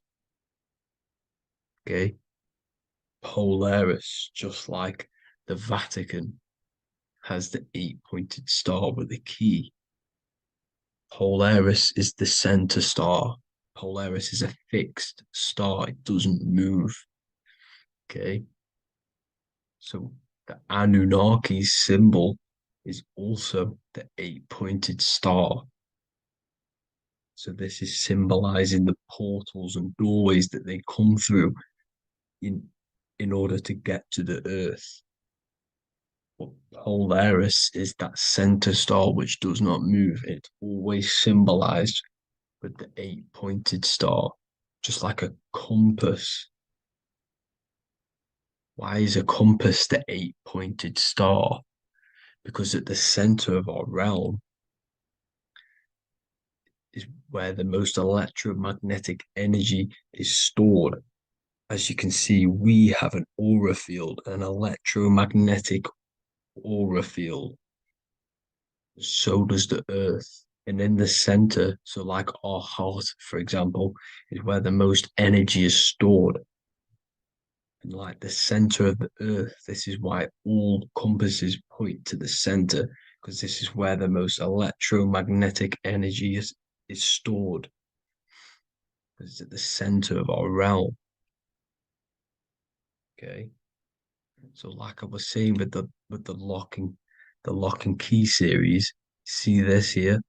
The kundalini energy rising up the spine, just like your kundalini energy rising up the spine. Let me try. I can't zoom in, but you know what I'm trying to say here. Let's go back to Polaris, because at the center is where pole. Can you see the pole of electromagnetic energy? Polaris, the North Pole. It's symbolized. The truth is in the words. It's like a pole of electromagnetic energy. And this is where the aurora borealis comes from. Notice how it's got the word aura in it, because it's the Earth's aura, electromagnetic field. Just like you have an aura, also known as the northern lights, because it's coming out of this center hole in the center of our realm, where the black sun is. And this is where the electromagnetic energy is coming up from. And this is what the aurora borealis is, or the northern lights. It's just electromagnetic energy. And it's symbolized through our symbols, the original O. Okay, because it's like a pole through the middle. Polaris. So this Polaris is the sky vault. It's the portal into this realm, because this is what the Anunnaki are always talking about, always symbolizing with the 8-pointed star. And just like a compass is the 8-pointed star pointed to the center, to Polaris. Okay. See here on the Sumerian tablets with the 8-pointed star again. And how we know it's talking about portals with this 8-pointed star is because CERN 666 are opening up portals to the underworld, letting in demonic entities into this realm. How do we know it's a portal? Because their Hydro Collider has 8 points, just like the 8-pointed star. So they are creating synthetic portals to the underworld to let these demonic entities into our realm. But what is the key?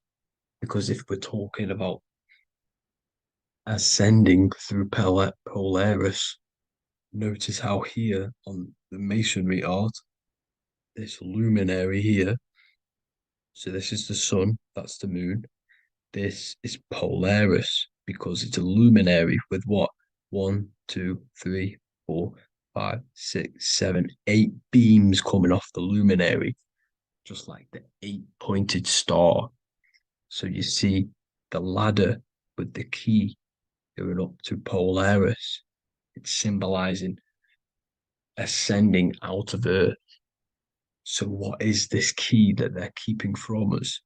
Because it's a human holding a key going up the ladder to Polaris.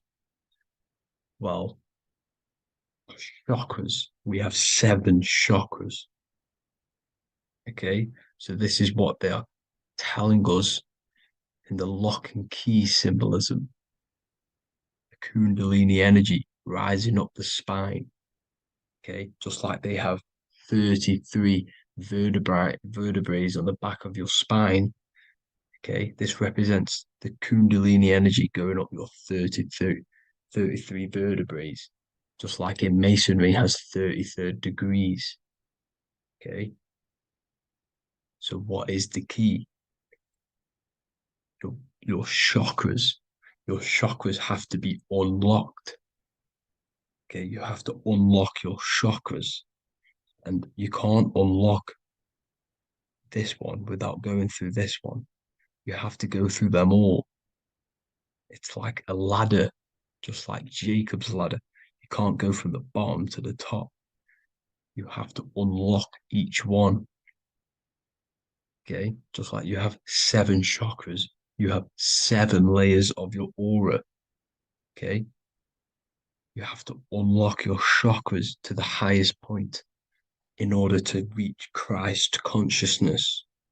And this is the key that they're talking about. They're symbolizing the organic portal within each and every one of us to ascend out of this realm.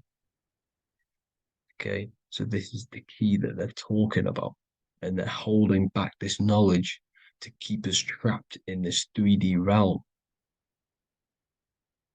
Okay, so like I was saying with the 33 vertebrae and the kundalini energy coming up the spine, 33 vertebrae, you can see this sort of symbolism going up to the light, because it's the light. You see here, your crown chakra turns on and becomes enlightened, just like the Illuminati symbol. Can you see it? But also, Jesus also died at 33. So this is symbolizing, okay? They're symbolizing the death of the ego, the body. So once you open up your chakras and reach Christ consciousness, which is your 33rd vertebrae, once your kundalini energy goes up your 33rd vertebrae, your body technically, not physically, but spiritually dies, because you then become formless. You reach Christ consciousness. So then you can travel other worlds. Okay. This is what they're talking about with Vatican, 8-pointed star, and the key. Janus with the key. The Sumerians with the 8-pointed star. Anunnaki, the 8-pointed star.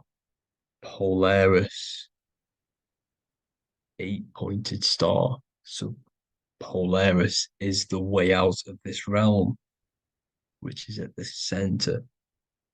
Pole, North Pole. Okay, so the key is that they're hiding from us is the knowledge to unlock our chakras. Okay, and without this knowledge that they keep from us is trapping our souls in this reality to keep reincarnating. Okay, well, thank you all for tuning in. I'm going to leave you all there. Make sure to leave a like and a comment in the comment section. Let me know some topics to talk about so I can break it down for you. God bless you all.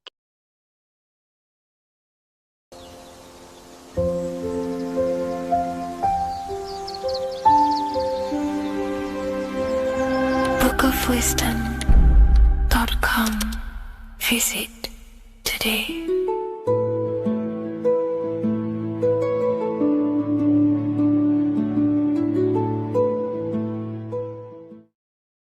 Greetings everyone, it's Revival of Wisdom. I facilitate human enlightenment through occult and esoteric teachings. I hope this video expands your mind into a new field of thought. In this video, we're going to be discovering the true esoteric meaning of the 7 planetary energies. So let's jump straight into this. In order to fully understand this, you must understand the esoteric teaching of as above, so below, and as within, so without. Our inner world is mirrored into our external material reality. We have a physical voice, which you are hearing right now, and I also have an inner voice, which no one else can hear. The inner world is invisible, and the external world is visible. In other words, the inner world is the spiritual world, and the outer world is the material world. The inner world of ourselves reflects and projects our outer world, which means everything in our external reality is somewhat reflection of our internal self. You are made in the image and likeness of God. You yourself are the universe experiencing itself in a three-dimensional physical form. The Newtonian science has programmed you to believe that you are a physical being inside of a physical universe. They did this to limit your mind to only believing there is a physical universe and that you are separate from the universe or God. But you yourself are the divine essence of the universe, experiencing itself in a physical plane, which means everything you see is inside of you, including the stars, the planets, and the elements. As above, so below. As within, so without. An example of this is the four physical elements: fire, earth, water, and air. In the external world, these are physical elements. In our internal world, they represent the four bodies of consciousness. We have four different bodies. We have a material body, we have a spiritual body, an emotional body, and a mental body. The mind is not made out of the same substance as the body. The emotions is not made out of the same substance of the mind and the body. These bodies exist in four different dimensions, four layers of consciousness. With that being said, the four physical elements are inside of us. The earth is our material physical body. Fire represents our spiritual astral light body. Water represents our transformative and emotional body. Air represents the mental body, the communicative and thinking body. This is the teaching as above, so below. If that resonates with you and you can comprehend it, please leave a like and a subscribe to this channel to see more content. And feel free to leave a comment on any video suggestions. Okay, so now we've gone over the four physical elements and how they correspond with your inner world of consciousness. This is going to make it easier for you to understand what the planets actually are. The planets are a bit more in-depth and more detailed aspects of our consciousness. The four physical elements are generic, but the 7 planets go deeper. They are deeper aspects of ourselves. On a macrocosmic scale, the 7 planets rule the material realm. Every object, every animal, every plant, every stone, everything we see in this plane is governed and created under one of the 7 planets. I don't really like calling them planets. They are energies. They are spiritual forces that drive things into existence. An example of this is if we look at a tree. The roots of the tree are governed by Saturn. The stem of the tree is governed by the sun. The leaves of the tree are governed by the moon. Any offspring or fruit of the tree is governed by Jupiter. Any defense mechanisms of the tree is governed by Mars. The communication and networking of the tree is governed by Mercury. The smell and the look of the tree is governed by Venus. Everything we see in this material plane is governed by one of these specific energies. Everything material has a spiritual force that brings it into physical existence. This is the reason why we have 7 days of creation in the Bible. The 7 days of the week, all governed by the planetary energies. Monday is moon day for the moon. Mars governs Tuesday. Mercury is Wednesday. Jupiter is Thursday. Venus is Friday. Saturn is Saturn day. And Sunday is for the sun. This is the reason why there are so many 7s in this physical plane. 7 days of the week, the 7 colors, the 7 chakras, the 7 diatonic musical notes, the 7 lamps on the Jewish candlestick, the G inside of the Masonic square and compass. G is the 7th letter. Now let's go a little bit deeper into every planetary energy. Saturn in the external material plane governs the foundational and enduring aspects of existence, such as roots of plants, the bones of our body, and even the insects that dwell beneath the ground. Saturn represents the dull, hard, and unyielding forces of life, symbolizing structure, limitation, and conditioning. Under Saturn's influence, things become rigid, bound by restrictions and boundaries. This is the reason why Saturn is known as Father Time, because Saturn rules anything that is a restriction and a limitation, which is time. The whole of this material plane is governed by time. You will be born and you will die. This explains why there is so much Saturn symbology in this material plane. Saturn is one of the most important planetary energies. You are a spiritual being in a physical body. Your light, your consciousness is bound to the physical body until you learn how to escape the physical body. The body is a limitation for our infinite minds and spiritual bodies. Our infinite mind is stuck in this material body, governed by Saturn's limitation of time, matter, and space. Now let's dive into what Saturn means to our consciousness within our internal world. We've gone over what Saturn means in the external world. What does it mean to our consciousness? Internally, Saturn embodies the conditioning within our consciousness. When the Saturnian aspect of our consciousness dominates, we become overly rigid, fixated, and restricted in our thinking and actions. For example, Saturn's influence is strongly felt in today's world, where many people's minds are confined to societal norms and conditioned responses. Saturn is the aspect of our consciousness, our minds, such as limiting belief systems and limiting thoughts and emotions. This is the negative thought that you can't get rid of that's holding you back. This is a Saturn aspect of our consciousness. However, this is not a negative thing. The Saturnian aspect of our consciousness is a great teacher, guiding us through difficult life lessons that ultimately lead us to growth and expansion. Saturn's energy allows us to experience and overcome fears and limitations so our minds can expand into new fields of thought, into new life. Although Saturn's energy is harsh and often challenging, it helps us develop resilience, discipline, and wisdom. However, in the modern day, this Saturnian energy has overpowered the minds of the masses, fostering excessive rigidity and limitation. This is why we see so much Saturn symbolism. It's literally everywhere because our minds are being dominated by the Saturnian limiting aspect of our consciousness. Now, let's move on to the moon. The moon, or lunar energy, in the external material macrocosm plane governs the elements of water, influencing the natural cycles such as the ocean tides, which rise and fall in harmony with the moon's phases. Beyond water, the moon also guides instinctual behaviors such as animal migrations.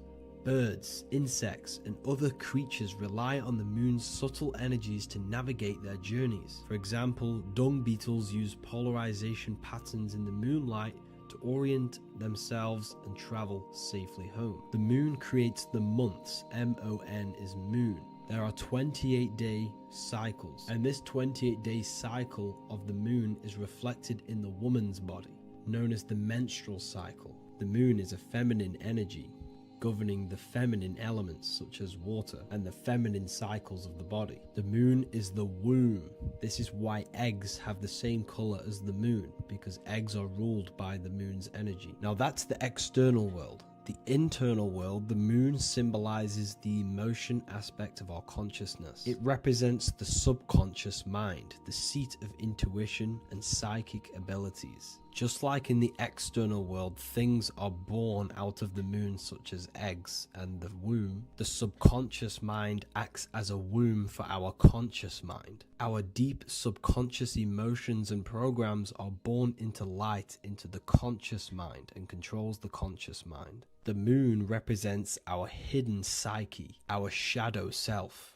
Now let's go on to the sun. The sun represents the life force. In the material external world, the sun is ruling over pretty much all life. The sun gives life to all things. Without the sun, animals could not exist, the human body could not work, and plants would not grow. The sun is the life force. It's the soul of the world. Now, in our internal world of consciousness, the sun represents our passion, our drive, our conscious mind. The aspect of our internal world that wants to drive things and give life to physical manifestation. Now we go on to Mars energy. Mars is well known for being the god of war. Mars energy manifests into the material plane through anything that seeks to protect or defend itself. For example, the holly tree. The holly tree leaves are very sharp and they defend itself. Anything that is protective in the material world has Mars energy and is governed by this specific aspect of consciousness. For example, any predators or animals such as hedgehogs with spines on their backs for protection. Mars represents all things that is driven by conflict, aggression and defense. Now, internally, inside of our inner world, Mars symbolizes the aspect of our consciousness that is focused on self-preservation and protection. Mars governs our ego, the instinctual urges of anger or maintaining reputation. Mars is not evil. It's necessary. Sometimes it's necessary for us to protect ourselves. Mars is the aspect of our consciousness that is anger, rage, the desire to fight or conquer. When this energy is activated within our consciousness, we become defensive, assertive, and even combative, ready to dominate others and destroy obstacles in our way. Now let's move on to Venus energy. Venus in the external material world manifests its energy through the aesthetics of creation. This planet governs the beauty and harmony found in nature, including the nurturing environment of a mother's womb where life begins. Venus embodies the essential love, not only in romantic relationships, but also in the bonds between family members and all living beings. Venus represents relationships. We have relationships between plants, animals. They all depend on each other to give life. Plants provide food and medicine, while living creatures contribute to their own growth and pollination. Internally, Venus represents the aspect of our consciousness that yearns for relationships and connections with others. This is an aspect of our consciousness that encourages to care for our physical appearance and embracing beauty. Aesthetics play a role in our interactions and self-expression. This is why there is a beauty brand called Venus. Now let's move to Jupiter energy. Jupiter in the material plane manifests its energy as forces of fortune, abundance, and wealth. This energy manifests itself as plants, as fruits that we can consume and eat in abundance. Anything that is nourishing and cultivated by the earth for humanity and animals. Jupiter embodies the giving energy that provides for and sustains life, fostering growth and ensuring that resources are available to all. Its influence is seen in the natural cycles of abundance, where fruits must grow and ripen before they are enjoyed, symbolizing the importance of effort and patience. Internally, in our spiritual world, Jupiter represents the aspect of our consciousness that yearns for abundance and seeks growth in various aspects of our lives, including wealth, knowledge, and personal development of the mind, spirit, and the soul. This is the aspect of our consciousness that wants to gain wealth, that wants to gain expansion and abundance in our lives. However, when Jupiter's energy dominates our consciousness excessively, it can lead to feelings of stinginess and greed. It represents material possession. The last planet is Mercury. Mercury in the external world governs the vital elements such as seeds, air, communication, education, and electricity. Known as the messenger of the gods, Mercury rules over intellect, communication, and the transmission of knowledge. Mercury's states of consciousness manifests itself in the material plane as the network between trees and plants, how they all communicate together. It represents the intelligence behind all physical things. It's the intelligence behind the seed that allows it to grow into a plant. Mercury's creative energy is manifested in the nervous system of the human body and all living animals. The intricate messenger that transmits signals from the body to the brain and then to the mind. This intelligence within us allows us to facilitate thought and movement. Internally, in our spiritual aspects of consciousness, Mercury is the state of consciousness that seeks knowledge, understanding, and intellectual growth and expansion. This part of us is curious, eager to learn, and driven to communicate ideas and information. It represents our mental body. The Roman god Mercury is often depicting flying because this symbolizes the air. Air represents our mental body. When the Mercury aspect of our consciousness dominates, we become highly intellectual, constantly seeking information, analyzing situation, and communicating our ideas. While this can enhance our understanding and ability to interact with the world, an excess of Mercury's influence can lead to overthinking, excessive analysis, and focus on intellect over emotions or intuition.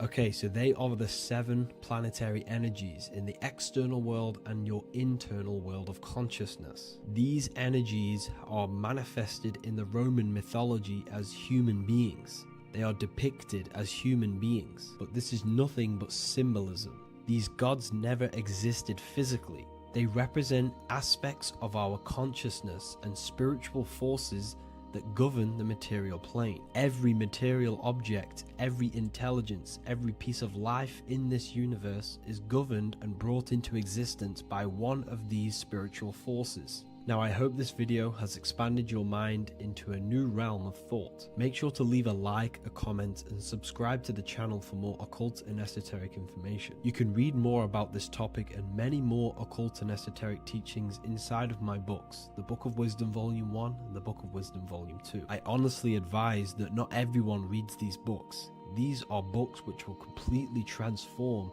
your view on reality. You will feel a lot better reading these books because you will find a connection with yourself and the universe. Understanding truth and knowing thyself gives you a sense of well-being. Like I said, this is not just a book. This is a beginning of your journey of expansion and growth.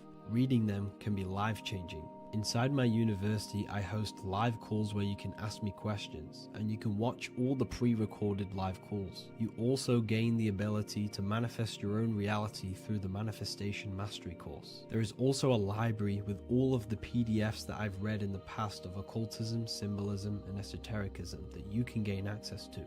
There is a whole lecture section where you can watch all of my occult lectures.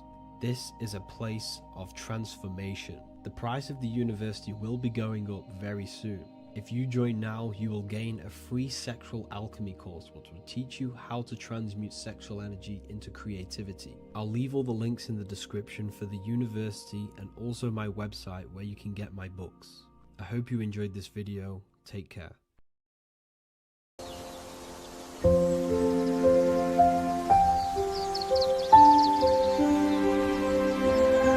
bookofwisdom.com. Visit today.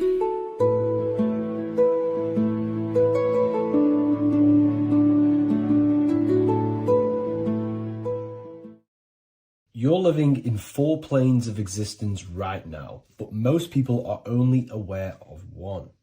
And that's why they feel lost, disconnected, and stuck in cycles they can't explain. If you don't understand the blueprint of reality, you'll keep trying to fix the physical, while the real causes lie in the unseen dimensions that you have direct access to. You must understand that the universe only exists in the mind. Everything is a projection of consciousness. Therefore, consciousness produces everything. Our internal world is consciousness. Our external world is this physical body, physical world. Everything is an externalization of consciousness. For example, this was a thought. Now it's made physical. But before this was invented, it was existing in someone's mind, in consciousness, invisible. Then it was made manifest, made physical. So everything in this physical plane is the effect. The cause is consciousness, mind, the mental plane. So now I'm going to explain these different dimensions of consciousness. You don't just exist in this physical plane. The physical plane, in fact, is the lowest plane there is. It's the illusionary plane. So first of all, we have the Buddhic plane. This is the nothingness. So think of it like this. Absolute nothingness. If you turn off thoughts, there is nothingness. This is the void. And out of the void springs infinite potential, which is the mental plane. Now, your mind has no limitation. It can think anything, be anywhere, anytime, any place. In the whole world, there is no limitation with the mind. This is the realm of infinite possibilities. This is the realm of thought. Thought is a dimension, information and thought. To go a little bit deeper on this, there are pockets of thoughts, what we call in the occult fields of thoughts. Your mind does not think thoughts, it receives them. Your mind is like a radio. Whatever the mind is tuning into, setting its mindset, setting your frequency or setting your mind, You will receive thoughts based on that set, whatever you set your mind to. So there are pockets of thoughts that we penetrate in the mental plane. The mind is the mental plane, the infinite possibilities. This is the spark of creation. This is where all things begin to manifest as an idea in the mind as a thought. So if you want to gain certain information, you need to meditate or do thought exercises where you are penetrating that dimension of thought, that pocket of thought. For example, if you want to find a way on how to make financial wealth, you would use your mind, set your mind on wealth and money, and think, close your eyes and think about that specific topic and see where your mind takes you. And you will expand your mind into different pockets of thought and gain information. So this is the mental plane. This is how you can use the mental plane. You can use the mental plane to do this. Then we have the astral plane. We have higher, middle, and lower astral plane. The astral plane is the body for thought. So every dimension, physical, etheric, astral, mental, Buddhic, is a body for a dimension above. Each dimension below is a product of the dimension above. So for example, the astral plane is imagination. This is the lucidic realm of imagination. This is where thoughts begin to manifest into some sort of form. It's not a physical form because this is physical, but imagination is a lucidic form. It's not really physical, but it's there. It's a projection of light. It's astral matter condensed by the willpower of the mind. So depending on the vibration of that thought will depend whether it manifests in the higher astral plane, middle astral plane, and lower astral plane. If you think about more material things and visualize material things, this will manifest on the lower astral plane because material matter is low vibration. Now, that does not mean it's evil. That does not mean it's bad. Okay? It just means low vibration just means more material. But if you think and imagine more spiritual things, this manifests on the higher astral plane. So the astral plane is the screen in your mind that allows you to vision an apple, that allows you to vision anything. It's that mental projection that's inside of your mind. Now, this is what we call the third eye. It's an eye because the eye is the mind, and the mind can see into the astral plane. It perceives this spiritual world, this lucidic realm that we have access to. This is where also infinite potential takes place. This is the realm of spirits, demons, jinns, whatever you want to call them. Spiritual entities exist in this because this is where thought forms manifest into form. This is where thoughts create bodies. Think of it like this. The mental plane is a thought of a chair. The astral plane is the imagination of that chair and all of the different possible chairs that could possibly be. The etheric plane is the energy double of that chair. And the physical plane is the physical chair. So as you can see, the higher we go up, the more formless and lucidic it is. The lower we go down planes, the more dense it becomes. This is formless and this is form. Everything manifests through this process. This highlighter is down here in the physical plane, but the idea began in the mental plane. Everything begins in consciousness before it creates a physical body. It goes through this process. Therefore, if you want to start to mold and create your own reality and create things in your world, you can use these planes to your advantage. You can use your mind to do mental thinking exercises by closing your eyes and expanding your mind into a different pocket of thought to gain wisdom, gain information, gain downloads. The way you do that is simply get into a meditative state, close your eyes, pick a topic that you want to think about, and see where your mind takes you, but always remain centered on that topic. And you can do this for maybe an hour or two or half an hour, and your mind will take you places where you will unlock information. You can even use this to make decisions in your life.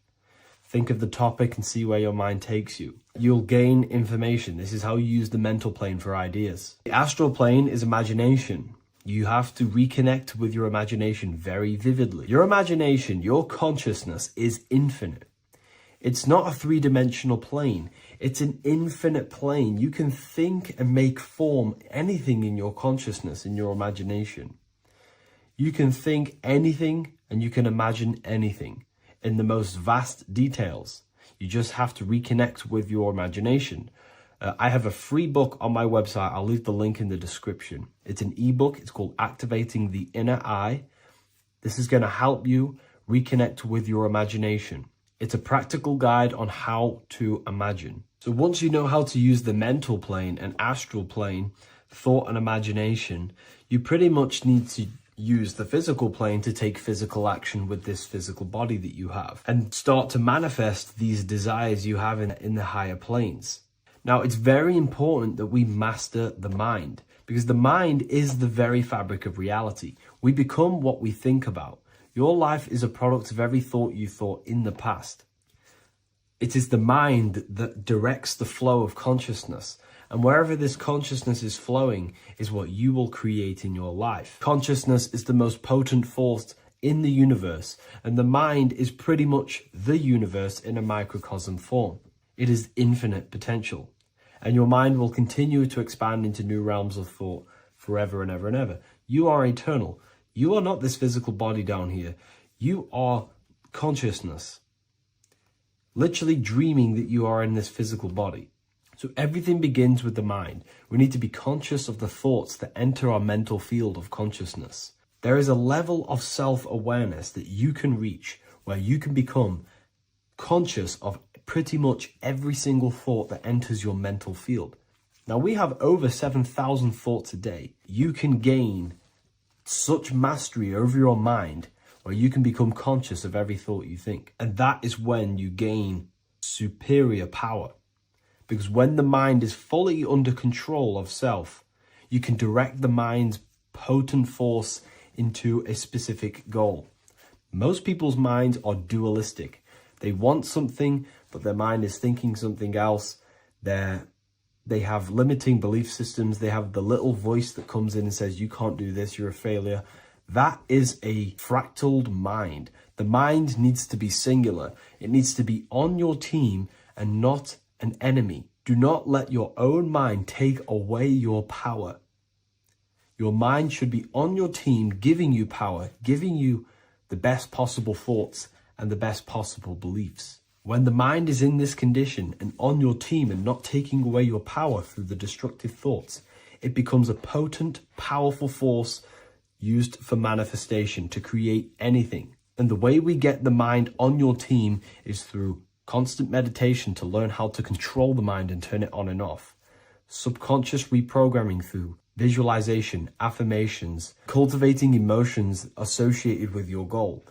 All these three ways we can reprogram the mind slowly over time so that it becomes powerful and becomes on your team and doesn't give you negative contradicting thoughts. When the mind is fully aligned on one thing, it can create massive empires and things in your physical reality. So I hope this video helps, and I'll see you in the next one.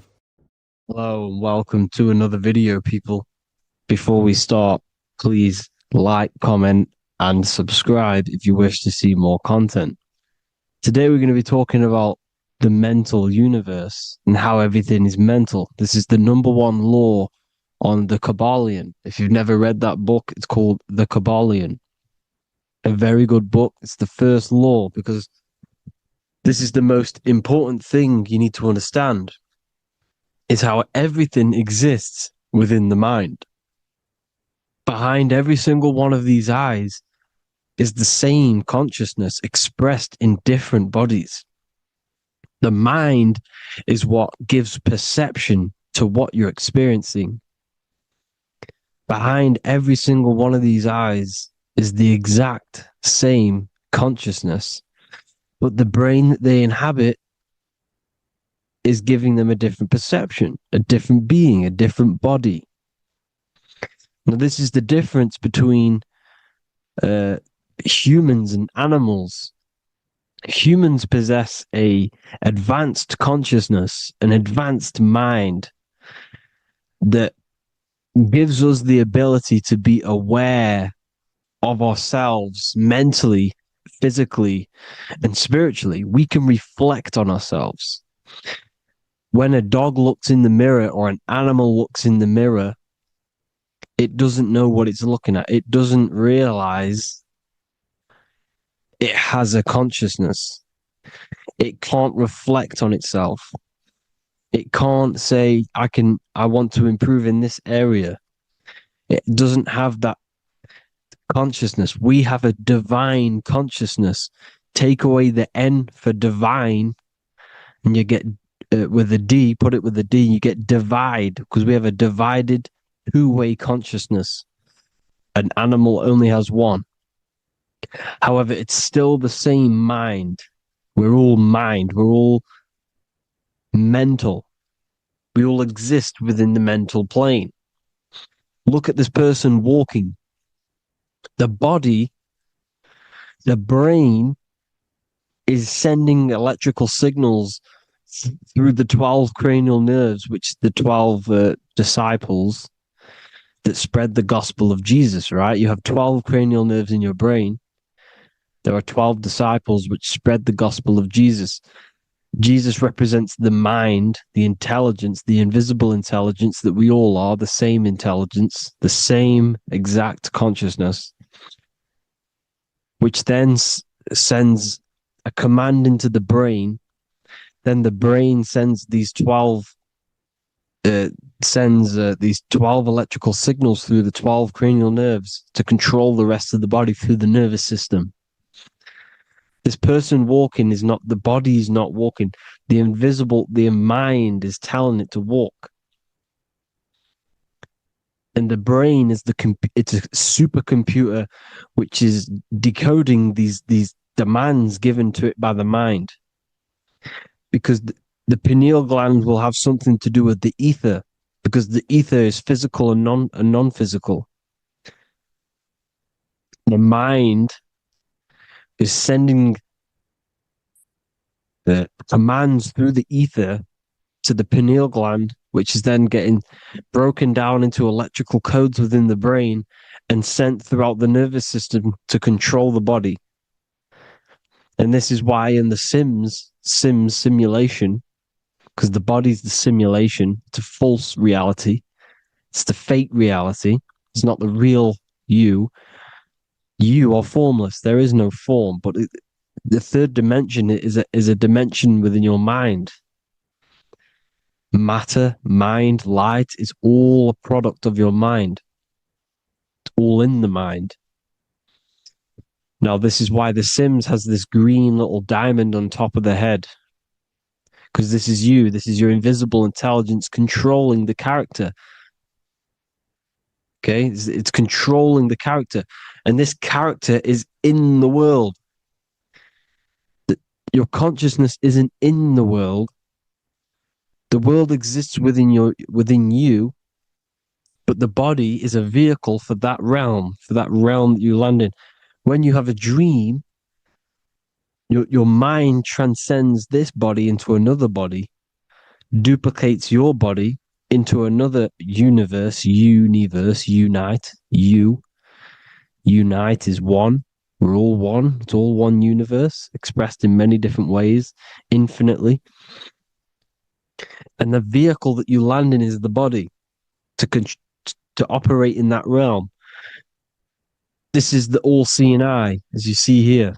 The eye, this is all the intelligence. This is the ball of consciousness, God, expressed in different bodies. We're all this same one in different bodies, as you can see here. And this intelligence is expressing infinitely throughout the universe. An infinite universe. There's no beginning, no end. There was no beginning of the universe. There is no end. It's infinite, always has and always will. But the mind is what gives you the ability to explore the universe, to make perception of it. We are God in disguise. We are God in disguise. We are God in flesh. But the body can become attached to the mind, can become attached to the body if the mind is not aware of itself. When the mind is that blinded by matter, and we lack knowledge and understanding of what we truly are, a formless, infinite being, a traveler. This is why Freemasons are called Freemasons. Mason means traveler. Free. You're a free traveler because your consciousness is a traveler of the universe. When we lack understanding, our mind bounds to the body because we don't separate the body with our different layers of consciousness. When we separate them and identify that we are mind, body, emotion, you then can apply this knowledge to when you want to astral travel and explore the different realms of your mind, because the mind is the universe. People, this is what we need to understand.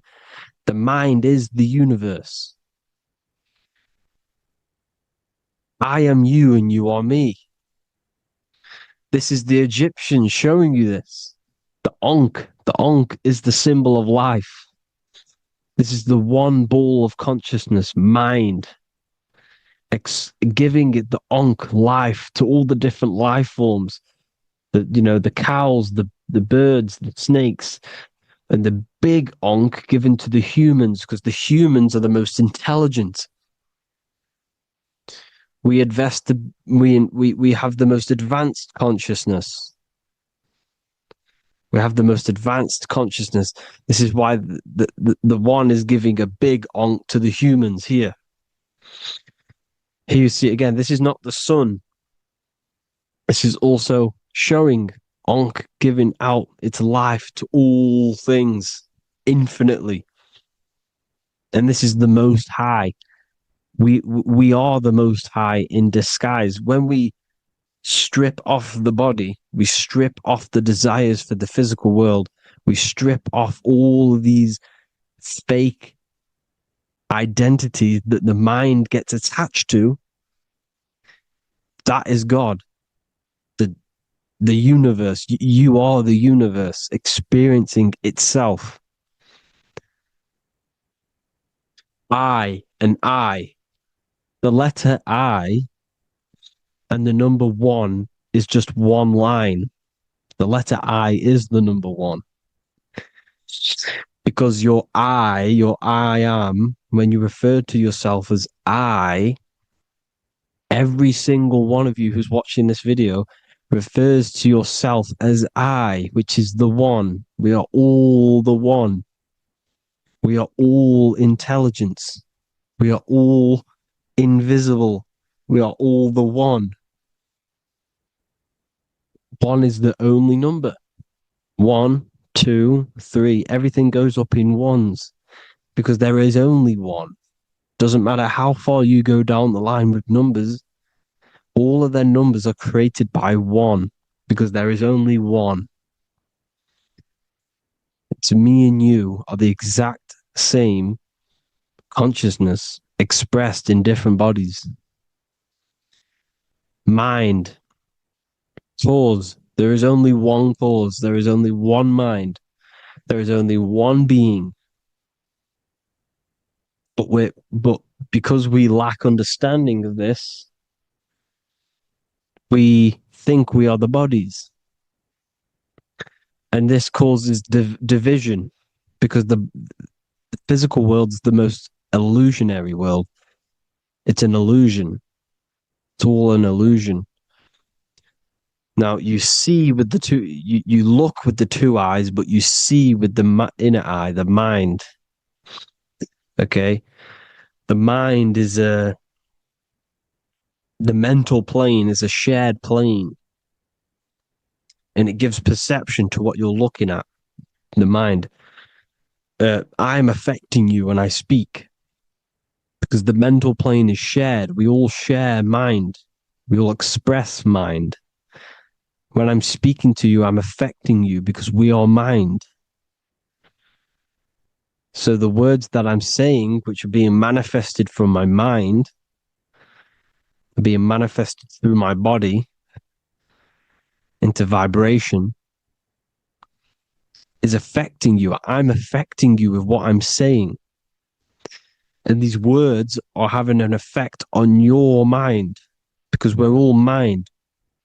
This is why you need to be careful what you're listening to, music and all sorts.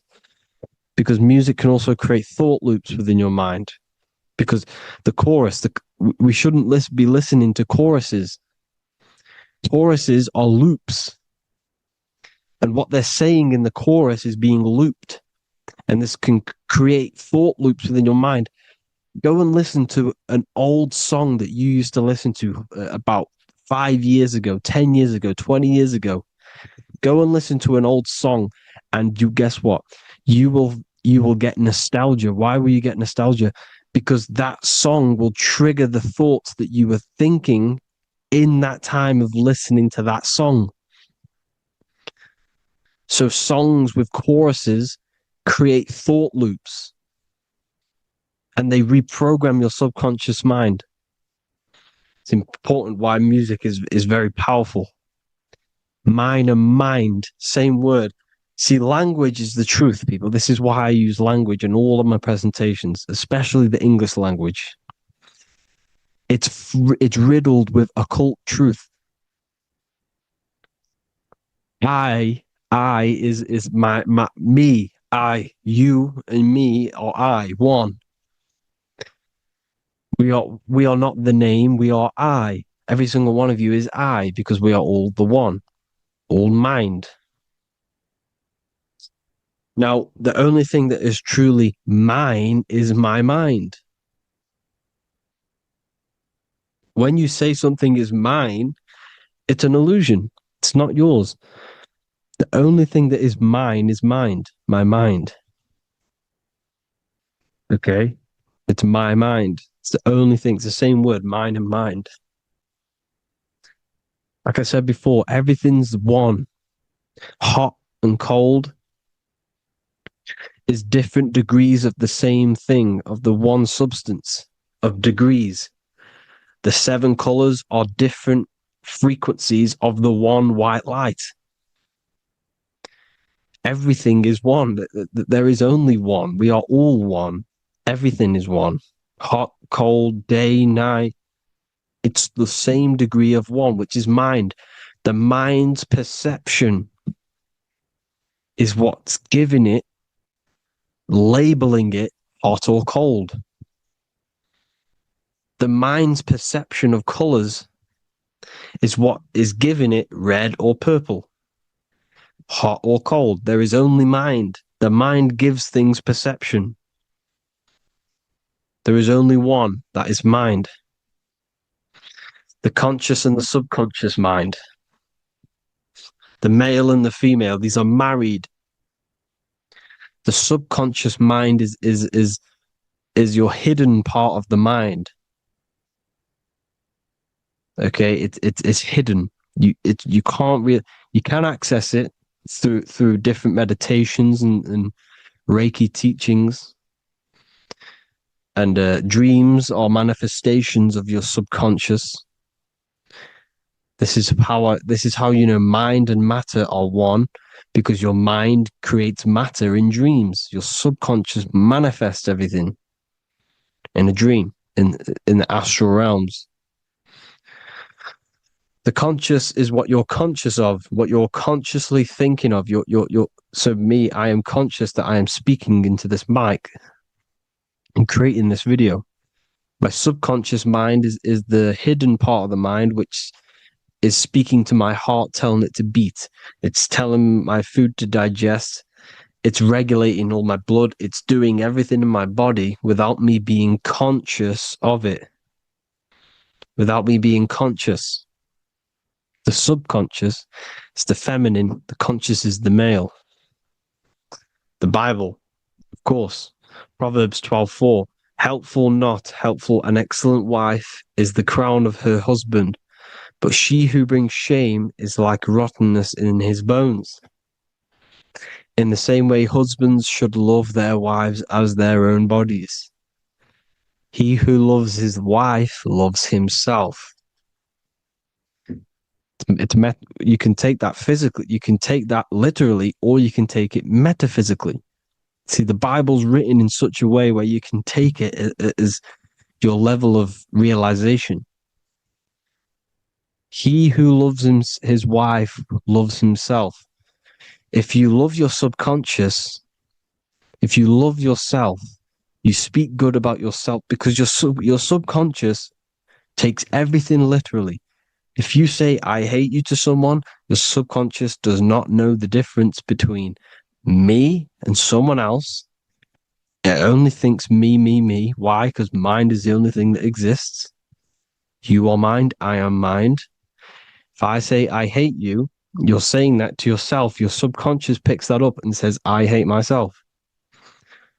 And that's telling your subconscious that's what you want.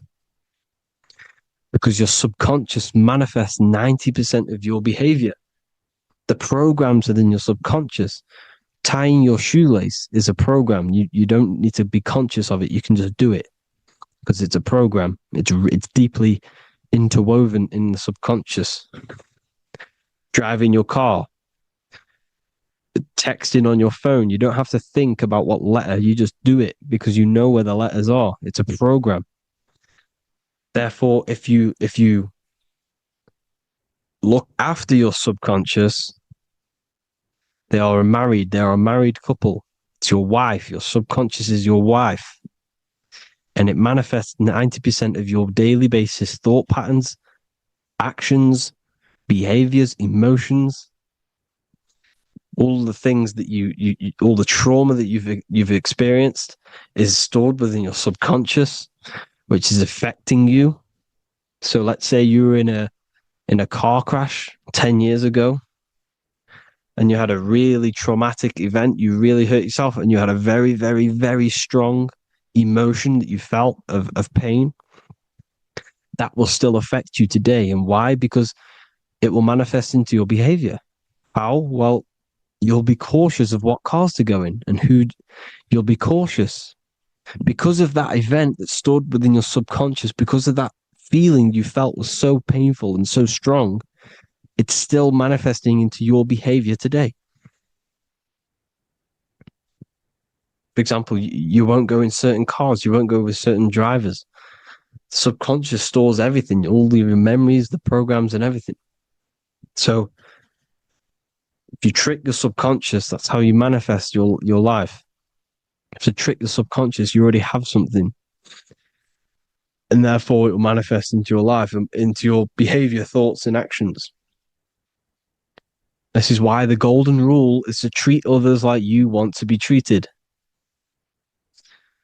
Because I am you and you are me. We are all subconscious. We all have subconscious. Whatever I do to you, I do to me. Because my subconscious picks that up and thinks I'm speaking to me. Mind is very powerful. Whatever I do to you, I do to me.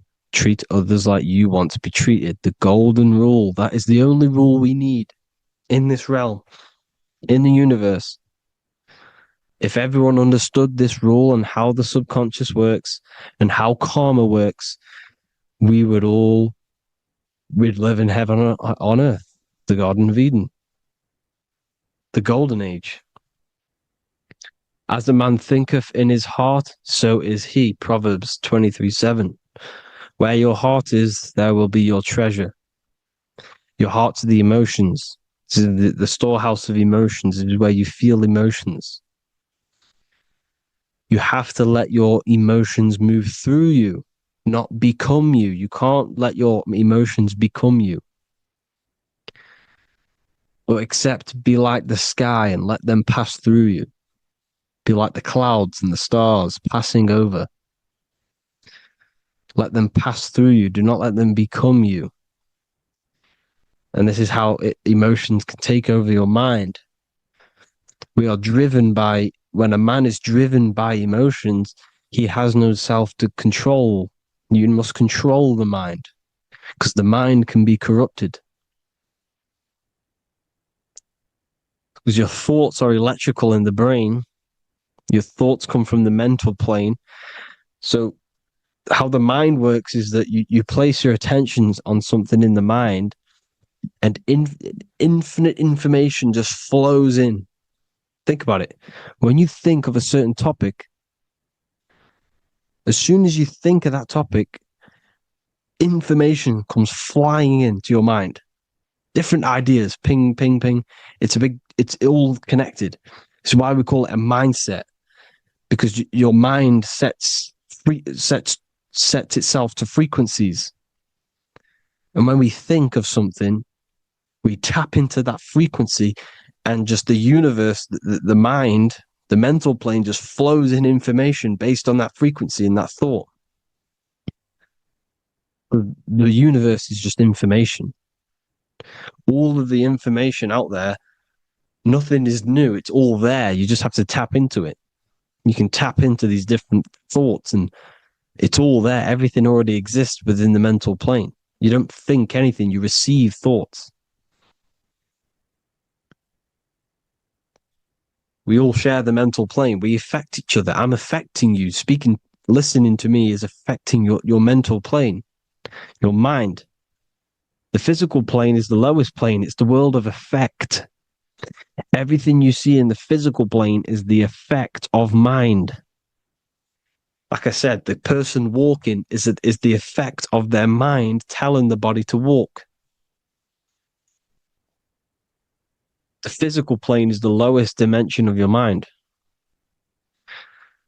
Mother Earth, we are in a mother. We're in the womb still. The Earth is feminine. It looks after you. It provides you with food for free. It grows on trees with water. It's Mother Earth. It's the womb. The dome above your head is your mother's belly.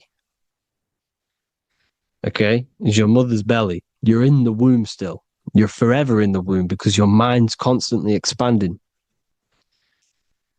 Because when the baby's mind figures out that there is a reality outside of its mother, it starts to hear the people on outside of its mother, what does it do? It figures a way out of the mother, and it becomes born again in the water,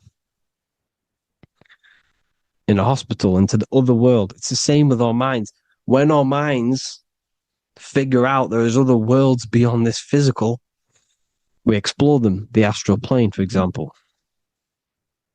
You figure a way out of the body. Because when you're the firmament, look at the word firmament, meant at the end. Firm is firm, something strong, something like a rock is firm. If your mind is firm like a rock, you will be stuck under the firmament.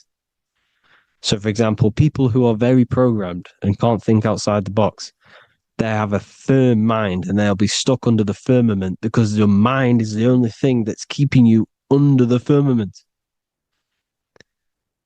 It's the only thing. When you're doomed, doom is dome. This is the dome, which is your head. Your head is the dome. Above your head, above the earth is the dome, the ethereal barrier. But that's just an external manifestation of your head. You don't leave the earth, you leave your body to leave the earth, because your body is the earth. It's a dimension within your mind. So when you're doomed, you're domed. Your reality is your level of realization. You realize something, or when you have an idea, the mind,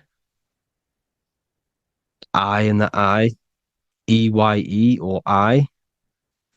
Same thing, mind. It's all mind. Reality is your level of realization. You realize there's other worlds. That's your reality. Your perception's your reality.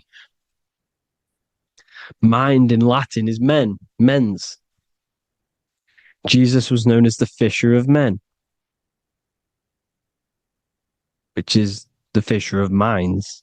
He was fishing minds worthy of knowing the higher truth, the deeper occult knowledge. Jesus figured out that we are all God. And he got killed for it because in that age they were trying to suppress this information. Jesus figured out he was God because we are all God, every single one of you, and they killed him because we're all mind. We are not the body. We're the invisible intelligence, which is God.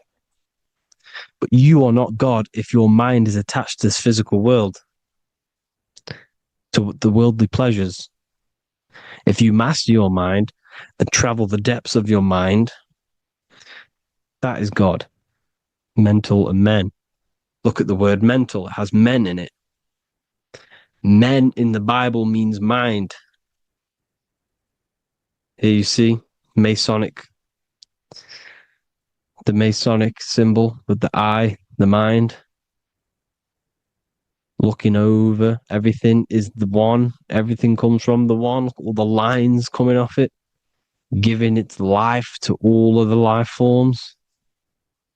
Down here on the bottom, you have duality, black and white. Up here, you have singularity. One and the two. Unification and division. The lower self is divided into the left and the right. So the Bible even says, I forgot what verse it is, but it says, it's better to go through life with one eye than to have two and be cast into the fiery abyss of hell. I'm not sure what verse it is, but you can research it yourself. It's better to go through life with one eye, to be unified.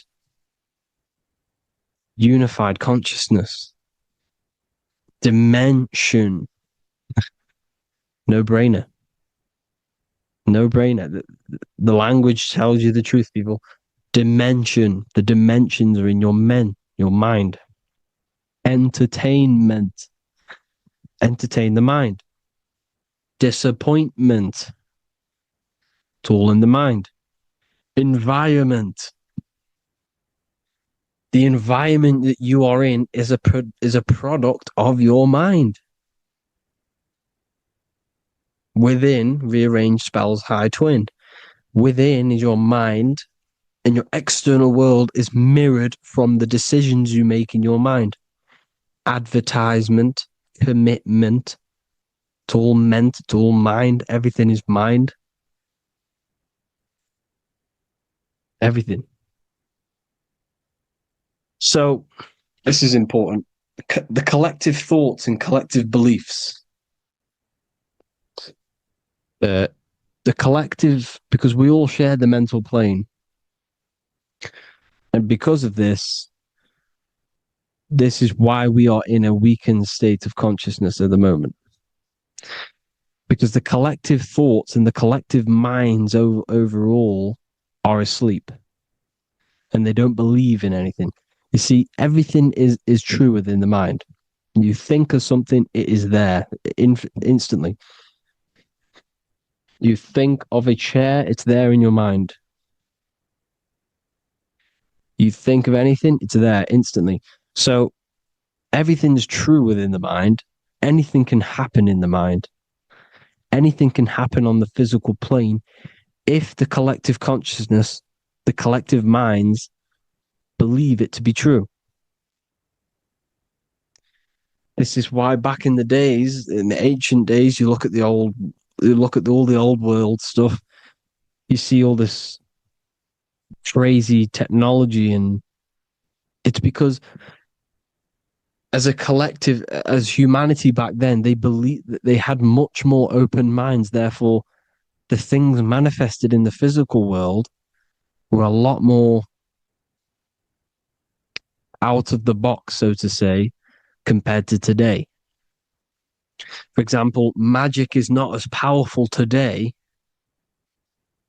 because the masses don't believe in it. It's still powerful, don't get me wrong, but if the masses believed, or if everyone knew magic could be real, because it is, anything's real in the mind, it would be a lot more powerful.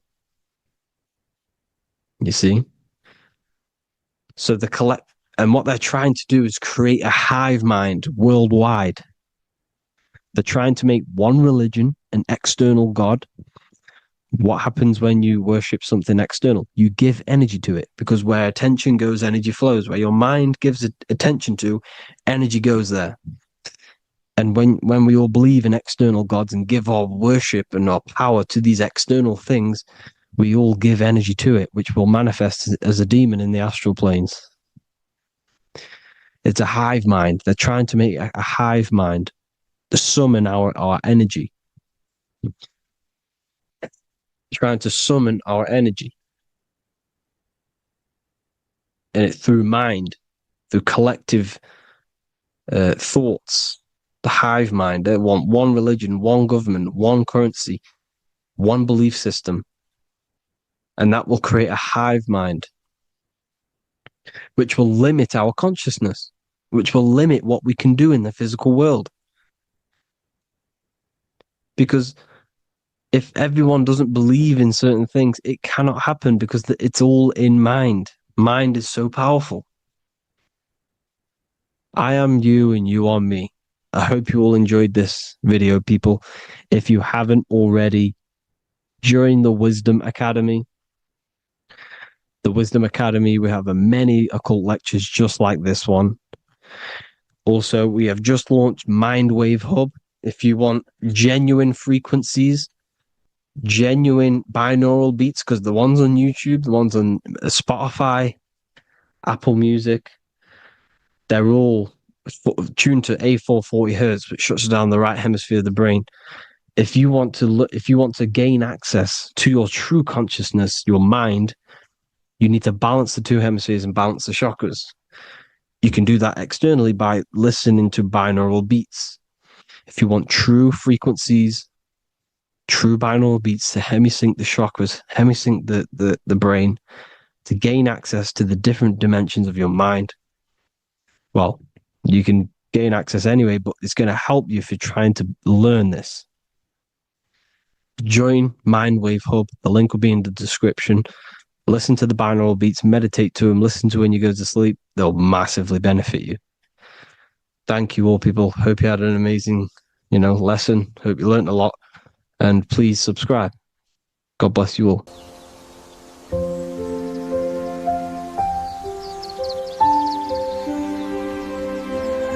bookofwisdom.com. Visit today.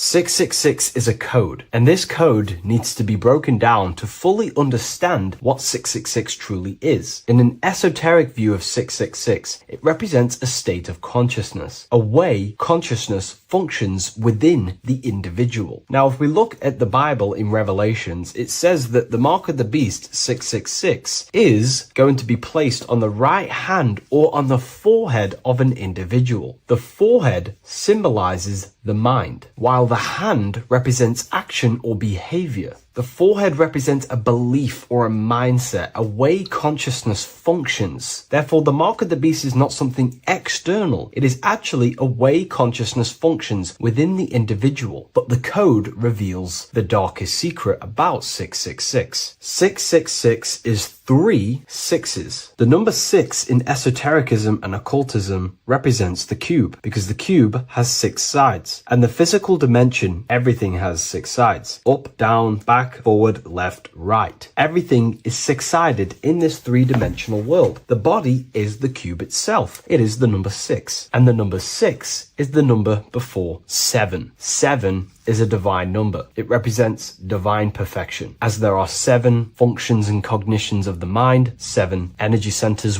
along the spinal column, 7 major planets for the 7 days of the week, 7 days of creation, 7 visible light spectrums, colors. The number 6, therefore, is often understood as imperfection, as the body is imperfect. The physical form is imperfect compared to our divine spiritual nature. But let's decode the 666 code properly so you can understand this. Now you understand that the number 6 represents the material three-dimensional world, or the physical body of consciousness. We can then look at the number 3 because there are 3 6s. The number 3 represents the 3 ways consciousness functions. Consciousness thinks, consciousness feels, consciousness acts. We have a mental body, an emotional body, and a physical body. Most people confuse these things to be all one. They think their mind is their emotions and their mind is their brain, and they interlock all of these, but these are actually 3 different bodies of consciousness. Consciousness has many vehicles or bodies it expresses itself in. So the 3 ways that we ultimately create our life, the 3 ways that shift our reality, and the 3 full things that we have full control over are our thoughts, emotions, and actions. If you try and control anything else other than these 3 aspects of life and consciousness, you are then breaking natural law. If you try and control someone else, you are then breaking their will, their natural rights. These are the 3 things you have full control over: your mind, emotions, and your body. Therefore, the number 3 represents the 3 ways that you express consciousness in this life or reality. And the number 6 represents the material body. 666 is the mark of the beast. Therefore, the mark of the beast could be a state of consciousness where your thoughts, emotions, and actions are all directed towards the physical, material, three-dimensional world, leaving no room for true spiritual connection with your higher self, no divine connection to the source or God, giving no attention to your true internal nature, to the self inside the mind. All of your thoughts, emotions, and actions are directed only for physical pleasures, for materialism,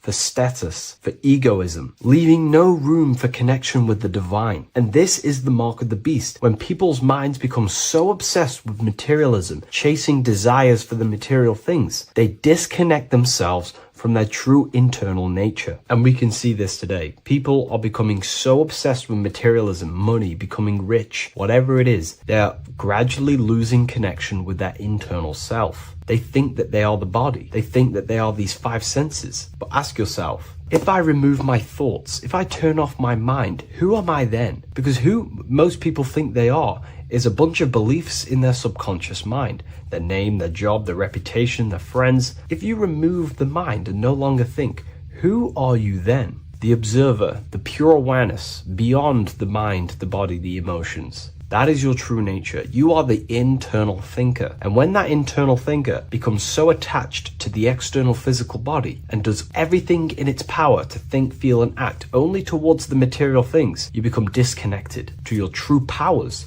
to your divine nature, to literally God. If you don't want to become the mark of the beast, then have balance. Now, I'm not saying materialism is evil.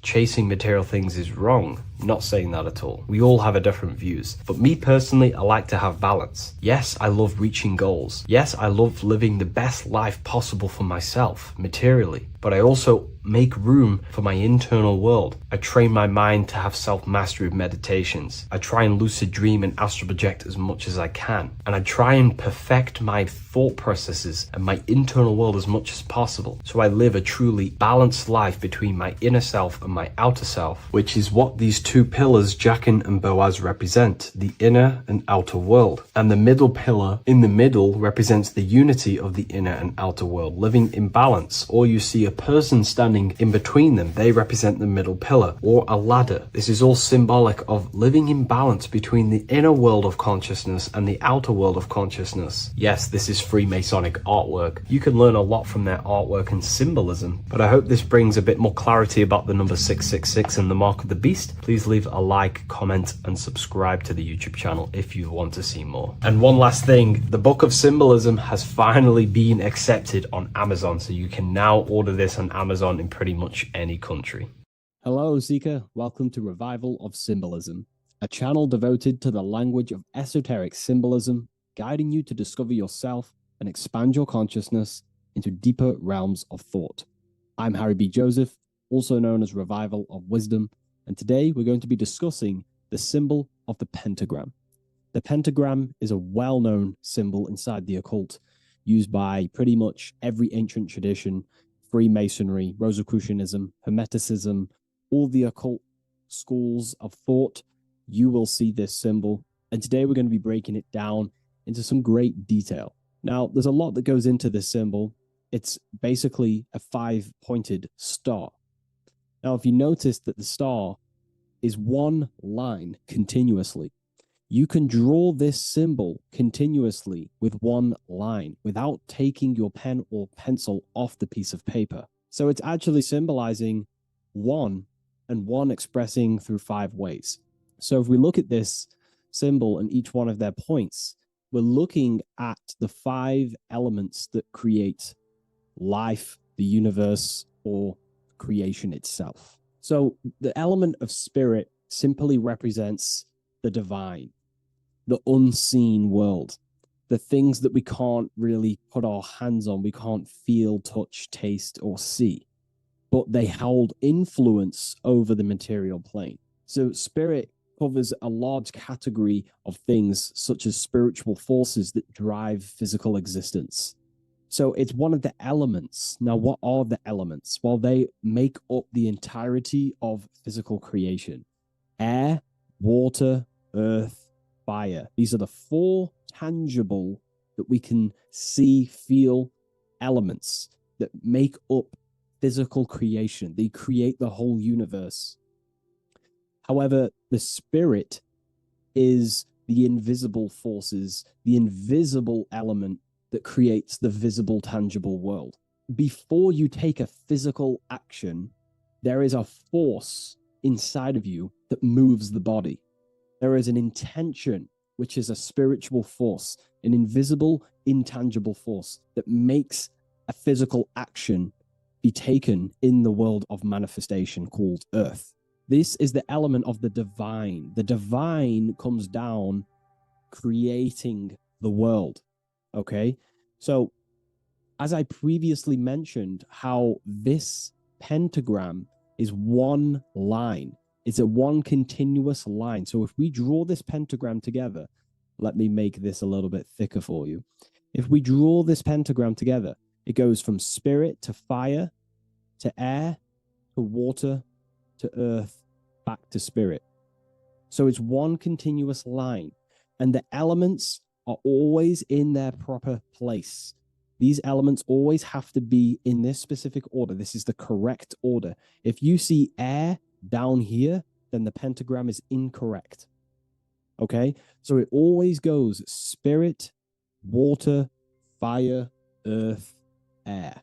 This is the correct order of the elements.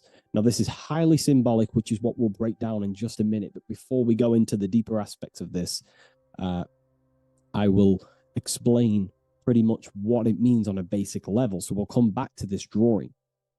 So spirit is on the top, which means spirit over or more superior or more dominated over the earthly elements. Now, what does this mean to an individual, to yourself or me?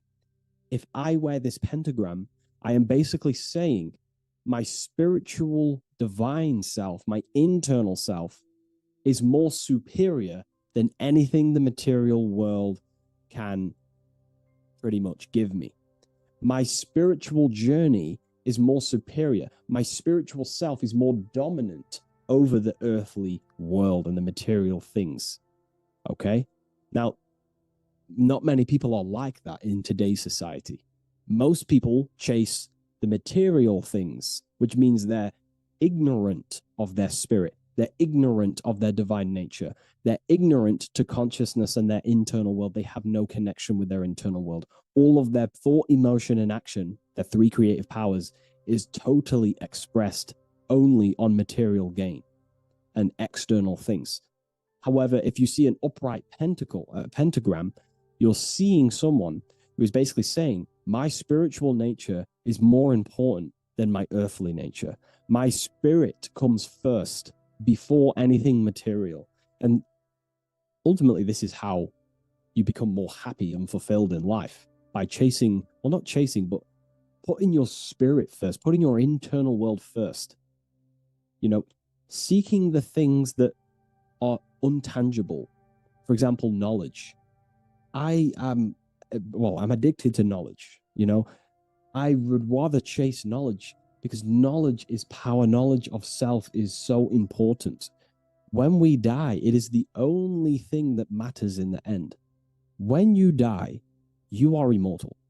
And if you have no knowledge of yourself, then you're going to struggle in the afterlife. If you have no self-control over your thoughts and emotions and desires, then you will suffer in the afterlife because you have no control of your thoughts, and your thoughts will be creating your reality in the realm of imagination or the astral plane. But that's a whole other lecture. But this symbol is pretty much saying placing the invisible over the visible. So there's many different avenues we can go with this. So this symbol is also used in magic.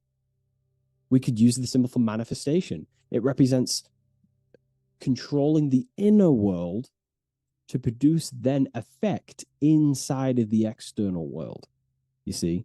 So we have to put this first in magic spirit. We have to change the internal so we can produce change in the external. Reality is created from the inside out. Okay? So this symbol is heavily associated with magic as well, which is a whole other lecture.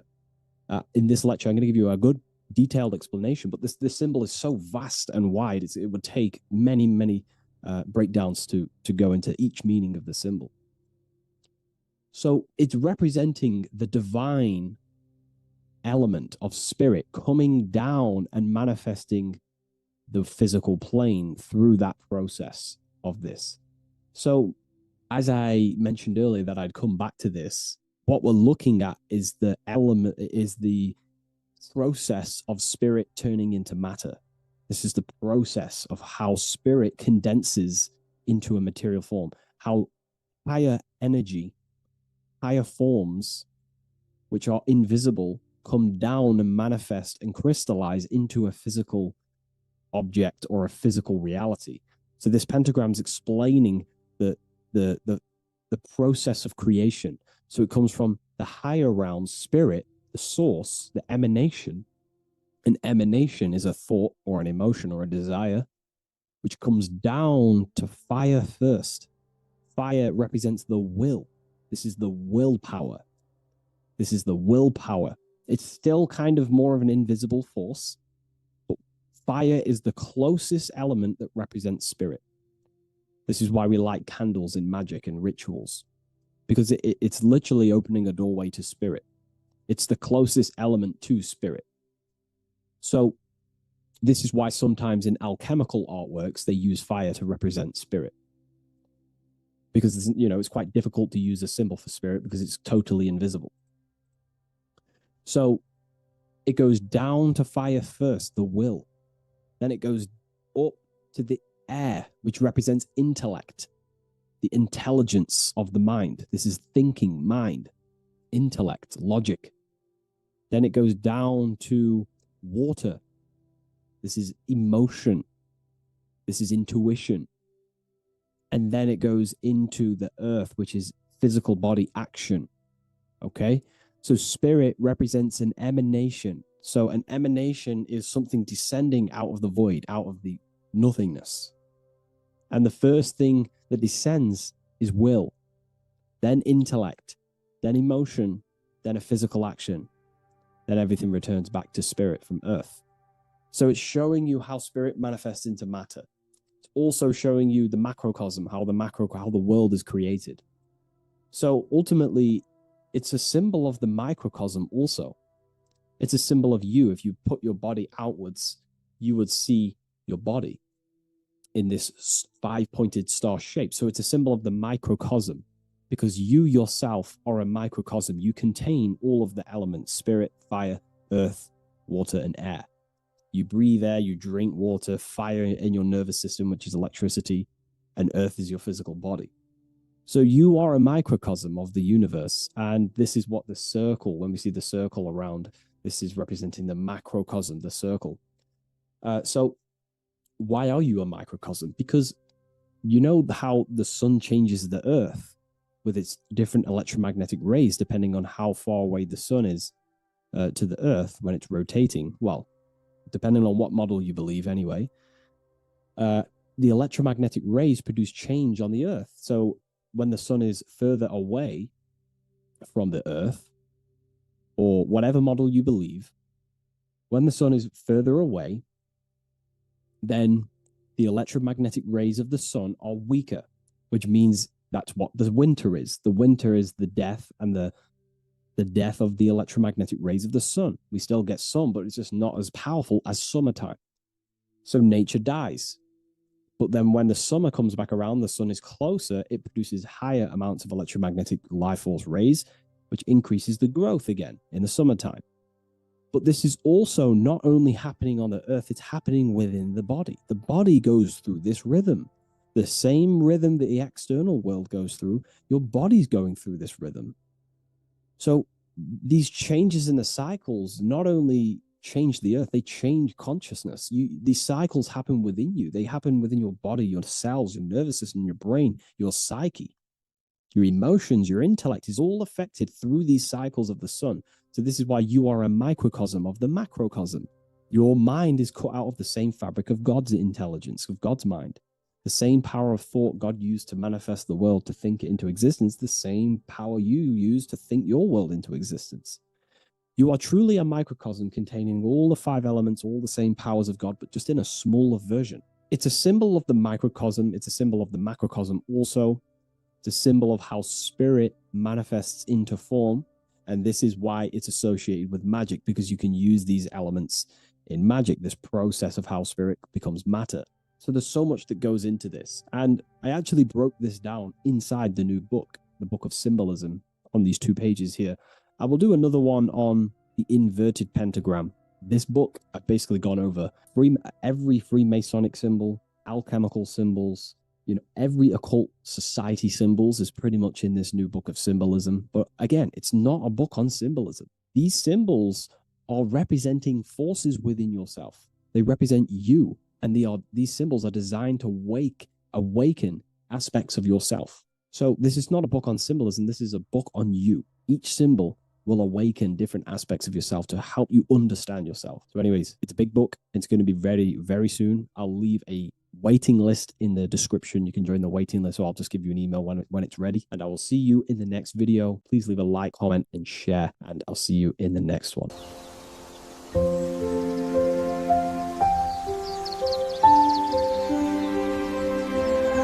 bookofwisdom.com.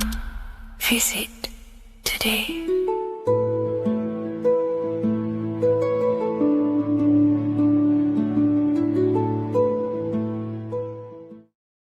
Before you call the Baphomet evil, make sure that you watch this video until the end so you gain a full understanding on what the Baphomet truly is. No, I am not a Satanist. I am simply an esoteric and occult researcher. I've been looking into symbolism for a very long time, and I can reassure you that this symbol does not represent the devil, does not represent any negative figure. It's a very deep occult esoteric symbol. What we first need to understand about the Baphomet, it is indeed a symbol. Every symbol we see around us is neutral. The pentagram, the Baphomet is neutral. It depends how you use it, whether it is used in a good or bad way. Everything is neutral. It's your mind's perception that gives it a positive or a negative charge. First of all, let's break down the Baphomet symbol. Let's look very closely at the Baphomet. We have clearly the 4 physical elements corresponding to the Baphomet. Here we clearly have the fire element. The wings represents the air, the flapping in the air. The fish scales, which is the water, and this dome figure representing the earth. The soul is incarnated into 4 bodies. We have a mental body of consciousness, intellect. We have an emotional body of consciousness, which is all to do with intuition and energy. We have a spiritual body of consciousness, our astral body, and a physical body of consciousness for the physical earth. Earth corresponds with your body, air corresponds with your mind, fire corresponds with your spirit, water corresponds with your emotions. So the Baphomet is showing you the 4 elements of the soul, the 4 bodies of the soul that we are incarnated in. Now, let's look at this moon figure. We have the moon. The moon represents the internal world. It represents what we cannot see. The sun represents our conscious mind, what we can see, what we're aware of, the physical world. The moon represents what we are not aware of. It represents our internal world. Remember, we have 2 worlds, but you're an individual. You have a dual nature, individual. You have an internal world. When you close your eyes, you have an internal voice, an internal world of thought and emotion, and an external world of this material body. The moon represents the internal. The moon on top represents the moon controlling the mind, represents the inner world controlling you. Now, this is very symbolic in the occult world. If the inner world is controlling you, then you have no control over reality. This is the devil horns. You know the devil horns? The moon crescent? This represents you are the devil. You're being controlled by your thoughts, by your emotions, by your psyche. Then we have the moon below, which represents control over the inner world. We have control over our thoughts, our emotions, our impulses.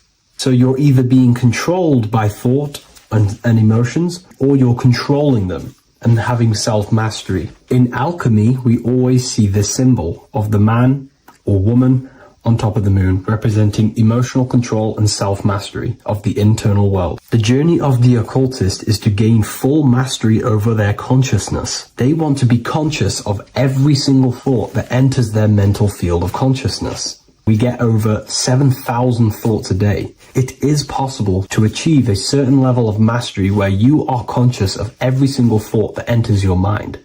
This is one of the end goals of self-mastery and occultism, as this gains your personal power. When one achieves this, they are then able to direct the mind in one place and one place only, becoming more effective in manifestation and creation, because we are microcosms of the divine. We are creators. This is the gesture of as above, so below. The inner world and the outer world are mirrors of each other. The inner produces the outer. Your physical life circumstances are a result of every thought you thought in the past. The inner projects the outer. If you want to produce a change in the outside world, you got to produce change in the inner world of consciousness first. As above, so below. As within, so without. This corresponds with absolutely everything in the universe. Now we have the goat head, which represents the animal self. This represents the lower carnal mind. Lower carnal mind, which is earthbound, because a goat is on the ground. It's not a bird, it's on the ground. It represents the lower self, the beastie nature, the one that tells us to hate, to steal, to eat all the time, to consume. It's the beast within us, the beastie side of our consciousness. It has a human body resembling this, the human in the beastie nature, or we have the spiritual nature, the higher self. In essence, this symbol of the Baphomet represents the higher and the lower self of human consciousness. It represents the higher and the lower. To conclude all of this, the Baphomet is a symbol that represents the 2 paths that one can take. We can take the beastie path and become an instinctual animal, our body, or we can take the divine path of reaching our higher self. It is a symbol that represents the higher and lower self and the 4 different bodies of consciousness. In essence, this does not represent Satan or the devil. The devil represents the lower aspect of our human psyche. The war between Jesus and Satan is symbolic and allegorical for the war that happens within our mental field of consciousness. The internal war between good thoughts and bad thoughts, positive emotions and negative emotions. It is the constant war inside the battlefield of your own mind. Jesus, Satan are symbols, characters that are symbolic of aspects of your own consciousness, because the universe is mental. The only thing that truly exists is your mind.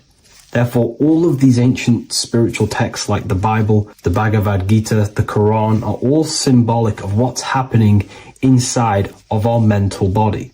It is the inner chaos that can destroy our life, or when we create structure and restructure our inner world, we can live a peaceful life. If you are struggling from the internal world and you want to gain mastery of yourself while learning the occult secrets, join Ethereal University, a community of like-minded individuals who are all striving for the best versions of themselves. We host live calls and we have an abundance of lectures that you can watch.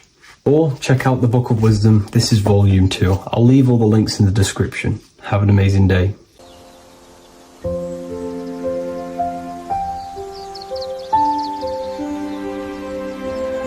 bookofwisdom.com. Visit today.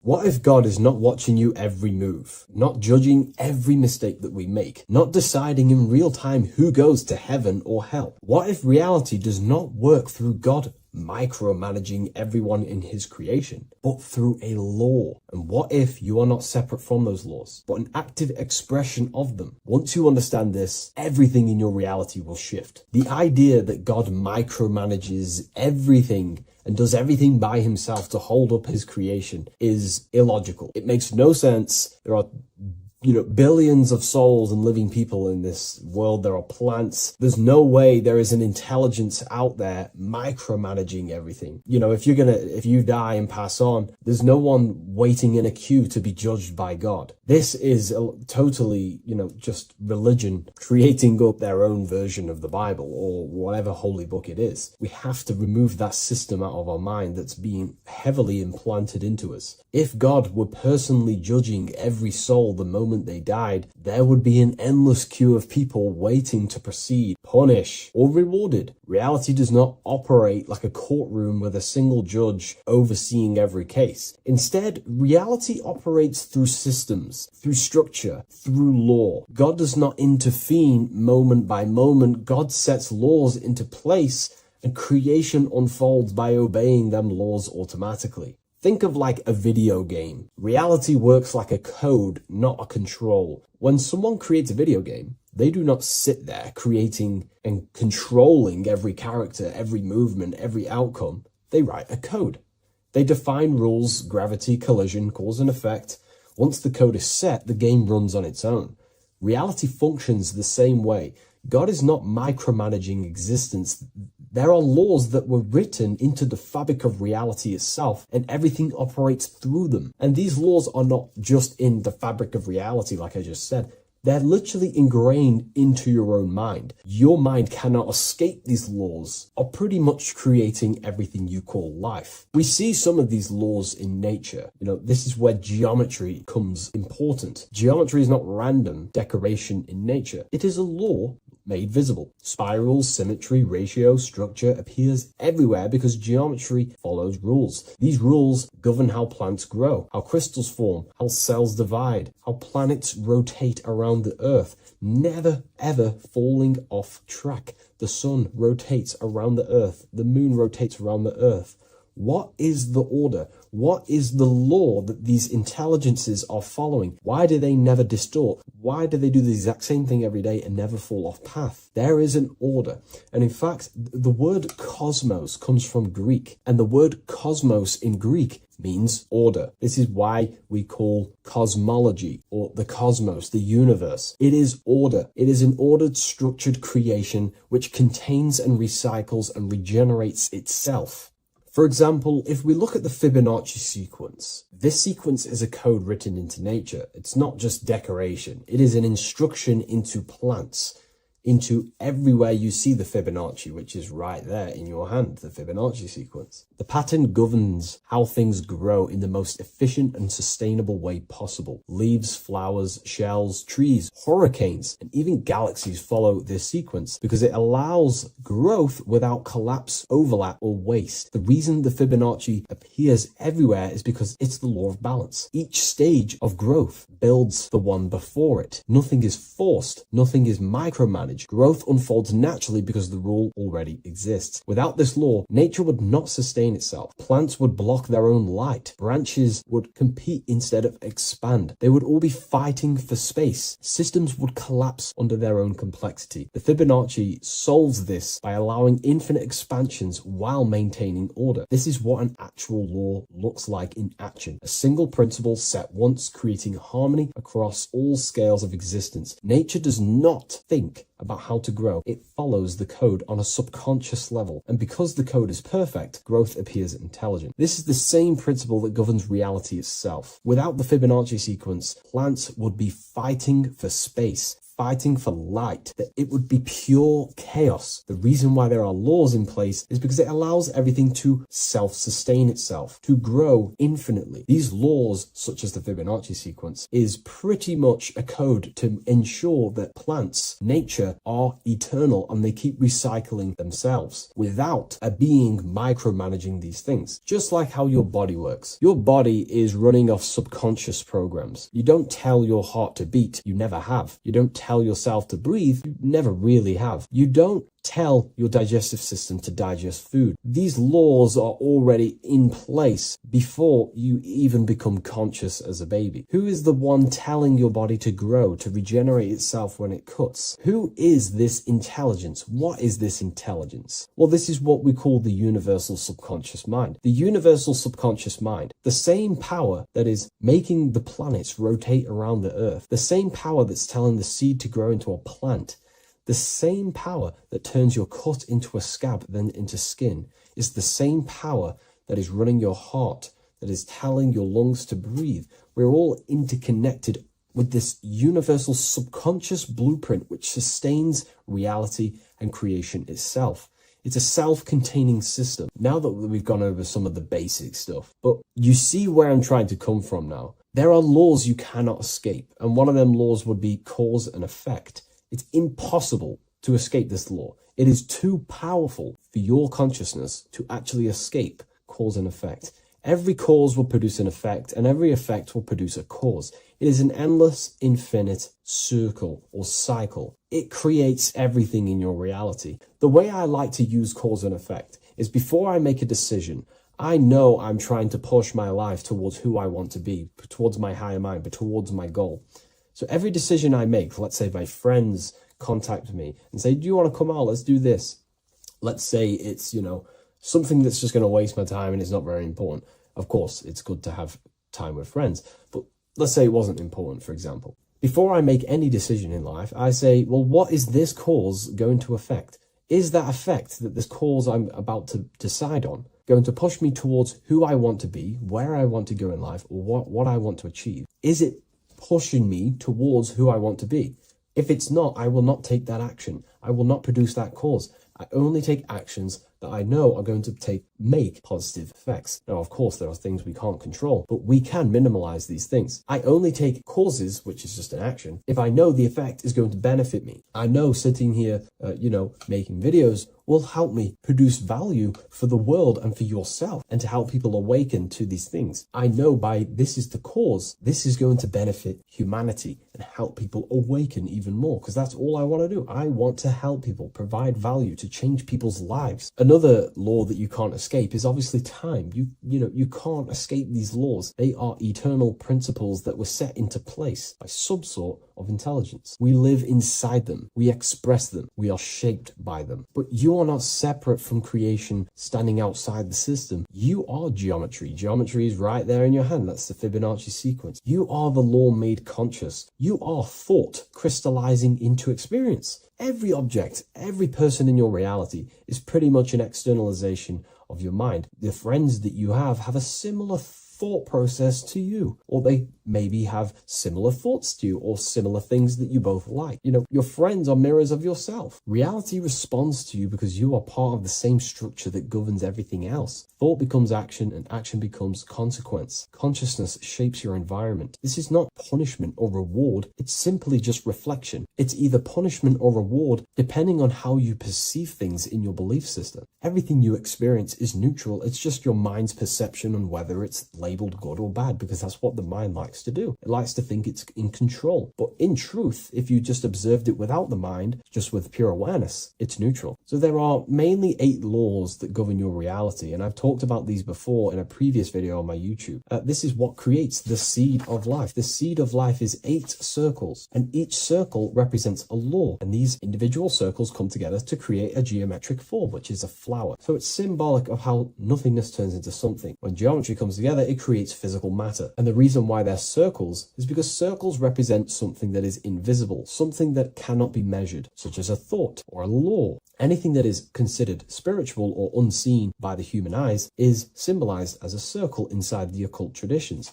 The reason for that is because circles' surface area cannot be calculated. You can't find the exact surface area of a circle, which means it symbolizes something that you can't actually measure or see or tangibly touch. Therefore, the seed of life represents the 8 laws that come together to create a flower, the 8 laws that come together to form matter, the 8 laws that crystallize mind into a physical experience. These laws would be the first one, mentalism, the big circle around the seed of life. The big circle. So mentalism just reveals everything is mind. Without mind, there is no existence. Mind is reality, pretty much. You experience life not just outside of you, but mainly inside of yourself. Therefore, all of the laws that come after mind correspond to the mind, because mind is the first law. The second law will be vibration. Every thought has its own vibration, and you attract to you the thoughts that you put out based on the vibration. If you think negative, low vibrational thoughts, you will receive back to yourself more negative thoughts. If you think positive, you will receive more thoughts. If you think about football, you will receive more thoughts based on that vibration that you put out into the mental field. The third law would be correspondence. Everything corresponds, which means everything is just a reflection of something. Your reality is an externalization and a reflection of your mind. The things that you possess, the things that you've achieved, all comes from the internal mind. Everything corresponds to everything. As above, so below. Your reality is just an externalization of the thought loop that you live in every day, because thoughts work in cycles. 90% of the thoughts we thought yesterday, we will think again today. It's the thought loop that manifests our reality. To change our reality, we have to change our thought loop. And once we change the internal, this will be mirrored in the external, which is the law of correspondence. Fourth law would be gender. Everything is masculine and feminine, conscious and subconscious. These two work together to create your reality. You have masculine and feminine forces of consciousness. Masculine forces of consciousness would be physical actions, willpower, thinking. Feminine forces of consciousness would be intuition and imagination and emotion. These are all aspects of the mind, the first law. The next law would be cause and effect. Very simple. We went over that earlier.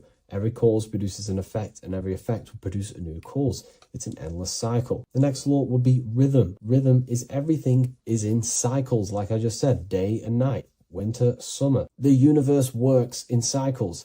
And just like I said, the law of correspondence, as above, so below, as within, so without. Because the physical world has cycles, so does your mind have cycles. Thought loops. We think 90% of the thoughts that we thought yesterday. The subconscious mind responds to rhythm. The more you say something, the more you believe it, the more it becomes a program and more suggestible to your conscious mind. And the last law is care. It's impossible to escape care. You cannot not care. It is important. It is impossible to escape. If you hurt someone, you know deep down that that was wrong. And care also corresponds to creation. You only act on what you care about. You care about paying the bills, right? So we take the physical actions to go generate money to pay the bills for our house or whatnot. Or if you love someone, you care for them. You take the actions to message them, to contact them, to see them. Human action is driven by love or care. This is how all reality is created. So once we understand these things, it's life-changing once you work with the law. That's what I mean. Most people are unconscious of the law. The laws are there, but they're just not aware of them. Now that you're aware of these laws, you can consciously work with these laws so they're not working against you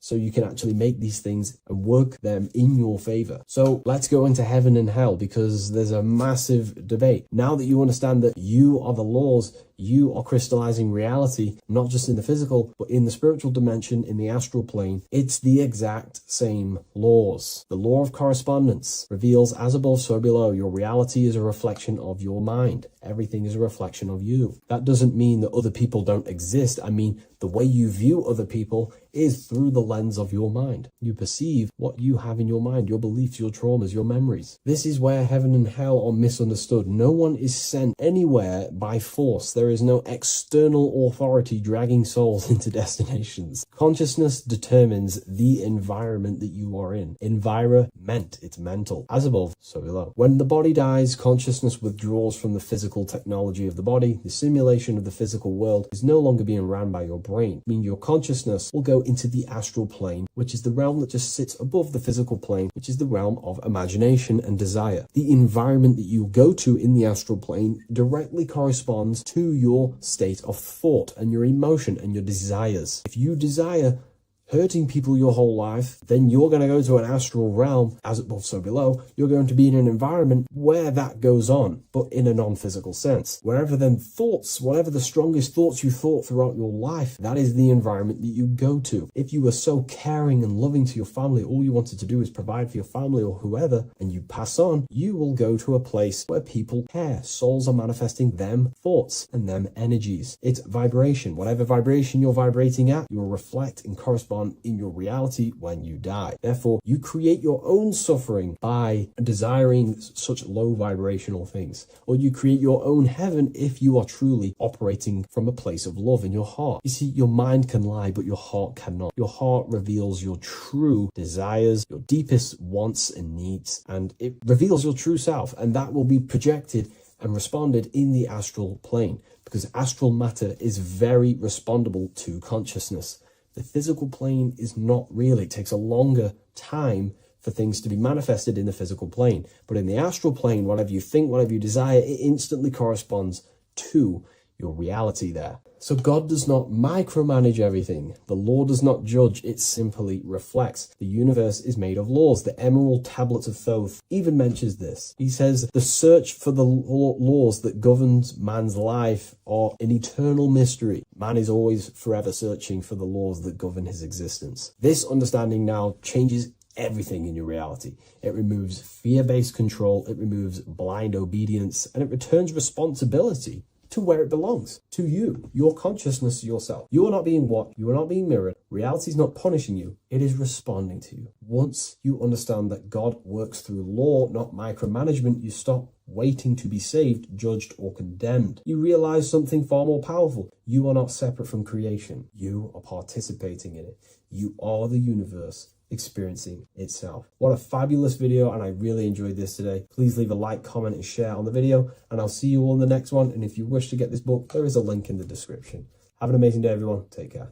Watching pornography makes you see people as objects. It does a lot of psychological damage to the human mind. And if you truly want to progress in life, your spiritual journey, mastery, whatever it is, mastering your sexual urges is essential to become powerful, successful, and become the best version of yourself. And there are some occult practices that I used to help master this urge. They're not really techniques, they're more mindsets, which will definitely help you overcome your urges. So if you want to quit pornography today, this is the way forward that I used to create this version of myself. Before we go into the tactics, we must understand that whatever we do in darkness comes into light some way or another. If you watch pornography, you know you have a problem, you keep this to yourself. We all naturally do. These things are private, and what we do in our private time molds our subconscious mind, and we keep it away from people. But whatever we do in darkness always comes to light. If you're doing things you don't want others to see, such as watching pornography, it will come out through a subconscious force. It will come out in your eye contact. You won't really be able to make eye contact with the person you're attracted to. It comes out in your energy, your aura, your presence, your confidence. All of this plays a role in molding your consciousness. And especially women can pick this up so easily. Females are more subconscious, males are more conscious. Females speak indirectly, males should speak directly. If a woman is hungry, they will say, I'm hungry. Are you hungry? But a male will say, let's go get some food. You have to see the underlying subconscious messages in women because they speak in more of a subconscious language. Men speak in a direct language. And maybe even men will pick this up. If you want to be taken seriously in the business world or your career, whatever it is, this is essential for your body language and your personal power. So you must master your sexual urges. Releasing your sexual energy, your sexual fluids, removes the life in your eyes.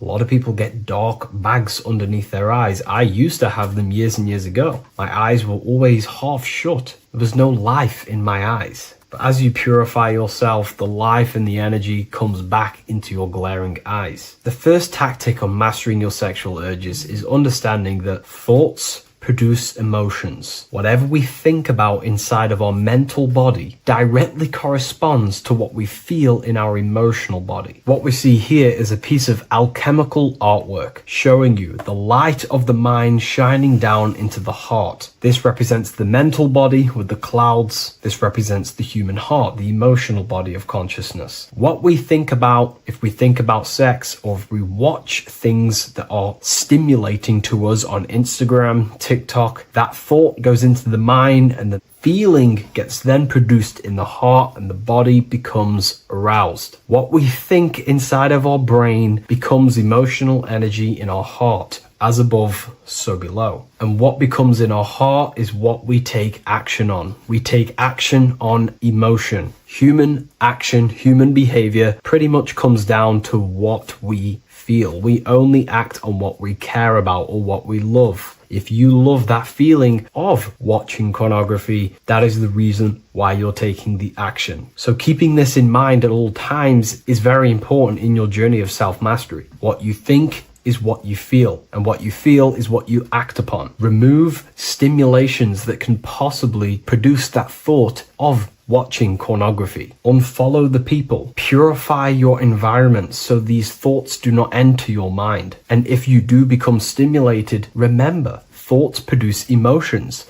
Change your thoughts. Think about something else instantly. The more you think about it, the more you feel, and the easier it is to take action upon it. The second tactic that I say to myself is that it's all mental. World, the universe, life is all mental. For example, unfortunately, my brother passed away recently. I've never gone through something like this in my life. It's tough. It's horrible. It's not nice losing a loved one. However, if I sit around and focus just on the negative side of that, yes, of course, I'm going to have my moments. But if I just sit there and focus on the negative, it will destroy my life. It will pull me down. The only thing that I can do to benefit from this situation is to become a better family person out of this. Become more loving. Spend more time with the people who mean a lot to you. You can always change and transmute the mindset of every situation in your reality. There's a famous saying I like to say, if you can change it, change it. But if you cannot change it, change the mental attitude towards it. Never just sit there focusing on the negative side of reality. This helped me with mastering myself watching pornography. It's all mental. You hold the power over the mind. And the next tactic is probably the best one ever. And I still use this today in everything in my life. Before I make any decision in life, I always say to myself, what is the effect of this cause? Is that effect going to push me towards who I want to be? Or is that effect going to pull me away of who I want to be and become and where I want to go in life? If the effect is not pushing me towards who I want to be, I will not take the action which is the cause. Consciousness cannot escape the law of cause and effect. It is an immutable,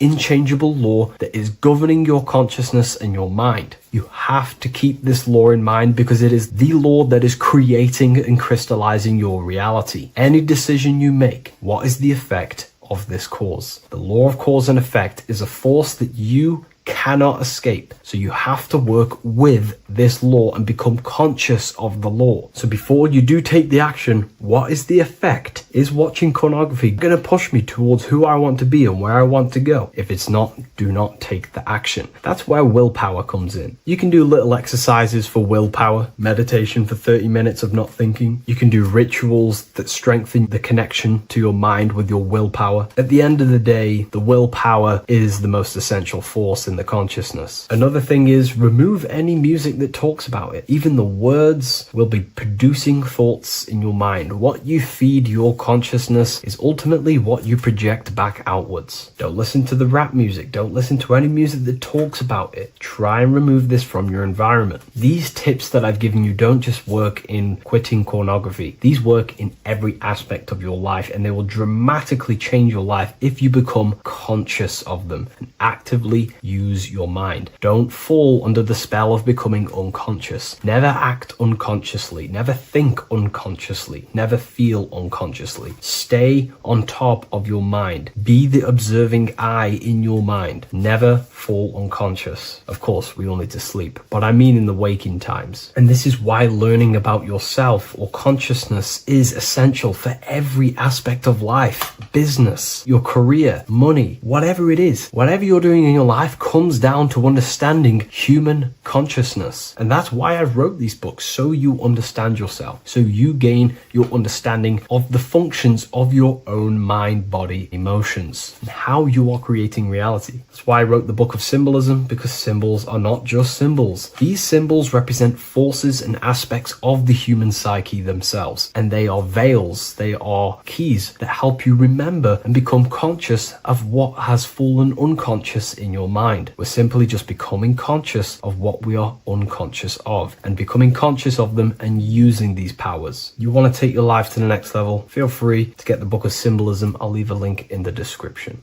Take care, everyone.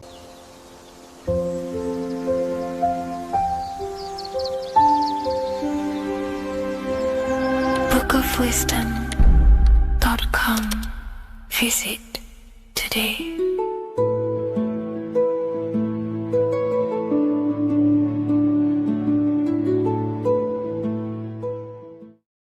Welcome to Revival of Wisdom.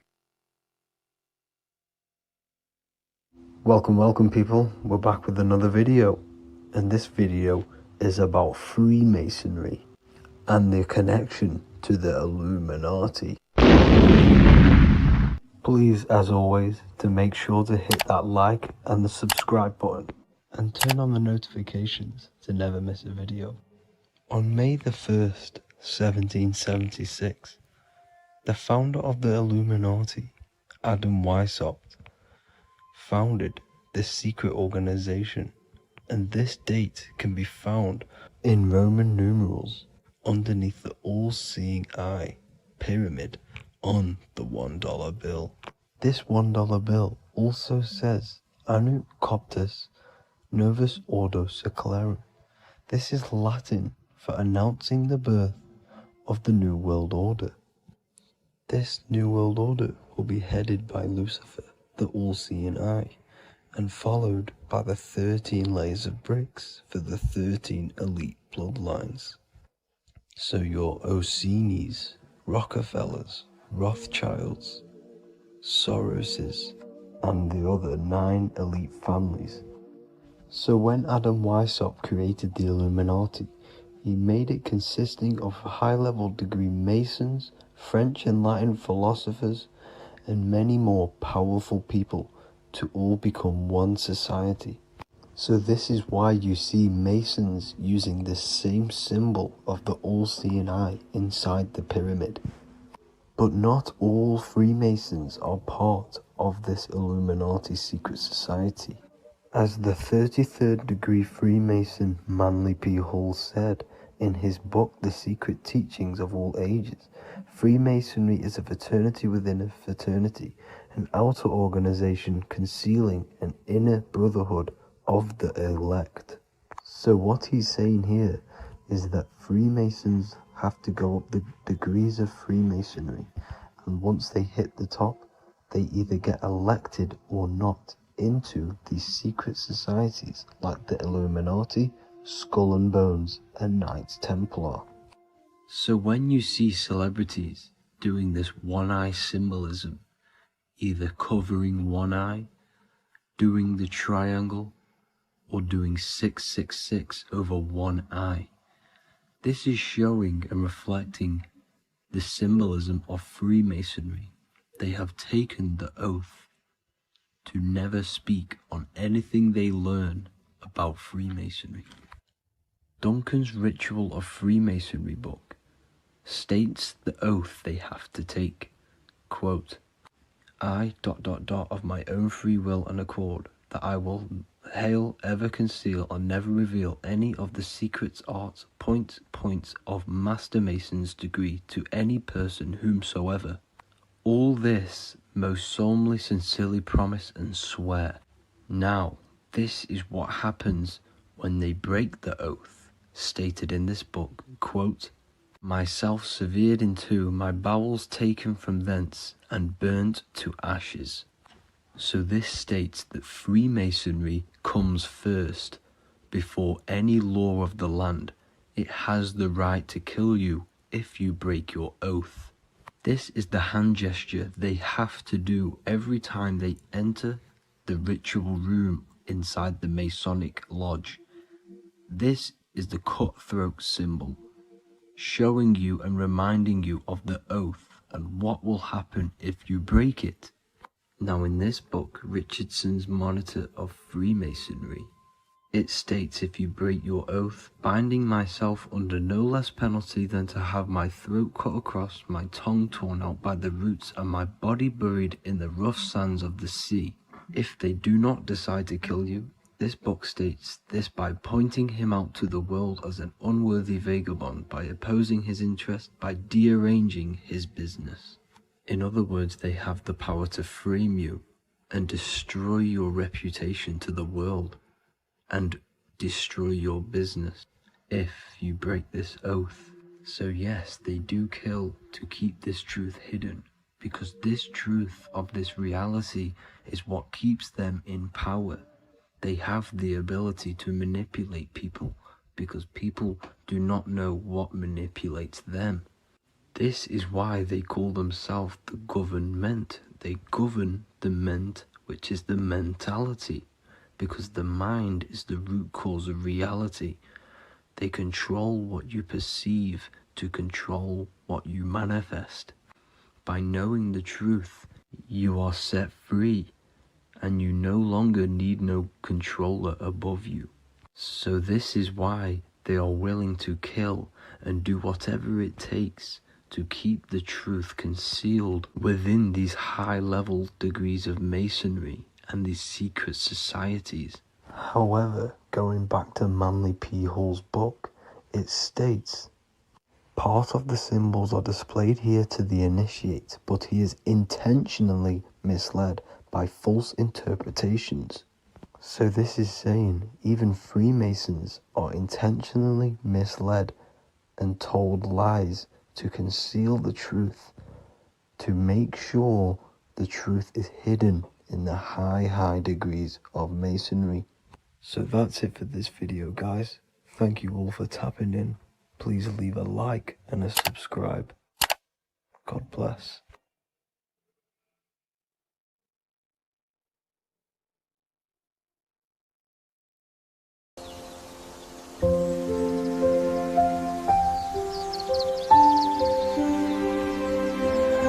bookofwisdom.com. Visit today.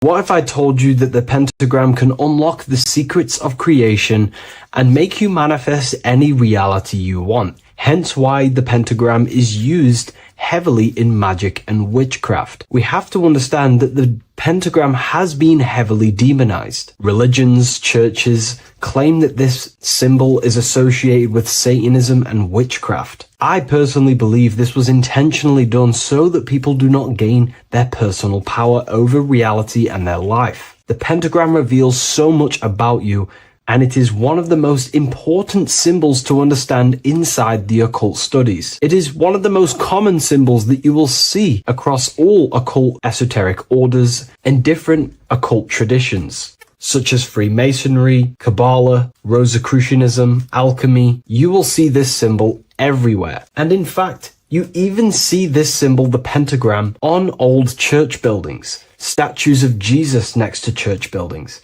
You will see this symbol used by Christianity itself, which is very contradicting about the church. But I'm not here to tell you to think anything. You can simply take this information with a pinch of salt and see if it benefits you. The pentagram used by the early Christians was said to symbolize the 5 wounds of Jesus on the cross. But this goes much deeper in an esoteric explanation. The pentagram ultimately represents the 5 elements of creation. All creation falls within these 5 elements. We have spirit on the very top, then you have air, water, earth, fire. This is the correct placement and order of the elements. Air is always on the left, water is always on the top right, earth very bottom left, fire bottom right, and spirit placed on the tip point of the pentagram. It's a 5-pointed star drawn with one continuous line. But this actually reveals much deeper things, and we're going to be going into how to use this symbol for magic and creating your reality towards the end of this video. But now we're going to give you a basic understanding of the pentagram. It's showing you the 4 physical elements symbolized as triangles and spirit symbolized as a circle. The 4 physical elements are made out of the base element, spirit, or what the ancients call ether. Ether is the underlying base of all physical matter. This is the substance that animates physical matter with life force. All physical matter has its origin in the etheric substance, or spirit, what we want to call it. It is simply the life force that animates the physical thing. However, if we go deeper onto this symbol, it also represents something personal to the individual who wears this symbol. If you wear this symbol, you're basically saying you're putting your divine nature over your material nature. Your divine self is in control of your material self. You put your spiritual needs before your physical desires and needs. Hence why the spirit is on top, looking down over the 4 physical elements. The circle is continuous, one line, eternal, no beginning, no end. The triangle has beginning and end and points. You can see the beginning and the end when you draw it. On a deeper level, this is pretty much showing the process that symbolizes the structure of the macrocosm, the universe itself, showing how the invisible spiritual planes condense and crystallize into the visible physical world, spirit turning into physical reality. But if you wear this symbol, you're basically saying, I put my divine nature over my material nature, showing that your spiritual nature rules over your earthly existence. You put your spiritual needs first. If you see this inverted, it is now the opposite, placing spirit on the bottom, basically saying, I desire the physical things over the spiritual. But what exactly is your spiritual nature? Well, your spiritual nature is simply your internal self. You chase things that are immaterial, such as knowledge, love, experience, expansion, gnosis. These are the qualities of spiritual things that the spiritual person likes to chase and desire, instead of desiring the things that are temporary in the material world and never actually lead to fulfillment. True fulfillment is by chasing spiritual things. God, the nature of creation, the self, gnosis, knowledge. But if we go even deeper, this symbol ultimately represents how reality is created. Hence why this symbol is heavily used in Kabbalistic magic and so-called witchcraft. We are all magicians. Each one of us are creating reality. There are just certain ways you can actually create reality by becoming conscious of them. By becoming conscious of the elements and the qualities of the self that actually create your experience in your life in the present moment. If we look at the pentagram, we see that when you draw a pentagram, it is one continuous line. It is one expressed in 5. The order of the elements are very important. Spirit at the bottom, fire at the bottom right, and so on and so on. Because this is showing you the descent of the spiritual into the material, the invisible crystallizing into a material reality. As you can see when you start to draw the pentagram, you see spirit at the very top. You're descending down to fire. Fire is the closest element to spirit. Hence why in magic and witchcraft, people like to use candles. So you're descending first into fire, then into air, then into water, then into earth, then back into spirit. Because of course, the cycle of creation unfolds itself. When you die, you return back to spirit, and then you reincarnate yourself back into physical reality if you wish and desire to. Everything is under this process of matter spiritual. In the daytime you wake up, you're in your material body. When you go to sleep, you enter your astral spiritual body. Everything's in this continual process, renewing itself in spiritual, then material. But the reason why this is associated with magic so heavily is because each one of these elements corresponds to a different body of consciousness, a different vehicle of consciousness. Consciousness has many different vehicles it uses to create the tangible self, the physical reality. For example, consciousness has a spiritual nature. The spirit element in this case symbolizes the emanation, the descent of the one power, the one force that we are all using. Each one of us is using this one power, the power of the source consciousness, unfolding its creation in the present moment. This represents the source, the emanation, the descent of this continuous flow of energy through us that we are tapped into, like a live stream in the present moment. This descends first, the force descends into fire. Fire symbolizes the willpower, will. In this aspect or vehicle of consciousness, the will is the being that directs intention, initiates action, shapes reality through focus, determination. It sets direction, holds intention, projects a desire into form, and aligns your inner world with the outer creation. The will comes out of the force, spirit. Then the will goes with intention to air. Air symbolizes the mental vehicle of consciousness, the mind, the psychic man. The psychic aspects of your consciousness is thinking, imagination, mental images, logic, using the thought or the mental vehicle body of consciousness. Then that thought has an emotion, which is then water. So it goes from the force to the will to the intellect to the water, the emotional body of consciousness. The emotional vehicle of consciousness amplifies the thought into an emotional desire that you want to take action on. No one takes random actions, and if we do, we say we're very bored and we don't care. The water is the energy, the emotion you have to fulfill something. And that emotion then descends into earth, which is the physical body to take the physical action in the present moment, to fulfill that desire, to fulfill that will, that thought, that desire. And that is how reality is created all the time. Now, there is much more that you can go into with the pentagram, because true magic is about changing consciousness at will, not casting random spells. It's the ability to change the direction of consciousness using the power of the will to direct these forces to create change in the internal world so it can project outwardly in the external world. Because consciousness creates the external reality. What happens within us, we see change outside of us. So true magic is about manipulating the forces and the vehicles of consciousness that exist within our own mind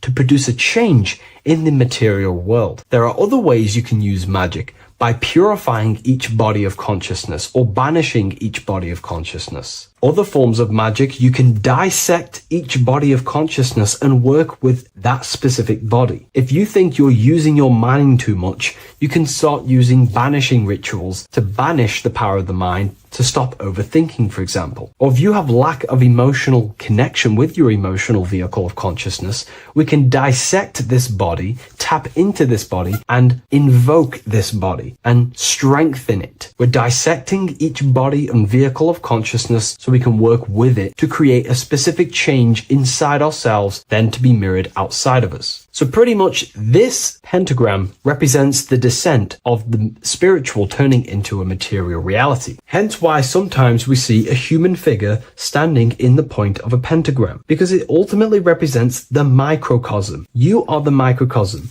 You represent the entire process of spirit into matter, the invisible into the visible, the formless into form. The pentagram, drawn in one unbroken motion, captures this divine act of creation, showing how consciousness flows downward through the elements or the vehicles of consciousness to bring forth the material reality. The Book of Symbolism will teach you all about this. It was released November 17th. A lot of people have taken advantage of this. You also gain a free ebook with this copy. Every order comes with a free ebook. And if you wish to get your copy of the brand new Book of Symbolism, you can find it in the description or revivalofwisdom.com. Thank you, everyone. I'll see you in the next video.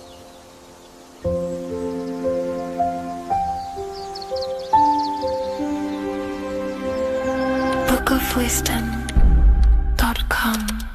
Visit today.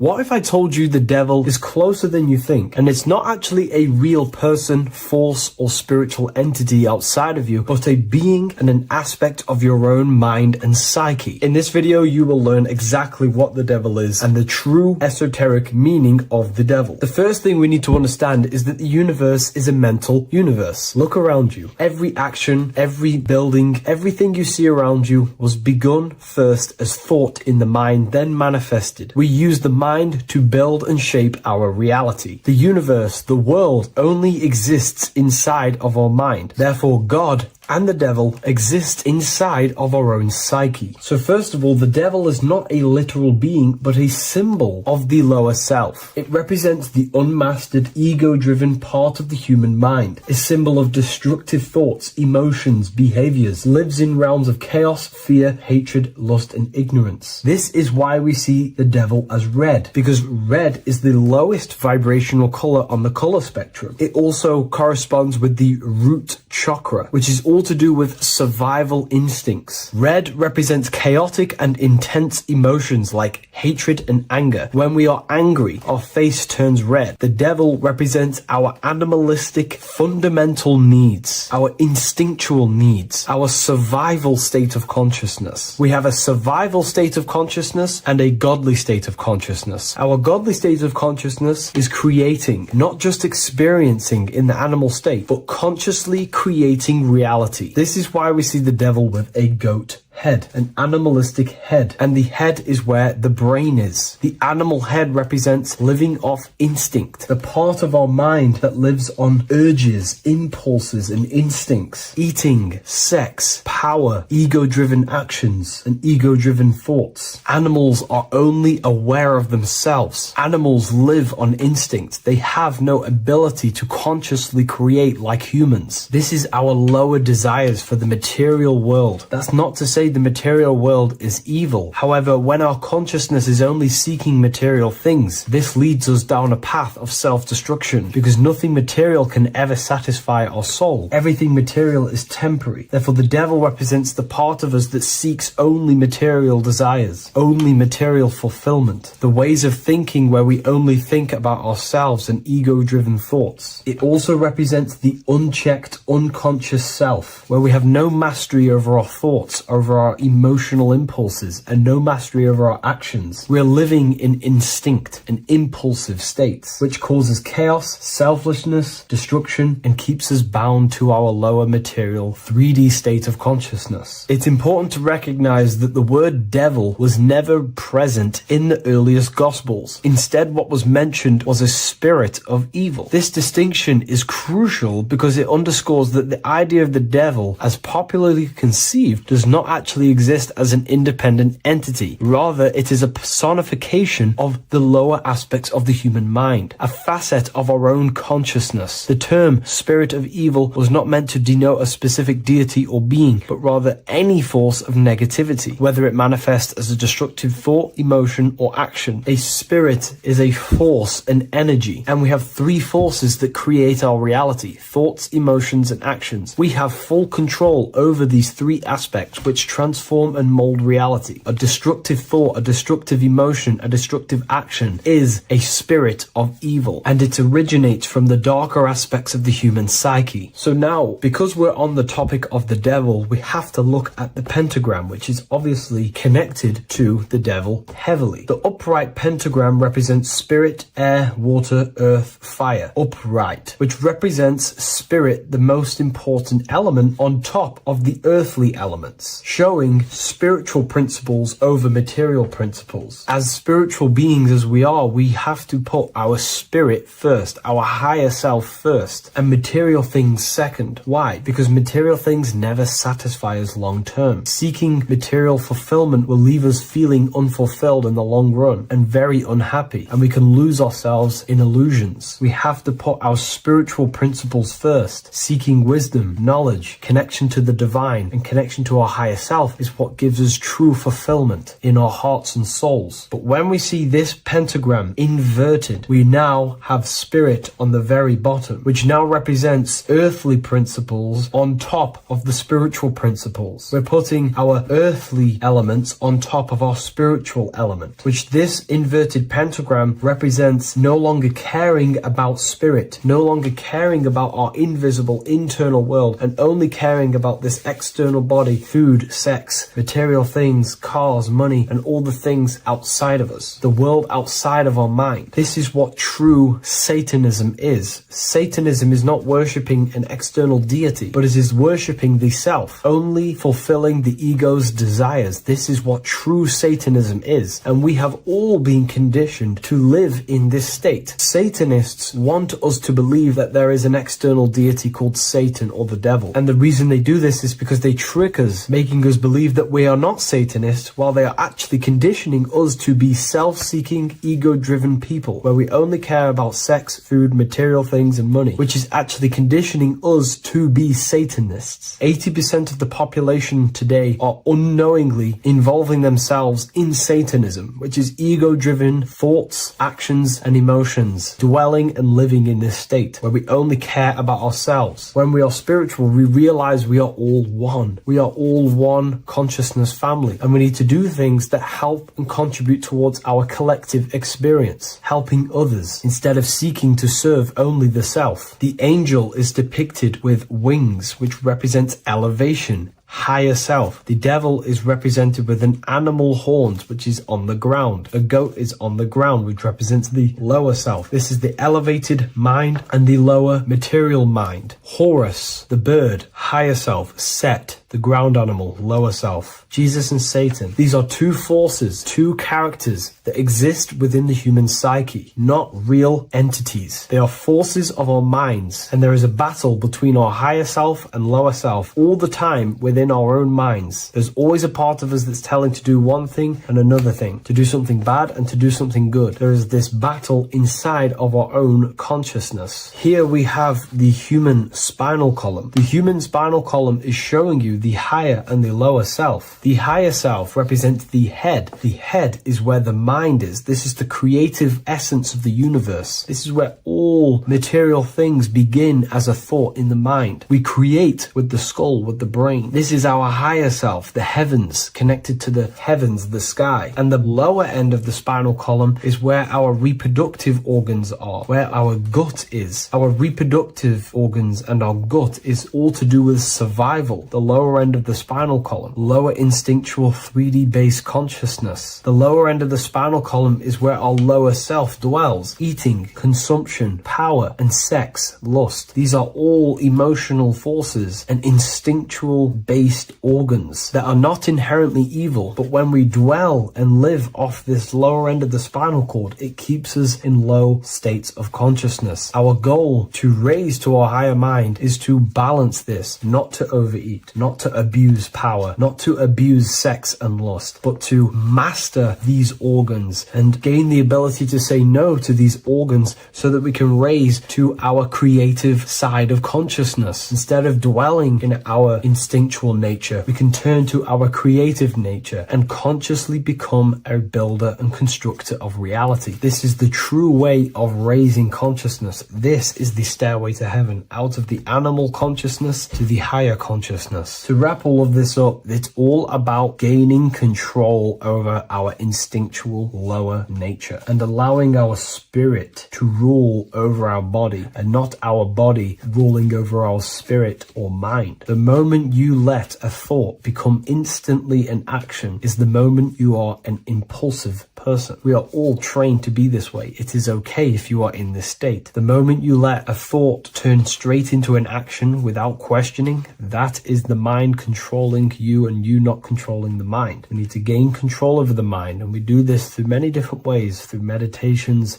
affirmations, and discipline. We slowly gain control over our minds. And once we gain control over our minds, we gain control over our thoughts, and we gain control over the attention that we give certain thoughts. We can then start to uplift our mind, our thoughts, out of our instinctual state to the higher mind. If you wish to learn more about consciousness, I'll leave a link in the description for the Book of Wisdom, Volume 2.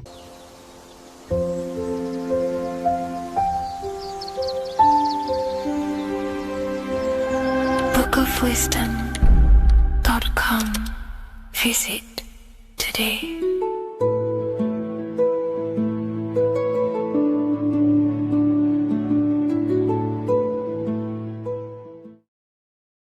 Geometry.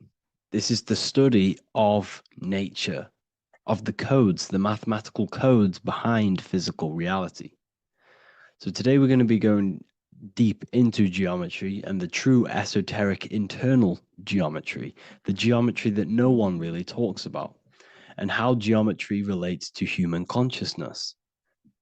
So essentially, what we must understand when it comes to geometry, the basics of geometry is everything is vibration, and this vibration is vibrating on a certain frequency, and this certain frequency creates a geometric shape, which is why in nature we see all of these different geometric shapes. All matter takes form in shapes. So if we put sand on a plate and we vibrate the plate on a specific frequency, we see that the sand goes into specific geometric shapes and patterns. So essentially, matter is energy condensed. It's energy vibrating on a low frequency, vibrating at a certain frequency. So matter is condensed energy, and each geometric shape is manifesting and showing a specific energy. Some shapes carry more energies than others. For example, the cube is what traps energy. A square is what traps energy. So geometry and the flowers are basically how energy manifests itself into physical matter. We are in a world made out of energy or light. Light is energy. So everything is vibration, everything is frequency, and everything is energy. Even the words, each atom in our body, everything. So everything in nature has these mathematical, energetic codes. So geometry is basically the study of nature and the shapes that are in nature and their energetic principles. Because like I said, matter is energy. So this is what we call cymatics, when we place water in a petri dish and we shine light on top and we vibrate the water. And we can capture, this creates certain patterns. Each frequency, like you see here, has its own pattern. So what we are seeing here in the physical plane is essentially energy condensed into physical reality. We see it in the turtle. We see it in every single form in nature. Now, external geometry and normal geometry we normally get taught that this is God's way of creating physical reality, which is essentially true. However, it's far more deeper than that. Far, far, far more deeper. Okay, so what geometry truly is, it's not God's codes to reality. What we must understand is what the brain truly is. And what we must understand is that we are not in the world. We are not in the universe. The universe is us ourselves, and the world is produced by our brain itself. Okay? So the way you must understand how the brain works, so what you visually see, so geometry is to do with what we visually see. And what we visually see is heavily connected with our eyes, which are an extension of the brain. The eyes are the brain. And essentially how we see is energy enters the eyes, and each eye goes to the optic nerve. And this energy is transferred into electricity, which travels to the back of the brain, to the visual cortex of our brain. And this is where the image is produced, what we see. Therefore, the world outside of us is truly inside of us. It's a projection from within the brain. The brain is an energy condenser, a decelerator, an energy decelerator. Everything outside of us is basically formless energy. It is formless energy vibrating at a certain frequency. So what the brain is, it's sucking in this energy, this light, and turning that frequency, that code, that light code, into a physical reality. It's condensing the energy and turning it into a visual image inside of the brain. Therefore, everything outside of you is not what it looks like. Everything outside of you is basically energy, infinite energy. And our brain is condensing this into a physical reality and projecting it outwardly, which you experience your visual field. Okay?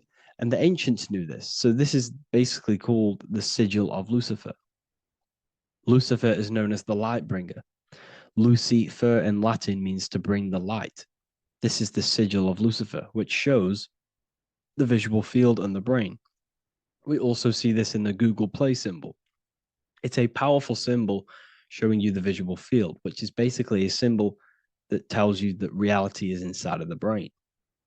The brain is what produces reality, but consciousness is not produced in the brain. The brain is essentially a consciousness downloader. It's a computer, and it's a reality simulator. The body is a simulation of physical reality. You are inside of the body experiencing the body simulation. The body produces this reality. It's a piece of technology. So Lucifer is to bring the light. Lucifer is the light being produced in our brains. Okay? So this is why they say Lucifer can tempt you. Lucifer can be the devil because it represents physicality. It represents the false light. Lucifer can trick you because it represents the physical world can trick who you truly are. So now that you understand how the brain is basically an energy decelerator and it creates and simulates a reality to your consciousness, you are no longer a person in a universe. You are the universe itself experiencing itself. Therefore, geometry is heavily linked in with the brain. Geometry is essentially how your brain and how your eyes decode energy. So what you are seeing is the mathematical codes of your brain creating reality. So what they teach you is the external is that geometry is God's way of creating this world, and these are the mathematical codes God's created. But now I'm telling you the internal. This is the truth. Geometry is how your brain mathematically condenses energy and light into a physical reality. So therefore, your brain is a computer program. So now geometry is nothing outside of you. Geometry is not something created by something else. It's created by your brain. Your brain produces these patterns through mathematical codes by breaking down energy into physical reality. And this is why you see geometry in everything around you. This completely changes your view on geometry. It's in your ear, it's in your face, it's in everything. Geometry is everything. Okay?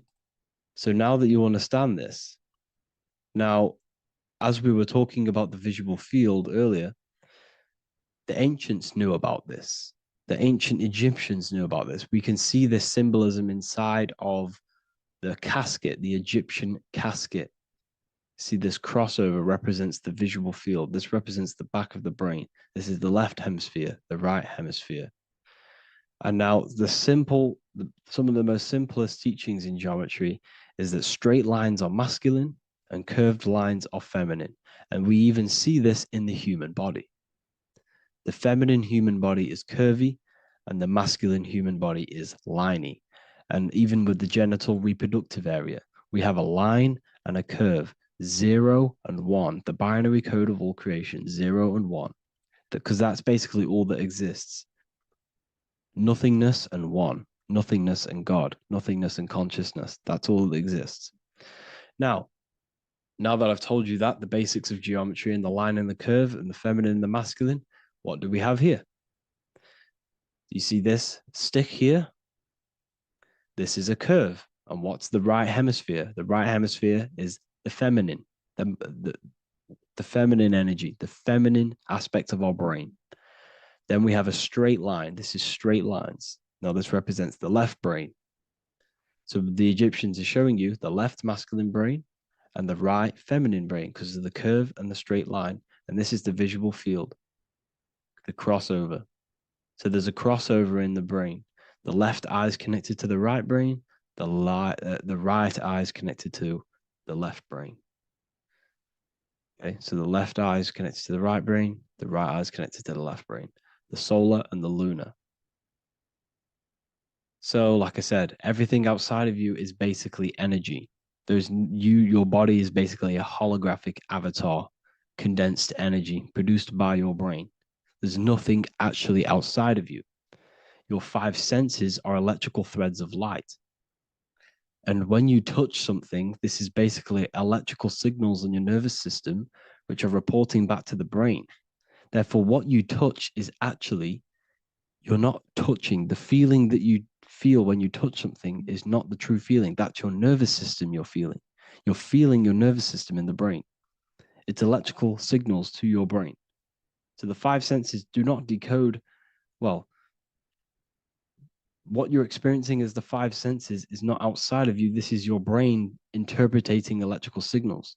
You don't experience the world, you experience your nervous system and your brain. The nervous system is an extension of the brain. So this is the truth. This is not woo-woo spirituality. This is true consciousness science that I'm teaching you here. Okay? So nothing is truly outside of you. It is a universe. You yourself are the universe, the fabric of the universe itself. The only thing that exists outside of you is essentially energy. That is it. And your body and your brain condenses this energy into reality. So when we look into architecture, why is architecture, the ancient architecture, so important? Because what did I tell you at the beginning? Shapes and physical matter is condensed energy. Each shape holds specific energy. Some shapes hold more energy, emit more energy. Some shapes condense energy. Some shapes transfer energy. Each shape, each geometric shape has an energetic principle because matter is essentially energy. So when we look into cathedrals and the ancient buildings, they were filled with geometric patterns, geometric shapes, because they understood the energy principle. Architecture is basically solid energy. It's physical energy. It's a if we create this pattern here is an energy code. And if you stand next to it, you're going to gain that energy. It's going to be imprinted on your body. So essentially, they filled their buildings with high energy geometric shapes, points, triangles, pyramids are very, very energetic. This is why you have crystal pyramids made, organite pyramids. They're always in pyramid shapes. That's why the Egyptians built in pyramids, because pyramids hold high energy. They emit high energy. So this is why you see all these different geometric patterns. Okay. So in the real reality, in the energetic plane, this building would basically look like this: lines and grids of energy.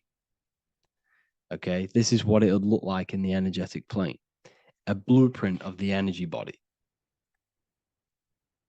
So as you see here, these are the different frequencies in a petri dish, of water in a petri dish. And you can see they are specifically aligned up with these specific patterns. You can see geometry even within geometry. It's fractal.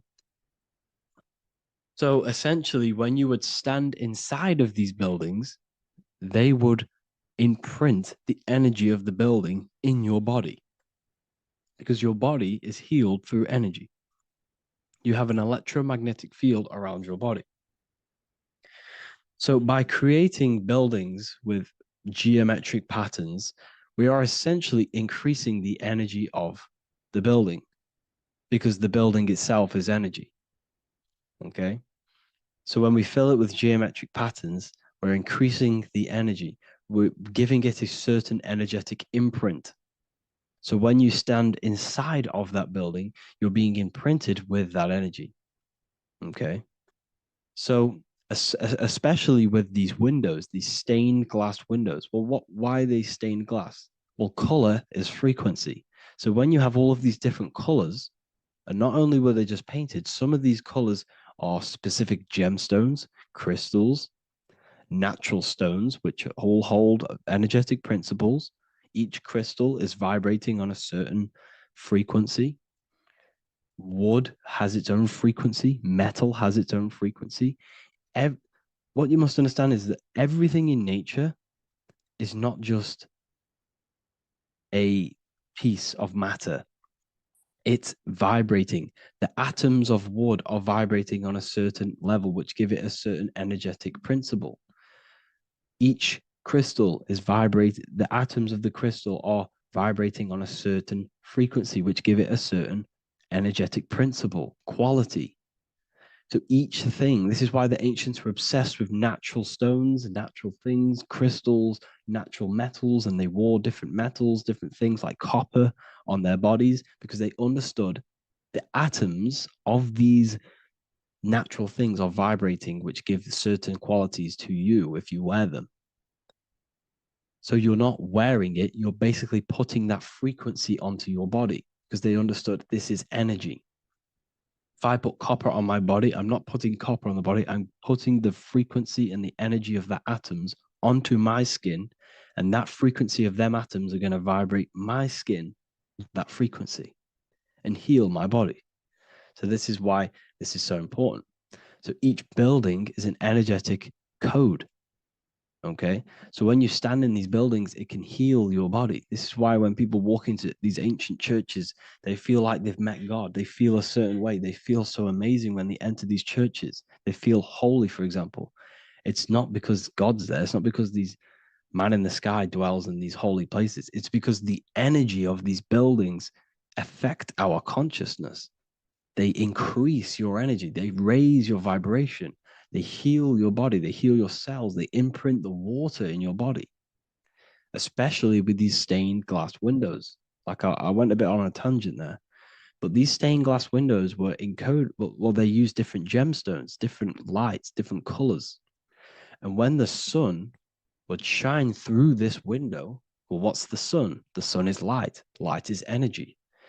The sun's light would go through this filter of the window, of the crystals and the different gemstones and the different colors, and the sun's light would be encoded, imprinted with these crystals, with these colors and these natural glasses, which have healing energetic principles. And when you are inside that building, the sun's encoded energy of the window would be imprinted into your body, into your energy field, and it will heal your energy field, and it would heal your body, your cells on a cellular level. Because your body is what? 60 to 70 to 80, some people say 80% water. And water is encoded with vibration. If you say certain things into water, it gives it a specific geometric pattern, like I broke down in the beginning. If you say love to a water and then freeze it, it will go to this. If you say hate, it will go to a distorted pattern. So when you are in these buildings, you're being imprinted by the energetic codes of these buildings, the energetic principles of the windows, of the structure itself. The ancients never used to build in squares. Their buildings, their insides were never square rooms because they understood squares trap energy. They always had pointed roofs so energy can escape. So there's many little things that we need to look into geometry. For example, when you see magicians, when you look at ancient magic, why do they stand in circles with different geometric patterns? They use different geometric shapes. Why? Because shapes are energy. They hold specific energy. So when the magician stands in a circle with a pentacle, they're working with the energy of that pentacle. You can work with different energies based upon the different geometric shapes that you draw. And you can use this in your structure, in your architecture, in your work, and it can influence everything. So this is the true geometry. I hope you gained a deeper understanding on geometry and how it relates with you and your consciousness. Like I said earlier, your brain produces geometry. It's basically how your brain decodes energy. It's not God, how God creates this reality. And no, you're in this reality. You are the reality itself. Your body produces the reality. Therefore, geometry is one with you. So therefore, if I play with the geometry of the buildings, for example, like the government have, everything's in squares. If you look outside, everything's a square, everything's a rectangle. You go to a city, every window is a rectangle, every building is a rectangle. You live in a box room, everything is boxed and squared off in this reality, in this modern society. Why? Because they're trapping energy. The box is the cube is the most simple geometric shape, which basically condenses energy and it traps energy. And if you subconsciously see squares all the time, your phone's a square, your TV screen, everything's a square, your keyboard, your desk. Go and look at the ancients. They never used to build in squares and cubes. And if you go into nature, you'll never see squares and cubes. Nature doesn't create squares and cubes. Everything in the modern society is squares and cubes to simple your consciousness down, to dumb your brain down. So the ancients built very, very complex structures. Why? Because they understood what we see affects our brains, because our brains decodes reality and creates reality. If you see a sophisticated building, this is going to give you a sophisticated mind and raise your IQ levels over time, subconsciously. I'm not saying if you look at this building, you're going to become smart. I'm saying if every single building in your environment, ment is mind, mental, every single building in your environment was this complex and complicated, it would increase your IQ on a subconscious level. It'd make you more complex, make you more intelligent. So they've dumbed everything down. They've dulled everything down. Look at everything. Everything is being dulled down. So anyways, I hope you all gained a better understanding on this. If you want to gain more occult knowledge and esoteric knowledge, make sure to read the Book of Wisdom, Volume 2. If you're inside the university, you can get this book for free. Go to the general chat area and follow the instructions and you can order yours for free. Truly life-changing stuff. Because the issue is with the world is that no one really understands who they are, what they are, and why we are here. That is the issue for people's depression, for people's wrongdoings. They don't understand who they are, what their emotions are, what their mind is, what their body is, what reality is. This book gives you that. This book gives you the sense of understanding, the sense of well-being that will give you a better life because you understand life and what life is. And if you truly want to take your studies to the next level, we have the Ethereal University. This is the place for truth seekers where you can connect with like-minded people so you don't have to feel insane, because not many people think this way. I've been there. I've been there when you wake up and not many people around you are thinking the same way, and you start to feel a bit insane and you can't really talk to people about these things. That's why I created this, so you can connect with people and learn at the same time and become the best version of yourself by understanding truth and knowledge. If you join, you'll gain access to free live calls every single week, every single Saturday morning. We do live calls. You can ask me questions and all sorts. So make sure to leave a like and a comment, and thank you all for tapping in.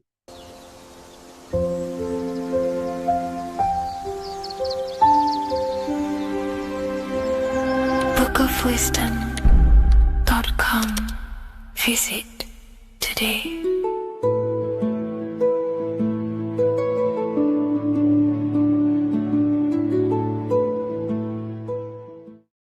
What is good, YouTube? Today we're going to be talking about the astral plane and how the cosmology fits into the astral plane. Okay, so first let's go over the astral plane and go over the different layers of reality so that you can understand reality more. You are a multi-dimensional being. You are not you are in all of these realities at the same time. They all interweave into one big reality. But there are different planes. They are different vibrational dimensions. There are different dimensions of reality. The mind is the root cause of reality. We're living in the mind of God. Everything is being thought into existence from the root cause, from the universal mind. This is why the ancient Egyptians said, all is mind. We're living in the mind of God. And we are a microcosm of this mind. This is why we all have the same mind. This mind is the world of thoughts. Now, this world of thoughts is just the thought alone. For example, it is the thought of a chair. But then when you start to imagine this chair and you start to mentally see the chair, you're now manifesting the thought, the singular thought, into some sort of form. So now you're imagining the chair. You're imagining the form of this chair, which is then manifesting into the astral plane. The astral plane is the world of thought forms manifesting. So when you are imagining something, you are seeing into the astral plane. Okay? Your third eye, it is an eye because it sees the astral plane. It is seeing the other side through imagination, through dreaming. Well, we'll go over dreaming later. So the thought of a chair is a singular thought. The imagination of the chair is the manifestation of the chair. And in the astral plane, it's basically the world of all the chairs that could ever exist. So you're thinking of the chair as a singular thought, which is the mental plane. The astral plane is the imagination of that chair, is the thought, the manifestation of it. Depending on the vibrational state of the thought will depend what level of the astral plane it will go to. For example, if you're thinking about a chair to torture someone on it, it's going to go on the lower astral plane. Or if you're thinking and imagining happy things, it's going to go to the higher astral plane. So wherever your mindset is, that we call it a mindset because your mind is setting frequencies to certain things. Thoughts are frequencies. And a mindset is setting your frequency, setting your mind to a certain frequency. So when you set your mind to a certain frequency and you imagine something in that frequency, you're going to match everything in the astral plane that are on that similar frequency, just like you would in the physical world. because we're all in these worlds right now as we speak, but we can't see them with the two physical eyes. We can feel it though. When you're around someone and you've just met a new person, for example, you can feel their vibration, and if you're not on a similar vibrational match, you will not get along with that person, or you just won't not get along, but you won't connect with that person because you're on two opposing frequencies, not matching. And this is something that you can't see, you can only feel, because it's the astral plane. It exists within the astral plane. Everything in the astral plane is made out of vibrations. So if you do astral project, and if you already know how to astral project, you will see beings and people and things that are on the same frequency as you. This is why before you astral project, you need to sort your vibration out before you astral project, because you are projecting your consciousness into this. It's the mind. The mind is the bridge. It can move between realities. You are a observer. You are a observing soul which observes different realities. And the mind is the bridge between all of these different realities. The mind can choose. If you want to project into the astral, you set your mind to it, you can. Okay? So let's not get off track. The lower astral plane is where demons are. The higher astral plane is where heavenly beings are. Heaven and hell are kind of a real thing. The etheric plane is a powerful substance, the ether, the fifth element that they don't tell us about. If you type in on Google the 5 elements, they will try to remove it with wood or metal, because they don't want you knowing about the ether. Ether is the energy double behind all physical objects. So the ether is very important. It is the 5th element. It is part of the physical world, but it's also part of the astral world. It is on either side. You see how they're showing you the truth in the language? Ether and either are the same word. The ether has 1 foot in the astral and 1 foot in the physical world. It's a substance that connects the physical to the astral world. It is the either. It's on either side of reality. It's on the other side. Other, either, same word. Ether is connecting the physical to the astral plane. It's the world of frequency. Frequencies, EMFs, torus fields are in the etheric plane. It is the energy plane. It's where energy moves through the ether. Okay? So then you have the physical world, the world of effect. Everything you see in the physical world is the effect of the higher planes. Each plane is a product of the plane above. So, and it melts into each plane. The physical plane is the lowest plane, it's the most densest, and the highest is the most fluid. This is the most fluid, this is the most dense.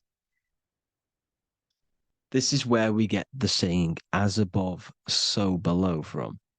As above, so below comes from the different planes of reality. And magicians understand this. This is why magicians always say as above, so below. Because they understand if you manipulate the higher planes of reality, you manipulate the lower planes. Because the astral plane is a direct copy of the physical world, but in the astral plane. It is mirrored. The physical world is mirrored in the astral plane.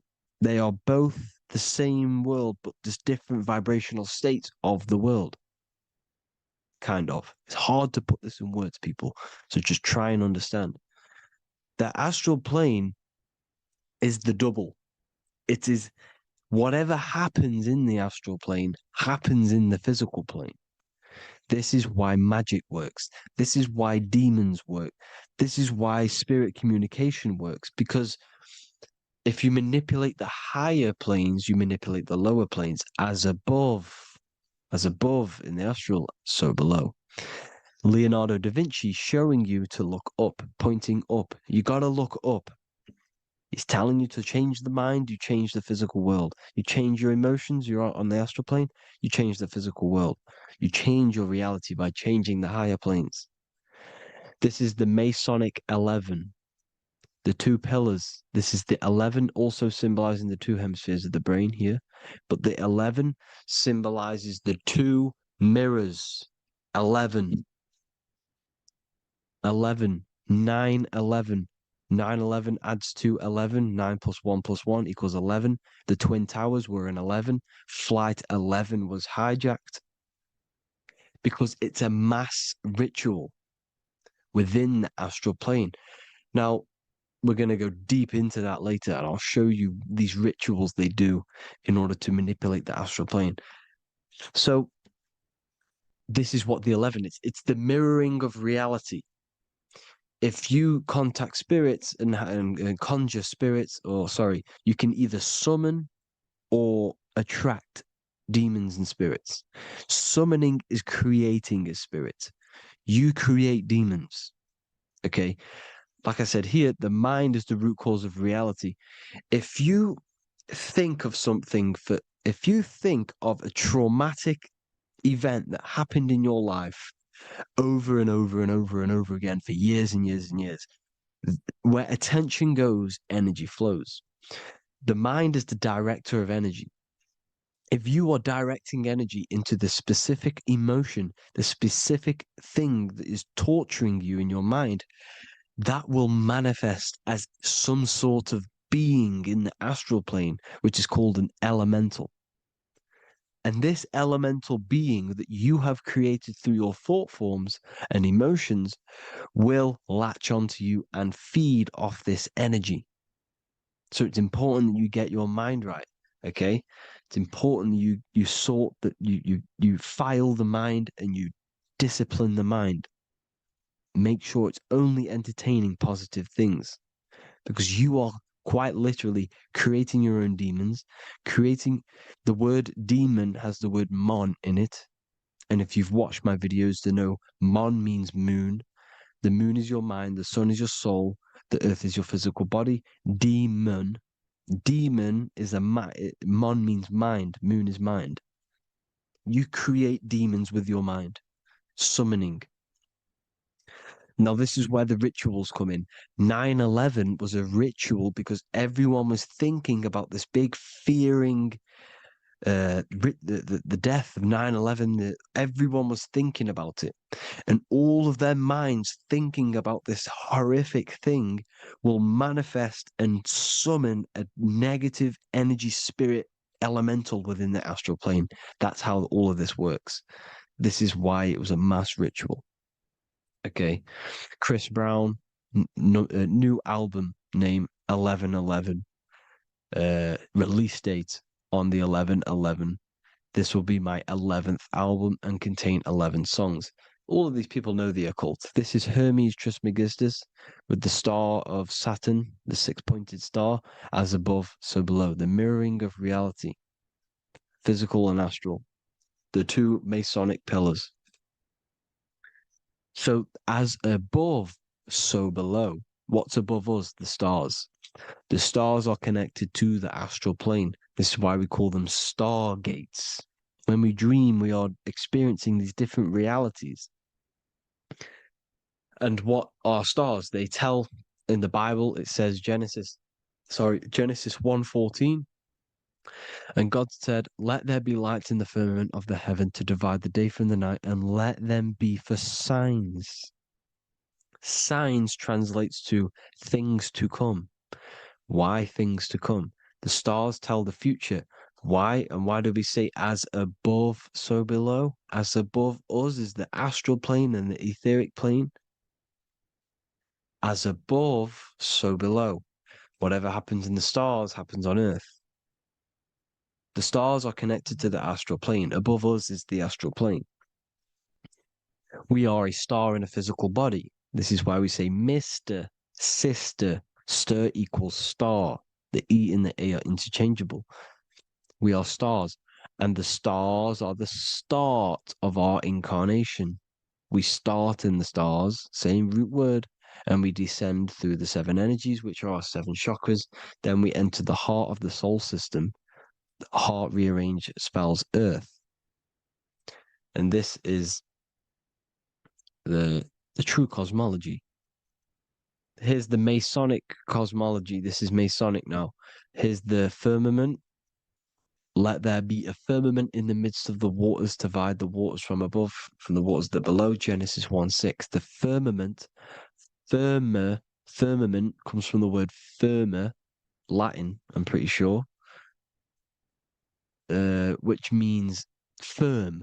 When something is firm, meaning it's stable, it does not move, it is firm. The firmament is firm. So, is the firmament Genesis 1:6. What does it say? Genesis 1:3, sorry. Let there be light. This is before the sun and the moon was created. Let there be light. Before the sun and the moon was created, light was appeared. So what's that tell you? This is a holographic projection from some sort of light being, some sort of projector. And that projector is the all-seeing eye you see in the Masonic cosmology. This is the all-seeing eye projecting the light beams. Let there be light. Everything is made out of light. The universe is created out of light waves. The torus field is one unit of light. The light projecting this reality is Polaris. Okay, the famous all-seeing eye. Now, what else? Then we have after let there be light in Genesis 1:16, and God made the 2 great lights. This is the sun and the moon, electric, magnetic, male and female. Then we have the Masonic checkerboard, the black and white symbolizing dualities within the dualistic reality we're in, spirit and matter, light and matter, rest and motion, positive and negative, good and evil. Everything's dualistic here. Okay?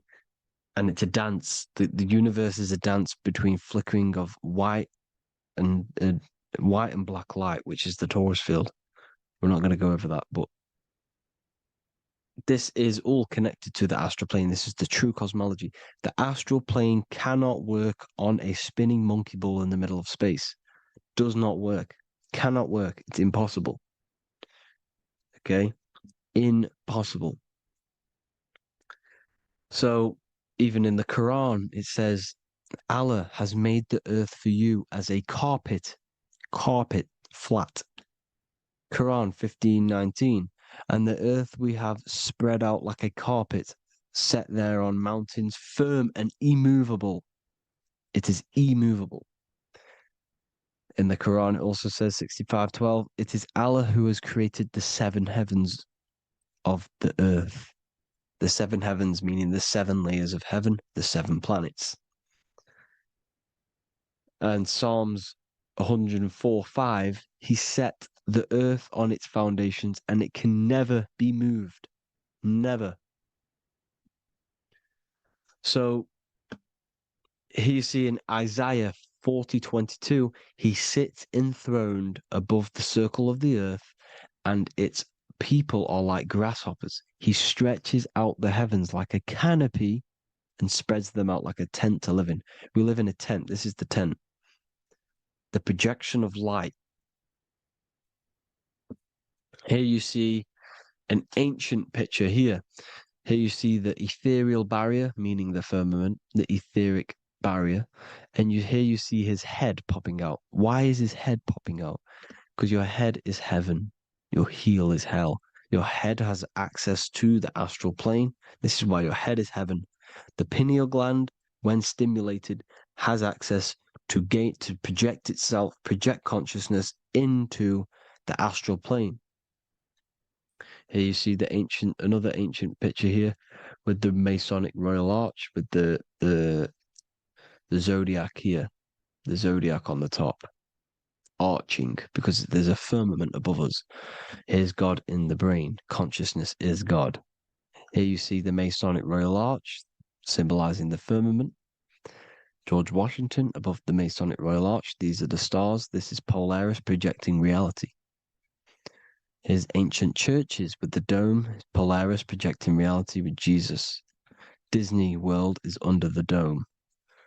The seven layers of heaven, ancient paintings, all depict the if you go and look at the ancient paintings, they'll all depict the firmament, the arch above us. This is where we get interesting. The Masonic Royal Arch has the 6-9, which is Cancer. The constellation Cancer, which is 6-9 is associated with portals because CERN is the 6-9. Okay, CERN is opening portals. They're trying to create a portal to the other side. Cancer has the word CERN within it, so there is a link between Cancer and the opening, the firmament opening above us to Ascension. Here you see the Masonic art with the Royal Arch and the light and the opening.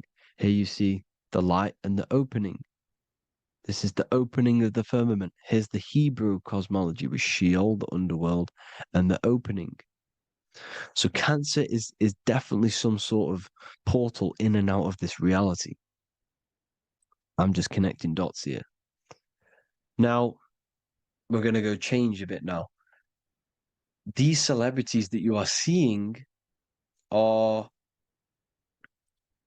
they have not sold their soul to Satan, okay? They have not sold their soul to Satan. Satan is a demonic, low vibrational energy that has been summoned over the thousands and thousands and thousands of years of evil occult arts. So since Babylon was summoning this demonic energy, and this demonic energy in the astral plane will grow and grow and grow. It has no form. It has no physical form. Okay? But you can see it in the rappers. If your third eye is open, you can see clearly that these people are demonic. You can sense the energy that they're manifesting.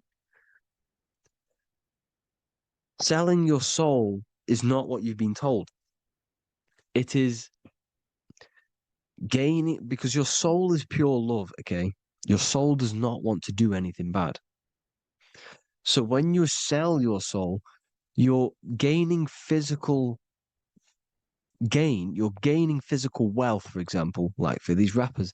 They will be given millions of pounds because the people in control of the music industry, which is the dark occultists trying to brainwash the masses, the people in charge, they're dark occultists. They understand Satan and the energy.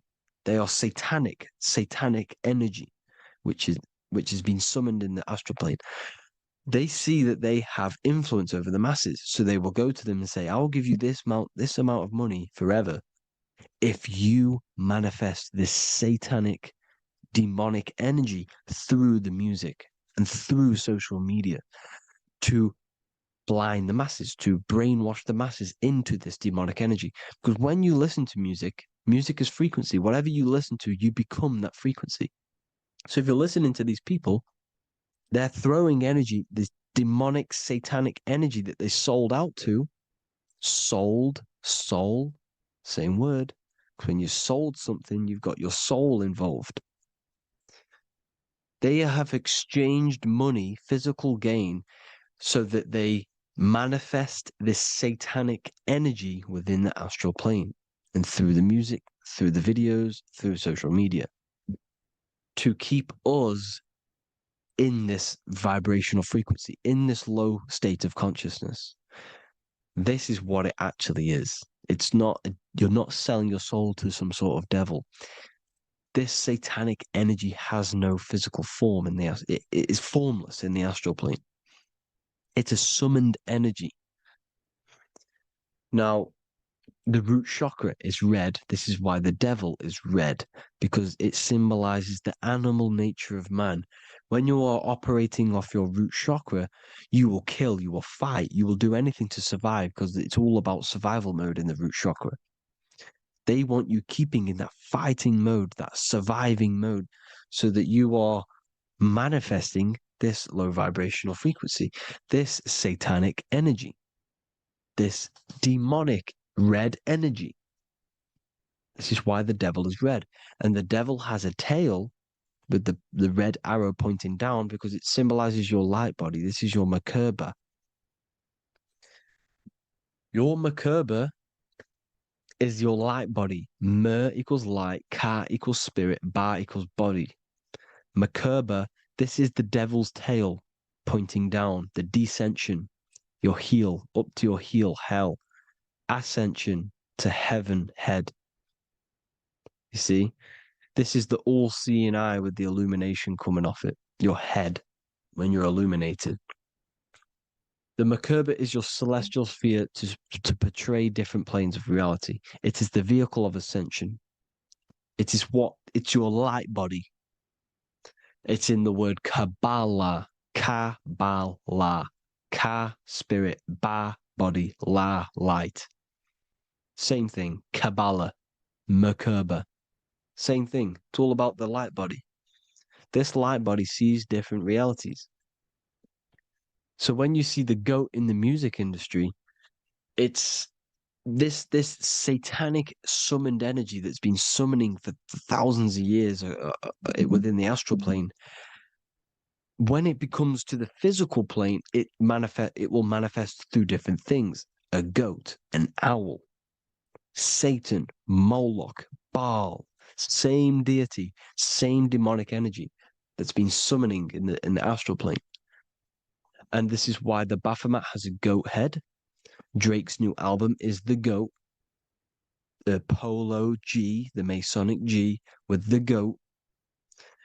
And here's Ryla Rodriguez in the mirror, with the goat in the mirror and him in his physical body. It symbolizes, the mirror symbolizes the astral plane, because he's manifesting the goat, the demonic energy. He's sold out to the demonic energy, and in the physical plane, he's his physical body. The mirroring, the Masonic 11, the mirroring of reality, the astral and the physical. And what do you call them when they're an amazing rapper, the best rapper? You call them the goat, because you're the goat because you're manifesting the goat energy, the satanic, demonic energy within the astral plane. So Baal, Moloch, all the same thing. Because in the astral plane, if you want to gain spirits to come to you and communicate you in the physical world, if you want to communicate with spirits, you have to gain their attention. You can either gain their attention or come together and agree to create some sort of being, which is Satan. Okay.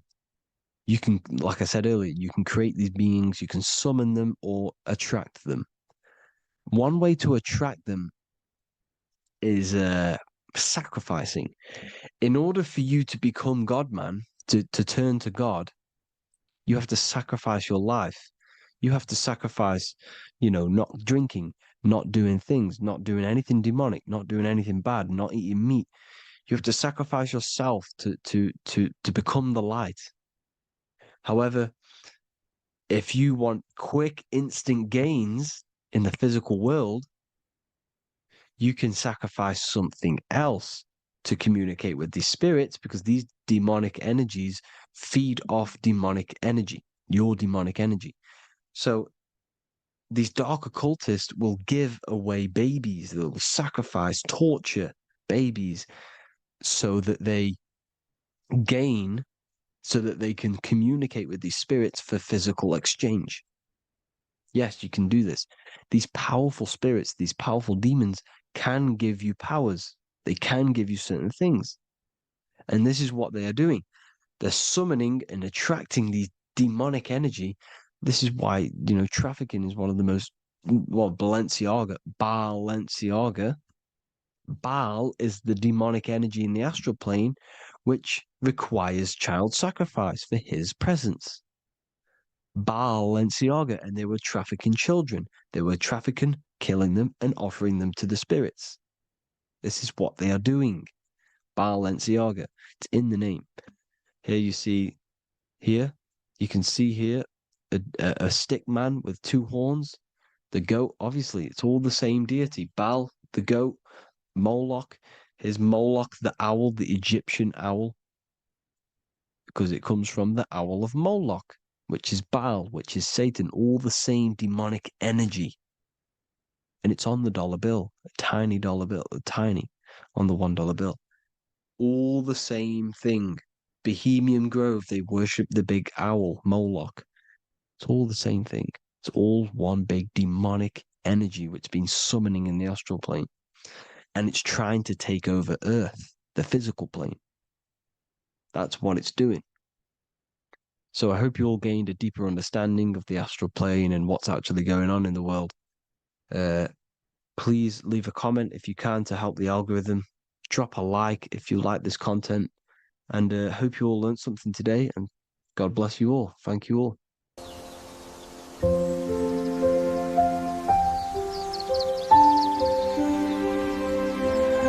bookofwisdom.com. Visit today.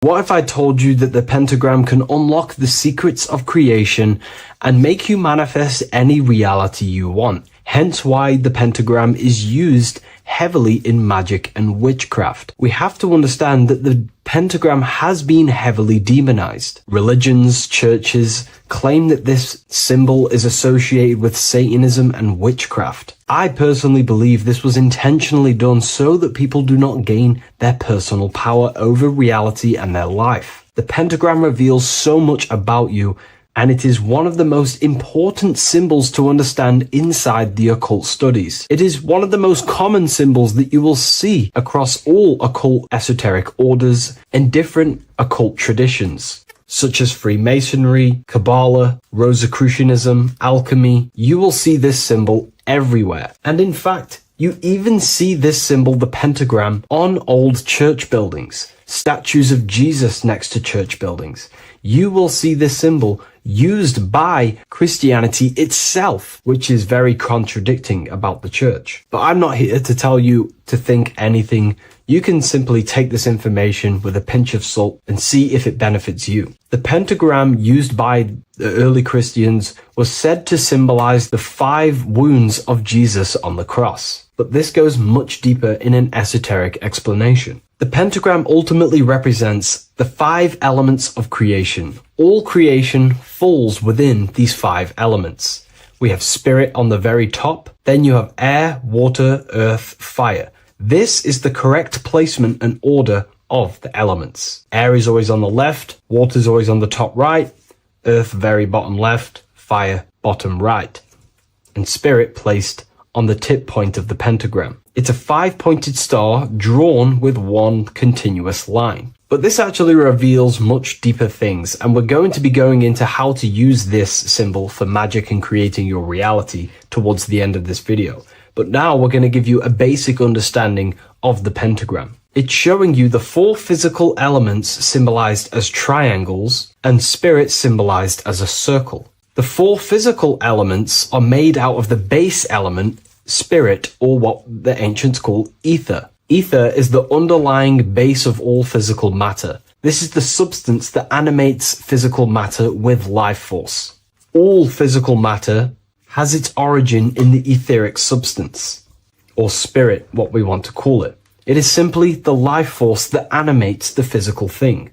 However, if we go deeper onto this symbol, it also represents something personal to the individual who wears this symbol. If you wear this symbol, you're basically saying you're putting your divine nature over your material nature. Your divine self is in control of your material self. You put your spiritual needs before your physical desires and needs. Hence why the spirit is on top, looking down over the 4 physical elements. The circle is continuous, one line, eternal, no beginning, no end. The triangle has beginning and end and points. You can see the beginning and the end when you draw it. On a deeper level, this is pretty much showing the process that symbolizes the structure of the macrocosm, the universe itself, showing how the invisible spiritual planes condense and crystallize into the visible physical world, spirit turning into physical reality. But if you wear this symbol, you're basically saying, I put my divine nature over my material nature, showing that your spiritual nature rules over your earthly existence. You put your spiritual needs first. If you see this inverted, it is now the opposite, placing spirit on the bottom, basically saying, I desire the physical things over the spiritual. But what exactly is your spiritual nature?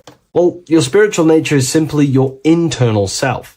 You chase things that are immaterial, such as knowledge, love, experience, expansion, gnosis. These are the qualities of spiritual things that the spiritual person likes to chase and desire, instead of desiring the things that are temporary in the material world and never actually lead to fulfillment. True fulfillment is by chasing spiritual things. God, the nature of creation, the self, gnosis, knowledge. But if we go even deeper, this symbol ultimately represents how reality is created.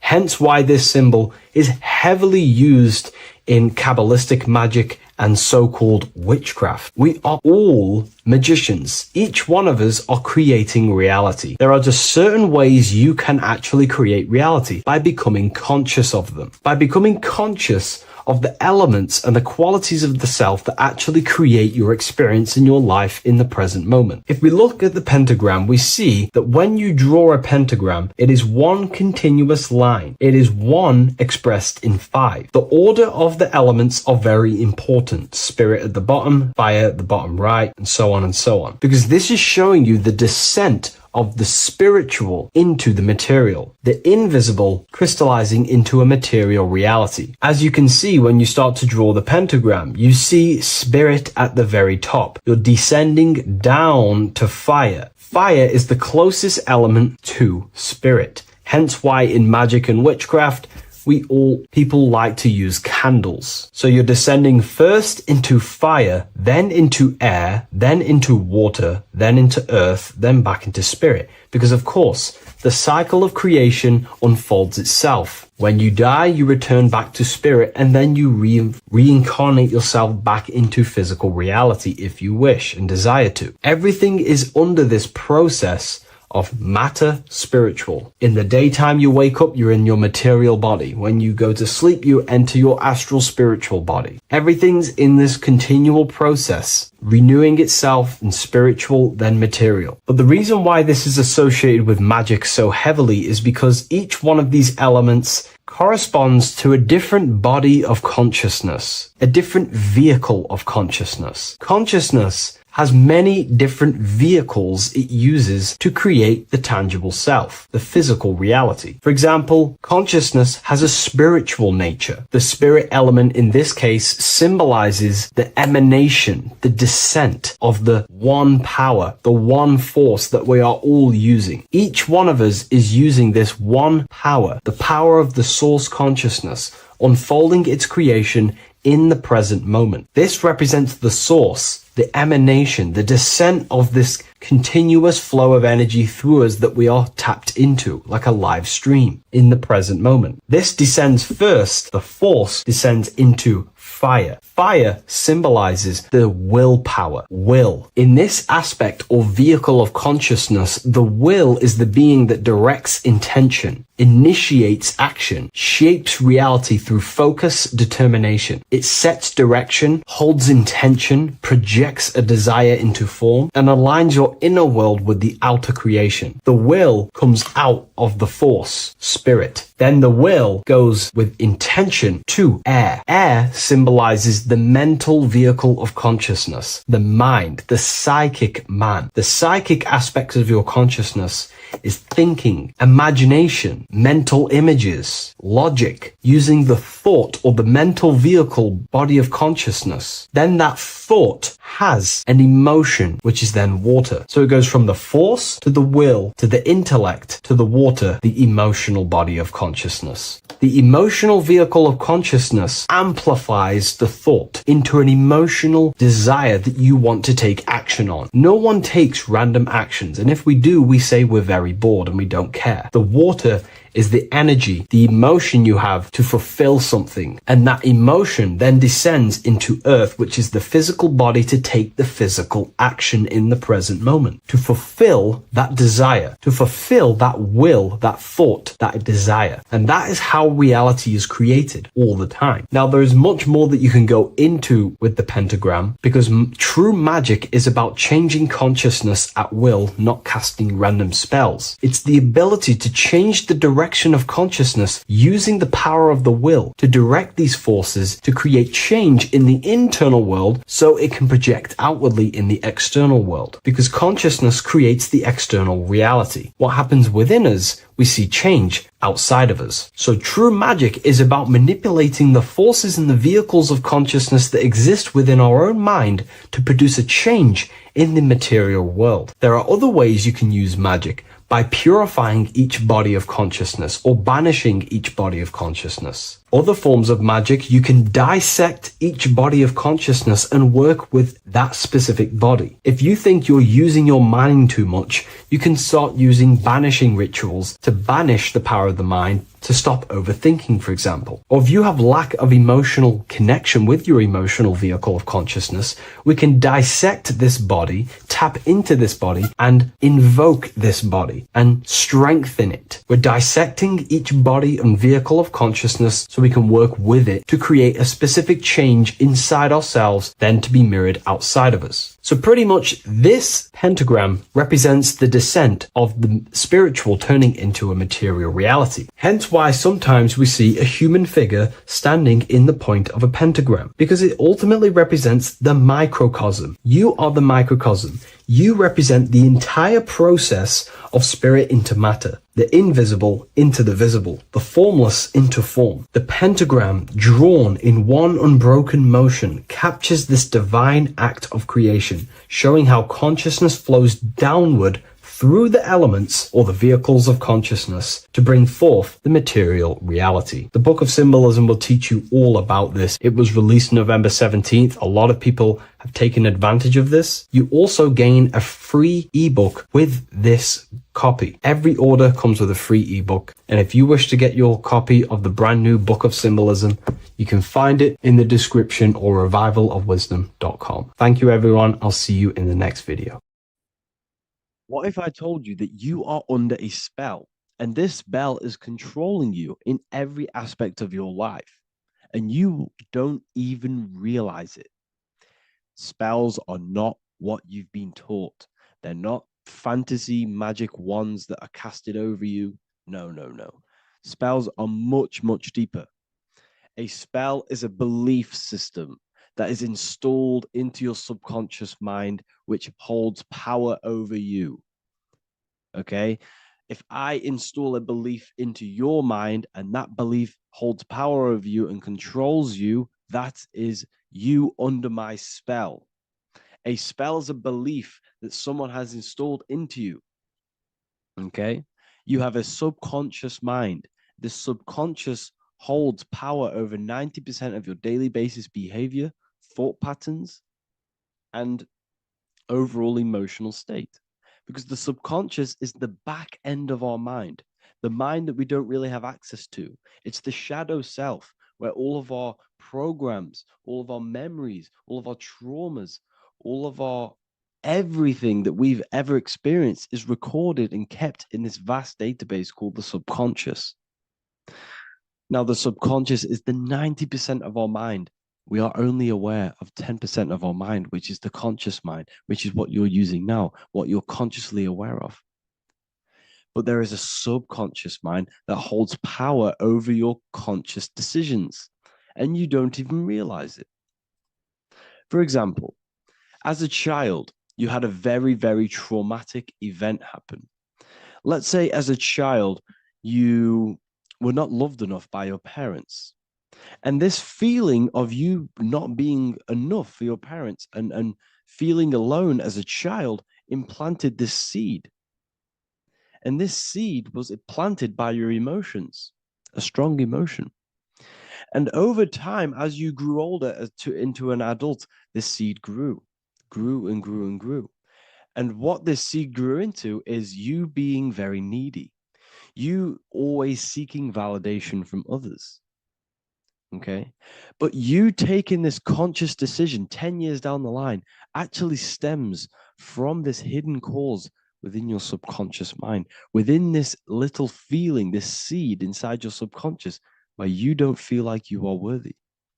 So this results in a conscious decision of you seeking validation from others, being very needy from others. Okay. This is what the subconscious is. The subconscious holds power over us. For example, posting on social media.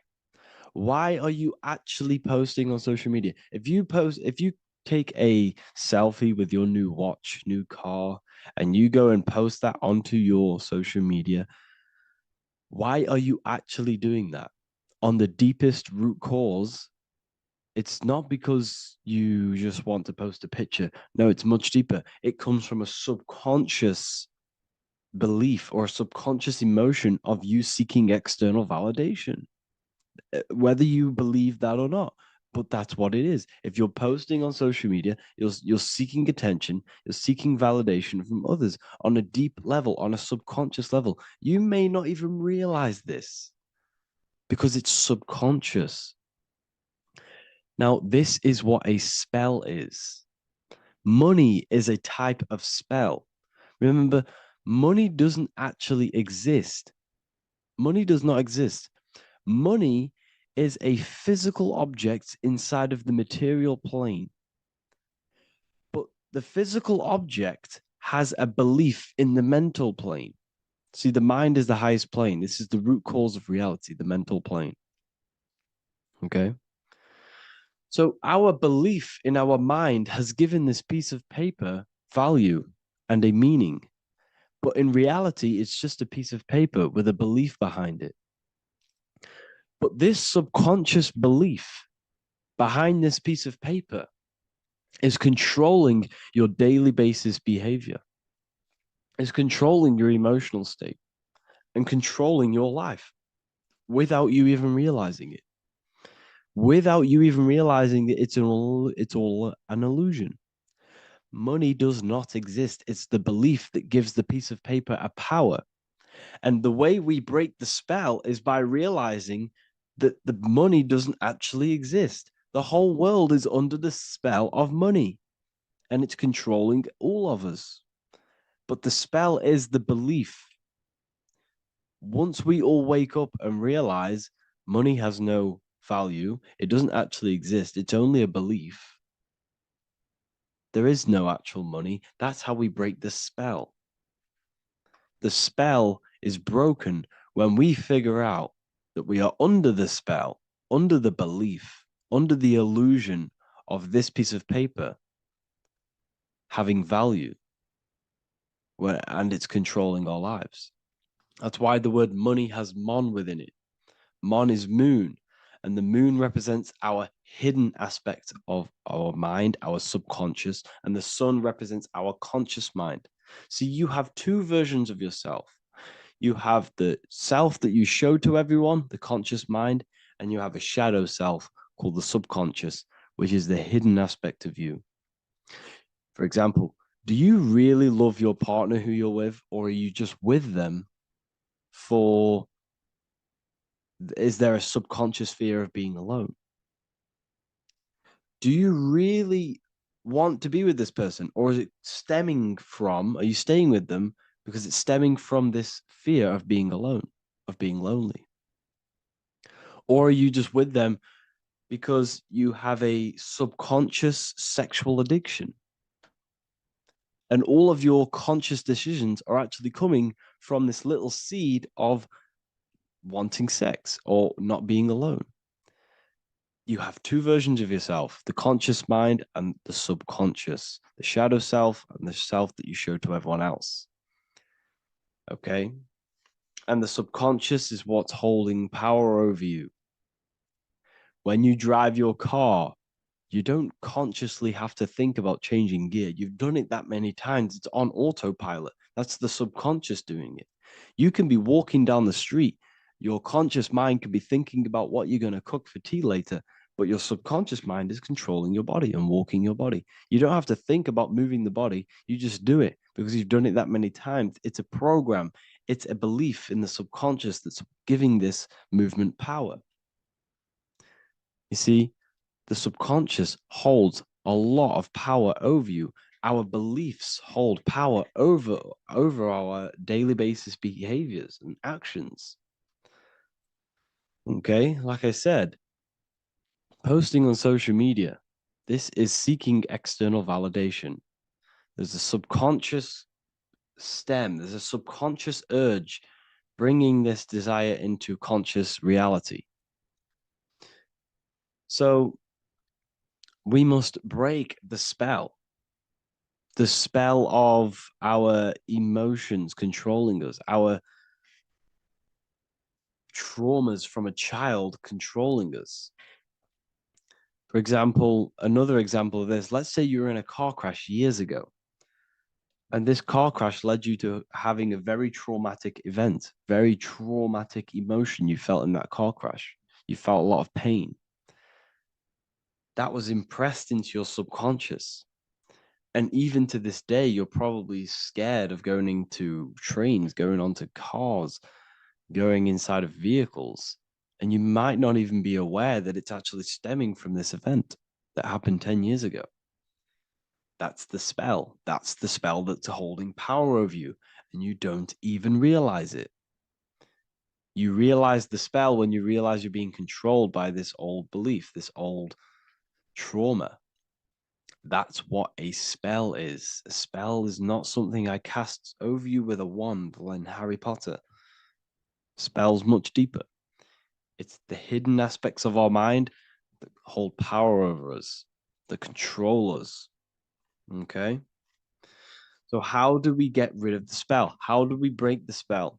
By installing new belief systems, by installing new programs into our subconscious. The subconscious is impressed by repetition and emotion. Everything you do on repeat, for example, tying your shoelaces, you can be looking up into the sky, closing your eyes, thinking about what you're going to create for tea while doing your shoelaces. You've done it that many times, you don't have to think about it. That's the subconscious taking over. Okay? That's the repetition aspect of the subconscious. For example, you could probably run down your stairs. You know exactly how to run down the stairs.